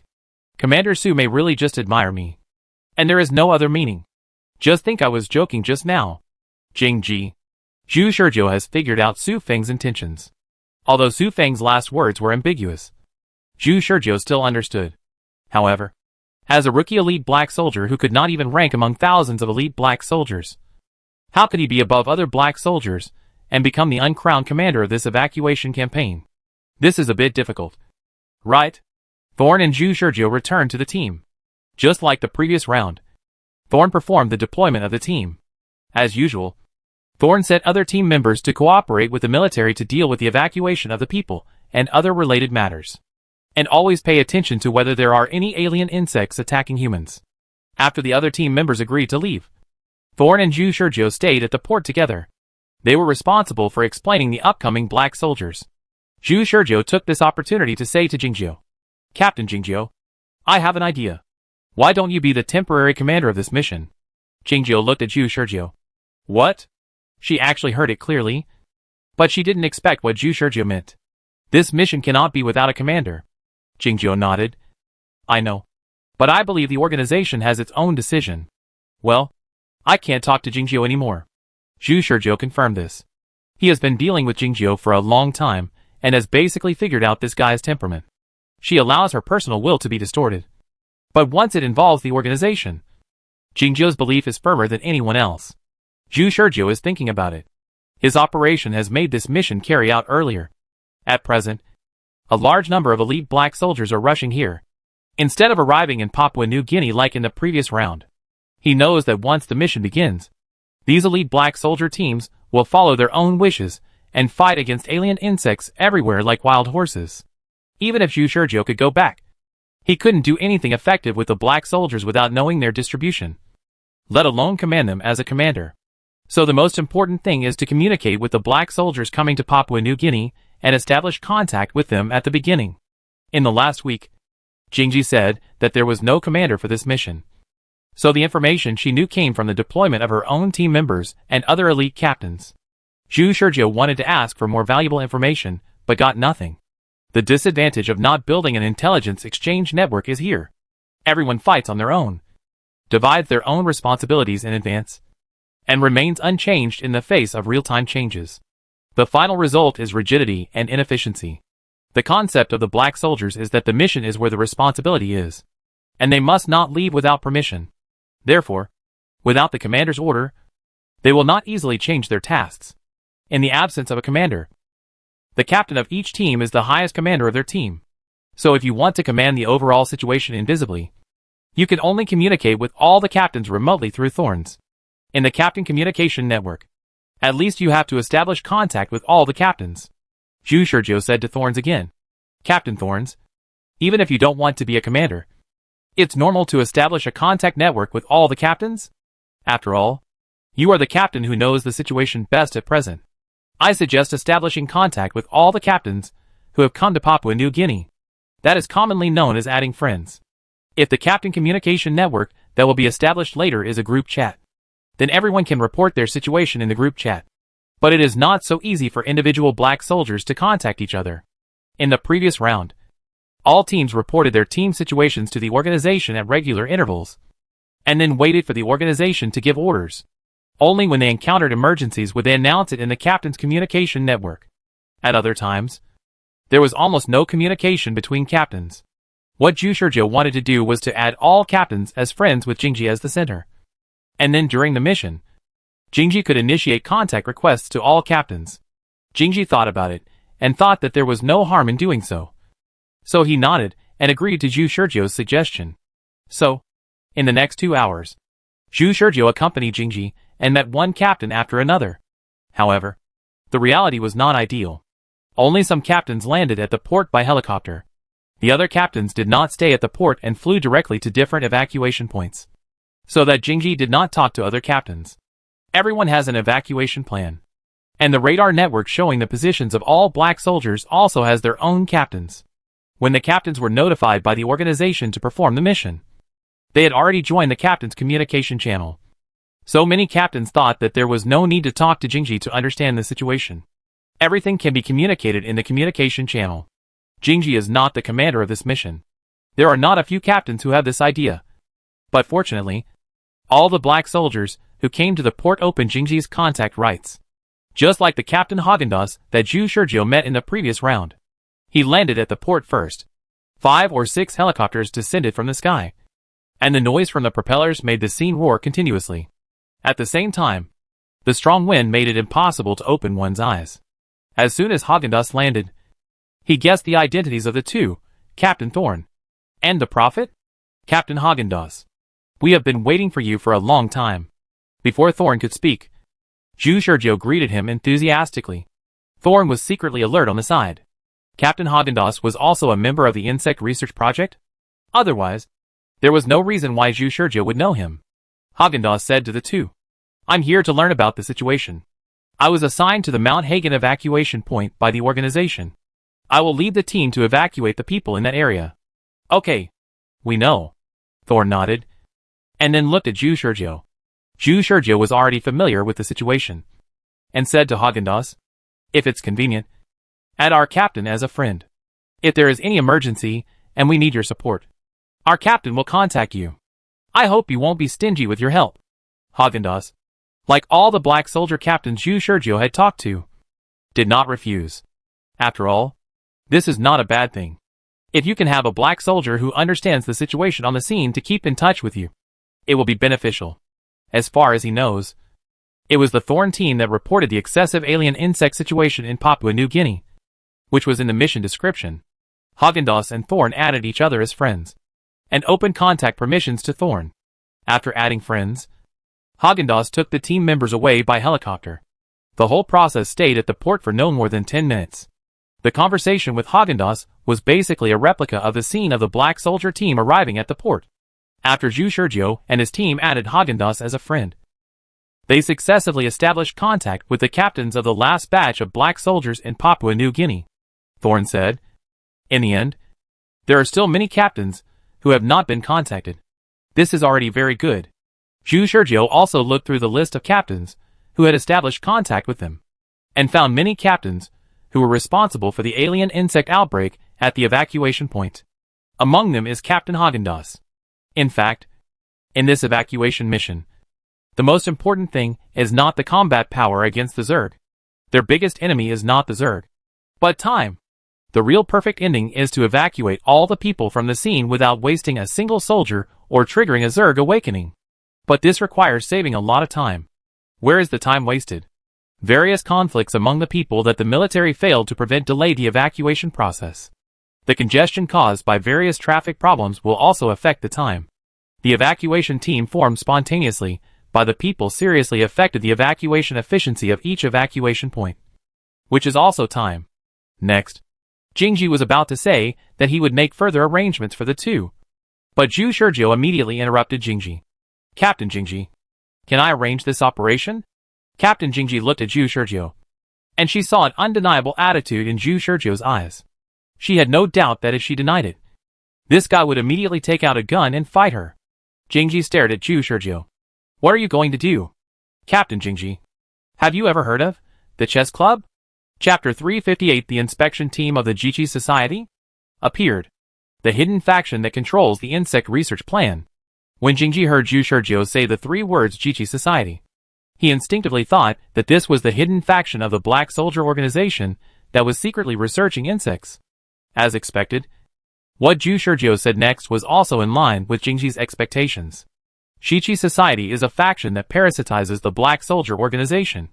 The number of people is unknown. The purpose of existence is unknown. And the direction of development is unknown. Even I don't know how powerful the power behind this faction is. I only know that Jiqi Society has the ability to control the situation. Control the situation? Jingji thought. So scary. However, Zhu Shurjiu said meaningfully, do you think that the evacuation plan I submitted was really made by me alone? Jingji looked at Zhu Shurjiu with burning eyes. So, this is why you were able to make an evacuation plan without any military data? She had already studied it. And the evacuation plan issued by the organization was basically not much different from Zhu Shurjiu's evacuation plan. If it was a coincidence, it would be too blunt. She thought that the organization just made a certain degree of minor modifications to Zhu Shurjiu's evacuation plan and used it directly. And this basically fits the facts. The most difficult lie in the world to expose is the truth. Zhu Shurjiu just used the truth to mislead Jingji. In short, this is all I can tell you now. You are not qualified to know the rest now. Because you have just joined the chess club and are a member who can't be any lower. Jingji suppressed her curiosity and nodded. I know. What should I do to improve my status in the chess club?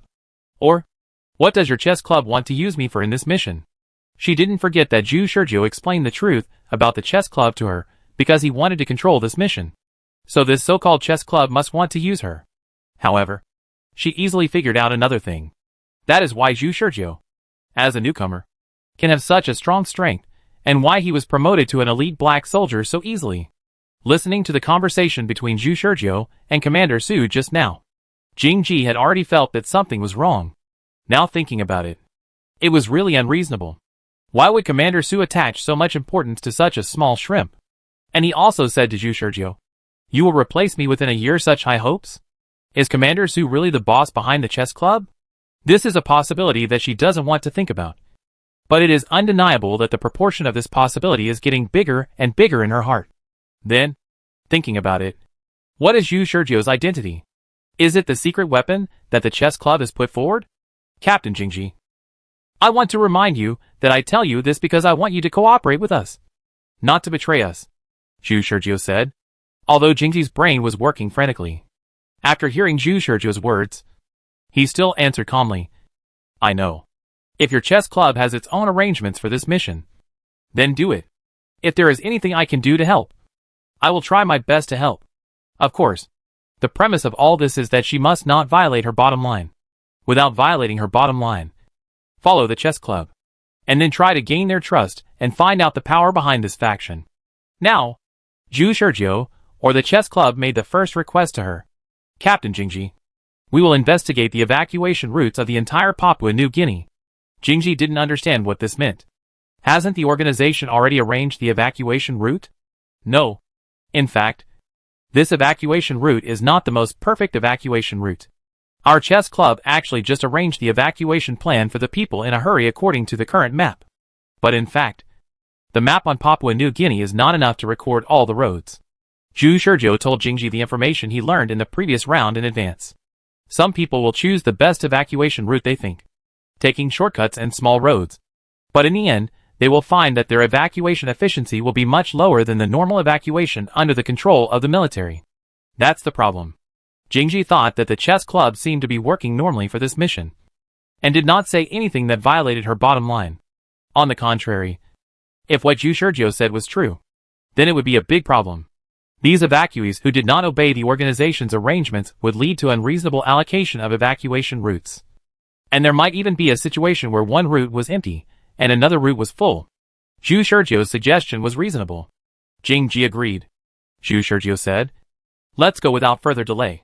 By the way, we are just one of the inspection teams in the chess club. Right? Although he had guessed it in his heart, Jingji still confirmed it. Zhu Shurjiu lied calmly. Of course. Our chess club has arranged a lot of forces to do things. Otherwise, do you think the two of us can inspect the entire continent in a short time? Jingji thought that it was indeed the case, and nodded. That's right. However, in fact, where is the power of the chess club? Jingji's question is very critical. If there are only 2 people, they will not be able to observe the entire continent on the first day. But what if it takes several rounds to do this? I'm afraid that in Jingji's eyes, it will become a situation where they have only observed an area, but suddenly and inexplicably control the whole picture, and the huge scale of the chess club will also surface. Then, just as Zhu Shurjiu expected, Jingji arranged a driver, who was the ordinary black soldier C25 that Zhu Shurjiu had seen in the previous round. Jingji was about to introduce Zhu Shurjiu. Let me introduce you. This is... Zhu Shurjiu spoke before Jingji. I know. C25. I know him. I heard that you are proficient in various vehicles, and you have extended your 6th sense to the vehicles. Any damage that is about to happen to the vehicles can be sensed by your 6th sense. Man and machine are one. Nothing more than that. C25 glanced at Jingji, and Jingji's hand stopped as he was about to introduce him to Zhu Shurjiu. The power of the chess club is so terrifying. You know, she just randomly recruited a black soldier. Completely randomly. This guy is not even an elite black soldier, but just an ordinary black soldier. But now Zhu Shurjiu even knows this ordinary black soldier. This is a bit unreasonable. Right? Why does it feel like Zhu Shurjiu can chat with anyone he meets? And C25 himself also thought that Jingji had greeted Zhu Shurjiu in advance, so that Zhu Shurjiu could recognize him at a glance. C25 didn't think much about it. So, Jingji got on the helicopter in suspicion of Zhu Shurjiu. Where should we start first? Jingji asked. Here. Zhu Shurjiu pointed to a corner on the map, which was the continental edge of Papua New Guinea, and the map was divided into several areas by him. Jingji took a look and thought in his heart. Do these areas represent the distribution of the observation team of the chess club? However, no matter how Jingji thought about it, she couldn't think that these areas actually represented the number of times Zhu Shurjiu was ready to roll back in his prediction. Chapter 359 Strictly follow the program. This is not right. Let me think. It should be like this. Zhu Shurjiu stayed in the corner of the tent with a paper and a pen, writing and drawing, mumbling incomprehensible words. Well, I should remember it correctly. I have remembered it wrong many times, and I can't make the same mistake again. Extending 1 kilometer to the east, there will be a split in the team in about 5 hours. Jingji frowned and looked at Zhu Shurjiu, who was writing something on the drawing in the corner of the tent. Early in the morning of this day, Zhu Shurjiu asked her for paper and pen, and then stayed in the corner alone to write and draw. She tried to pay attention to Zhu Shurjiu's words, but didn't understand. Zhu Shurjiu did not avoid her sight and exploration at all. Even if Jingji walked to his side, he did not deliberately cover the content on the paper. Prophet. It's time to gather to welcome the inspection team. Just now, Jingji had notified the other black soldiers in the tent to gather, but Zhu Shurjiu remained unmoved and stayed in the corner writing and drawing, so that she had to come forward to call him. Well, I know. Zhu Shurjiu nodded gently. How many times had he experienced the same conversation? He didn't count. His excellent memory had already memorized the following conversation. Even if he only used 1/10 of his thinking to talk to Jingji, he could still talk smoothly. Jingji also saw that Zhu Shurjiu was absent-minded, and when she was about to urge him, Zhu Shurjiu had already packed up his paper and pen and stood up. She swallowed the words she was about to ask. After taking a deep look at Zhu Shurjiu, Thorn turned around and called the team together, and then informed everyone of the decision on this mission as usual. Just like the previous rounds, it was still about the decision on the use of continental annihilation weapons, provided that the detection team could really detect something. After saying that, Thorn also deliberately observed Zhu Shurjiu's reaction, but he didn't react at all, and he was still writing on the paper in the team. Prophet. What are you writing? Don't be distracted when I issue a notice. Otherwise, I have the right to remove you from the elite black soldiers. Go to the port. Zhu Shurjiu suddenly said 3 words that interrupted Thorn's words. What? Thorn didn't react for a while. Zhu Shurjiu stated a fact lightly. Go to the port. There are alien insects there. Even now. He didn't put down the paper and pen, and didn't even raise his head. Thorn. She suspected that Zhu Shurjiu had fallen asleep last night. Otherwise, how could he say such a thing? How far is this place from the port? Even if there are alien insects there as he said, can he sense it from such a long distance? Thinking of this, Thorn could not completely deny Zhu Shurjiu's idea. So he turned to the Redeemer and asked, Redeemer, How do you feel? The Redeemer shook his head. No feeling. However, considering that the Prophet's perception may be stronger than mine, my suggestion is to set off for the port. Maybe I can sense it more clearly there.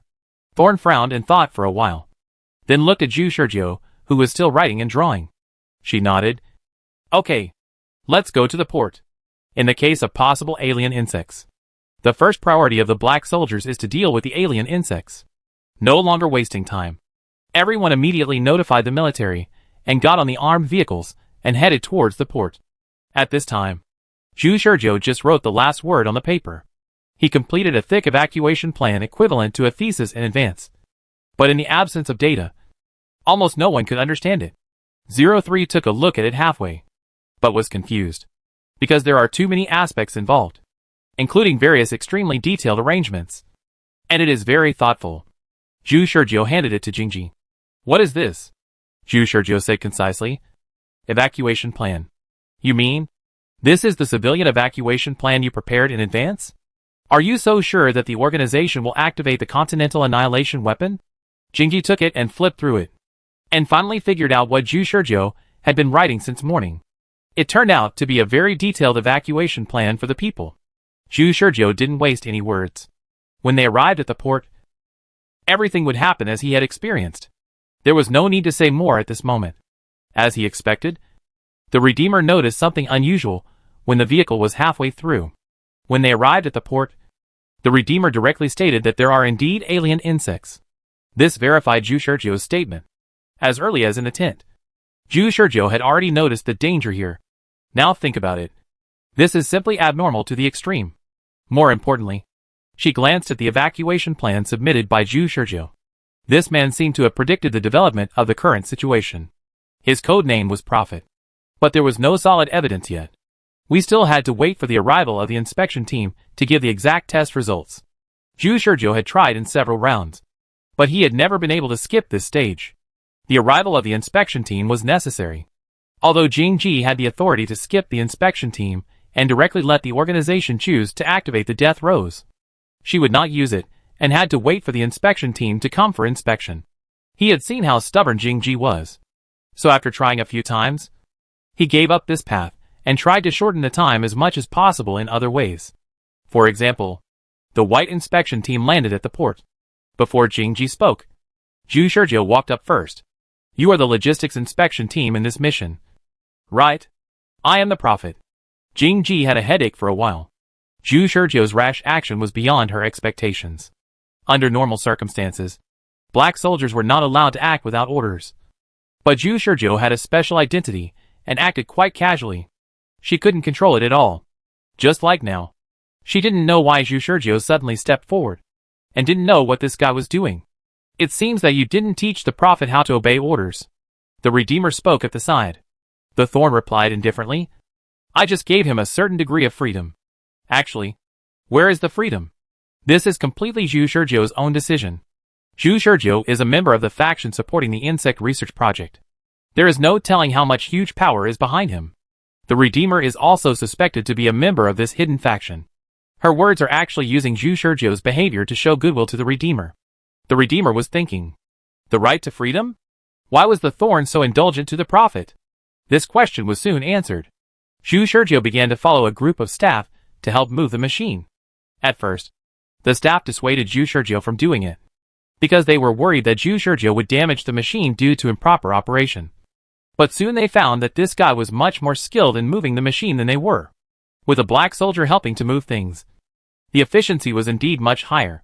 After moving all the machines, Zhu Shurjiu didn't even breathe. If it was just here, everyone would think it was quite normal. But what happened next made everyone dumbfounded. After Zhu Shurjiu moved the machine, he took the lead in picking up the tangled plug wire without anyone directing him, and began to quickly plug it into the socket on the machine. Wait a minute. What are you doing? Plug it in slowly. Don't plug it in randomly. Stop it.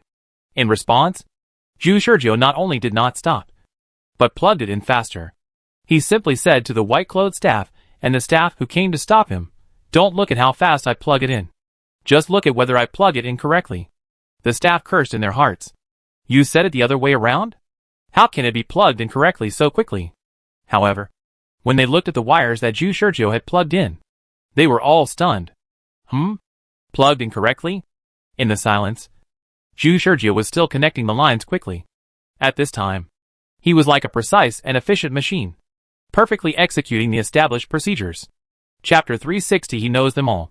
In fact, in addition to installing the plug wires, there are other tasks for assembling machine parts. But because the technical content of that part is too high, Zhu Shizhou cannot learn it by rewinding in a short time.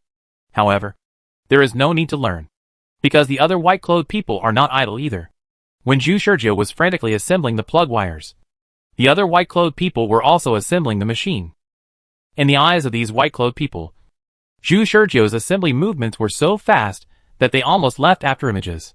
The white-clothed people who installed the plug wires with him were amazed. Is this guy cheating? Often they didn't even see the name of the wire clearly.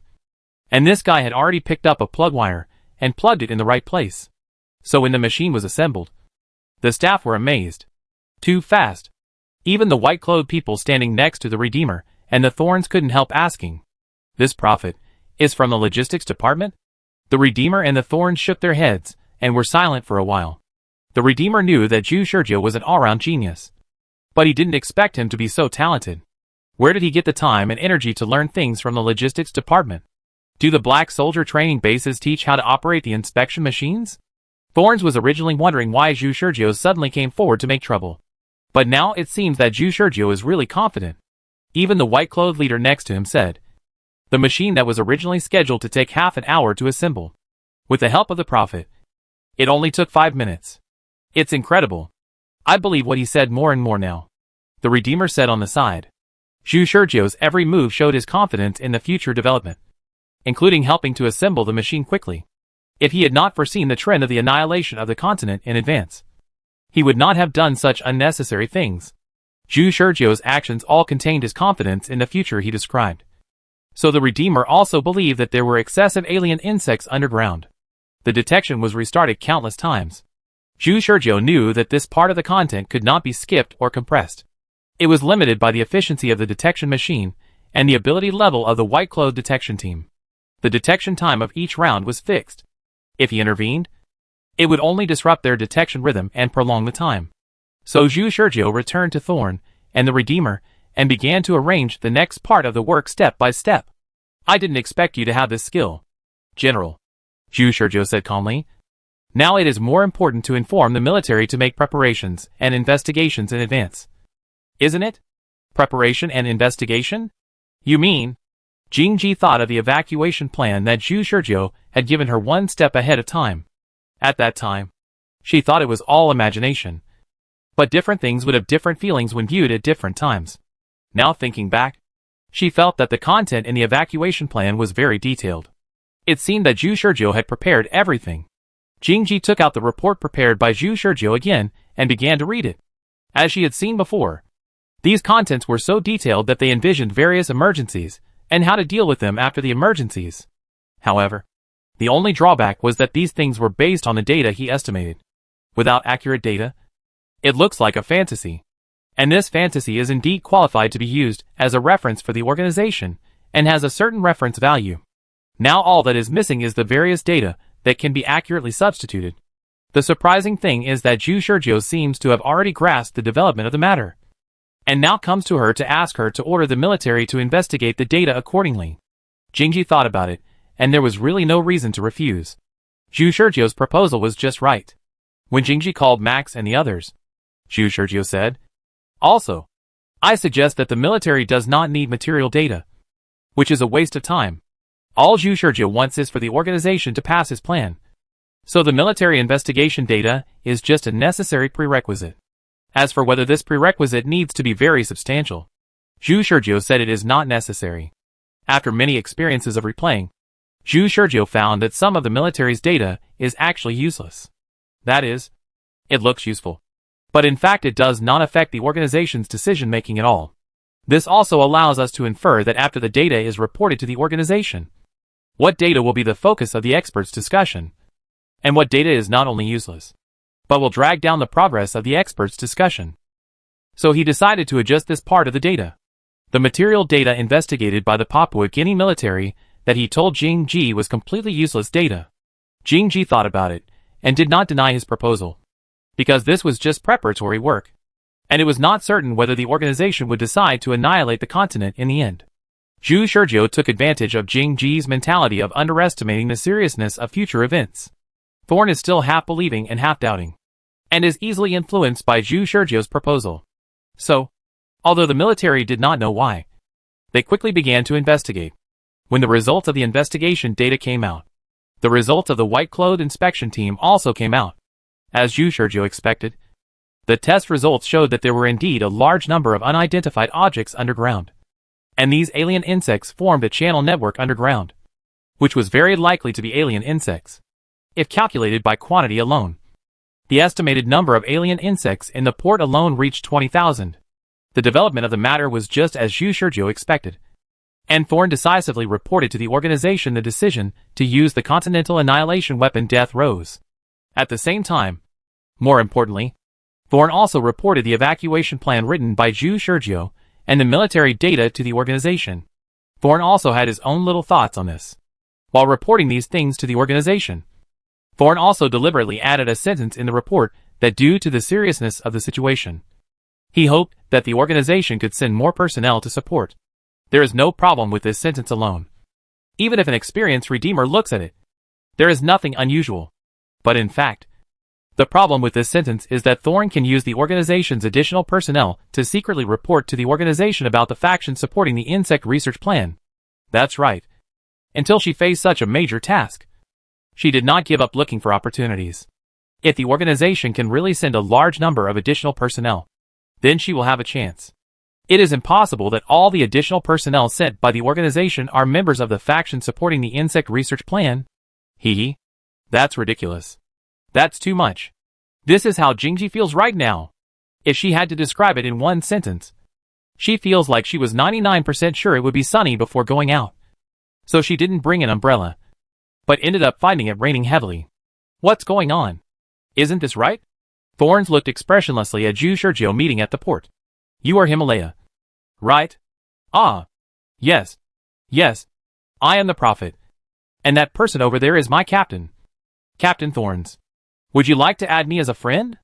It will be convenient for us to convey the news to you later. Yes. That's right. Okay. Goodbye. Remember to pay attention to the news later. You are Garfield. Right? How did I know? I have heard of you. You are an experienced elite black soldier. I heard that your long-range shooting skills have achieved a headshot at 50 kilometers? And you have also used a grenade to blow up a helicopter when fighting a rebel organization? I have admired you very much. Add me as a friend. Are you Kennedy? I know. I recognized you at a glance. You are a Chinese-American hybrid. I know. Silver Fong? I finally saw the real person. I have heard of you for a long time. Thorn stood expressionlessly behind Zhu Shurjiu, feeling like a fool. Elite black soldiers came in waves, and Thorns watched Zhu Shurjiu's performance throughout. There was no one that Zhu Shurjiu didn't know. Zhu Shurjiu could chat with every elite black soldier who arrived at the port. You know, surrounded by heavy gas masks. Even Jing Ji couldn't recognize the black soldiers at first sight. But Zhu Shurjiu could recognize them at first sight, and greeted them warmly, and added them as friends in a few words.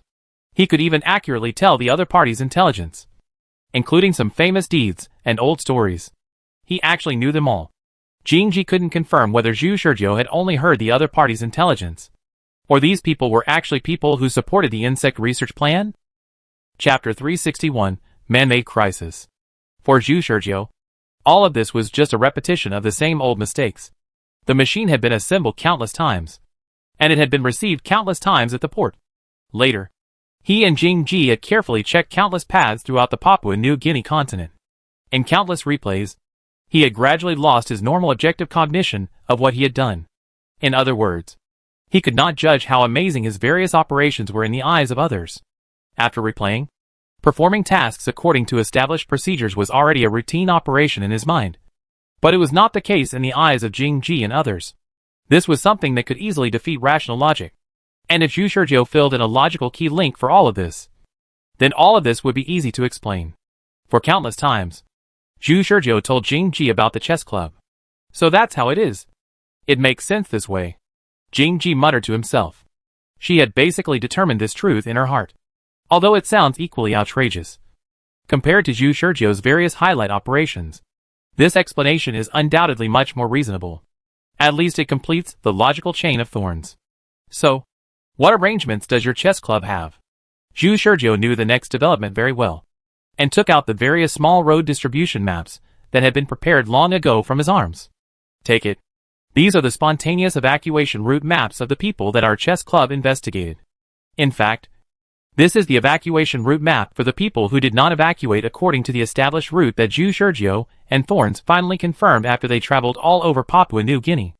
Zhu Shurjio didn't need to search every corner of Papua New Guinea.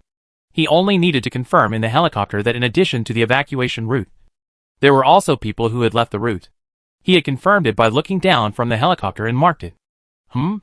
Jing-ji took the evacuation route map given by Zhu Shurjio. And after taking a look, he quickly understood the meaning of this evacuation route map. Then she glanced at Zhu Shurjio. When did you draw this? In the car. When writing the evacuation plan. Why didn't you let me submit this at that time? Do you want me to submit this new evacuation route map to the organization now? No. Zhu Shurjio shook his head. It's useless. There is no point in handing this map to the organization. If I'm not mistaken, if the organization receives this evacuation route map, it is very likely to abandon those people who evacuated spontaneously. This is very likely, based on his impression of the organization. Jing-ji also felt that the organization would do such a thing. Zhu Shurjio has a very clear understanding of this. The materials he provided now only have pictures, but no textual explanation. This means that he has been prepared for a long time. So what are you going to do now? Send this evacuation route map to the captains of all elite black soldier teams. If we can gather the strength of all the black soldiers in Papua New Guinea, we can perfectly block these evacuation routes. As long as we can get these people who have deviated from the route back on track, we can save more people. Jing-ji shook his head. Your starting point is good, but you have to consider that the captains of these elite black soldiers will only obey the orders of the organization. If there is no order from the organization, then they will not act rashly. She felt that Zhu Shurjio's idea was too naive. However, Zhu Shurjio said something that Jing-ji did not expect. The organization will not arrange a commander for this mission. Jing-ji opened his mouth. Zhu Shurjio said calmly, You are not wrong. This is the arrangement of the chess club. Jing-ji actually did notice something strange. The organization did not mention who the commander of this mission was in the mission arrangement, which means that this is a free mission, and the black soldiers present can act freely. However, the problem is that this mission is so important and involves such a wide range of people. Why should the black soldiers be allowed to act freely? At least Jing-ji can't understand it. Now, she understands the truth. How powerful is the chess club? The more she understands, the more she feels the horror behind the chess club. What she sees now is just the tip of the iceberg of the power controlled by the chess club. If what Zhu Shurjio said was true, then the parasitism of this chess club was too deep. But even if there is no commander, the black soldiers stationed in Papua New Guinea have to prevent the alien Zerg from attacking. Waste of time. Zhu Shurjio recalled the countless times he had experienced the replay. The alien Zerg always appeared in the last stage, and those black soldiers did nothing but stand guard before that. The people's fights, riots, and requests for help were not within their scope of assistance. They only cared about where the alien Zerg existed. He said to Thorn, The Zerg will not appear in the early stage. They are useless except wasting time standing guard. Thorn wanted to say something again, but Zhu Shurjio, who had already understood the development of the conversation, interrupted Thorn's words. I know what you want to say. Are you trying to say that even if we pass the route map to those captains, they will not do it according to our ideas? Right? Yes. Unless, Zhu Shurjio said. Are you trying to say that unless those captains are from our chess club? He interrupted Thorn's words accurately again. Indeed. If those captains are from our chess club, then we can indeed command them. But they are not. Thorn laughed twice, thinking to himself, I don't believe you. Zhu Shurjio continued. The only power that can drive them is the Zerg, or events related to the Zerg. What do you mean? Zhu Shurjio said to Thorn. Do you want to see the experimental progress of the Zerg research plan jointly conducted by the chess club and the Papua New Guinea government? Thorn's pupils shrank slightly. Will the research of the chess club be carried out before her eyes? After countless rounds, Zhu Shurjio once again brought Jingji to the Underground Research Institute in Papua New Guinea. Zhu Shurjo once brought Jingji here to translate the documents in this research institute. But after several rounds of translation, Zhu Shurjo never let Jingji enter this research institute again. Therefore, for Jingji, it was the first time that she saw the failed research product of the insect man in this underground space. In the underground space on the 20th floor, bloodstained cages were filled with failed experimental subjects. Various tragic roars echoed throughout the underground space, forming a huge sound wave that rushed straight into the ears of Thorns. What are these? They are failed products. The failed products that the chess club developed while studying the Zerg plan. Zhu Shurjo tried to suppress his emotions to the lowest level, and directly assigned all the research of the Papua New Guinea military to the chess club. And his words were also extremely cold. He looked down at the failed Zerg products in the underground space and said lightly, "They are the ones who should be executed. Their physical abilities and aggressiveness are far superior to ordinary people, but far inferior to the Zerg. So it should not be difficult for the black soldiers to deal with them." Thorn suddenly realized what Zhu Shurjo meant. "You want?" Zhu Shurjo raised his head and looked at Thorns, saying, "I want to release them and create a crisis artificially." Chapter 362, The Insect Man is out of the cage. How many failed research subjects are there in the Insect Man Research Institute of Papua New Guinea? A lot. And the number is at least in the tens of thousands. Papua New Guinea captured experimental subjects of different skin colors, ages and health conditions from all over the world, and then conducted rough quantitative experiments on them. After layers of selection, it finally succeeded in creating the closest to perfect experimental subject Misha. But in this process, there are still many experimental subjects who are only one level weaker than Misha. They have no reason, only know how to eat meat, and are highly aggressive. These are all monsters who should have died. They are both victims and potential dangers. Originally, Zhu Shurjo's idea was to let these monsters, who had lost their reason, be eliminated together with the annihilation of the continent, so that the danger would not spread to other places to endanger the people. This can also be regarded as a relief for them. But then he thought about it again. And then he thought of a more useful method of use. The black soldiers are now fighting on their own. No doubt because these people have not been exposed to too big a crisis. And when the alien insects break out in the later period, there is no way to deploy personnel again. So Zhu Shurjo thought of using these failed experimental subjects to artificially create a crisis and forcibly gather the black soldiers together. No one knows better than Zhu Shurjo the direction of these half-insect experimental subjects attacking humans next. So as long as these black soldiers naturally find that his instructions are correct, then these black soldiers will naturally give priority to his orders when making decisions. Of course, Zhu Shurjo would not tolerate these half-insect test subjects harassing the public. When he made this decision, he had already considered the biggest advantage of this idea. That is, the location of this underground research institute is at a remote area. Since the Papua New Guinea military knew that studying insects was not allowed to be seen in public, they built the Insect Research Institute in this remote area. Because of this, it became an excellent condition for Zhu Shurjo to release insect test subjects. Those who came to exterminate the insects and died in the mouths of the insects were only black soldiers. The Insect Research Institute was opened. Roar, roar, roar. Roars and roars surged from the Insect Research Institute. A deafening sound came from the entrance of the altar that was open to the sky. If there were black soldiers with a keen sixth sense here, they would probably feel the strong omen of death that was almost drowning and swallowing them.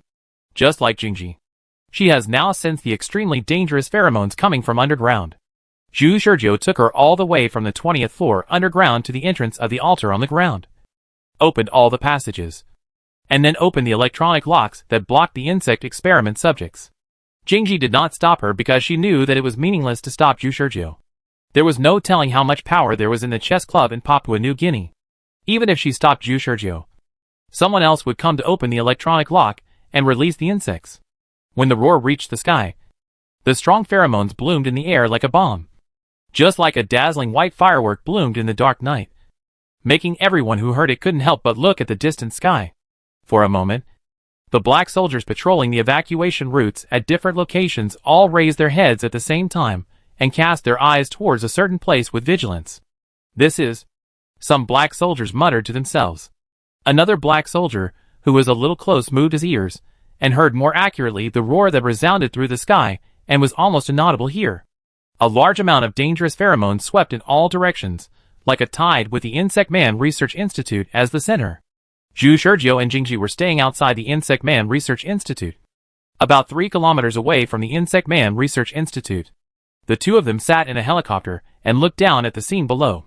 In addition to seeing the insects rushing out of the Insect Man Research Institute, they also saw helicopters coming from all directions, which were the black soldiers.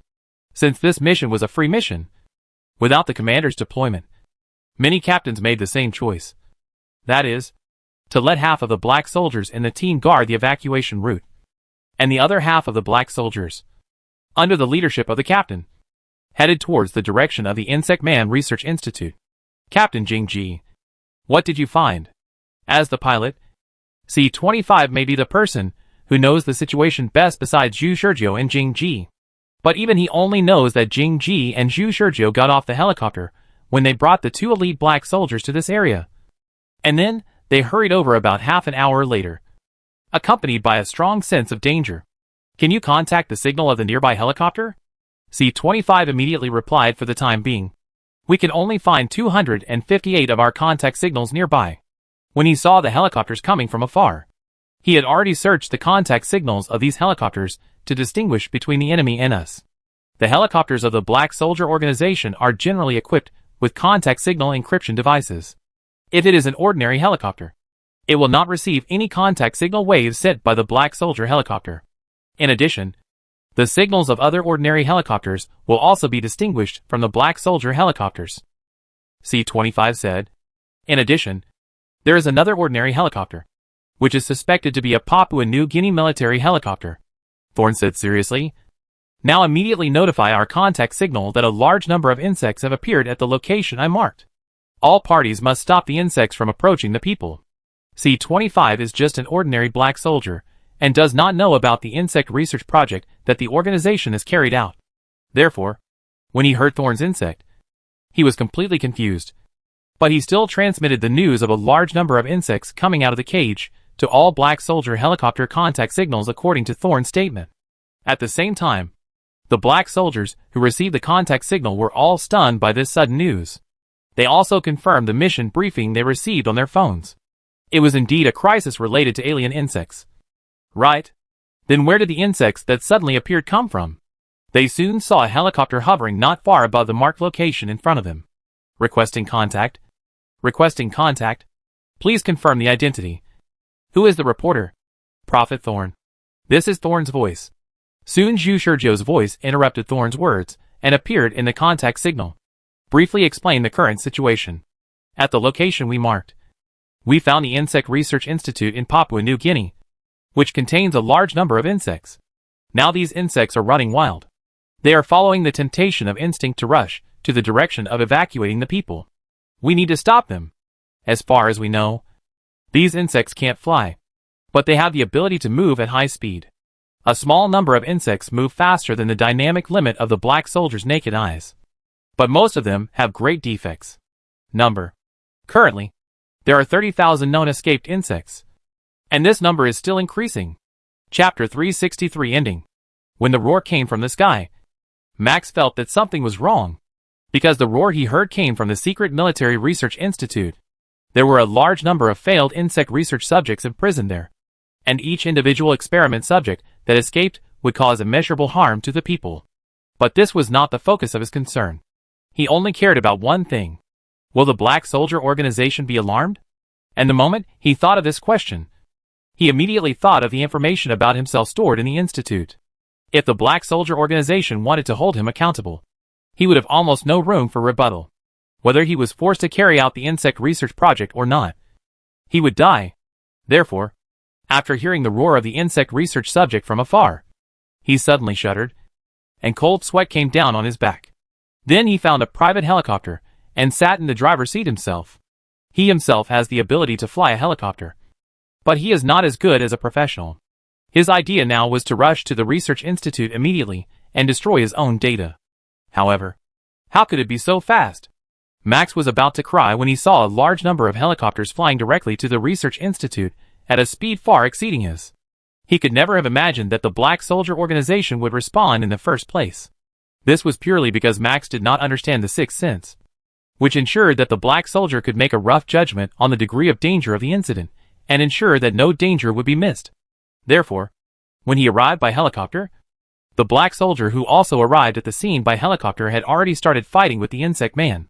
Next to it was the altar that Max didn't want to be discovered, and the entrance to the altar was wide open, which made Max feel cold. A bug man with a pair of wings on his back flapped his wings and flew towards Zhu Shurjiu. If you look closely, you can see that the bug man is suspended in the air less than a fist away from the ground. The air waves generated by the vibration of the wings on his back rolled up a lot of smoke and dust, forming a fast-moving and dragging trajectory. Due to individual mass issues, the movement speed of the winged bug man is not as fast as the formal alien insect. But even so, the movement speed of this bug man is comparable to that of a car. Zhu Shurjiu changed his pace and passed by the winged bug man. His eyes were swept by the smoke and dust without blinking, and he aimed his gun at the bug man but did not shoot. "Cover me!" Zhu Shurjiu shouted to the thorns beside him. At this moment, all three of his guns entered the cooling period. This is the place where the insect man experimental subjects escaped, and it is also the place where they appear most densely. Zhu Shurjiu immediately started fighting with the insect man experimental subjects when the helicopter landed on the ground. He and Jingji were the first two to land on the ground, and the rest of the black soldiers were still in the sky. This seemed quite thrilling in Jingji's eyes, because the number of insect men far exceeded her expectations. Just landing on the ground like this, just from a rational analysis, it is easy to face a situation of life and death. But Zhu Shurjiu said, "Don't worry. The power of these insect men is not as strong as Misha. Let me go alone. I can hold on for more than 10 minutes." Jingji still believed that the research of the chess club was more accurate than her judgment. So after repeated consideration, she ordered C-25 to lower the helicopter. There are two main reasons why they chose to land on the ground to fight the insects. First, the number of insects that Zhu Shurjiu aimed at killing in the sky was far less efficient than killing them on the ground. This was a fact that had been verified by countless replays. Second, only by descending to the ground could they attract the attention of the insects to their black soldiers. If they stayed in the sky to attack the insects on the ground, these insects would not even be able to smell the pheromones on them, let alone be dragged down by them. They would only move in the direction of the crowd, which would cause harm to the people. When the black soldiers landed to fight the insects, a large number of insects would choose to attack them first. This was the instinctive value judgment of the insects, which had nothing to do with reason or other factors, but was purely influenced by appetite. They would not consider the problem of too many monks and too little meat. They only knew that there was food in front of them, and they wanted to eat it. The insect experiment subjects, who had been hungry for a long time, had a lower IQ than the alien insects. The Zerg at least know how to seek benefits and avoid harm, but they will only rush forward. And because of this, the attack of these Zerg people far exceeded Thorn's expectations. A short Zerg person waved his legs and rushed towards Thorn. Thorn leaned back and dodged the Zerg person's legs, then twisted his waist and abdomen and kicked the Zerg person in the chest, kicking the Zerg person with huge momentum away. And Thorn's legs also went numb, and she immediately made a rational decision. Retreat! Retreat! Prophet! Retreat! No! You can fight! Cover me! Zhu Shurjiu rolled and slid on the ground for 10 meters, and shouted calmly to Jingji. Jingji heard what Zhu Shurjiu said, and knew that she could not control Zhu Shurjiu at all. The captain's identity might be effective for others, but it was useless for Zhu Shurjiu. She was now forced to fight these insects, and she could do nothing but fight. The danger she sensed in the air was already beyond the standard. But Zhu Shurjiu still held 3 guns as if nothing had happened, and shot an insect to death with each shot. And every shot was a headshot. Can't fight. Jingji wanted to say this to Zhu Shurjiu, but seeing Zhu Shurjiu's appearance, she could not change it with just a few words. So she shut up. The insect's offensive was too fierce. There were hundreds of insects attacking them one after another near the institute alone. But the only good news was that these insects were not very strong. As Zhu Shurjiu said, there are only a few insects that can move at high speed. Most of them have deformed bodies, with their hands or feet twisted to varying degrees or burdened like tumors, which greatly affects their movements. However, even so, the number of insects still cause thorns to have no chance to breathe. The body structure of some insects is extremely similar to Misha. They have sharp legs and trembling tentacles on their heads. At the same time, their bodies are covered with shells. Although their movement speed can barely be captured by Thorn's dynamic vision, it is still as fast as the wind. Zhu Shurjiu, however, is like nothing happened. He slid to avoid the attack of an insect, and fired a shot with a flick of his hand. The colorful things on the insect's head exploded and splashed all over the ground. While pulling the trigger, he shook his body, threw the gun on his waist in front of him, quickly grasped the gun handle, and shot to the side without turning his head. Another insect died. The black soldiers who arrived at the marked location by helicopter saw the scene of Zhu Shurjiu's mass killing. Who is that person? Chapter 364, Tacit Cooperation. Swindling command? Zhu Shurjiu was in the mood to kill, and was about to pull the trigger on a certain insect man, when suddenly a dazzling white light fell from the sky and directly and accurately killed another insect man, who was about to sneak attack from behind him at a tricky angle. When the insect man's body staggered to Zhu Shurjiu's side and smashed out a cloud of dust, Zhu Shurjiu barely reacted and looked up, just in time to see a helicopter lowering its altitude. Thanks, brother, Zhu Shurjiu shouted to the helicopter. A black figure suddenly jumped down from the helicopter, carrying kinetic energy and smashing hard on the head of a bug man. This simple and rough figure falling from the sky directly smashed the entire head of the bug man into the chest cavity. And then the rest of the bug man's body was smashed into the mud by this weight. You're welcome. Are you a prophet? The black soldier casually dodged the sudden attack of a bug man's leg, fired a shot at random, and at the same time talked to Zhu Shurjiu and asked, Yes, I am the prophet. Zhu Shurjiu turned his head while answering, dodging the venom spray from the mouth of a bug man, and at the same time, he swung his left hand in one direction without even looking, and accurately stuffed the barrel of the gun into the open mouth of the bug man. A white light exploded from the bug man's mouth, annihilating the bug man's head. I am Haagen-Dazs. Zhu Shurjiu directly interrupted Haagen-Dazs's nonsense self-introduction and said, I know. We met at the port. I won't say any more nonsense. The Papua New Guinea military is secretly studying bug men, and these are the experimental subjects they have studied. Now these experimental subjects are going berserk. Captain Thorn and I were nearby at the time, so we rushed here quickly. As soon as we arrived, we saw the scene. After replaying the game, Zhu Shurjiu knew that many conversations could be omitted. At this critical moment, every bit of time saved is a bit of time. I understand. Haagen-Dazs is indeed an elite black soldier with a code name. After listening to Zhu Shurjiu's story, he immediately opened the black soldier communication channel of his team without thinking. This channel is for all the black soldiers of the Haagen-Dazs team. Attention! All members of the Haagen-Dazs team. Leave one person to guard the Mount Hagen evacuation point. The rest of the team members will come to the coordinates immediately. Repeat. All members of the Haagen-Dazs team. Like other elite black soldier team captains, Haagen-Dazs immediately brought half of the team members here after sensing the danger here, while the rest of the team members stayed at the Mount Hagen evacuation point. But when he arrived here, he found that the situation was far worse than he thought. In the sky, he could see a large number of fast-moving creatures shuttling through the forest, flowing in all directions like a tide. At this coordinate point, there was a steady stream of insects emerging from the gap in the altar, and the ground was full of corpses. It was like hell on earth. The dense insect encirclement surrounded Zhu Shurjiu and Jingji, the two black soldiers. Haagen-Dazs wandered in the sky for a long time before finding a place where he could barely land. It can be seen how large the number of insects at the scene was. He came relatively quickly, and there were still 100 or 200 helicopters that had not arrived yet. Haagen-Dazs punched a bug man in the face like a cannonball, causing a dent in the bug man's face for a moment. And then the bug man was knocked 10 meters away by the impact of the punch. Other ordinary black soldiers from Haagen-Dazs's team also entered the field. For a moment, white light appeared on the field, and the pressure of Zhu Shurjiu's confrontation with Jingji was instantly reduced. At the same time, Haagen-Dazs shouted, Do you know the reason for the rampage? Do you know how to close this institute? Haagen-Dazs directly asked the two most critical questions, and Jingji couldn't stop complaining. These two guys acted quite well.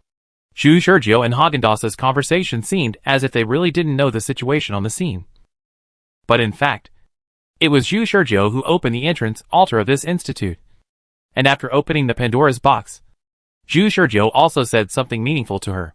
If I'm not mistaken, our Jichi Club should first send Haagen-Dazs to connect with us. He is from the support department, and his acting skills are quite good. It was because of this sentence that Jingji concluded that Haagen-Dazs was acting now. In fact, he knew everything, and he was from Jichi Club. As for why Zhu Shurjo pretended to act with Haagen-Dazs, the answer is already obvious. When Jichi Club exposed the Insect Man Research Institute, it had already decided to use the Papua New Guinea military as a discarded pawn to carry out the subsequent finishing work. It was cruel and ruthless, and it was thrown away after use, and it simply wiped out the existence of Jichi Club, as long as it is claimed that everything was done by the Papua New Guinea military. The existence of Jichi Club will not be exposed. While thinking, Thorn rushed forward, turned his palm into a knife, and inserted his palm straight into the tumor of a deformed Zerdman, piercing it easily. Then he casually swung the Zerdman as a shield to prevent the advance of another Zerdman, blocking the dodge while setting up the gun and shooting quickly. Compared with the alien Zerg, the Zerdman is really weak to these elite black soldiers. If it weren't for the huge number and the cooling limit of the laser gun, they would not be so alert at this time. There is no way to close it. Zhu Shurjo's answer was also in line with Thorn's expectations. Only the Papua New Guinea military knows how to close the institute. All we can do now is to stop the Zerdman with all our strength. That's the only way. Haagen-Dazs nodded and shot a Zerdman's head at the same time. The scene had already been a river of blood. The blood of the transformed Zerdman was even of various colors. Some red, some green, and some yellow, blue, and purple. The blood spread on the ground was like a dye vat overturned, and it was quite eye-catching when looking down from the sky. Soon, dozens of helicopters appeared in the sky. This was the captain of another elite black soldier team with their team members. Calling the ground. Calling the ground. Please describe the specific situation. This was a general communication from the sky, and all the black soldiers on the ground received this communication. Along with this communication, there was a continuous white light falling from the sky, frantically bombing and destroying the encircled insects on the ground. And a white ocean was formed in the vast forest in an instant. And the black soldiers on the ground were in this white ocean. They were fighting for life and death in the last second. But when they opened their eyes in the next second, they found that all the insects had been wiped out, leaving only charred corpses on the ground. The temperature of the air was also burned and immediately rose by 10 degrees. After the white light disappeared, the scene was filled with smoke and dust. A vacuum of insects appeared outside the institute. Haagen-Dazs and Thorns, the most experienced ones at the scene, were about to reply. But the next moment, when they were about to open their mouths, Zhu Shurjo spoke first. We need armed support from the sky to form a suppression balance against the number of insects escaping from the institute. We also need other teams to go out and eliminate the insects that have already escaped from the scene. Find the large number of insects scattered in the forest and kill them. Haagen-Dazs glanced at Zhu Shurjo and then at Thorns. He used inertial thinking to think that Zhu Shurjo's unauthorized contact with the helicopter in the sky must have been authorized by Thorns. He just came to support the Prophet and Thorns, and he thought that he didn't know as much about the scene as Thorns and the Prophet. So he kept silent at this time. Thorns noticed Haagen-Dazs's gaze and thought that it seemed that the chess club was forcing her to hand over the command. From the beginning, the goal of the chess club was very clear. That is, to use the Bugman incident to improve Zhu Shurjo's prestige. As long as the Bugman incident was successfully resolved, Zhu Shurjo would be able to stand in front of the stage and command other elite black soldiers. So, at this moment, Thorn also remained silent. The armed helicopters in the sky saw that there was only one communication from the ground, and the other two elite black soldiers did not speak. So they naturally mistakenly believed that this order decision was a plan unanimously approved by the 3 elite black soldiers. 87 fighter understands. As 22 fighter understands. And 69 fighter understands. See 52 fighter. For a while, dozens of fighters communicated in the sky, and Zhu Shurjo naturally took over the command and began to give instructions according to the best decision made by continuous adjustment. First of all, according to our estimate, at least 10 armed helicopters are needed to defend this evacuation point, so as to achieve a suppression balance with the escaping bugs. Chapter 365 Misunderstanding and Instructions. The elite black soldiers on the scene cooperated tacitly. In the free mission without a formal commander, ordinary black soldiers obeyed the orders of the elite black soldiers, and how the elite black soldiers acted depended on their consciousness. In other words, the elite black soldiers could choose to refuse Zhu Shurjo's orders, or they could obey his orders. All this depended on their own judgment. There were dozens of fighter planes arriving in the sky, And Zhu Shizhou had already had the experience of being refused orders. Naturally, he knew which fighter planes would agree with his decisions under what circumstances, and which fighter planes would violate his orders and act freely under what circumstances. In several replays, Zhu Shizhou selected 10 fighter planes that would perform the mission according to his instructions.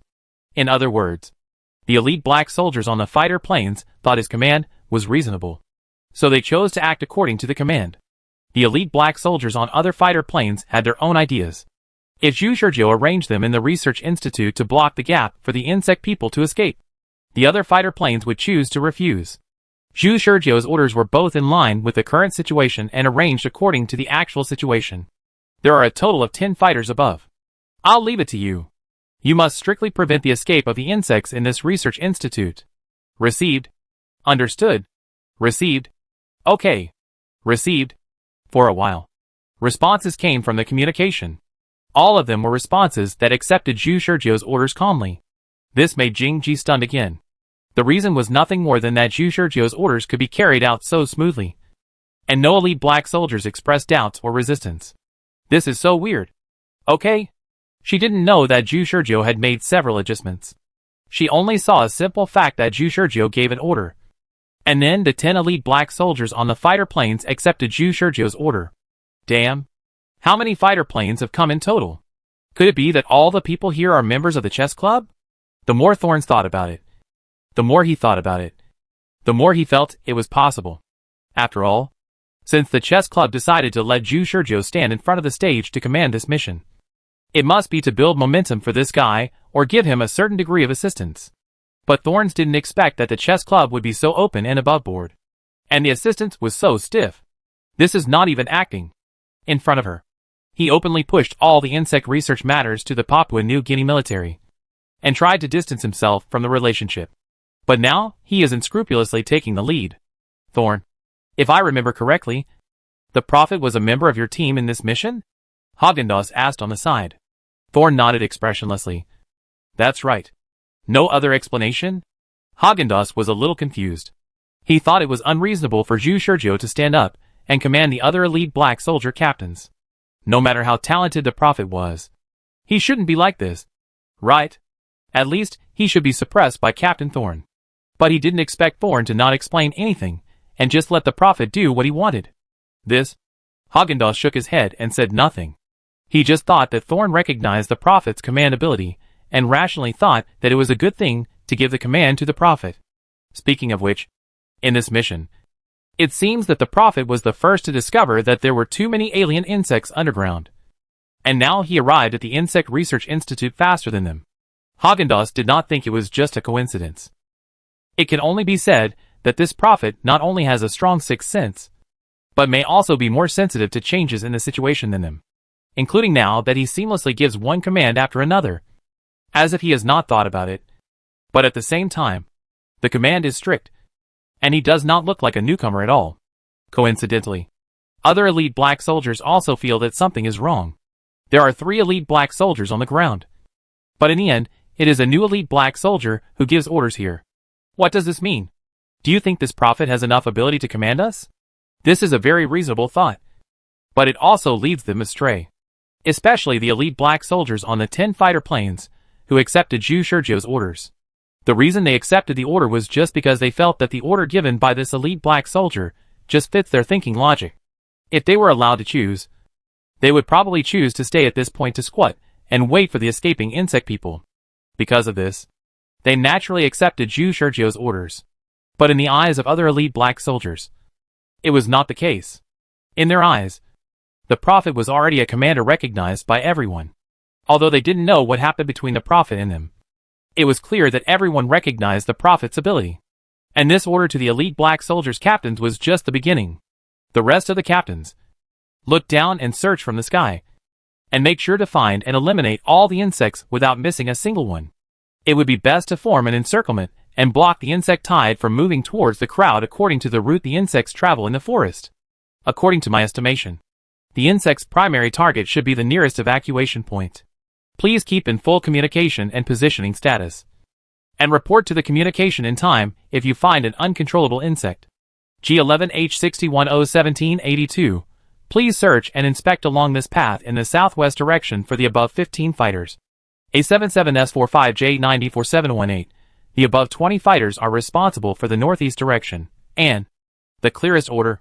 This batch of fighters in the sky don't know anything about the situation, which is actually quite beneficial to Zhu Shizhou. If they don't understand the situation, they can't have their own ideas. Without independent ideas, they are more likely to be influenced by Zhu Shizhou's orders. The clearer the orders Zhu Shizhou gives, the more they will think that Zhu Shizhou made various decisions based on a sufficient understanding of the overall situation. Even Jingji, who heard Zhu Shizhou's unhurried clear orders, thought that perhaps Zhu Shizhou had the situation report secretly passed to him by the chess club.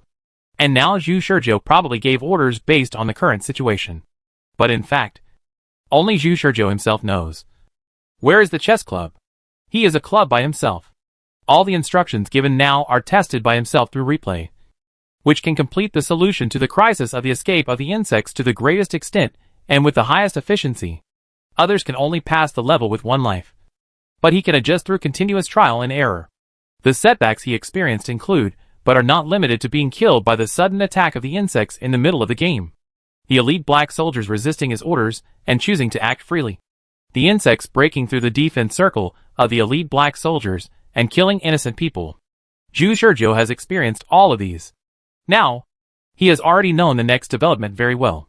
He doesn't even need to look at the map to locate it. He can know which team has arrived where by time. He doesn't need to listen to the communication in the headset to know which team will encounter what kind of crisis at what time and where. Casualties, time and location, escape routes of the insects, incidents of free evacuation of civilians encountering insects. He knew everything, even the present. Jingji and Zhu Shizhou boarded the helicopter and said, if there was even one person in the team who was not a member of the chess club, he would definitely report the matter of the insects to the organization. Aren't you worried at all? Zhu Shizhou said calmly. I'm not worried, because the organization will handle it. He even knew Su Feng's cooperation clearly. Jingji looked at Zhu Shizhou meaningfully. Zhu Shizhou's organization refers to the organization, or the chess club. Chapter 366 reporting.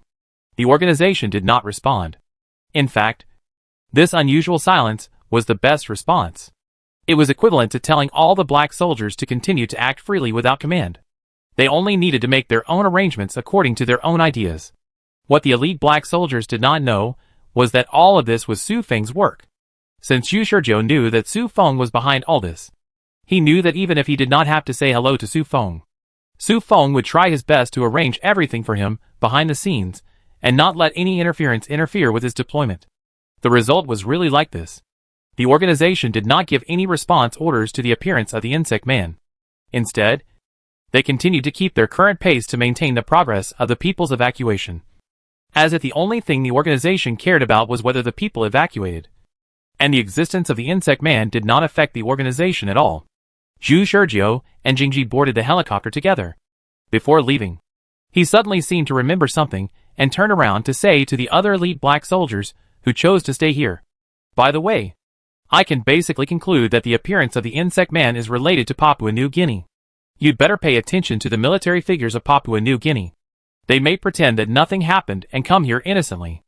Haagen-Dazs nodded without thinking much. Don't worry. If they come, we will capture them. That's good. Please. Zhu Shizhou and Jingji boarded the helicopter. Jingji didn't think that the Papua New Guinea military would be so stupid. The best response of the military in the current situation should be to pretend that they don't know, rather than rushing over to take the blame. However, just as the helicopter took off, a unique and simple helicopter flew over from the distant sky. Its appearance was very different from that of an armed helicopter, so everyone immediately distinguished this helicopter from other armed helicopters. This did not delay the departure of Jingji and Zhu Shizhou, as they had to inform other black soldiers who were on the way. C-25 took off in an armed helicopter and happened to meet the ordinary helicopter rushing towards this side in the air. With the help of his vision that reached the physiological limit, Jingji soon discovered that a familiar figure, Max, was sitting in the driver's seat of the helicopter. The two helicopters passed each other in the air at a distance of 100 or 200 meters without any communication. You knew it a long time ago? Haha. What do you think? Jingji had a blank expression. When Zhu Shizhou was talking nonsense before, She wanted to complain, because she saw Zhu Shizhou open the electronic locks of the cages holding the insect people layer by layer, and then destroyed the altar exit of the institute, which led to the escape of a large number of insect people. Just now, Zhu Shizhou tried to put the blame on the Papua New Guinea military. Now the military figures really appeared. If you say this is not a coincidence, no one will believe it. One of the biggest possibilities is that Max is actually a dead man of the chess club, who is specially used to take the blame. She doesn't know what kind of identity logic the chess club has arranged for Max, but it can basically be concluded that it must be difficult to find loopholes. It must be a nearly perfect real file with no flaws. At this time, Zhu Shizhou interrupted Jingji's thinking. Captain Jingji, it's time to contact the remaining helicopters that have not arrived at the scene. They are still on the way. We need to deploy them, Jingji said. Didn't you tell the other elite black soldiers to convey the order to the elite black soldiers who didn't receive the order as much as possible? Don't worry. No black soldier will resist cooperation in autonomous action. Everyone will cooperate with each other, and human resources will not be wasted. Is that so? Zhu Shizhou shook his head and asked Jingji to try to contact other helicopters on the way detected by the signal radar. As a result, the contact was frustrated at the beginning. What? The scene has been controlled? Then I know. I will go back to stick to my post. A calm voice came from the other side. Zhu Shizhou glanced at Jingji. Is this what you said, everyone will cooperate with each other? He saw that the other party didn't want to waste energy. But this didn't bother Zhu Shizhou. In the process of several replays, he had already grasped the lifeblood of these black soldiers. The reason why they didn't care about the escape of the insect people was that they felt that the situation was under control. So they chose to go back to stick to their posts first. But as long as there was an incident that really endangered the people, they could continue to act according to his ideas. Attention! All air fighters, please communicate. The following points have been attacked by insects. Please rush to support, Zhu Shizhou said casually, while marking dozens of points on the map in the communication. Jingji was dumbfounded. You are talking nonsense. You can know where the insects attack the people when you are thousands of miles away? It's like a joke. You have to know that we just came out of the Insect Research Institute, and the insects have been running for a short time. How could the insects attack the people so quickly? Jingji wanted to say that Zhu Shizhou lied about the military intelligence, but a black soldier in the communication spoke before Zhu Shizhou. Is it marked wrong? Please confirm again.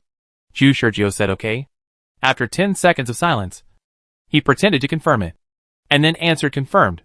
The black soldier on the other end of the communication replied, is it correct? The points you marked are not in the evacuation plan. Will the people really appear there? At this time, Jingji realized that it was indeed the case. The points marked by Zhu Shizhou deviated far from the evacuation route.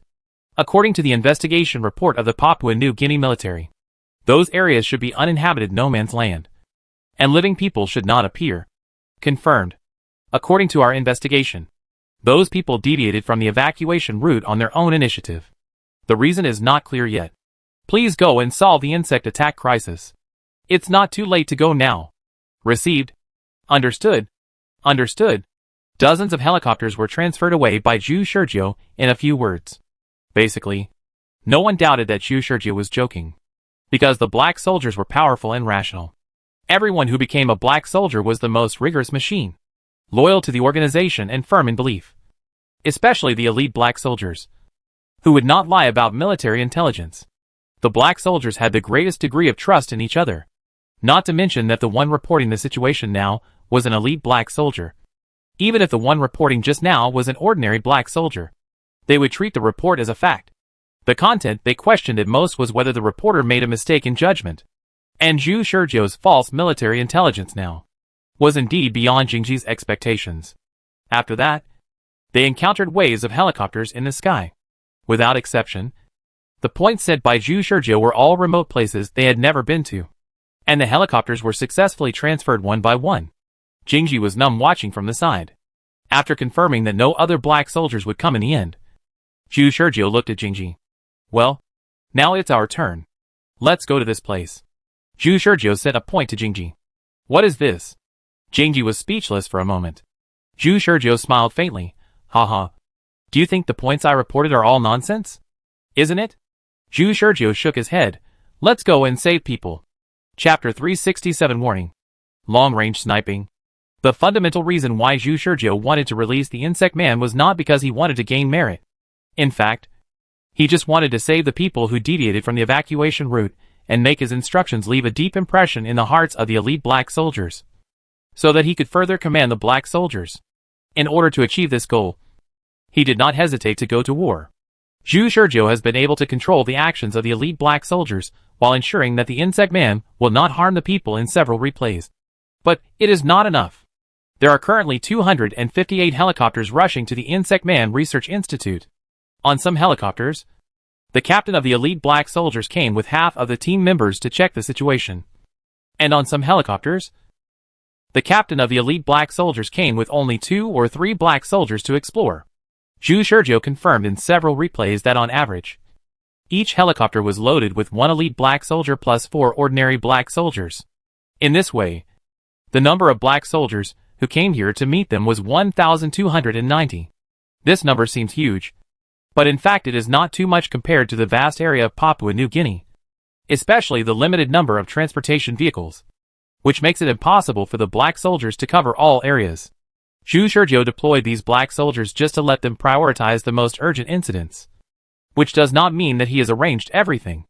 Those black soldiers may have to waste time looking for the people who may appear, but Zhu Shizhou does not need to. He knows clearly when and where the insect people attack the people. At this moment, he and Jingji arrived at such a point. Jingji did not believe that Zhu Shizhou could sense the crisis thousands of miles away. But everything needs to be seen, and the absolutely rational black soldiers need such evidence to prove it. Zhu Shizhou shattered her rational judgment with facts. Someone. In the helicopter, Jingji saw a long team marching in the forest below by looking down. Jingji, who has strong eyesight, can even see the shabby clothes they wear and the large and small bags they carry. Looking down from the high altitude, you can clearly see that birds are constantly startled in the distance. And there are occasional roars.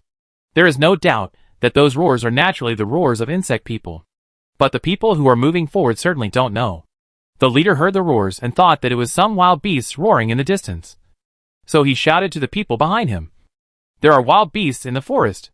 Pay attention to spreading the repellent powder. Some people who followed behind took out some bottles and jars from their bags, which were filled with some powders.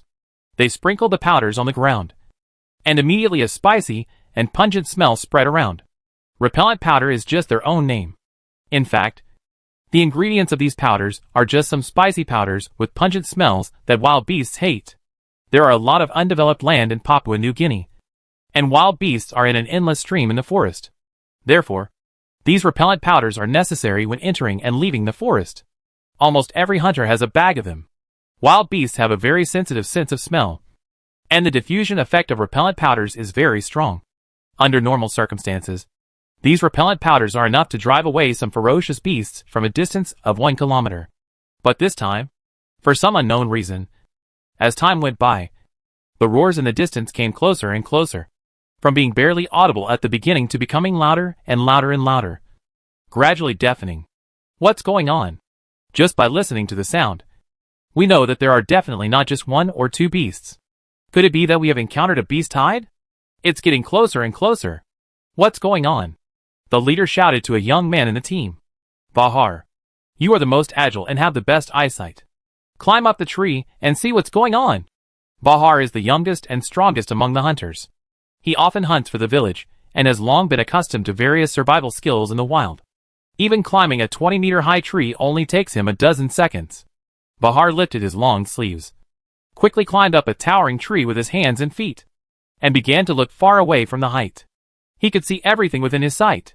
Other people stopped and looked at the young man, and then saw the gradually frightened expression on his face. Oh my God! What is that? Is it a human? No. It's definitely not a human. Oh my God! God! What do I see? Bahar shouted. What? What happened? Bahar? What did you see? You can come down now. Are there a lot of wild animals approaching this way? The sound is getting closer. Where should we hide? The people below were all talking about it, asking Bahar, the only one who could see what was happening in the distance. Bahar's face turned pale, and he quickly jumped down from the tree, shouting to everyone with curious faces. Run! Run! The farther we run, the better. I saw a group of monsters approaching this way. You will never guess what I saw. What the hell? Everyone was not scared.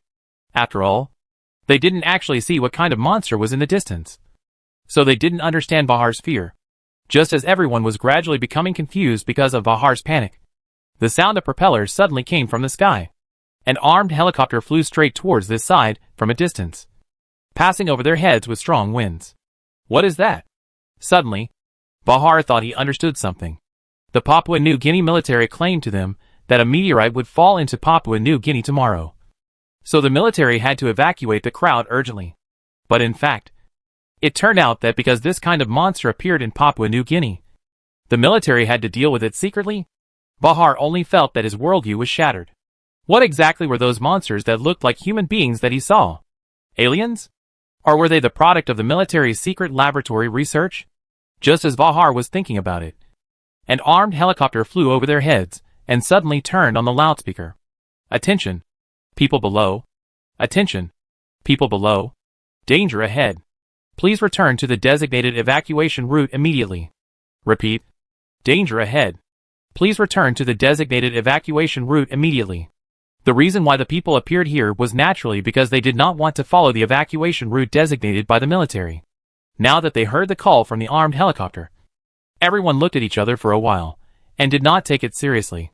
Compared with these, they cared more about what Bahar saw. On the armed helicopter, both Thorn and Zhu Shurjo held their guns and aimed downwards, watching the tide of insects getting closer and closer to the people below. Thorn shouted to Zhu Shurjo, "How long do we have to wait?" Zhu Shurjo replied calmly, "Don't shoot now. After I shoot, you can shoot freely." He had experienced this scene countless times, so he naturally knew when to shoot. If he shot earlier, he could certainly solve the insect attack on the people earlier. But he could not make these people feel scared and retreat to the correct evacuation route. So the best time to shoot is the moment when the first insect appears in the crowd and is about to attack the crowd. Thorn glanced at the calm man next to him, but still questioned, "Are you sure you can shoot with both hands at the same time on the helicopter?" That's right. Anyone who sees Zhu Shurjo's ready shooting posture will be confused. He was lying on the floor of the helicopter, holding a gun in his left and right hands, and his eyes were looking at the scopes at the same time.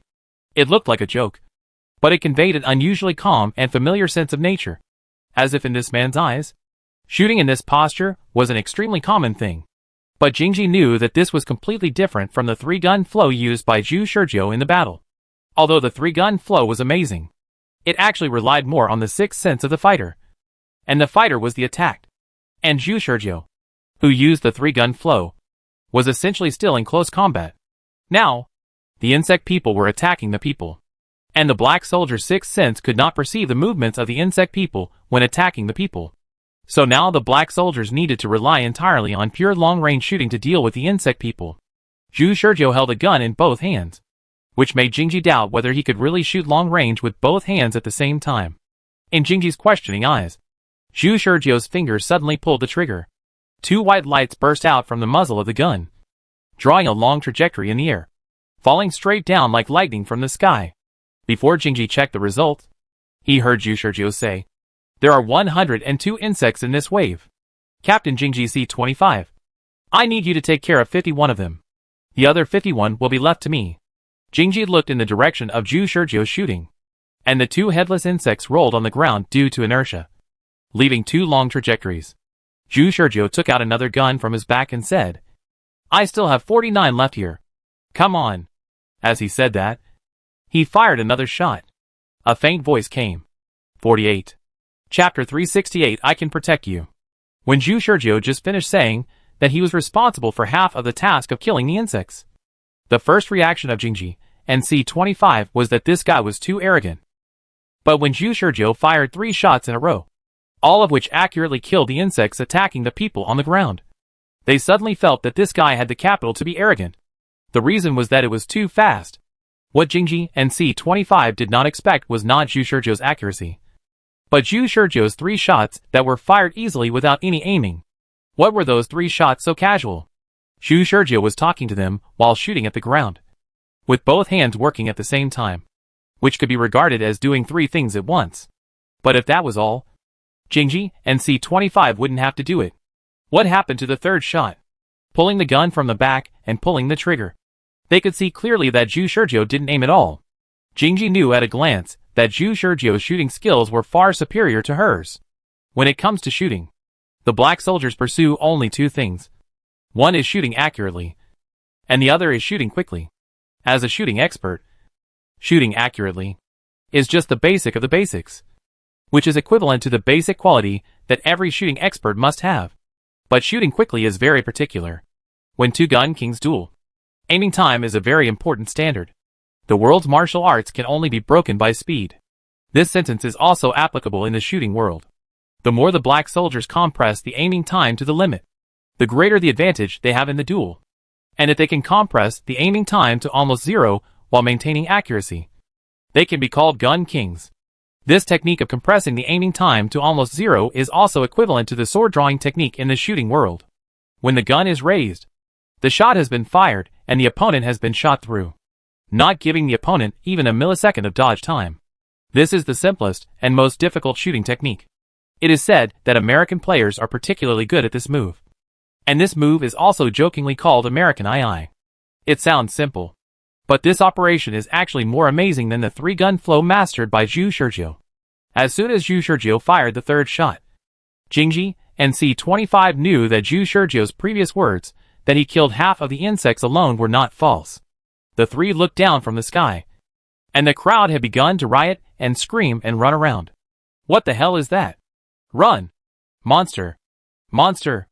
Bahar! Why didn't you say it earlier? I said it a long time ago. You can't understand me. Help! Help! Zhu Shurjiu's judgment was correct. If the Zerdman doesn't show up, these people won't turn back. And once the Zerdman shows up, these people will leave this road as quickly as possible. The helicopter still replays the words of exhortation. Attention! Everyone! Pay attention! You can return to the established evacuation route. The military will protect you. At this time, the people finally remembered the military. Go back! Let's go back! Bahar took the lead and shouted. Only the military can protect us. This guy, Zhu Shurjiu, has experienced several rounds. And this guy always behaves like a trustee and cooperates with him quite well. While everyone was talking, another insect man roared out of the forest. The insect man was extremely fast, because their bodies were also as hard as steel. Some stubborn insect men regarded trees as weeds and directly crashed into them. Some trees were broken by the insect man and fell towards the crowd. When the crowd hurriedly avoided the fallen trees, the insect man had already rushed into the crowd and raised his legs. Roar! The insect man roared to the sky, aiming at a woman whose left foot was tripped by her right foot and fell flat on the ground. At this critical moment, the woman held her head and screamed, wanting to retreat. But how could her retreat speed be as fast as the insect man's attack speed? The insect man raised his legs the moment he rushed out, and the next millisecond his legs had already reached the woman's face. Just when the woman thought she was going to die, her mind went blank, and a white light suddenly descended from the sky, with scorching heat, burning the air. It brushed the woman's face and hit the insect man's foot, instantly destroying the foot that was about to pierce the woman on the spot. The insect man's foot chopped down from top to bottom, but it hit nothing.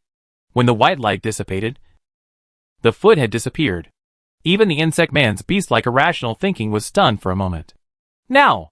Thorn, who had just pulled the trigger, shouted to C-25. Understood, C-25 responded. And the next moment, the laser guns that had been in place under the armed helicopter suddenly burst out a white laser that was more powerful than the guns in Zhu Shurjiu and Thorn's hands. The white laser pierced most of the body of the insect man, who was about to continue attacking, and even burned a large piece of the ground with a burnt red mark. A complete insect man's body was directly annihilated in half. 50. Thorns and C-25 cooperated to successfully kill an insect man. However, just as Thorns reported a number, Zhu Shurjiu said, I still have 45 left. Good fellow. In just a moment, 3 more insect men died. 3 at a time. He only needed to make a slight move, and it was already the limit of the elite black soldiers. Thorns opened his mouth, and Zhu Shurjiu suddenly said, Captain Thorns, pay attention to the approaching insect men in the distance. Now these few insect men are just appetizers. I expect that a large number of insect men will approach in half a minute. Captain Thorns, if possible, I suggest you go down in person. Don't restrain your pheromones. And act as the most delicious bait to attract insect men. The roar was almost to the point that even a deaf person could hear it, which shows how close the insect men were. The time when the insects escaped from the research institute was different in terms of their physical fitness and abilities, and they had no wisdom to cooperate with each other. So the insects came out one after another to attack the people like they were sending their heads. But it would not be like this next. Zhu Shurjiu could clearly see that there was a tide of insects approaching in the distance. And it was no longer a single individual coming out to send their heads. Jingji heard Zhu Shurjiu's words, and immediately had 3 question marks on his head. However, the situation on the scene was just as Zhu Shurjiu said. A large number of insects were indeed coming. If they continued to stay on the helicopter, these insects would definitely scatter and attack the people. They were not afraid of the large number of insects, but they were afraid that a large number of insects would attack the people at the same time, and they would not be able to take care of them. Why don't you go down? Jingji asked in return. Zhu Shurjiu only said lightly, my killing efficiency up there is higher than yours, Jingji. And your close combat skills are better than mine. And you can dodge the insect man's attacks better. Jingji continued to be speechless. In addition, your physical fitness is far superior to mine. Your life level is higher than mine. And the pheromones you can release can attract the attention of insect men. Even if I go down, I will only be regarded as one of the common people, and I will not be able to serve as bait. Zhu Shurjiu gave 3 reasons in a row, and then glanced at Jingji. Are these reasons enough? If not, I will give you another one. Enough. Jingji shouted softly. C-25 heard the whole conversation between the two. Knowing that Thorn had made up his mind, he lowered the helicopter. When it was only 20 meters above the ground, Thorn jumped off the helicopter. When the helicopter rose again, Zhu Shurjiu shouted to the ground. The last reason? I guarantee that I can protect you. Roar. Roar. Roar. Zhu Shurjiu's words seemed so insignificant amid the roars of the insects approaching. And the roars of the insects even drowned out the sound of the propellers. Thorn landed in front of the direction where the people were fleeing. Releasing her pheromones with all her strength, she looked coldly in the direction of the forest. And behind her was a group of people screaming in fear and evacuating. Protect me? Prophet. You still underestimated the elite black soldiers. Chapter 369 Pheromones in full force. Thorns. The enemy of the black soldiers is the Zerg. Since their birth, all the training and reinforcements that the black soldiers have undergone are aimed at fighting the Zerg. In order to effectively cause damage to the Zerg, the black soldiers organization invented small laser guns. In order to keep up with the speed of the Zerg and counterattack, the black soldiers combined their 6th sense with archery. In order to dodge the Zerg's attack at the critical moment, the black soldiers practice fighting skills day and night so as to seize the fleeting opportunity during the battle. And among these tens of thousands of black soldiers, the best and the most outstanding ones are the elite black soldiers. What if these elite black soldiers change their combat targets to slightly weaker enemies? For example, the Zergmen. The situation of the Zergmen is completely opposite to that of the elite black soldiers. The Zergmen are the weakest among the countless Zergmen, even if there are individuals as powerful as Misha. In terms of overall quality, they are completely inferior to the Zergmen. Except for Misha, every individual has more or less defects. All of them are failed products in the laboratory. For these failed products, the Papua New Guinea military never paid attention to them after they were transformed, but imprisoned them in underground cages and let them starve to death. The strength of these insect people, which was already unbearable, was further reduced. Although these insect people still look so energetic, the current situation on the surface is just their last struggle. Just like a dying cheetah, when facing prey, it will force its body to squeeze out the last bit of strength to hunt. And these are all insignificant to Thorn. She only needs to know that the enemy she is about to face is weaker than the alien insects. And that is enough. Along with the roar of the insect man, a large number of trees fell down in rows from a distance, making a rumbling sound that shook the earth. The forest was like a domino, and it was also like a wave, madly stirring up a lot of dust on the ground. And the fallen leaves were flying all over the sky and approaching Thorn. Behind Thorn, the people had already evacuated in large numbers. From the bird's eye view, these people had already opened up a long distance. In the middle of the wave of evacuated people and insects, Jingji stood alone quietly. In the midst of the hustle and bustle, the insects appeared first. A single insect rushed out of the forest like a cannonball. Following closely behind was not another insect, but a large army of insects that swept away all the flying dust like an army. The dust haze that had slightly obscured the view before was instantly swept away by the impact of the insects. And Jingji's eyes were no longer blocked. Zhu Shizhou had already dealt with 6 of them. If Zhu Shizhou's data was accurate, then there were still 96 insects left. Jingji's eyes widened in an instant. An invisible aura burst out from her body. If it was a black soldier with a strong sixth sense, he could even see it now. The strong breath composed of pheromones was as dazzling and dangerous as the scattered thorns. She quickly extended her own pheromones forward, backward, left, right, and in all directions. 1, 2, 3, 4, 5. Wherever Thorn's eyes could see. The 96 Zergman army was locked by her eyes the moment they appeared. Her thorny pheromones clung to all the Zergman she was looking at that moment. I don't know if it was Zhu Shizhou's illusion. Zhu Shizhou, who was looking down from the helicopter and had not yet fired, noticed that the figures of all the Zergman were stuck for a moment. C-25 spoke at this time. It's so early. Captain Thorn actually used the life-threatening skills that only elite black soldiers can use so early. Zhu Shizhou had already heard about the skill that Thorn was using now in several rounds. It's actually very simple to say. It's nothing more than the black soldiers who have a strong control over themselves and can autonomously control where their pheromones spread. In the battle with the alien insects, most black soldiers will generally restrain their own pheromones to prevent the alien insects from being stimulated by pheromones and becoming more violent. However, in a special case, the black soldiers do not need to restrain their own pheromones. That is when one is in a desperate situation and is determined to give up his own life. Why did Zhu Shizhou propose the bait plan? But Thorn didn't think much about it, because the bait tactic is something that every black soldier must be aware of. As long as the situation is reasonable, and as long as it can create a favorable opportunity for victory, the black soldiers can be used as bait. The bait needs to release all of its own pheromones, which also means adjusting its own life activities to the highest level it can reach in the shortest time. This is the case with Thorn now. A strong sense of presence burst out from her body. Even Zhu Shizhou, who had no sixth sense, would be attracted by the thorns at first sight when he looked down. For the insects, they felt the extreme fragrance of food. Roar! The insects roared and rushed towards the thorns. Not even one of them rushed towards the large number of people. This means that her pheromones alone overwhelmed the pheromones of thousands of people behind her. It was incredible. Jingji's muscles tensed up instantly. Her eyes swept lightly, and the gun in her hand moved with her heart. As soon as she fired, she shot the head of the insect man closest to her first, and then reached out and grabbed the insect man's arm directly, and turned her body around, using the insect man's headless body as a stick. And while turning around, she swept a large number of insect men in front of her. And this only took Jingji 0.5 seconds.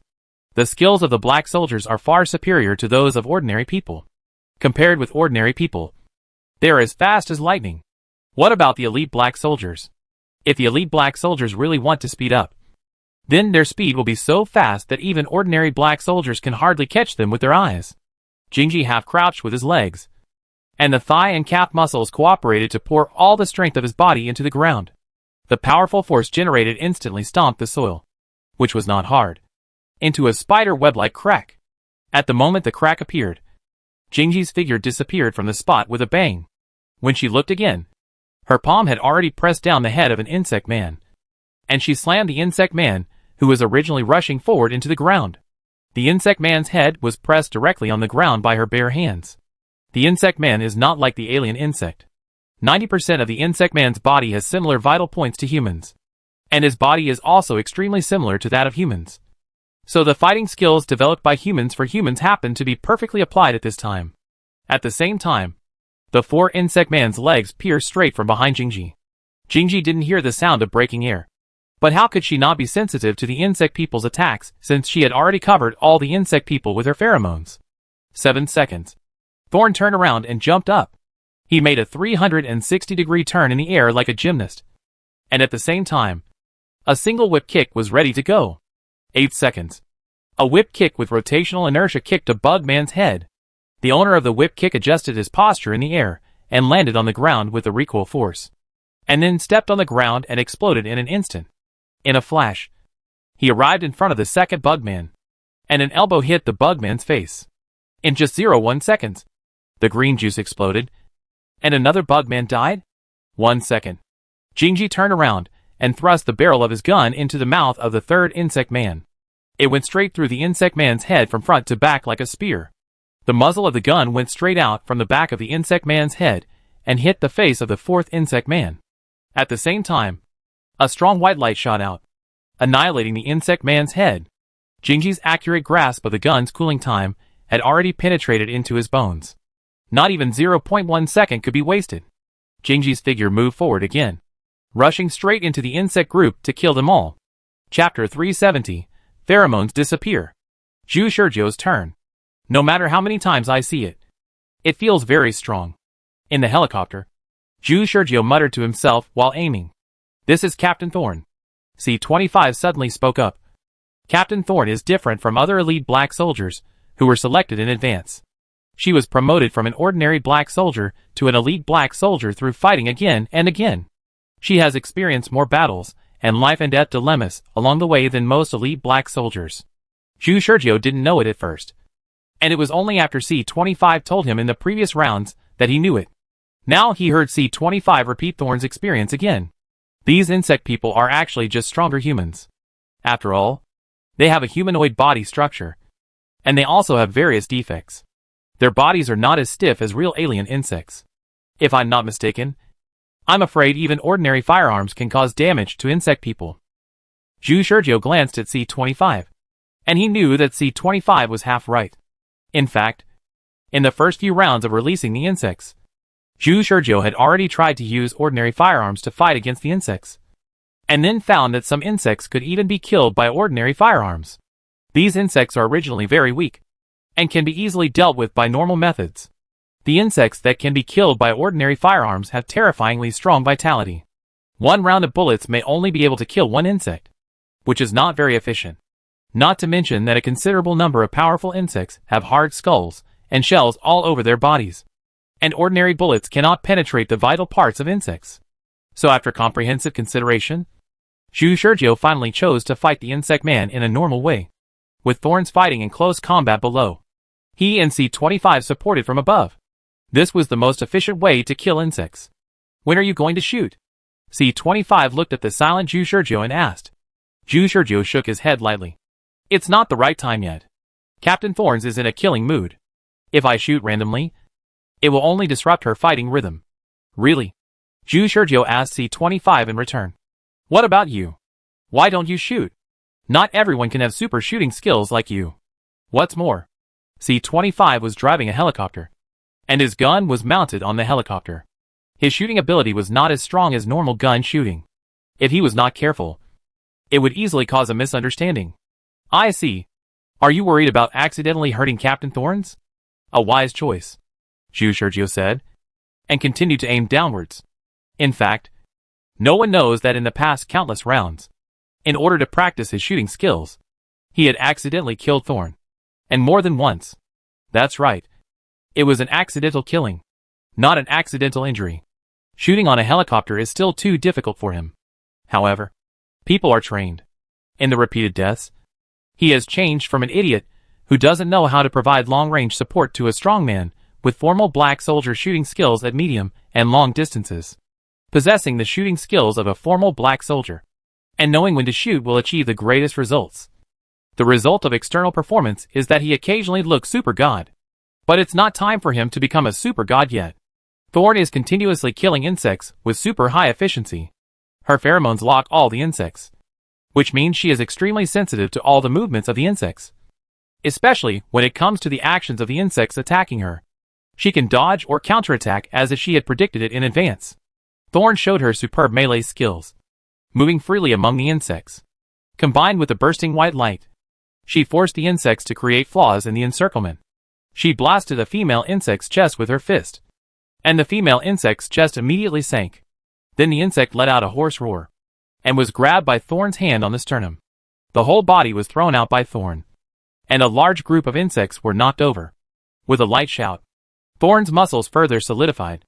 Her body wrapped in the black soldier uniform had already moved. She had been trying to adjust her body to the best condition little by little since the beginning of the battle, And now, she had finally reached the peak. Can you hear me? Can you hear me? But at this moment, suddenly, Zhu Shurjo's voice sounded in her headset just right. Thorn snorted coldly. I can hear you. Stop talking nonsense. While speaking, she rushed forward again. It's good that you can hear me. It's almost time for me to shoot. Captain Thorn, can you keep a little distance? I see that you have been fighting these insects in close combat, which consumes your own physical strength. Right? Thorn grabbed the arm of an insect man, pulled it over, and kneed it, smashing the insect man's jaw. The insect man's brain exploded together, forming a beautiful and dangerous flower in the air. Don't talk nonsense. With your ability, can't you provide effective support to me while I'm fighting? How many have I killed now? 23. Zhu Shurjo kept counting. Don't talk nonsense. Shoot. I can't hold out for long in my full-strength fighting state.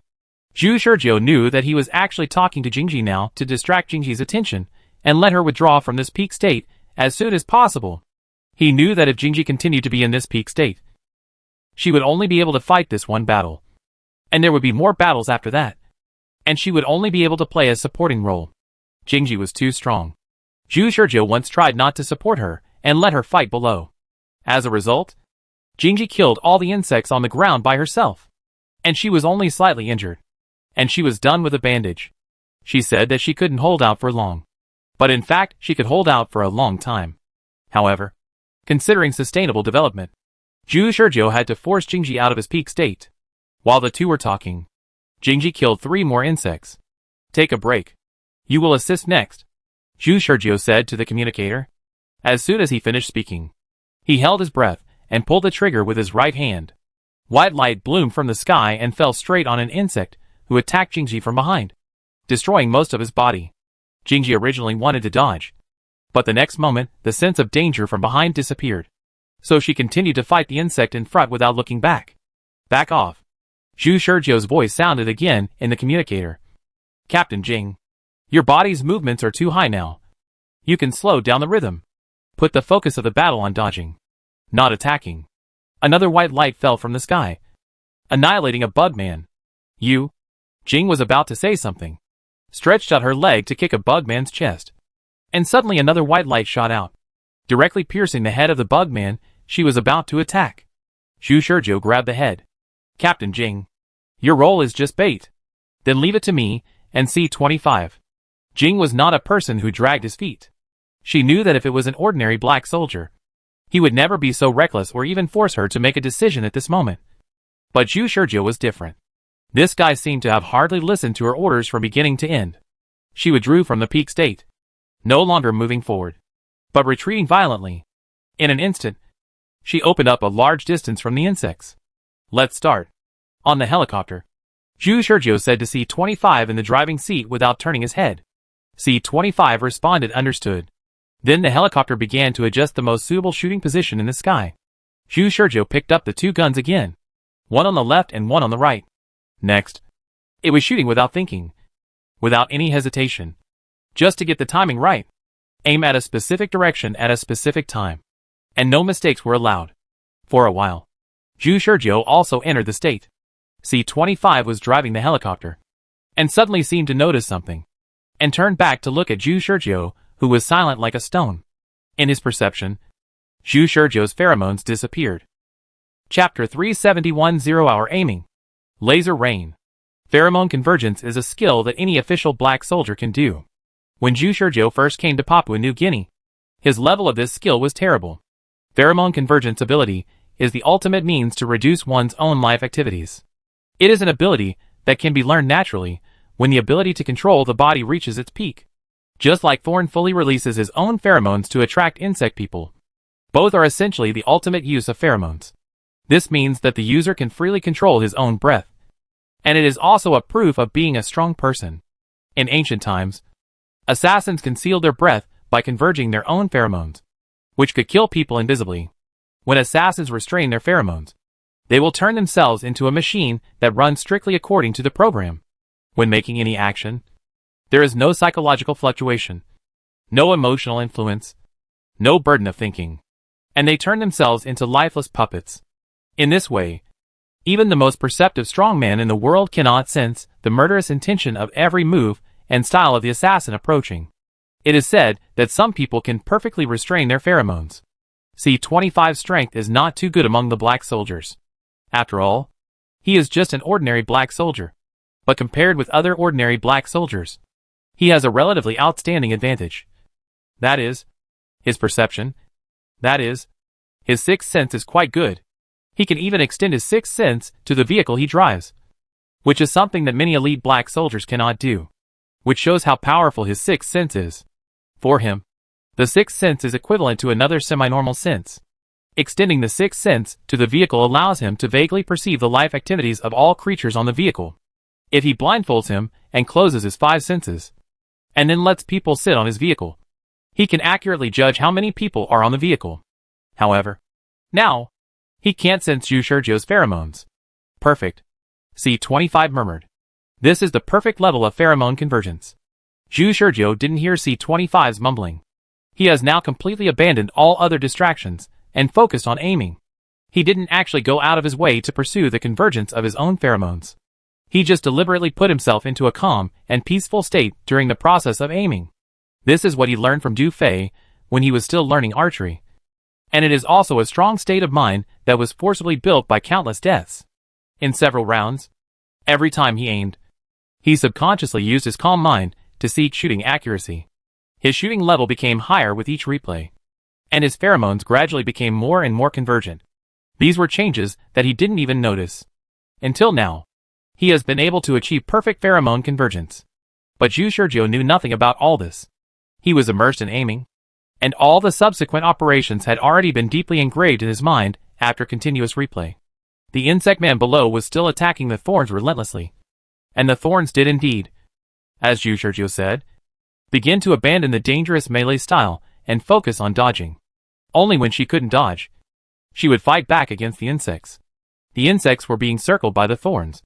And suddenly, the situation changed. Lightning struck from the sky. It was a lightning-like laser rain that was accurate to the end. It is known that Zhu Shurjiu has 3 guns, and the cooling time of each gun is 1 second. So how long does it take for each shot on average? The answer is about 0.33 seconds. What does such a short time mean? The time it takes for an ordinary person to blink once is only between 0.2 and 0.4 seconds. Zhu Shurjiu firing a gun is equivalent to a person blinking once. This is the picture that the thorns saw. The annihilation of the insects happened next to her at first. An insect who wanted to attack her fluttered its wings and flew quickly from above, trying to block her evasive route by instinct. As a result, in a blink of an eye, a white light hit it, and the insect crashed directly, and then spun and fell into the group of insects, knocking over several unstable insects, making a loud noise. Zhu Shurjiu didn't make a finishing move, because there was no need. The moment the insects were hit, they were already dead. Roar, roar, roar. One after another, the insects were accurately hit by the white light that fell from the sky. In just a few seconds, a charred vacuum zone appeared next to Jingji. Jingji stopped moving, because dodging was meaningless at this time. Every insect that tried to get close to her was killed by Zhu Shurjiu with one shot. The ground was burned by the white laser, leaving red carbonized marks all over the ground, accompanied by a strong smell of meat. The insects fell to the ground one by one. Each one was killed in one shot. There was no unnecessary finishing blows. And the most terrifying thing was that even though the Zergmen gradually realized the danger from the sky and moved at high speed while roaring at the armed helicopters, they were still killed by precise headshots. Headshot. Headshot. Headshot. The Zergmen's heads formed charred wounds under the annihilation of the white light. But colorful juices splashed when they fell to the ground, as if the ground was covered with colorful flowers. It's fine if he's accurate. He still didn't aim. How did he do that? Jingji muttered to himself. Yes, Zhu Shurjiu on the helicopter showed no signs of aiming. According to Jingji's own estimation, each of his shots was accurately stuck at 0.33 seconds, which means that Zhu Shurjiu had almost no time to aim. Some people may say that the interval between each shot of 0.33 seconds is the time Zhu Shurjiu used to aim. No, it's not. C-25, who saw it clearly on the helicopter, knew that the 0.33 seconds was the time Zhu Shurjiu took to change guns. Since each shot had a 1-second cooling period, Zhu Shizhou had to change guns quickly after firing a shot, with both hands working at the same time. And the third gun was placed on the ground between his arms. He didn't waste time on aiming at all, but fired a shot, and then quickly fired the next shot. This methodical action was actually quite fast. Even C-25 couldn't help but marvel at Zhu Shizhou's rapid shooting. Without even a millisecond of thinking, Zhu Shizhou kept shooting. The white laser formed a deadly rain, and the group of insects was forcibly dispersed by Zhu Shizhou alone. C-25 no longer had to worry about his shooting accidentally injuring Captain Thorne, because Captain Thorne had no insects around him at this moment. So, the high-power laser weapons on the armed helicopter also began to work. Roar, roar, roar. The insects roared at the sky, and the roars gradually became sparse and pale from the deafening at the beginning. In a blink of an eye, the last insect was annihilated by the white laser. The headless body stood and swayed twice, and finally fell to the ground with a bang, smashing a large area of charred dust. Zhu Shizhou on the helicopter then withdrew from the calm state, looked at the group of insects that had been completely wiped out below, and looked at the people who were heading away on the correct evacuation route. He let out a long breath. The first place is solved. Chapter 372 Go Down to be a God. The first place that Zhu Shizhou and Jing Ji came to was just the place where the people first encountered the insect man. Only people like Zhu Shizhou, who knew the overall situation well, could find this place accurately without wasting any time. As for other places, after Jing Ji and Zhu Shizhou got on the helicopter, they received reports from other black soldier teams one after another. Out of respect for the witnesses who first discovered the insect man, other black soldier teams temporarily regarded Jing Ji's communication channel as a public channel for communication. So all the battle situations will appear in this communication. Do you want to listen? On the helicopter, Jing Ji kindly gave up his communicator, but he didn't expect Zhu Shizhou to not even glance at it.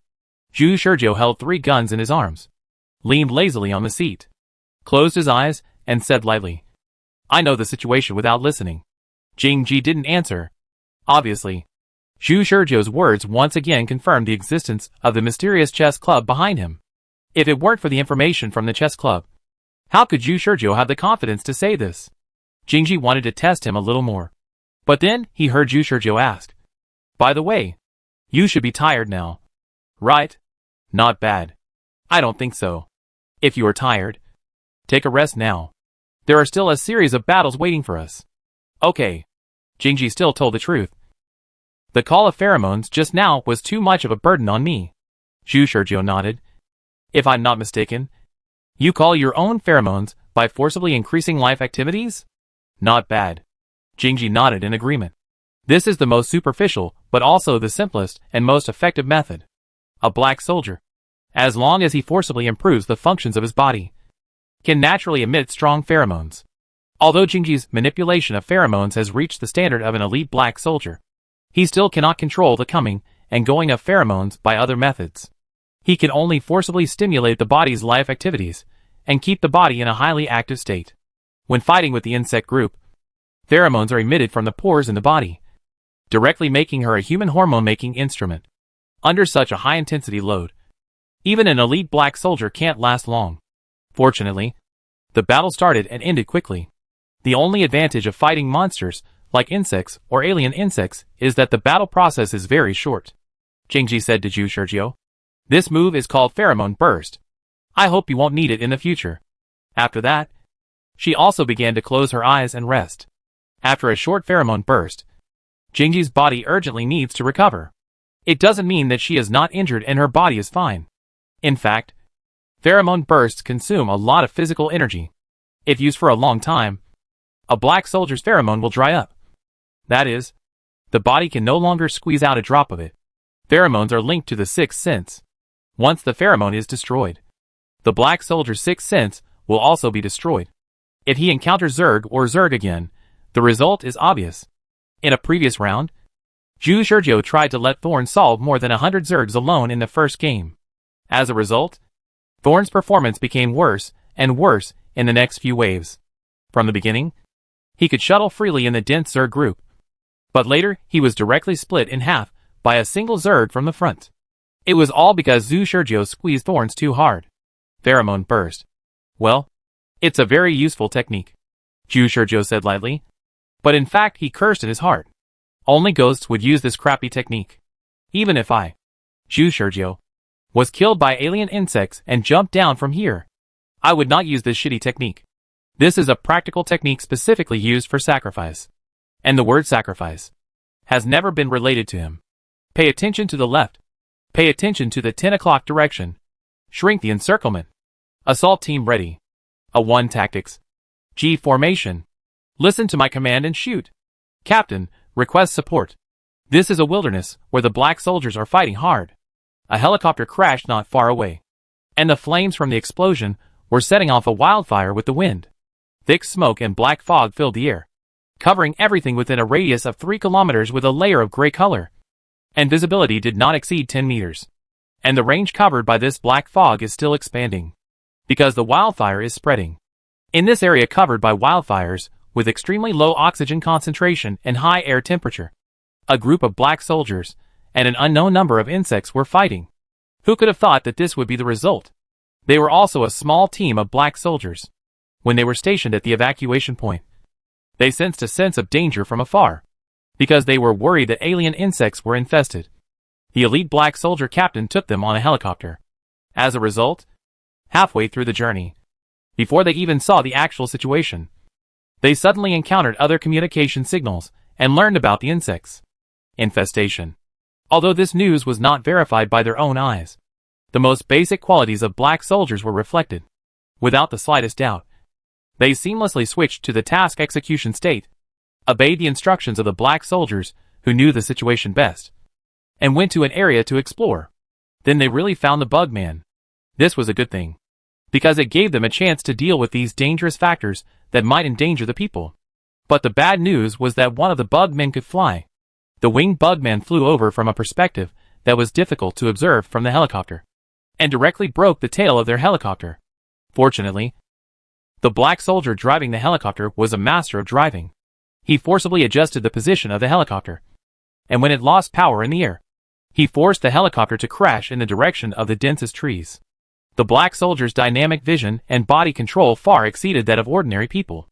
And the most important calm and rational judgment ability in the face of danger made them each choose the buffer area at the moment of the crash, jumped out of the helicopter, and then passed through the trees and landed safely. Although it was safe, in fact, the impact of landing was enough to commit the legs of an ordinary person.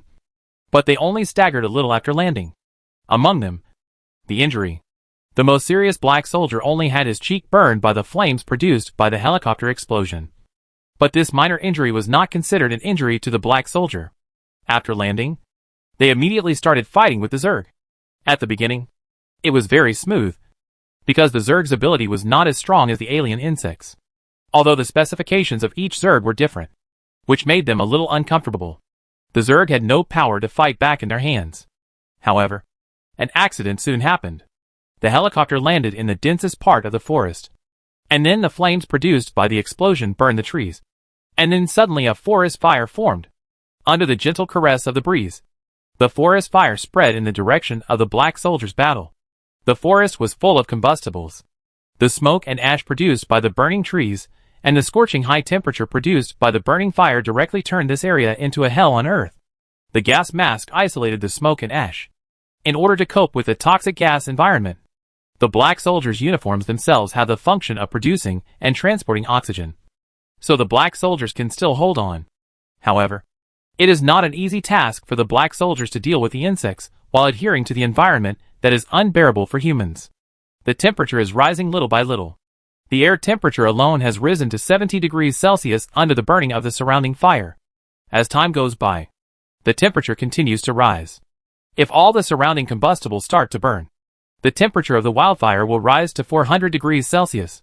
At this temperature, even elite black soldiers with physical fitness far exceeding that of ordinary people will be roasted alive. So what they need to do is to kill the insects as soon as possible in this thick fog, and then forcibly pass through the fire and evacuate the scene. But is it really that easy? The reason why wildfires are difficult to extinguish is that they spread very quickly. Now they are probably spreading outward at an alarming speed. And they are in the center of the wildfire fighting with the insects. The worst result is that when the battle is over, they can't escape. So most of them are very clear and rationally prepared that they are probably going to die here. Captain, has the communication been sent? A black soldier asked the captain. It has been sent. But I have noticed the areas and locations that other teams are responsible for before. Not to mention the time they spent fighting the Zerg. Even if they come immediately, it will be too late given the distance. It will take at least half an hour. Can we hold on for half an hour? The black soldier uniforms have good heat insulation effects. If it is only for a short time, let alone 400 degrees Celsius, even 1000 degrees Celsius is no problem. However, half an hour is still too long. Not to mention that they still have to fight against the insects. In the fog, the danger from the insects may come at any time, and they dare not take it lightly. The captain said to the black soldiers, "Everyone, don't hold too much hope. In this situation, only God can save us. I ask you, do you believe in God?" "No," the black soldiers answered in unison. "Of course not. Every black soldier is a firm materialist fighter." "Very good. I don't believe it either," the captain said coldly. His voice firmly penetrated the thick haze and reached the ears of every black soldier. Then next, we will die. This is an indisputable future, with a probability of up to 9,999. Therefore, in order to maximize the benefits, we need to eliminate all these insects. If a single insect flows out, our efforts will be in vain. So, all team members listen to the order. In. The black soldiers faced death without any psychological fluctuations, and their voices did not change as always. In order to gather the insects here, all team members will implement the bait tactic pheromone explosion. On the helicopter, Jingji opened her eyes. Her sixth sense was touched, and she also smelled a strong smell of burning. At this time, Zhu Shizhou said lightly, "Do you sense it?" Jingji opened her eyes and looked down at the helicopter, only to see a sea of fire below the helicopter. In the sea of fire, the smoke and ash haze that was difficult to distinguish with the naked eye covered a large area in a dark mass. The small helicopter looked particularly small above this sea of fire. This is a forest fire. Jingji has not yet reacted to what happened, and does not understand why a forest fire has started here. And I don't know why Zhu Shizhou is so calm, as if he had already known that a forest fire had occurred here. Just when Jingji was confused, Zhu Shizhou said to her, "We are here. Let's go down." "Go down? What for?" Jingji did not understand for a while. Zhu Shizhou glanced down lightly. "Go down and be a god." Chapter 373. Give me a minute. There is no doubt that Zhu Shizhou came with a purpose. Of course he knew that there would be a wildfire here. And of course he knew that the black soldiers here would be in danger. Of course he also knew that if he didn't come, the black soldiers here would become the first black soldiers to die in this mission. The reason why he came was not because of guilt, but because coming to rescue could maximize the benefits. That's all. The sound of the helicopter propeller carried a violent wind, blowing from the sky to the ground, blowing away the smoke and dust haze that had been lingering for a long time due to the wildfire. But the fast-flowing airflow swept more smoke and ash here, and finally only formed a surging air wave in the smoke and ash, and failed to blow away the fog built by the smoke and ash. The helicopter plunged into the group of smoke and ash accompanied by a raging fire. The sound of the propeller was too obvious, and the black soldiers who were fighting a bloody battle with the crazy insect people naturally heard the sound of the helicopter. Then when they looked up, they suddenly saw a helicopter accurately descending to the open space next to them. 001. The captain of the black soldier team even stopped fighting the insect man for a moment and murmured. Before, he said that there was a 9,999 chance that everyone would die here. But now, he had to admit that the miracle of 001 had appeared. He didn't know that the other black soldier distribution locations he knew did not include Zhu Shizhou and Jingji. After all, those deployments were all given by Zhu Shizhou himself. When the captain of the black soldiers saw Zhu Shizhou, it was as if he saw hope. But he never thought that these hopes were actually created by Zhu Shizhou himself. This team is the weakest team among the black soldiers who came to investigate. Zhu Shizhou specially handed this area to this black soldier team for investigation, just to deliberately create a crisis. If other teams come here, nothing special will happen at all. The helicopter will not crash. And then, there will be no forest fire. And finally there will be no life and death crisis. Only this team. Its captain is an elite black soldier from the reconnaissance department. and the teams led by him are mostly scouts. In addition, there is a special and rare flying insect man here, and they will crash from the sky. So their desperate situation seems to be desperate. But in fact it is all a script arranged by Zhu Shurjiu in advance. And then, Zhu Shurjiu only needs to perform according to the script. And he can perform a perfect stage play with this captain like singing a double act. There are suspense, ups and downs, and a happy ending. How did you get here? The captain of the elite black soldiers kicked away a flying insect man, kicking the insect man into the thick smoke and haze, and took the time to turn around and ask Zhu Shurjiu. Jingji was also very curious, because before this, she was unaware of the whole process, focusing on recovery and adjustment, and the direction of the helicopter was not what she indicated. How did she suddenly come here? Is everything just a coincidence? Because of the sixth sense. Don't be distracted. Zhu Shurjiu once again demonstrated his amazing shooting skills. This time it was even more outrageous. He was just standing in the distance, just got off the helicopter, and the insect man was not heading towards him. Even the insect man just rushed out of a thick smoke, and he hadn't shown his danger yet. But Zhu Shurjiu raised his hand and shot a bug man in the head accurately. The captain of the elite black soldiers could not help but remind them. Be careful. There are still people in the invisible places. The scene was completely covered by a cloud of smoke, and it was impossible to see who was who. Under the smoke, people and animals could not be distinguished. This was the current situation. It was precisely because of this that they did not dare to use firearms at will. Of course, a more important reason was that as good scouts, they were not very good at shooting. The tactical means they chose was to fight with the insects first. And when the insects relaxed their vigilance and thought that they would not shoot, they would pull the trigger on the defenseless insects at close range. Don't worry. I won't make mistakes. The words were so firm, as if they were stating a fact, Zhu Shurjiu said as he walked forward, and then fired 2 more shots in a row. Why did he shoot randomly? The black soldiers at the scene only heard 2 consecutive sounds of heavy objects falling to the ground in the smoke not far away. What? Hit? The black soldiers did not understand. Even Jingji, who had seen Zhu Shurjiu shooting with 0 aiming time on the helicopter, did not understand. I've said before, the reason I came here is because of my sixth sense. Now I'm also relying on my sixth sense to shoot. Zhu Shurjiu quickly drew his gun from his waist and raised his hand to fire another shot. The white laser broke through the thick smoke and pierced the chest of a bugman who was about to rush towards a black soldier. The bugman stumbled forward a few steps and fell to the ground. Why do I say I won't make mistakes? Because my sixth sense is very strong. Stronger than everyone else here. I can clearly sense how many bugmen are ahead. And I can also sense the next move of each bugman.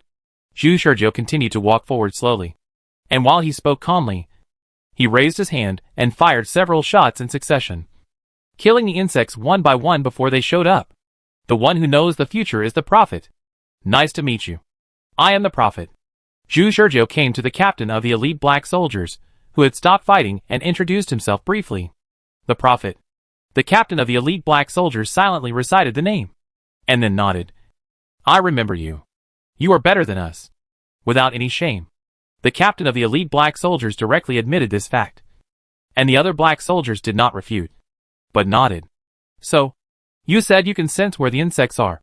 Is that true? Zhu Shurjiu nodded. Of course it's true.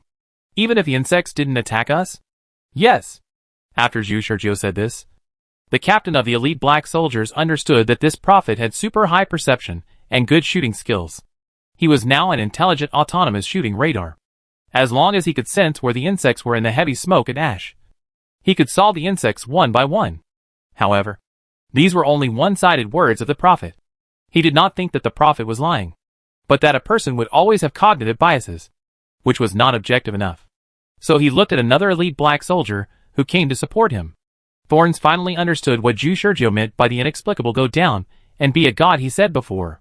He wanted to come here like a god and save all the black soldiers who were trapped in desperate situations from this hell of fire. If it's him, he can really do it. Jingji also had to admit that Zhu Shurjiu's sixth sense was the most bizarre and extraordinary sixth sense she had ever seen. She admitted Zhu Shurjiu's words because Zhu Shurjiu had done similar things before. In the cave of the alien insect nest, Zhu Shurjiu had accurately pointed out the number of alien insects before every battle. It was simply beyond common sense. as if he really predicted the future. And he deserved his name of prophet. A miracle really happened. Before the captain of the elite black soldiers had time to talk to Zhu Shizhou, he was suddenly grabbed by his arm and pulled to the side. At this moment, an insect man rushed out, and his sharp legs cut off as quickly as a cutting machine and fell into the air. Zhu Shizhou thrust his gun forward, as if the insect man was deliberately coming forward to take the shot. And a white light suddenly appeared. The insect man's head was annihilated at close range. Pheromone dried up? Your sixth sense no longer supports you to continue fighting. Stay behind. What about you? The captain of the elite black soldiers asked subconsciously. Zhu Shizhou stepped forward and rushed directly into the thick smoke, leaving behind a graceful sentence, "Give me a minute. This time is enough." Chapter 374 Elite Black Soldier Prophet. Debuting today. When vision is lost, many slightly weaker black soldiers will be helpless. The scene was full of thick smoke and ash, and thick mountain fires were hidden in the thick smoke and ash. The high temperature burned the air, making the black soldiers in it feel like this place is a huge warm stove, making everything around them unbearable. Especially the black soldiers of this team are experiencing a pheromone outbreak. In order to keep the insects in this harsh environment and fight them, the pheromone outbreak is the only way out. But after the pheromone outbreak, the loss of the sixth sense becomes a fatal problem. Just like just now, the captain of the elite black soldiers lost his sixth sense. If Zhu Shizhou hadn't taken action, he would have almost been buried under the insect's legs. What about other black soldiers? The stronger the pheromone outbreak, the worse the durability. The pheromone outbreaks of other black soldiers are not as strong as the captain of the elite black soldiers, but they can't last long. In the back, Thorn could not guarantee that she could accurately find the position of other black soldiers and kill all the Zergs if she lost her vision. The only thing she could judge was that these people had little hope of survival, and the most rational decision was to fly a helicopter to escape from the scene. But she now had a new mission. "Hello. I'm Thorn," Thorn said to the captain of the elite black soldiers, who temporarily retreated to her side. "I'm Ling Shan." The captain of the elite black soldiers stood beside Thorn. "I know you. You and the Prophet were the first initiators of this Death Rose mission, and you discovered the existence of excessive amounts of Zerg underground. You were the ones who discovered the insect man." "Yes, that's right." Jingji nodded to Ling Shan and sensed the pheromones on his body. "Your pheromones are now dry, so I will be responsible for protecting your safety." Ling Shan did not refuse. He knew this was the best choice. But he quickly said, "I originally thought you were the key to this mission. But it seems that you are a prophet? Is his sixth sense really that strong?" Jingji replied lightly. "Better than mine. Whether Zhu Shizhou can really save all the black soldiers and kill all the insects in the chaos remains to be confirmed." They had no idea how many insects there were at the scene. They could only see white light continuously lighting up and extinguishing in the smoke. And then Zhu Shizhou's voice occasionally reached their ears. "Your pheromones are also dry. Get out of here." Whenever Zhu Shizhou said this, it meant that a black soldier had lost the qualification to stay and fight. The black soldier was directly blasted out by Zhu Shizhou and came to the side of Thorn's. Thorn stood quietly in place, without going forward to help, but just guarded by C-25 with guns on the left and right, alert to possible attacks. 1 minute passed quickly. As a white light dimmed, a black figure slowly walked out of the thick smoke. It was Zhu Shizhou. "All the insects have been eliminated. Let's go." "Are you sure?" Ling Shan asked. "I'm sorry, I don't have a sixth sense right now, so I can't confirm the truth of what you said." Jingji was much more straightforward. She interrupted Ling Shan's questioning and said, "Let's go," because she knew that it was meaningless to question Zhu Shizhou. Zhu Shizhou was not bound by her orders at all. No matter what he wanted to do, she could not control him. Like Ling Shan, she could not confirm whether there were any remaining insects here. But since Zhu Shizhou said that the insects had been solved, she could only believe it. From a rational point of view, there was indeed no 100% evidence that the insects here had been completely wiped out. However, judging from Zhu Shizhou's previous magical performance, the possibility that the insects had been completely solved was still relatively high. After all, Zhu Shizhou was really able to sense the exact number of alien insects or insects. Although it was outrageous, it was the fact. Ling Shan looked at Jingji and thought that Jingji had sensed the scene with his sixth sense. So he further believed that there were really no insects left at the scene. Really amazing. It really only took a short minute. Ling Shan thought so. And the other black soldiers felt even more deeply. They were in the thick smoke. And before their sixth sense disappeared, they almost thought they were going to die. But suddenly a figure rushed out from nowhere and killed the insect man who was fighting with them with a casual shot, and then patted their shoulders and said, "Your pheromones are also dry. Get out of the way." Zhu Shurjio's judgment is extremely accurate. Every time he said this, it meant that their pheromones were really dry. In their eyes, Zhu Shurjio's accurate judgment was nothing more than because he still had the energy to sense their physical condition. What's even more incredible is that this guy can make accurate judgments while using 3 guns to shoot wildly at a thick smoke almost without any gaps. Every time he fired a gun, the black soldiers could hear the sound of a heavy object falling to the ground. They didn't know if it was an insect man, but there was no doubt that he must have hit something. Bang, bang, bang, bang. The continuous sound of falling to the ground echoed with Zhu Shurjio's fast-moving figure. He came and went freely in the thick smoke, saving one black soldier after another. Not long after they retreated to Jingji, the battle was over. No one knew how he did it. The only thing they could be sure of was that this boy will become a great man in the future. Zhu Shurjio's performance just now was worthy of the name of an elite black soldier. Everyone got on the helicopter and left the scene. Ling Shan and the others were still on guard, because it was a flying insect man that attacked their helicopter and caused the helicopter to crash, resulting in the current large-scale wildfire. However, until the helicopter flew back from the thick smoke to the fresh sky, no accidents occurred, and Ling Shan and the others finally let down their guard. "Captain Jingji, where are you going next?" After arranging for the other black soldiers to rest, Ling Shan asked Jingji. Jingji glanced at Zhu Shurjio. Zhu Shurjio said. "Captain Ling Shan, Captain Jingji, and I investigated the surrounding area and found that a large number of people did not evacuate according to the established evacuation route, but deviated from the route.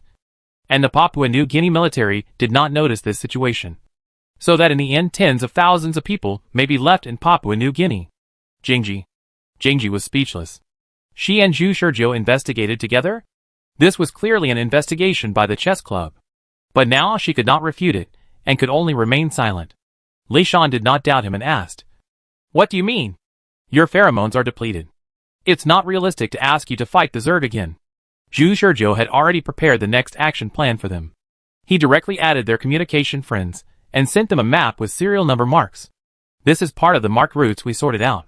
I ask you to let these people return to the correct route." Ling Shan looked at the map. Indeed, their pheromones are now depleted. They can't fight the Zerg or be on guard against the appearance of alien Zerg. It's better to make use of the remaining value. I understand. Transportation and manpower. Go borrow from the Papua New Guinea military. We are going to the military base now, Ling Shan said again. If our pheromones are restored, we will return to the evacuation point for alert. Zhu Shurjio nodded. Understood. Of course. He knew that the black soldiers all put the alien Zerg first, so he had expected this.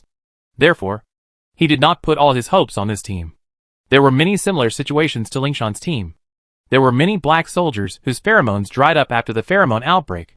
Zhu Shurjio also knew all the black soldiers who would be injured or die. Now they were just waiting for him to rescue them and arrange jobs for them.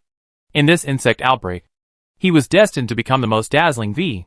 All the movements and trajectories, big and small, were under his control. The elite black soldier prophet debuted today. Chapter 375. You invented the insect man, right? Zhu Shurjio's road to rescue began. There are many places where crises occur like Ling Shan's team, and they are all carefully adjusted by Zhu Shurjio. Zhu Shurjio knows clearly which team will encounter crises in which area. Each team has situations that they are good at or not good at dealing with. As long as the team is adjusted to a situation that they are not good at dealing with, it is easy to have some accidents that Zhu Shurjio likes to see. Zhu Shurjio used this method to forcibly create difficulties. The Insect Man crisis incident that should have been easily settled was made much more difficult by him. And it was silent. And no one could see anything strange. Especially the black soldiers who were rescued by Zhu Shurjio at the right time. They all recognized this elite black soldier in their hearts without exception. I am afraid that when talking about the prophet afterwards, everyone will praise him as the prophet has the appearance of an elite black soldier. Zhu Shurjio forcibly imprinted his power in the minds of these black soldiers. These black soldiers encountered a large number of insects. Some were extremely powerful, and some were unable to continue fighting. In short, Zhu Shizhou was like doing something that had been arranged in an orderly manner. After resolving one crisis, he rushed to the next one.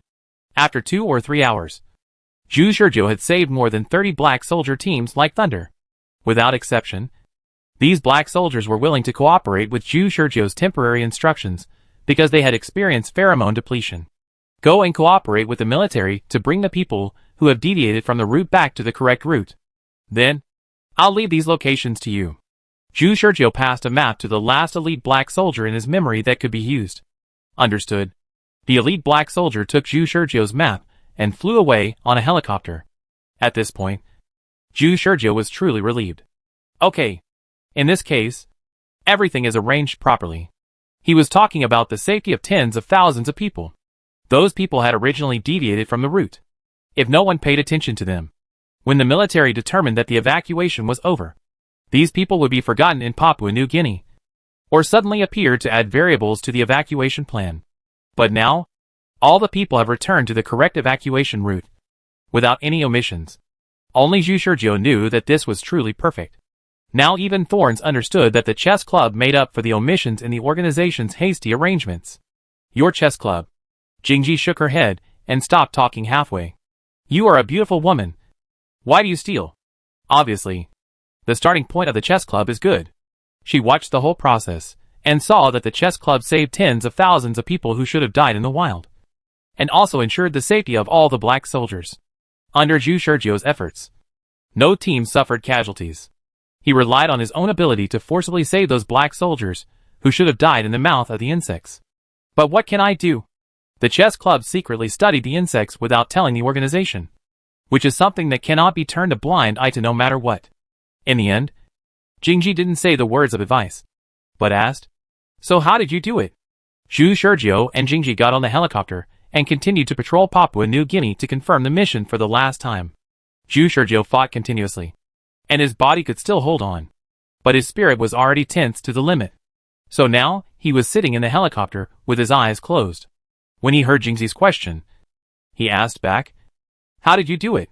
What Zhu Shizhou did with her just now was not complicated. It was actually very simple. It was nothing more than letting the black soldiers take the military to control the abandoned areas in Papua New Guinea. Perhaps every black soldier would return to his post after the pheromone level was restored. But those military people would stay, so that all these people could be saved. But what she couldn't figure out was where Zhu Shizhou's information came from. I mean, how did you know all the dangers encountered by the black soldiers? Don't tell me it's really because of your sixth sense. Just like before. If Zhu Shizhou's information came from the chess club, then how did the chess club pass the information to Zhu Shizhou? Every time, he arrived at the last moment and rescued the desperate black soldiers at the critical moment. This seemingly coincidental rescue was actually full of calculations. Zhu Shizhou closed his eyes and answered perfunctorily. If I say it's because of the sixth sense, do you believe it? Didn't I show it was strong? Not strong? No. Very strong. This guy's strength was beyond her expectations. He seemed to be born for fighting. Whenever a battle occurred, he could adapt to the environment quickly like a god, and then make the most perfect and smooth response and decision according to the specific situation. When she was needed to act as bait, Zhu Shizhou's instructions were not hesitant. When he needed the cooperation of other black soldier teams, he was also the first to speak, and it seemed that he had been rehearsed thousands of times and could skillfully cooperate with different black soldier teams. So much so that when they were rescuing a support team, their captain asked her a question. Is this prophet from the support department? After Zhu Shizhou was suspected of being from the logistics department, he was suspected of being from the support department. It was really because Zhu Shizhou's ability to seamlessly connect all teams was quite outrageous. Generally speaking, the more talented a person is, the stronger his personal characteristics are, and the more difficult it is to integrate into the team. Instead, the team members need to be forced to adapt to it. Thorns originally thought that Zhu Shizhou was the same, but the facts prove that Zhu Shizhou could be amazing to surpass everyone, and could also seamlessly connect all teams. Anyone would think that his cooperation with each team should be a member of this team. Jingji had to admit that such a genius was beyond her understanding. There is no doubt that this is why Zhu Shizhou can become the secret weapon valued by the chess club. So when Zhu Shizhou said that he relied on his sixth sense to sense the danger of the black soldiers dozens of kilometers away, Jingji was silent. and then really thought about this absurd possibility. You remind me of the strongest man in the world, Thorne said with emotion. The strongest in the world. How strong is the strongest man in the world? Thorne replied lightly. If what you said is true, then your sixth sense now may be comparable to his. Zhu Shurjiu pulled the corner of his mouth and said nothing. Although he had heard it many times, he still felt incredible that this kind of sixth sense that was so perverted that it could be compared with his cheating actually existed. This was outrageous. The two did not discuss this in depth, because Zhu Shurjiu could not expose his ignorance. After all, as a high-level executive of the chess club, he even knew many elite black soldiers, but knew nothing about the strongest in the world. This was unreasonable. So in order to avoid unnecessary suspicion from Thorns, Zhu Shurjiu did not continue to discuss this topic with her. They walked along the evacuation line of Papua New Guinea, and found no insect people invading here. They connected all the communication channels, and finally confirmed that the escaped insect people had been wiped out. The inspection is complete. Jingji looked at Zhu Shurjiu, wondering what else he was going to do. There is another place to deal with next, Zhu Shurjiu said. The Insect Research Institute. Jingji then remembered that there was a black soldier squad stationed at the Insect Research Institute, which was continuously suppressing the escaping insects with firepower. The black soldiers there did not need to use pheromone bursts. They only needed to shoot. Shoot. Shoot continuously. No more insects appeared in these few hours, which meant that they were still suppressing the insects. Jingji knew that the Zergmen they had destroyed outside were only the tip of the iceberg of the number of Zergmen in the Underground Research Institute. If the Zergmen crisis was to be resolved, it was better to resolve it from the root. So do you have a good solution? Or do you want to let the Black Soldier Squad continue to shoot at the Zergmen Research Institute in turn until all the people were confirmed to be safely evacuated? In Jingji's view, since Zhu Shurjiu had chosen to release the Zergmen, he must have prepared the corresponding solution. However, Zhu Shurjiu did not answer directly, but said, "You will know when you go there." Max, an American. He was originally an American intelligence dealer. Later, because he came into contact with the secrets of the Zerg and Zergmen research program, he was hunted down by the United States and finally had to come to Papua New Guinea. He eventually became a military advisor in Papua New Guinea by contributing precious information on the Zergmen research program. At the same time, he was also the nominal project leader of the Zergmen research program, Papua New Guinea version. In summary, it can be basically determined that Max is the high-level mastermind behind the Zergmen research program. A few hours ago, in order to avoid exposing his secrets in the Insect Research Institute, he flew a helicopter to the Insect Research Institute alone. But he was still a step late. When he arrived at the Insect Research Institute, the battle between the black soldiers and the insects had already begun. He saw with his own eyes that a large number of insects emerged from the institute. And then the helicopters in the sky burst into white lasers, like those in science fiction movies. The laser rain directly annihilated every insect into slag. And the scene was spectacular and impactful. Max originally wanted to come quietly, destroy his own information, and then leave quietly. But the black soldiers were guarding the door of the institute, and he had no good way. So he changed his mind and immediately prepared to return. However, an armed helicopter stopped them directly. It was one of the 10 helicopters that originally suppressed the Insect Research Institute. As black soldiers, they naturally noticed this ordinary helicopter used by the Papua New Guinea military a long time ago. And the movement of the helicopter approaching could not be hidden from their eyes. After internal communication, they unanimously decided to stop the helicopter. After all, it was really suspicious that such a helicopter suddenly appeared here. As we all know, insects cannot appear in Papua New Guinea for no reason. Insects must be man-made products. The Papua New Guinea official was highly suspicious. And now a helicopter suddenly appeared. How can it not make people suspicious? More importantly, Zhu Shurjiu left a special message for them before leaving. I can basically conclude that the appearance of the insects is related to Papua New Guinea. You'd better pay attention to the military figures in Papua New Guinea. They may come here with innocent faces pretending that nothing happened. Haagen-Dazs was able to repeat Zhu Shurjiu's words word for word, which was extremely appropriate at this moment.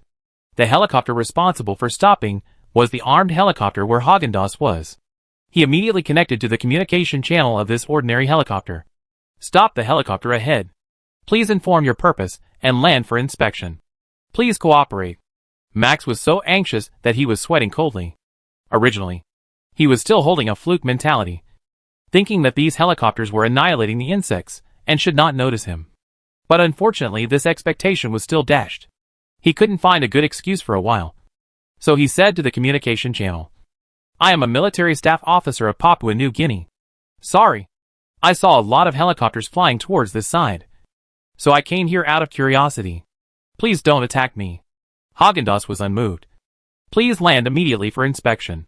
In desperation, Max still slowly controlled the helicopter to land on the ground, thinking frantically in his mind for a while, wondering if there was any reasonable interface to cover up his behavior.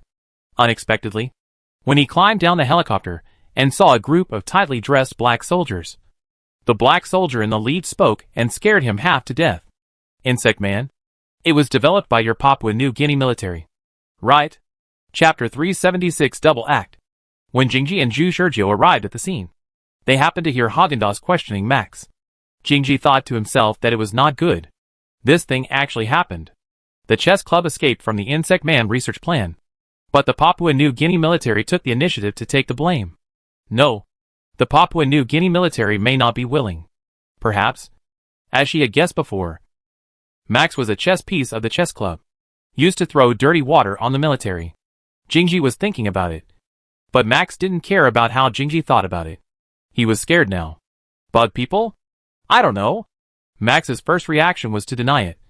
But he was also very smart. He knew that denying it would only make him look suspicious. So he added, "If the bug people you were talking about are the creatures I saw fighting with you just now, I know now." Haagen-Dazs almost saw that Max was not sincere at first glance. As a black soldier, there is a most basic quality. That is genius. Anyone who becomes a black soldier has a genius brain. And with the long-term injection of black soldier drugs, the brain has evolved, which allows black soldiers to learn many skills that are impossible to achieve in the eyes of ordinary people. For example, micro-expression observation. According to common sense, among ordinary people, even the world's top micro-expression experts can hardly directly observe all the micro-expressions on the faces of ordinary people. Many times, judging whether a person is lying requires slow playback observation through special video recording equipment. But the black soldiers are different. They have already trained their vision to the physiological limit of humans, especially the elite black soldiers. As long as they are willing to concentrate and stare, their eyes will be the most sophisticated slow playback instruments that far exceed any human instruments. Of course, this is not enough to support Haagen-Dazs' judgment that Max is lying. The most important thing is that Haagen-Dazs has studied the micro-expression course in the Black Soldiers organization and is proficient in micro-expression observation. He is equivalent to a micro-expression master. Don't lie to me. Do you want to say that these insect people are the product of natural birth? Do you believe these words yourself? Yes. Who believes this? Max glanced at the research institute in the distance with a guilty conscience. There, every time an insect man appeared, he was immediately eliminated, and the insect man had no room for resistance. This seemingly hopeless situation allowed him to keenly grasp a glimmer of hope, although he didn't know how these insect people broke free from the cage and ran out of the institute. He was the only one present who knew that there were so many insect people in the institute. It was extremely slow to eliminate the insect people like the black soldiers were doing now. It would take a long time to eliminate all of them, and perhaps they would not be able to completely eliminate them until the people evacuated. Then as long as this time was long enough, there would be no need to worry about his own information in the institute being discovered. Because in the end, these data would be annihilated with the annihilation of the continent. When he thought of this, he had already made a decision. Choose the lesser of two evils, rather than being suspected by the Black Soldier organization. It is better to take the initiative to confess part of the truth and reduce his guilt in this matter in order to seek a chance of survival. Max gritted his teeth and said, "Okay, Lord Black Soldier, I admit that I lied just now. The truth is, at this time, Jingji and Zhu Shizhou had already come to Max and Haagen-Dazs." Hearing the second half of Max's sentence, Zhu Shizhou took over and said, "The truth is that these are all research products of Papua New Guinea, and have nothing to do with you. Right? Or do you only know a little bit about the fur, and you don't understand anything more in depth?" Max was dumbfounded, because Zhu Shizhou said exactly what he was about to say. He was speechless for a moment. The Insect Man research project was originally an experimental project of the world's top research institutes. I don't know how many times they have tried to find a way to combine insect man genes with human genes. Then I want to ask you, how did Papua New Guinea achieve this step on its own? If there is a lack of correct data and methods, it is difficult to research insect men. Even if it is a failure, it cannot be researched without corresponding data support. Jing Ji, who was standing by, couldn't help but look at Zhu Shurjiu after hearing what he said. This seemed reasonable, and the existence of the chess club seemed to be about to surface. However, the purpose of the chess club was definitely not to self-destruct. Max's acting skills were superb. Others would only think that Max was just a liar who was trying hard to hide the truth but had a poor excuse. But Jing Ji, who had basically figured out the inside story, felt terrible. This acting skill could almost beat all the movie emperors in the world. Look at this forehead with cold sweat. The body that was trembling slightly with tension. The stiff movements and unnatural expressions. The acting skills were so superb that Jing Ji had to applaud. Max was frozen in his expression. I don't know either. I don't know much about this. Really? Zhu Shurjiu took a step forward, and Max was only a fist away from him. His sharp eyes met Max's. Max's face turned pale. He felt the indifference of the black soldier from Zhu Shurjiu's eyes. As an intelligence dealer in the United States, he had seen countless killers' eyes. The killers' eyes were so indifferent. When they looked at people, it seemed that they were not looking at a living life, but at a dead object. That was a look that had no special feelings for life after being accustomed to life and death. Only indifference.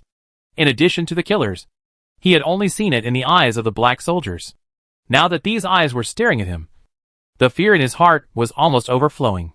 In this case, the man in front of him said something that almost made his heart stop. Max, you are not a native of Papua New Guinea, are you? Dead silence.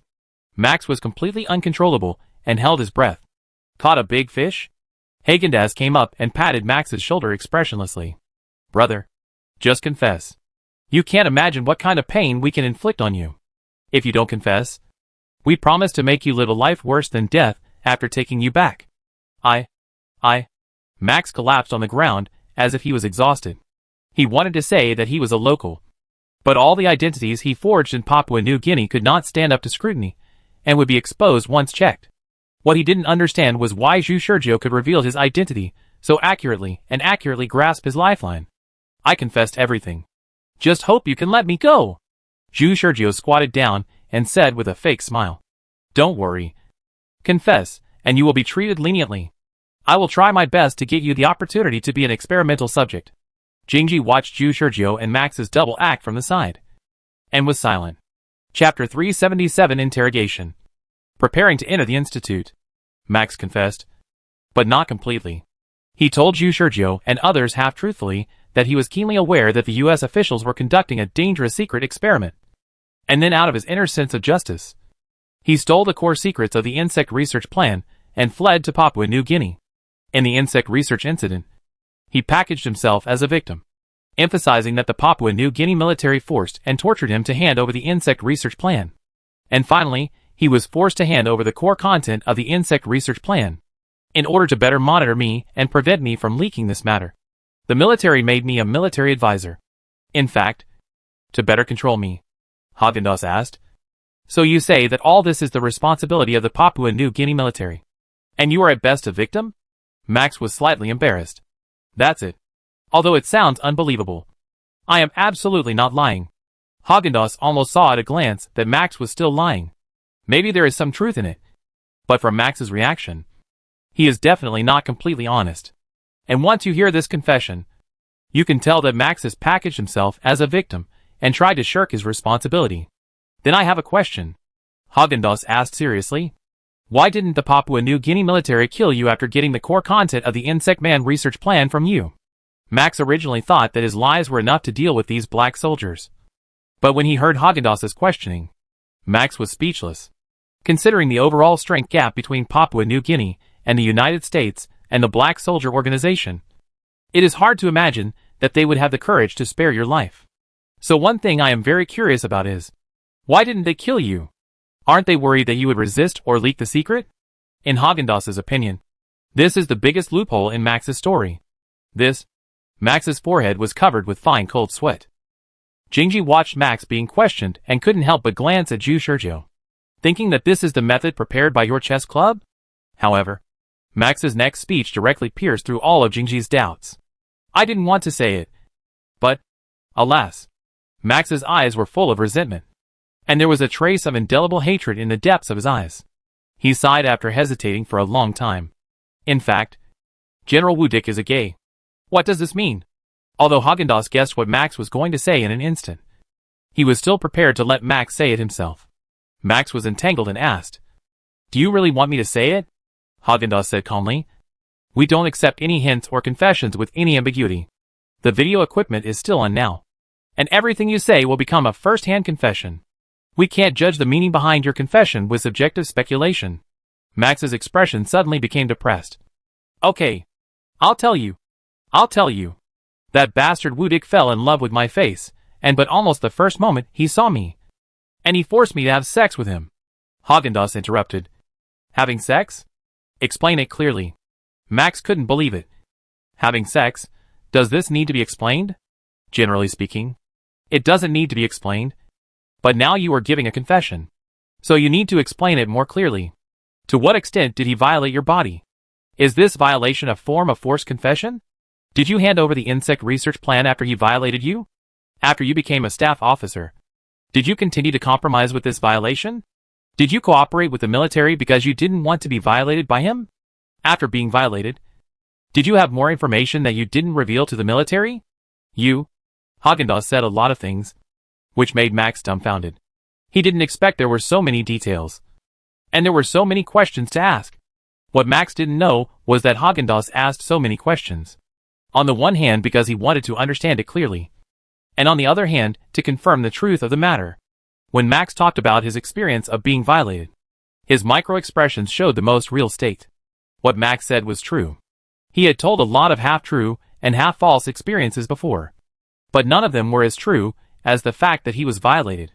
In order to make sure that he did not make a mistake in judgment, he forced Max to tell more details about the incident. As expected, Max began to cry bitterly, like a real victim, and described in detail how he was violated by General Wudik. The true feelings in it made the listeners cry. Unfortunately, the black soldiers were all emotionless monsters, and Zhu Shizhou had heard it countless times, but his heart was not moved. So after Max sobbed and recounted all the details, Häagen-Dazs asked calmly, "Are you done?" I'm done." The sympathy card didn't work. Max couldn't help but smile bitterly after realizing this. But he had explained the general situation clearly enough, and Häagen-Dazs had recorded it completely. Due to Max's cooperative attitude, the interrogation process went quite smoothly, and the interrogation results did not surprise Jingji. Sure enough, the existence of the chess club was completely removed in there, leaving no trace. At the end of the interrogation, they had to ask one last question. "So Max, do you know how to close the institute?" How to close the institute. Max's eyes lit up. He knew this too well. There was his information inside the institute, including most of the experimental information. He personally participated in supervising the project. These could not be easily seen. Otherwise it would increase the crime. He was originally worried that the black soldiers wanted to break into the laboratory, but he didn't expect that the black soldiers just wanted to close the institute. "This is great," Max asked. "Can I ask you a question? How did you open the research institute?" Häagen-Dazs shook his head. "We didn't open it."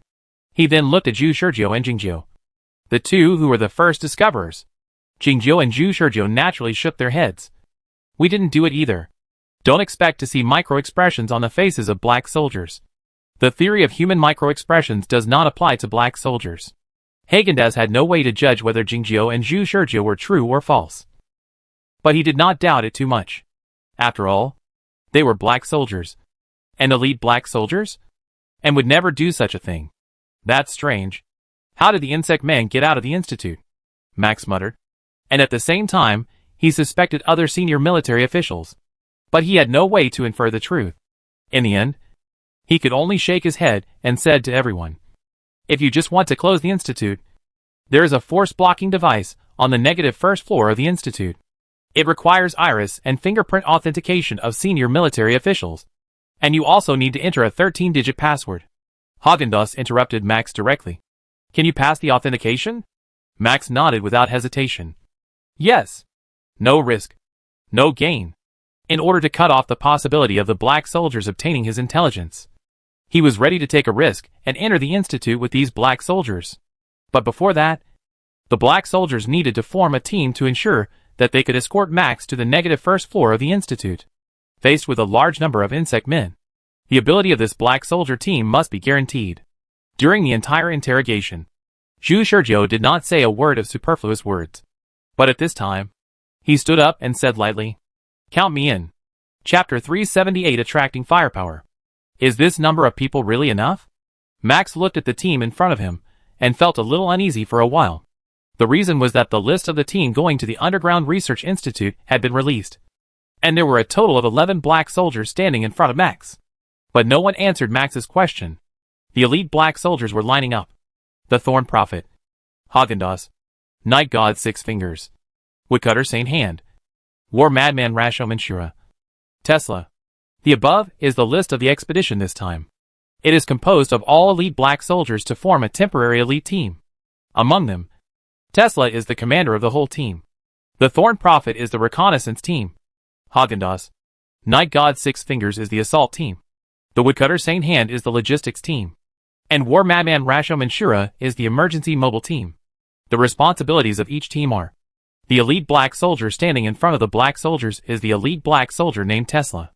Among all the elite black soldiers, he has the longest experience, and he comes from the headquarters, so it is natural that he becomes the commander of this mission. Zhu Shurjiu is not surprised by this, because he has experienced it more than once. He was placed in the reconnaissance team, not because his combat power is weak, so he can only stay in the reconnaissance team, but because his sixth sense is very strong, and it is very likely that he is the strongest black soldier known to be present. It sounds incredible, but according to the statements of the elite black soldiers on Thorns and other routes, it can be known that the value of the sixth sense of this new black soldier far exceeds his combat power. Although Zhu Shurjiu's combat power is also very strong, if it is quantified, it is nothing more than one person against 3 people. However, his sixth sense cannot play the same role and value as that of any number of black soldiers. At the same time, the current situation is different from other situations. Since there are a large number of insect people in the Underground Research Institute, the reconnaissance team must have both a strong sixth sense and a strong combat power. No one is more suitable than Zhu Shurjiu with 3 guns. Therefore, after comprehensive consideration, they chose to put Zhu Shurjiu in the reconnaissance team, and also let the slightly less experienced Jing Ji also serve as a reconnaissance team. Jing Ji's melee ability is quite good.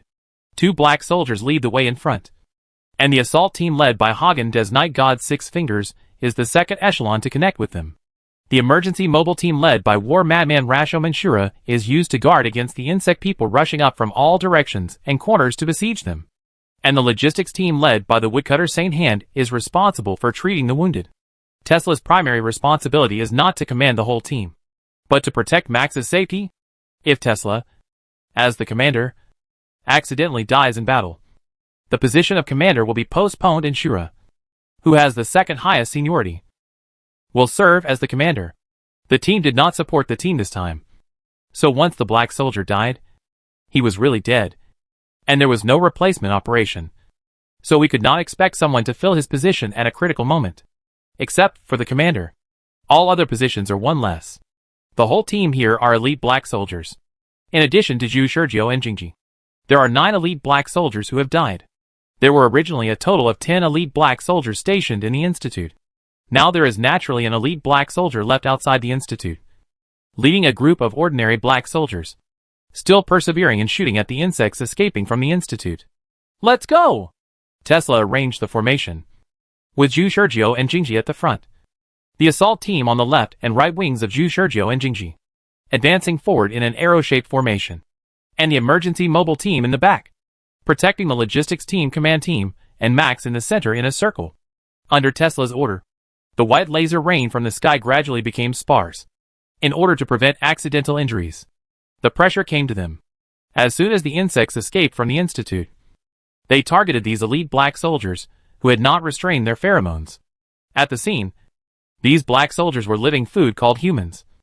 And for the insects, who had been hungry for who knows how long, they were delicious food within reach. The assault team is responsible for the main firepower. The emergency mobile team is responsible for the secondary firepower. And the logistics team and I are ready for firepower support at any time. A group of elite black soldiers advanced towards the altar.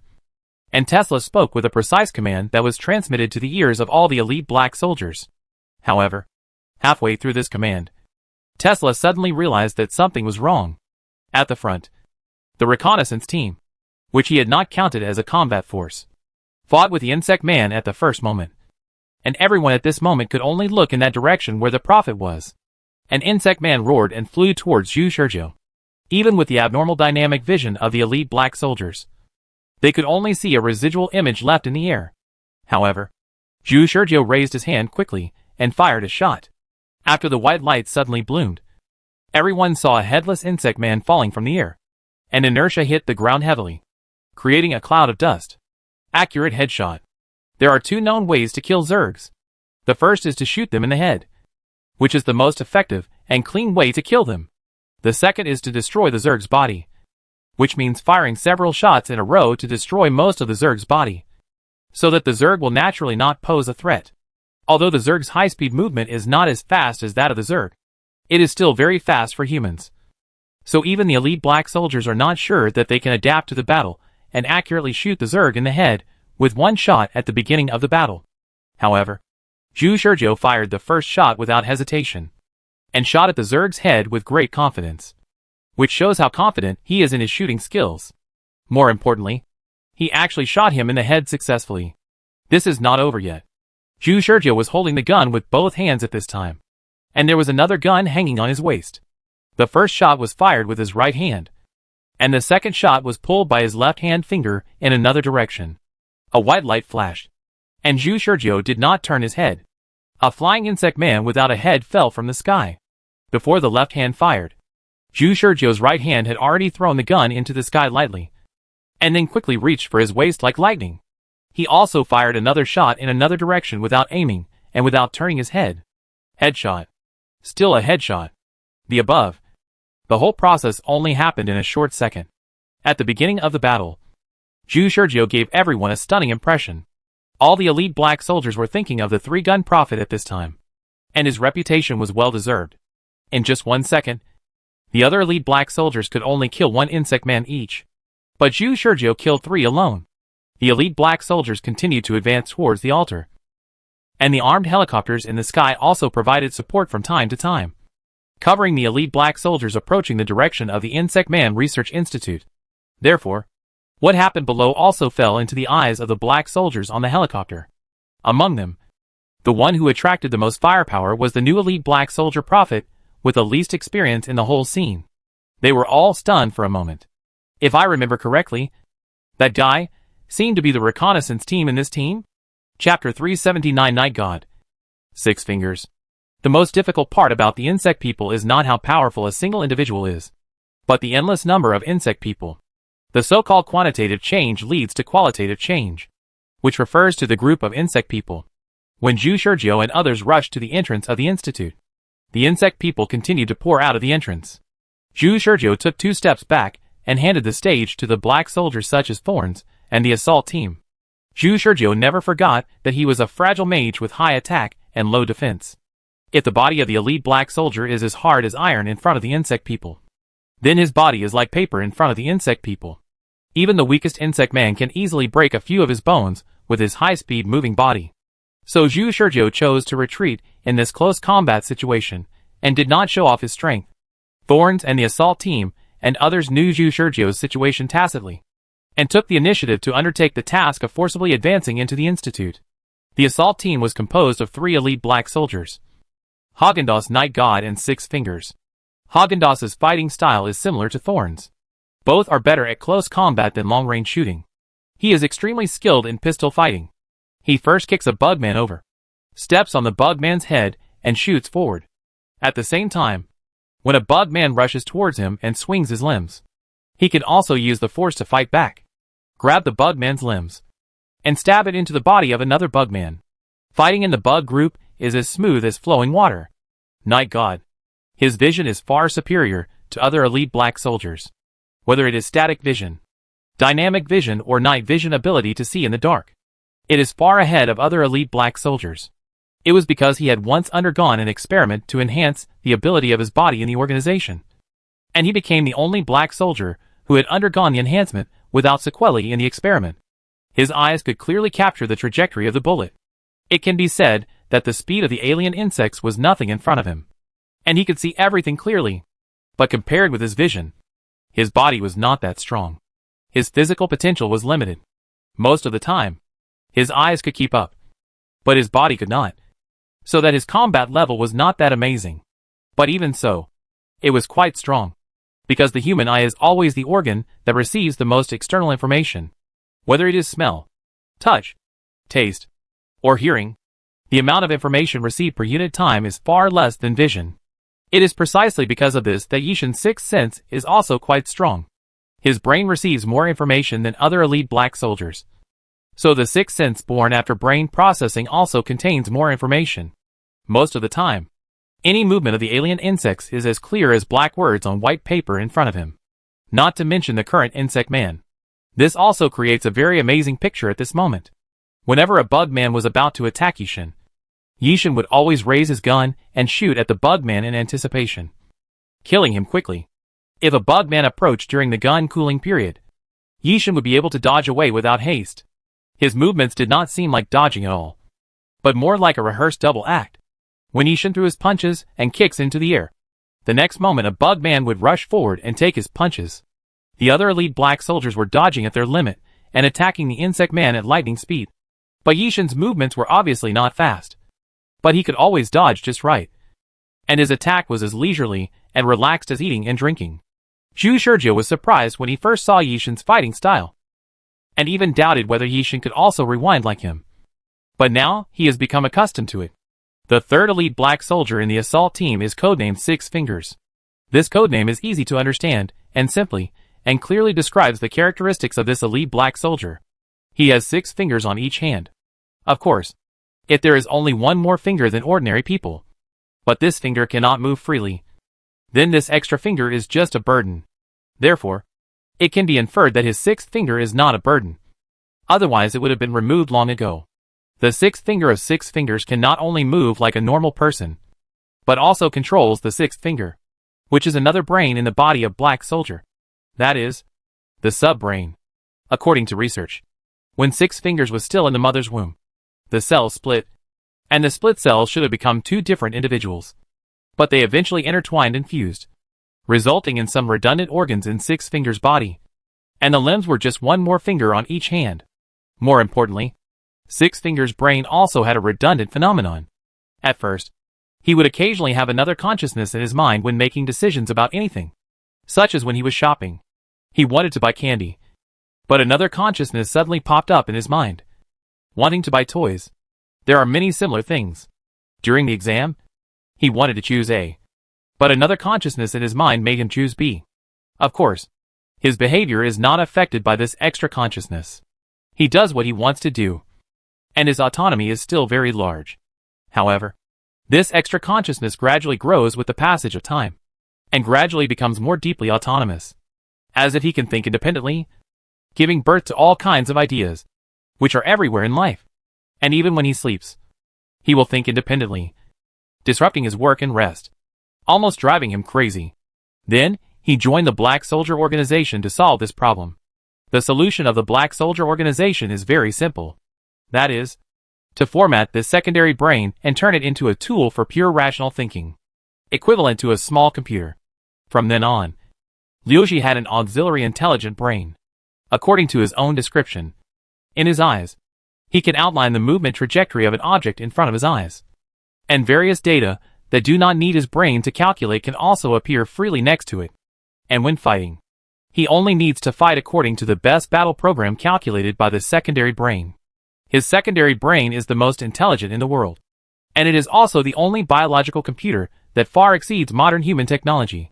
This is not the most powerful part. The most perverted thing is that after the organization's test, as long as the secondary brain is set with a task goal in advance, even if 6 fingers' brain consciousness is broken, the secondary brain will immediately take over 6 fingers' body to fight. And this battle will be more precise and perverted, and will be more like artificial intelligence than artificial intelligence. The organization even suspects that if Six Fingers himself is brain dead, they can train the secondary brain artificially and turn it into a second and more powerful Six Fingers. The above are all the information that Zhu Shizhou has figured out bit by bit through repeated replays. Six Fingers' fighting style is very exciting because it is too extreme. The insect man rushed to Six Fingers' eyes and stabbed his leg at Six Fingers' head. But Six Fingers only slightly deflected his head through micromanipulation. It seemed that he did not move. But the next moment the leg rubbed Six Fingers' temple and fell into the empty space. When the insect man wanted to make a further counterattack, Six Fingers fired a shot and directly exploded the insect man's head. Absolute rationality and absolutely optimal combat decision-making. This is the combat feature of Six Fingers. When his control over his body reached its peak, then with his secondary brain, he turned into a machine that would never make mistakes. Not a bit of energy would be wasted. And he would only take the most accurate and labor-saving way to fight to the extreme.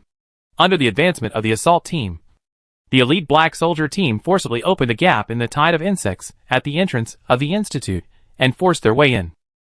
And at the first moment of breaking in, Tesla, as the commander, issued the second order. Everyone, hold back your pheromones. The elite black soldier team strictly followed the order, and every one of them reduced their pheromones to the lowest level. Zhu Shizhou was the same. As early as when he performed the three-gun flow at the entrance of the institute, he entered a state of calmness, and his pheromones were reduced to almost zero. Before the team members could stand firmly inside the institute, they saw dense insects filling the entire underground space. The insects who were originally preparing to rush towards them were confused at the moment when their pheromones decreased, and then ignored them and continued to rush towards the entrance of the institute. Max, who was strictly protected by the black soldiers, had already put on the spare black soldier suit and was injected with a fake death potion, entering a semi-death state with extremely low pheromones. However, there is a limit to how low Max's pheromones can be. Some insects with keen senses can smell the pheromones on Max. And what the elite black soldier team has to do is to forcibly protect Max from these insects to the destination. Chapter 380 Close Combat. Each showing their special powers. In countless replays, Zhu Shizhou discovered one thing. That is, he underestimated the power of the elite black soldiers. Originally, after Zhu Shizhou controlled the thorns, he took it for granted that the elite black soldiers were just that.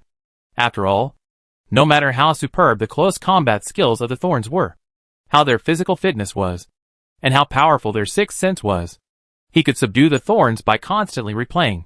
At the beginning, it really gave him a certain degree of illusion that the elite black soldiers were just that. But as the number of his replays increased, Zhu Shizhou discovered that he still underestimated the elite black soldiers. Faced with a group of insects far beyond imagination, Zhu Shizhou had tried more than once to break into the institute alone and close the entrance to the institute. But he never succeeded once. And each time, he was overwhelmed by the insects rushing up. In the end, he had no choice but to choose to share the credit with these elite black soldiers. That is, to team up with them to enter the Insect Research Institute. Then he discovered that the power of the elite black soldiers was far beyond his expectations. The insects with keen senses are stronger than other insects. Although the proportion is small, the number of insects is large. Due to the existence of Max's pheromone, a large number of insects frantically attack Max. There are quite a few flying insects, and black shadows are flying all over the sky. It is too difficult for Zhu Shizhou to kill an insect every time he shoots. There are 5 or 6 black soldiers present who can't do it. I saw that the master of the logistics team fired a shot at a flying insect in the sky under the siege of insects. But it only hit the ceiling of the underground space, and the gun entered the cooling period. The insect man was attracted by the shot.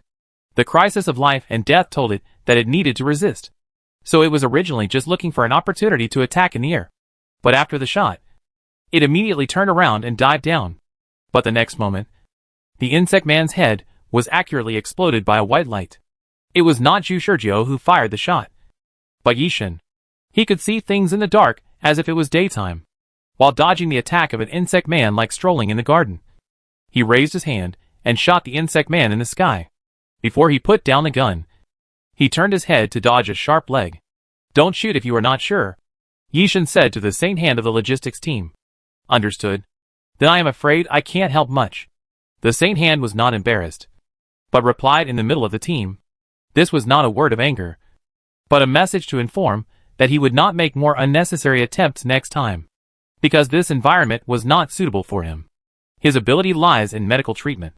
From his code name, we can see that he comes from the logistics department and has expertise in medical treatment. However, the reason why he did not become a white soldier but a black soldier is because his combat ability has reached the standard of a black soldier, and he chose to become a black soldier on the combat side. If it were normal, he would not miss. But now, this underground space is too dark. So he made a mistake as soon as he fired. Only Yishin's combat ability was not affected at all, and the shooting ability of the other elite black soldiers was at least reduced by about 30%. It doesn't matter. Leave the insect man in the sky to me, and the prophet. Yishin said so.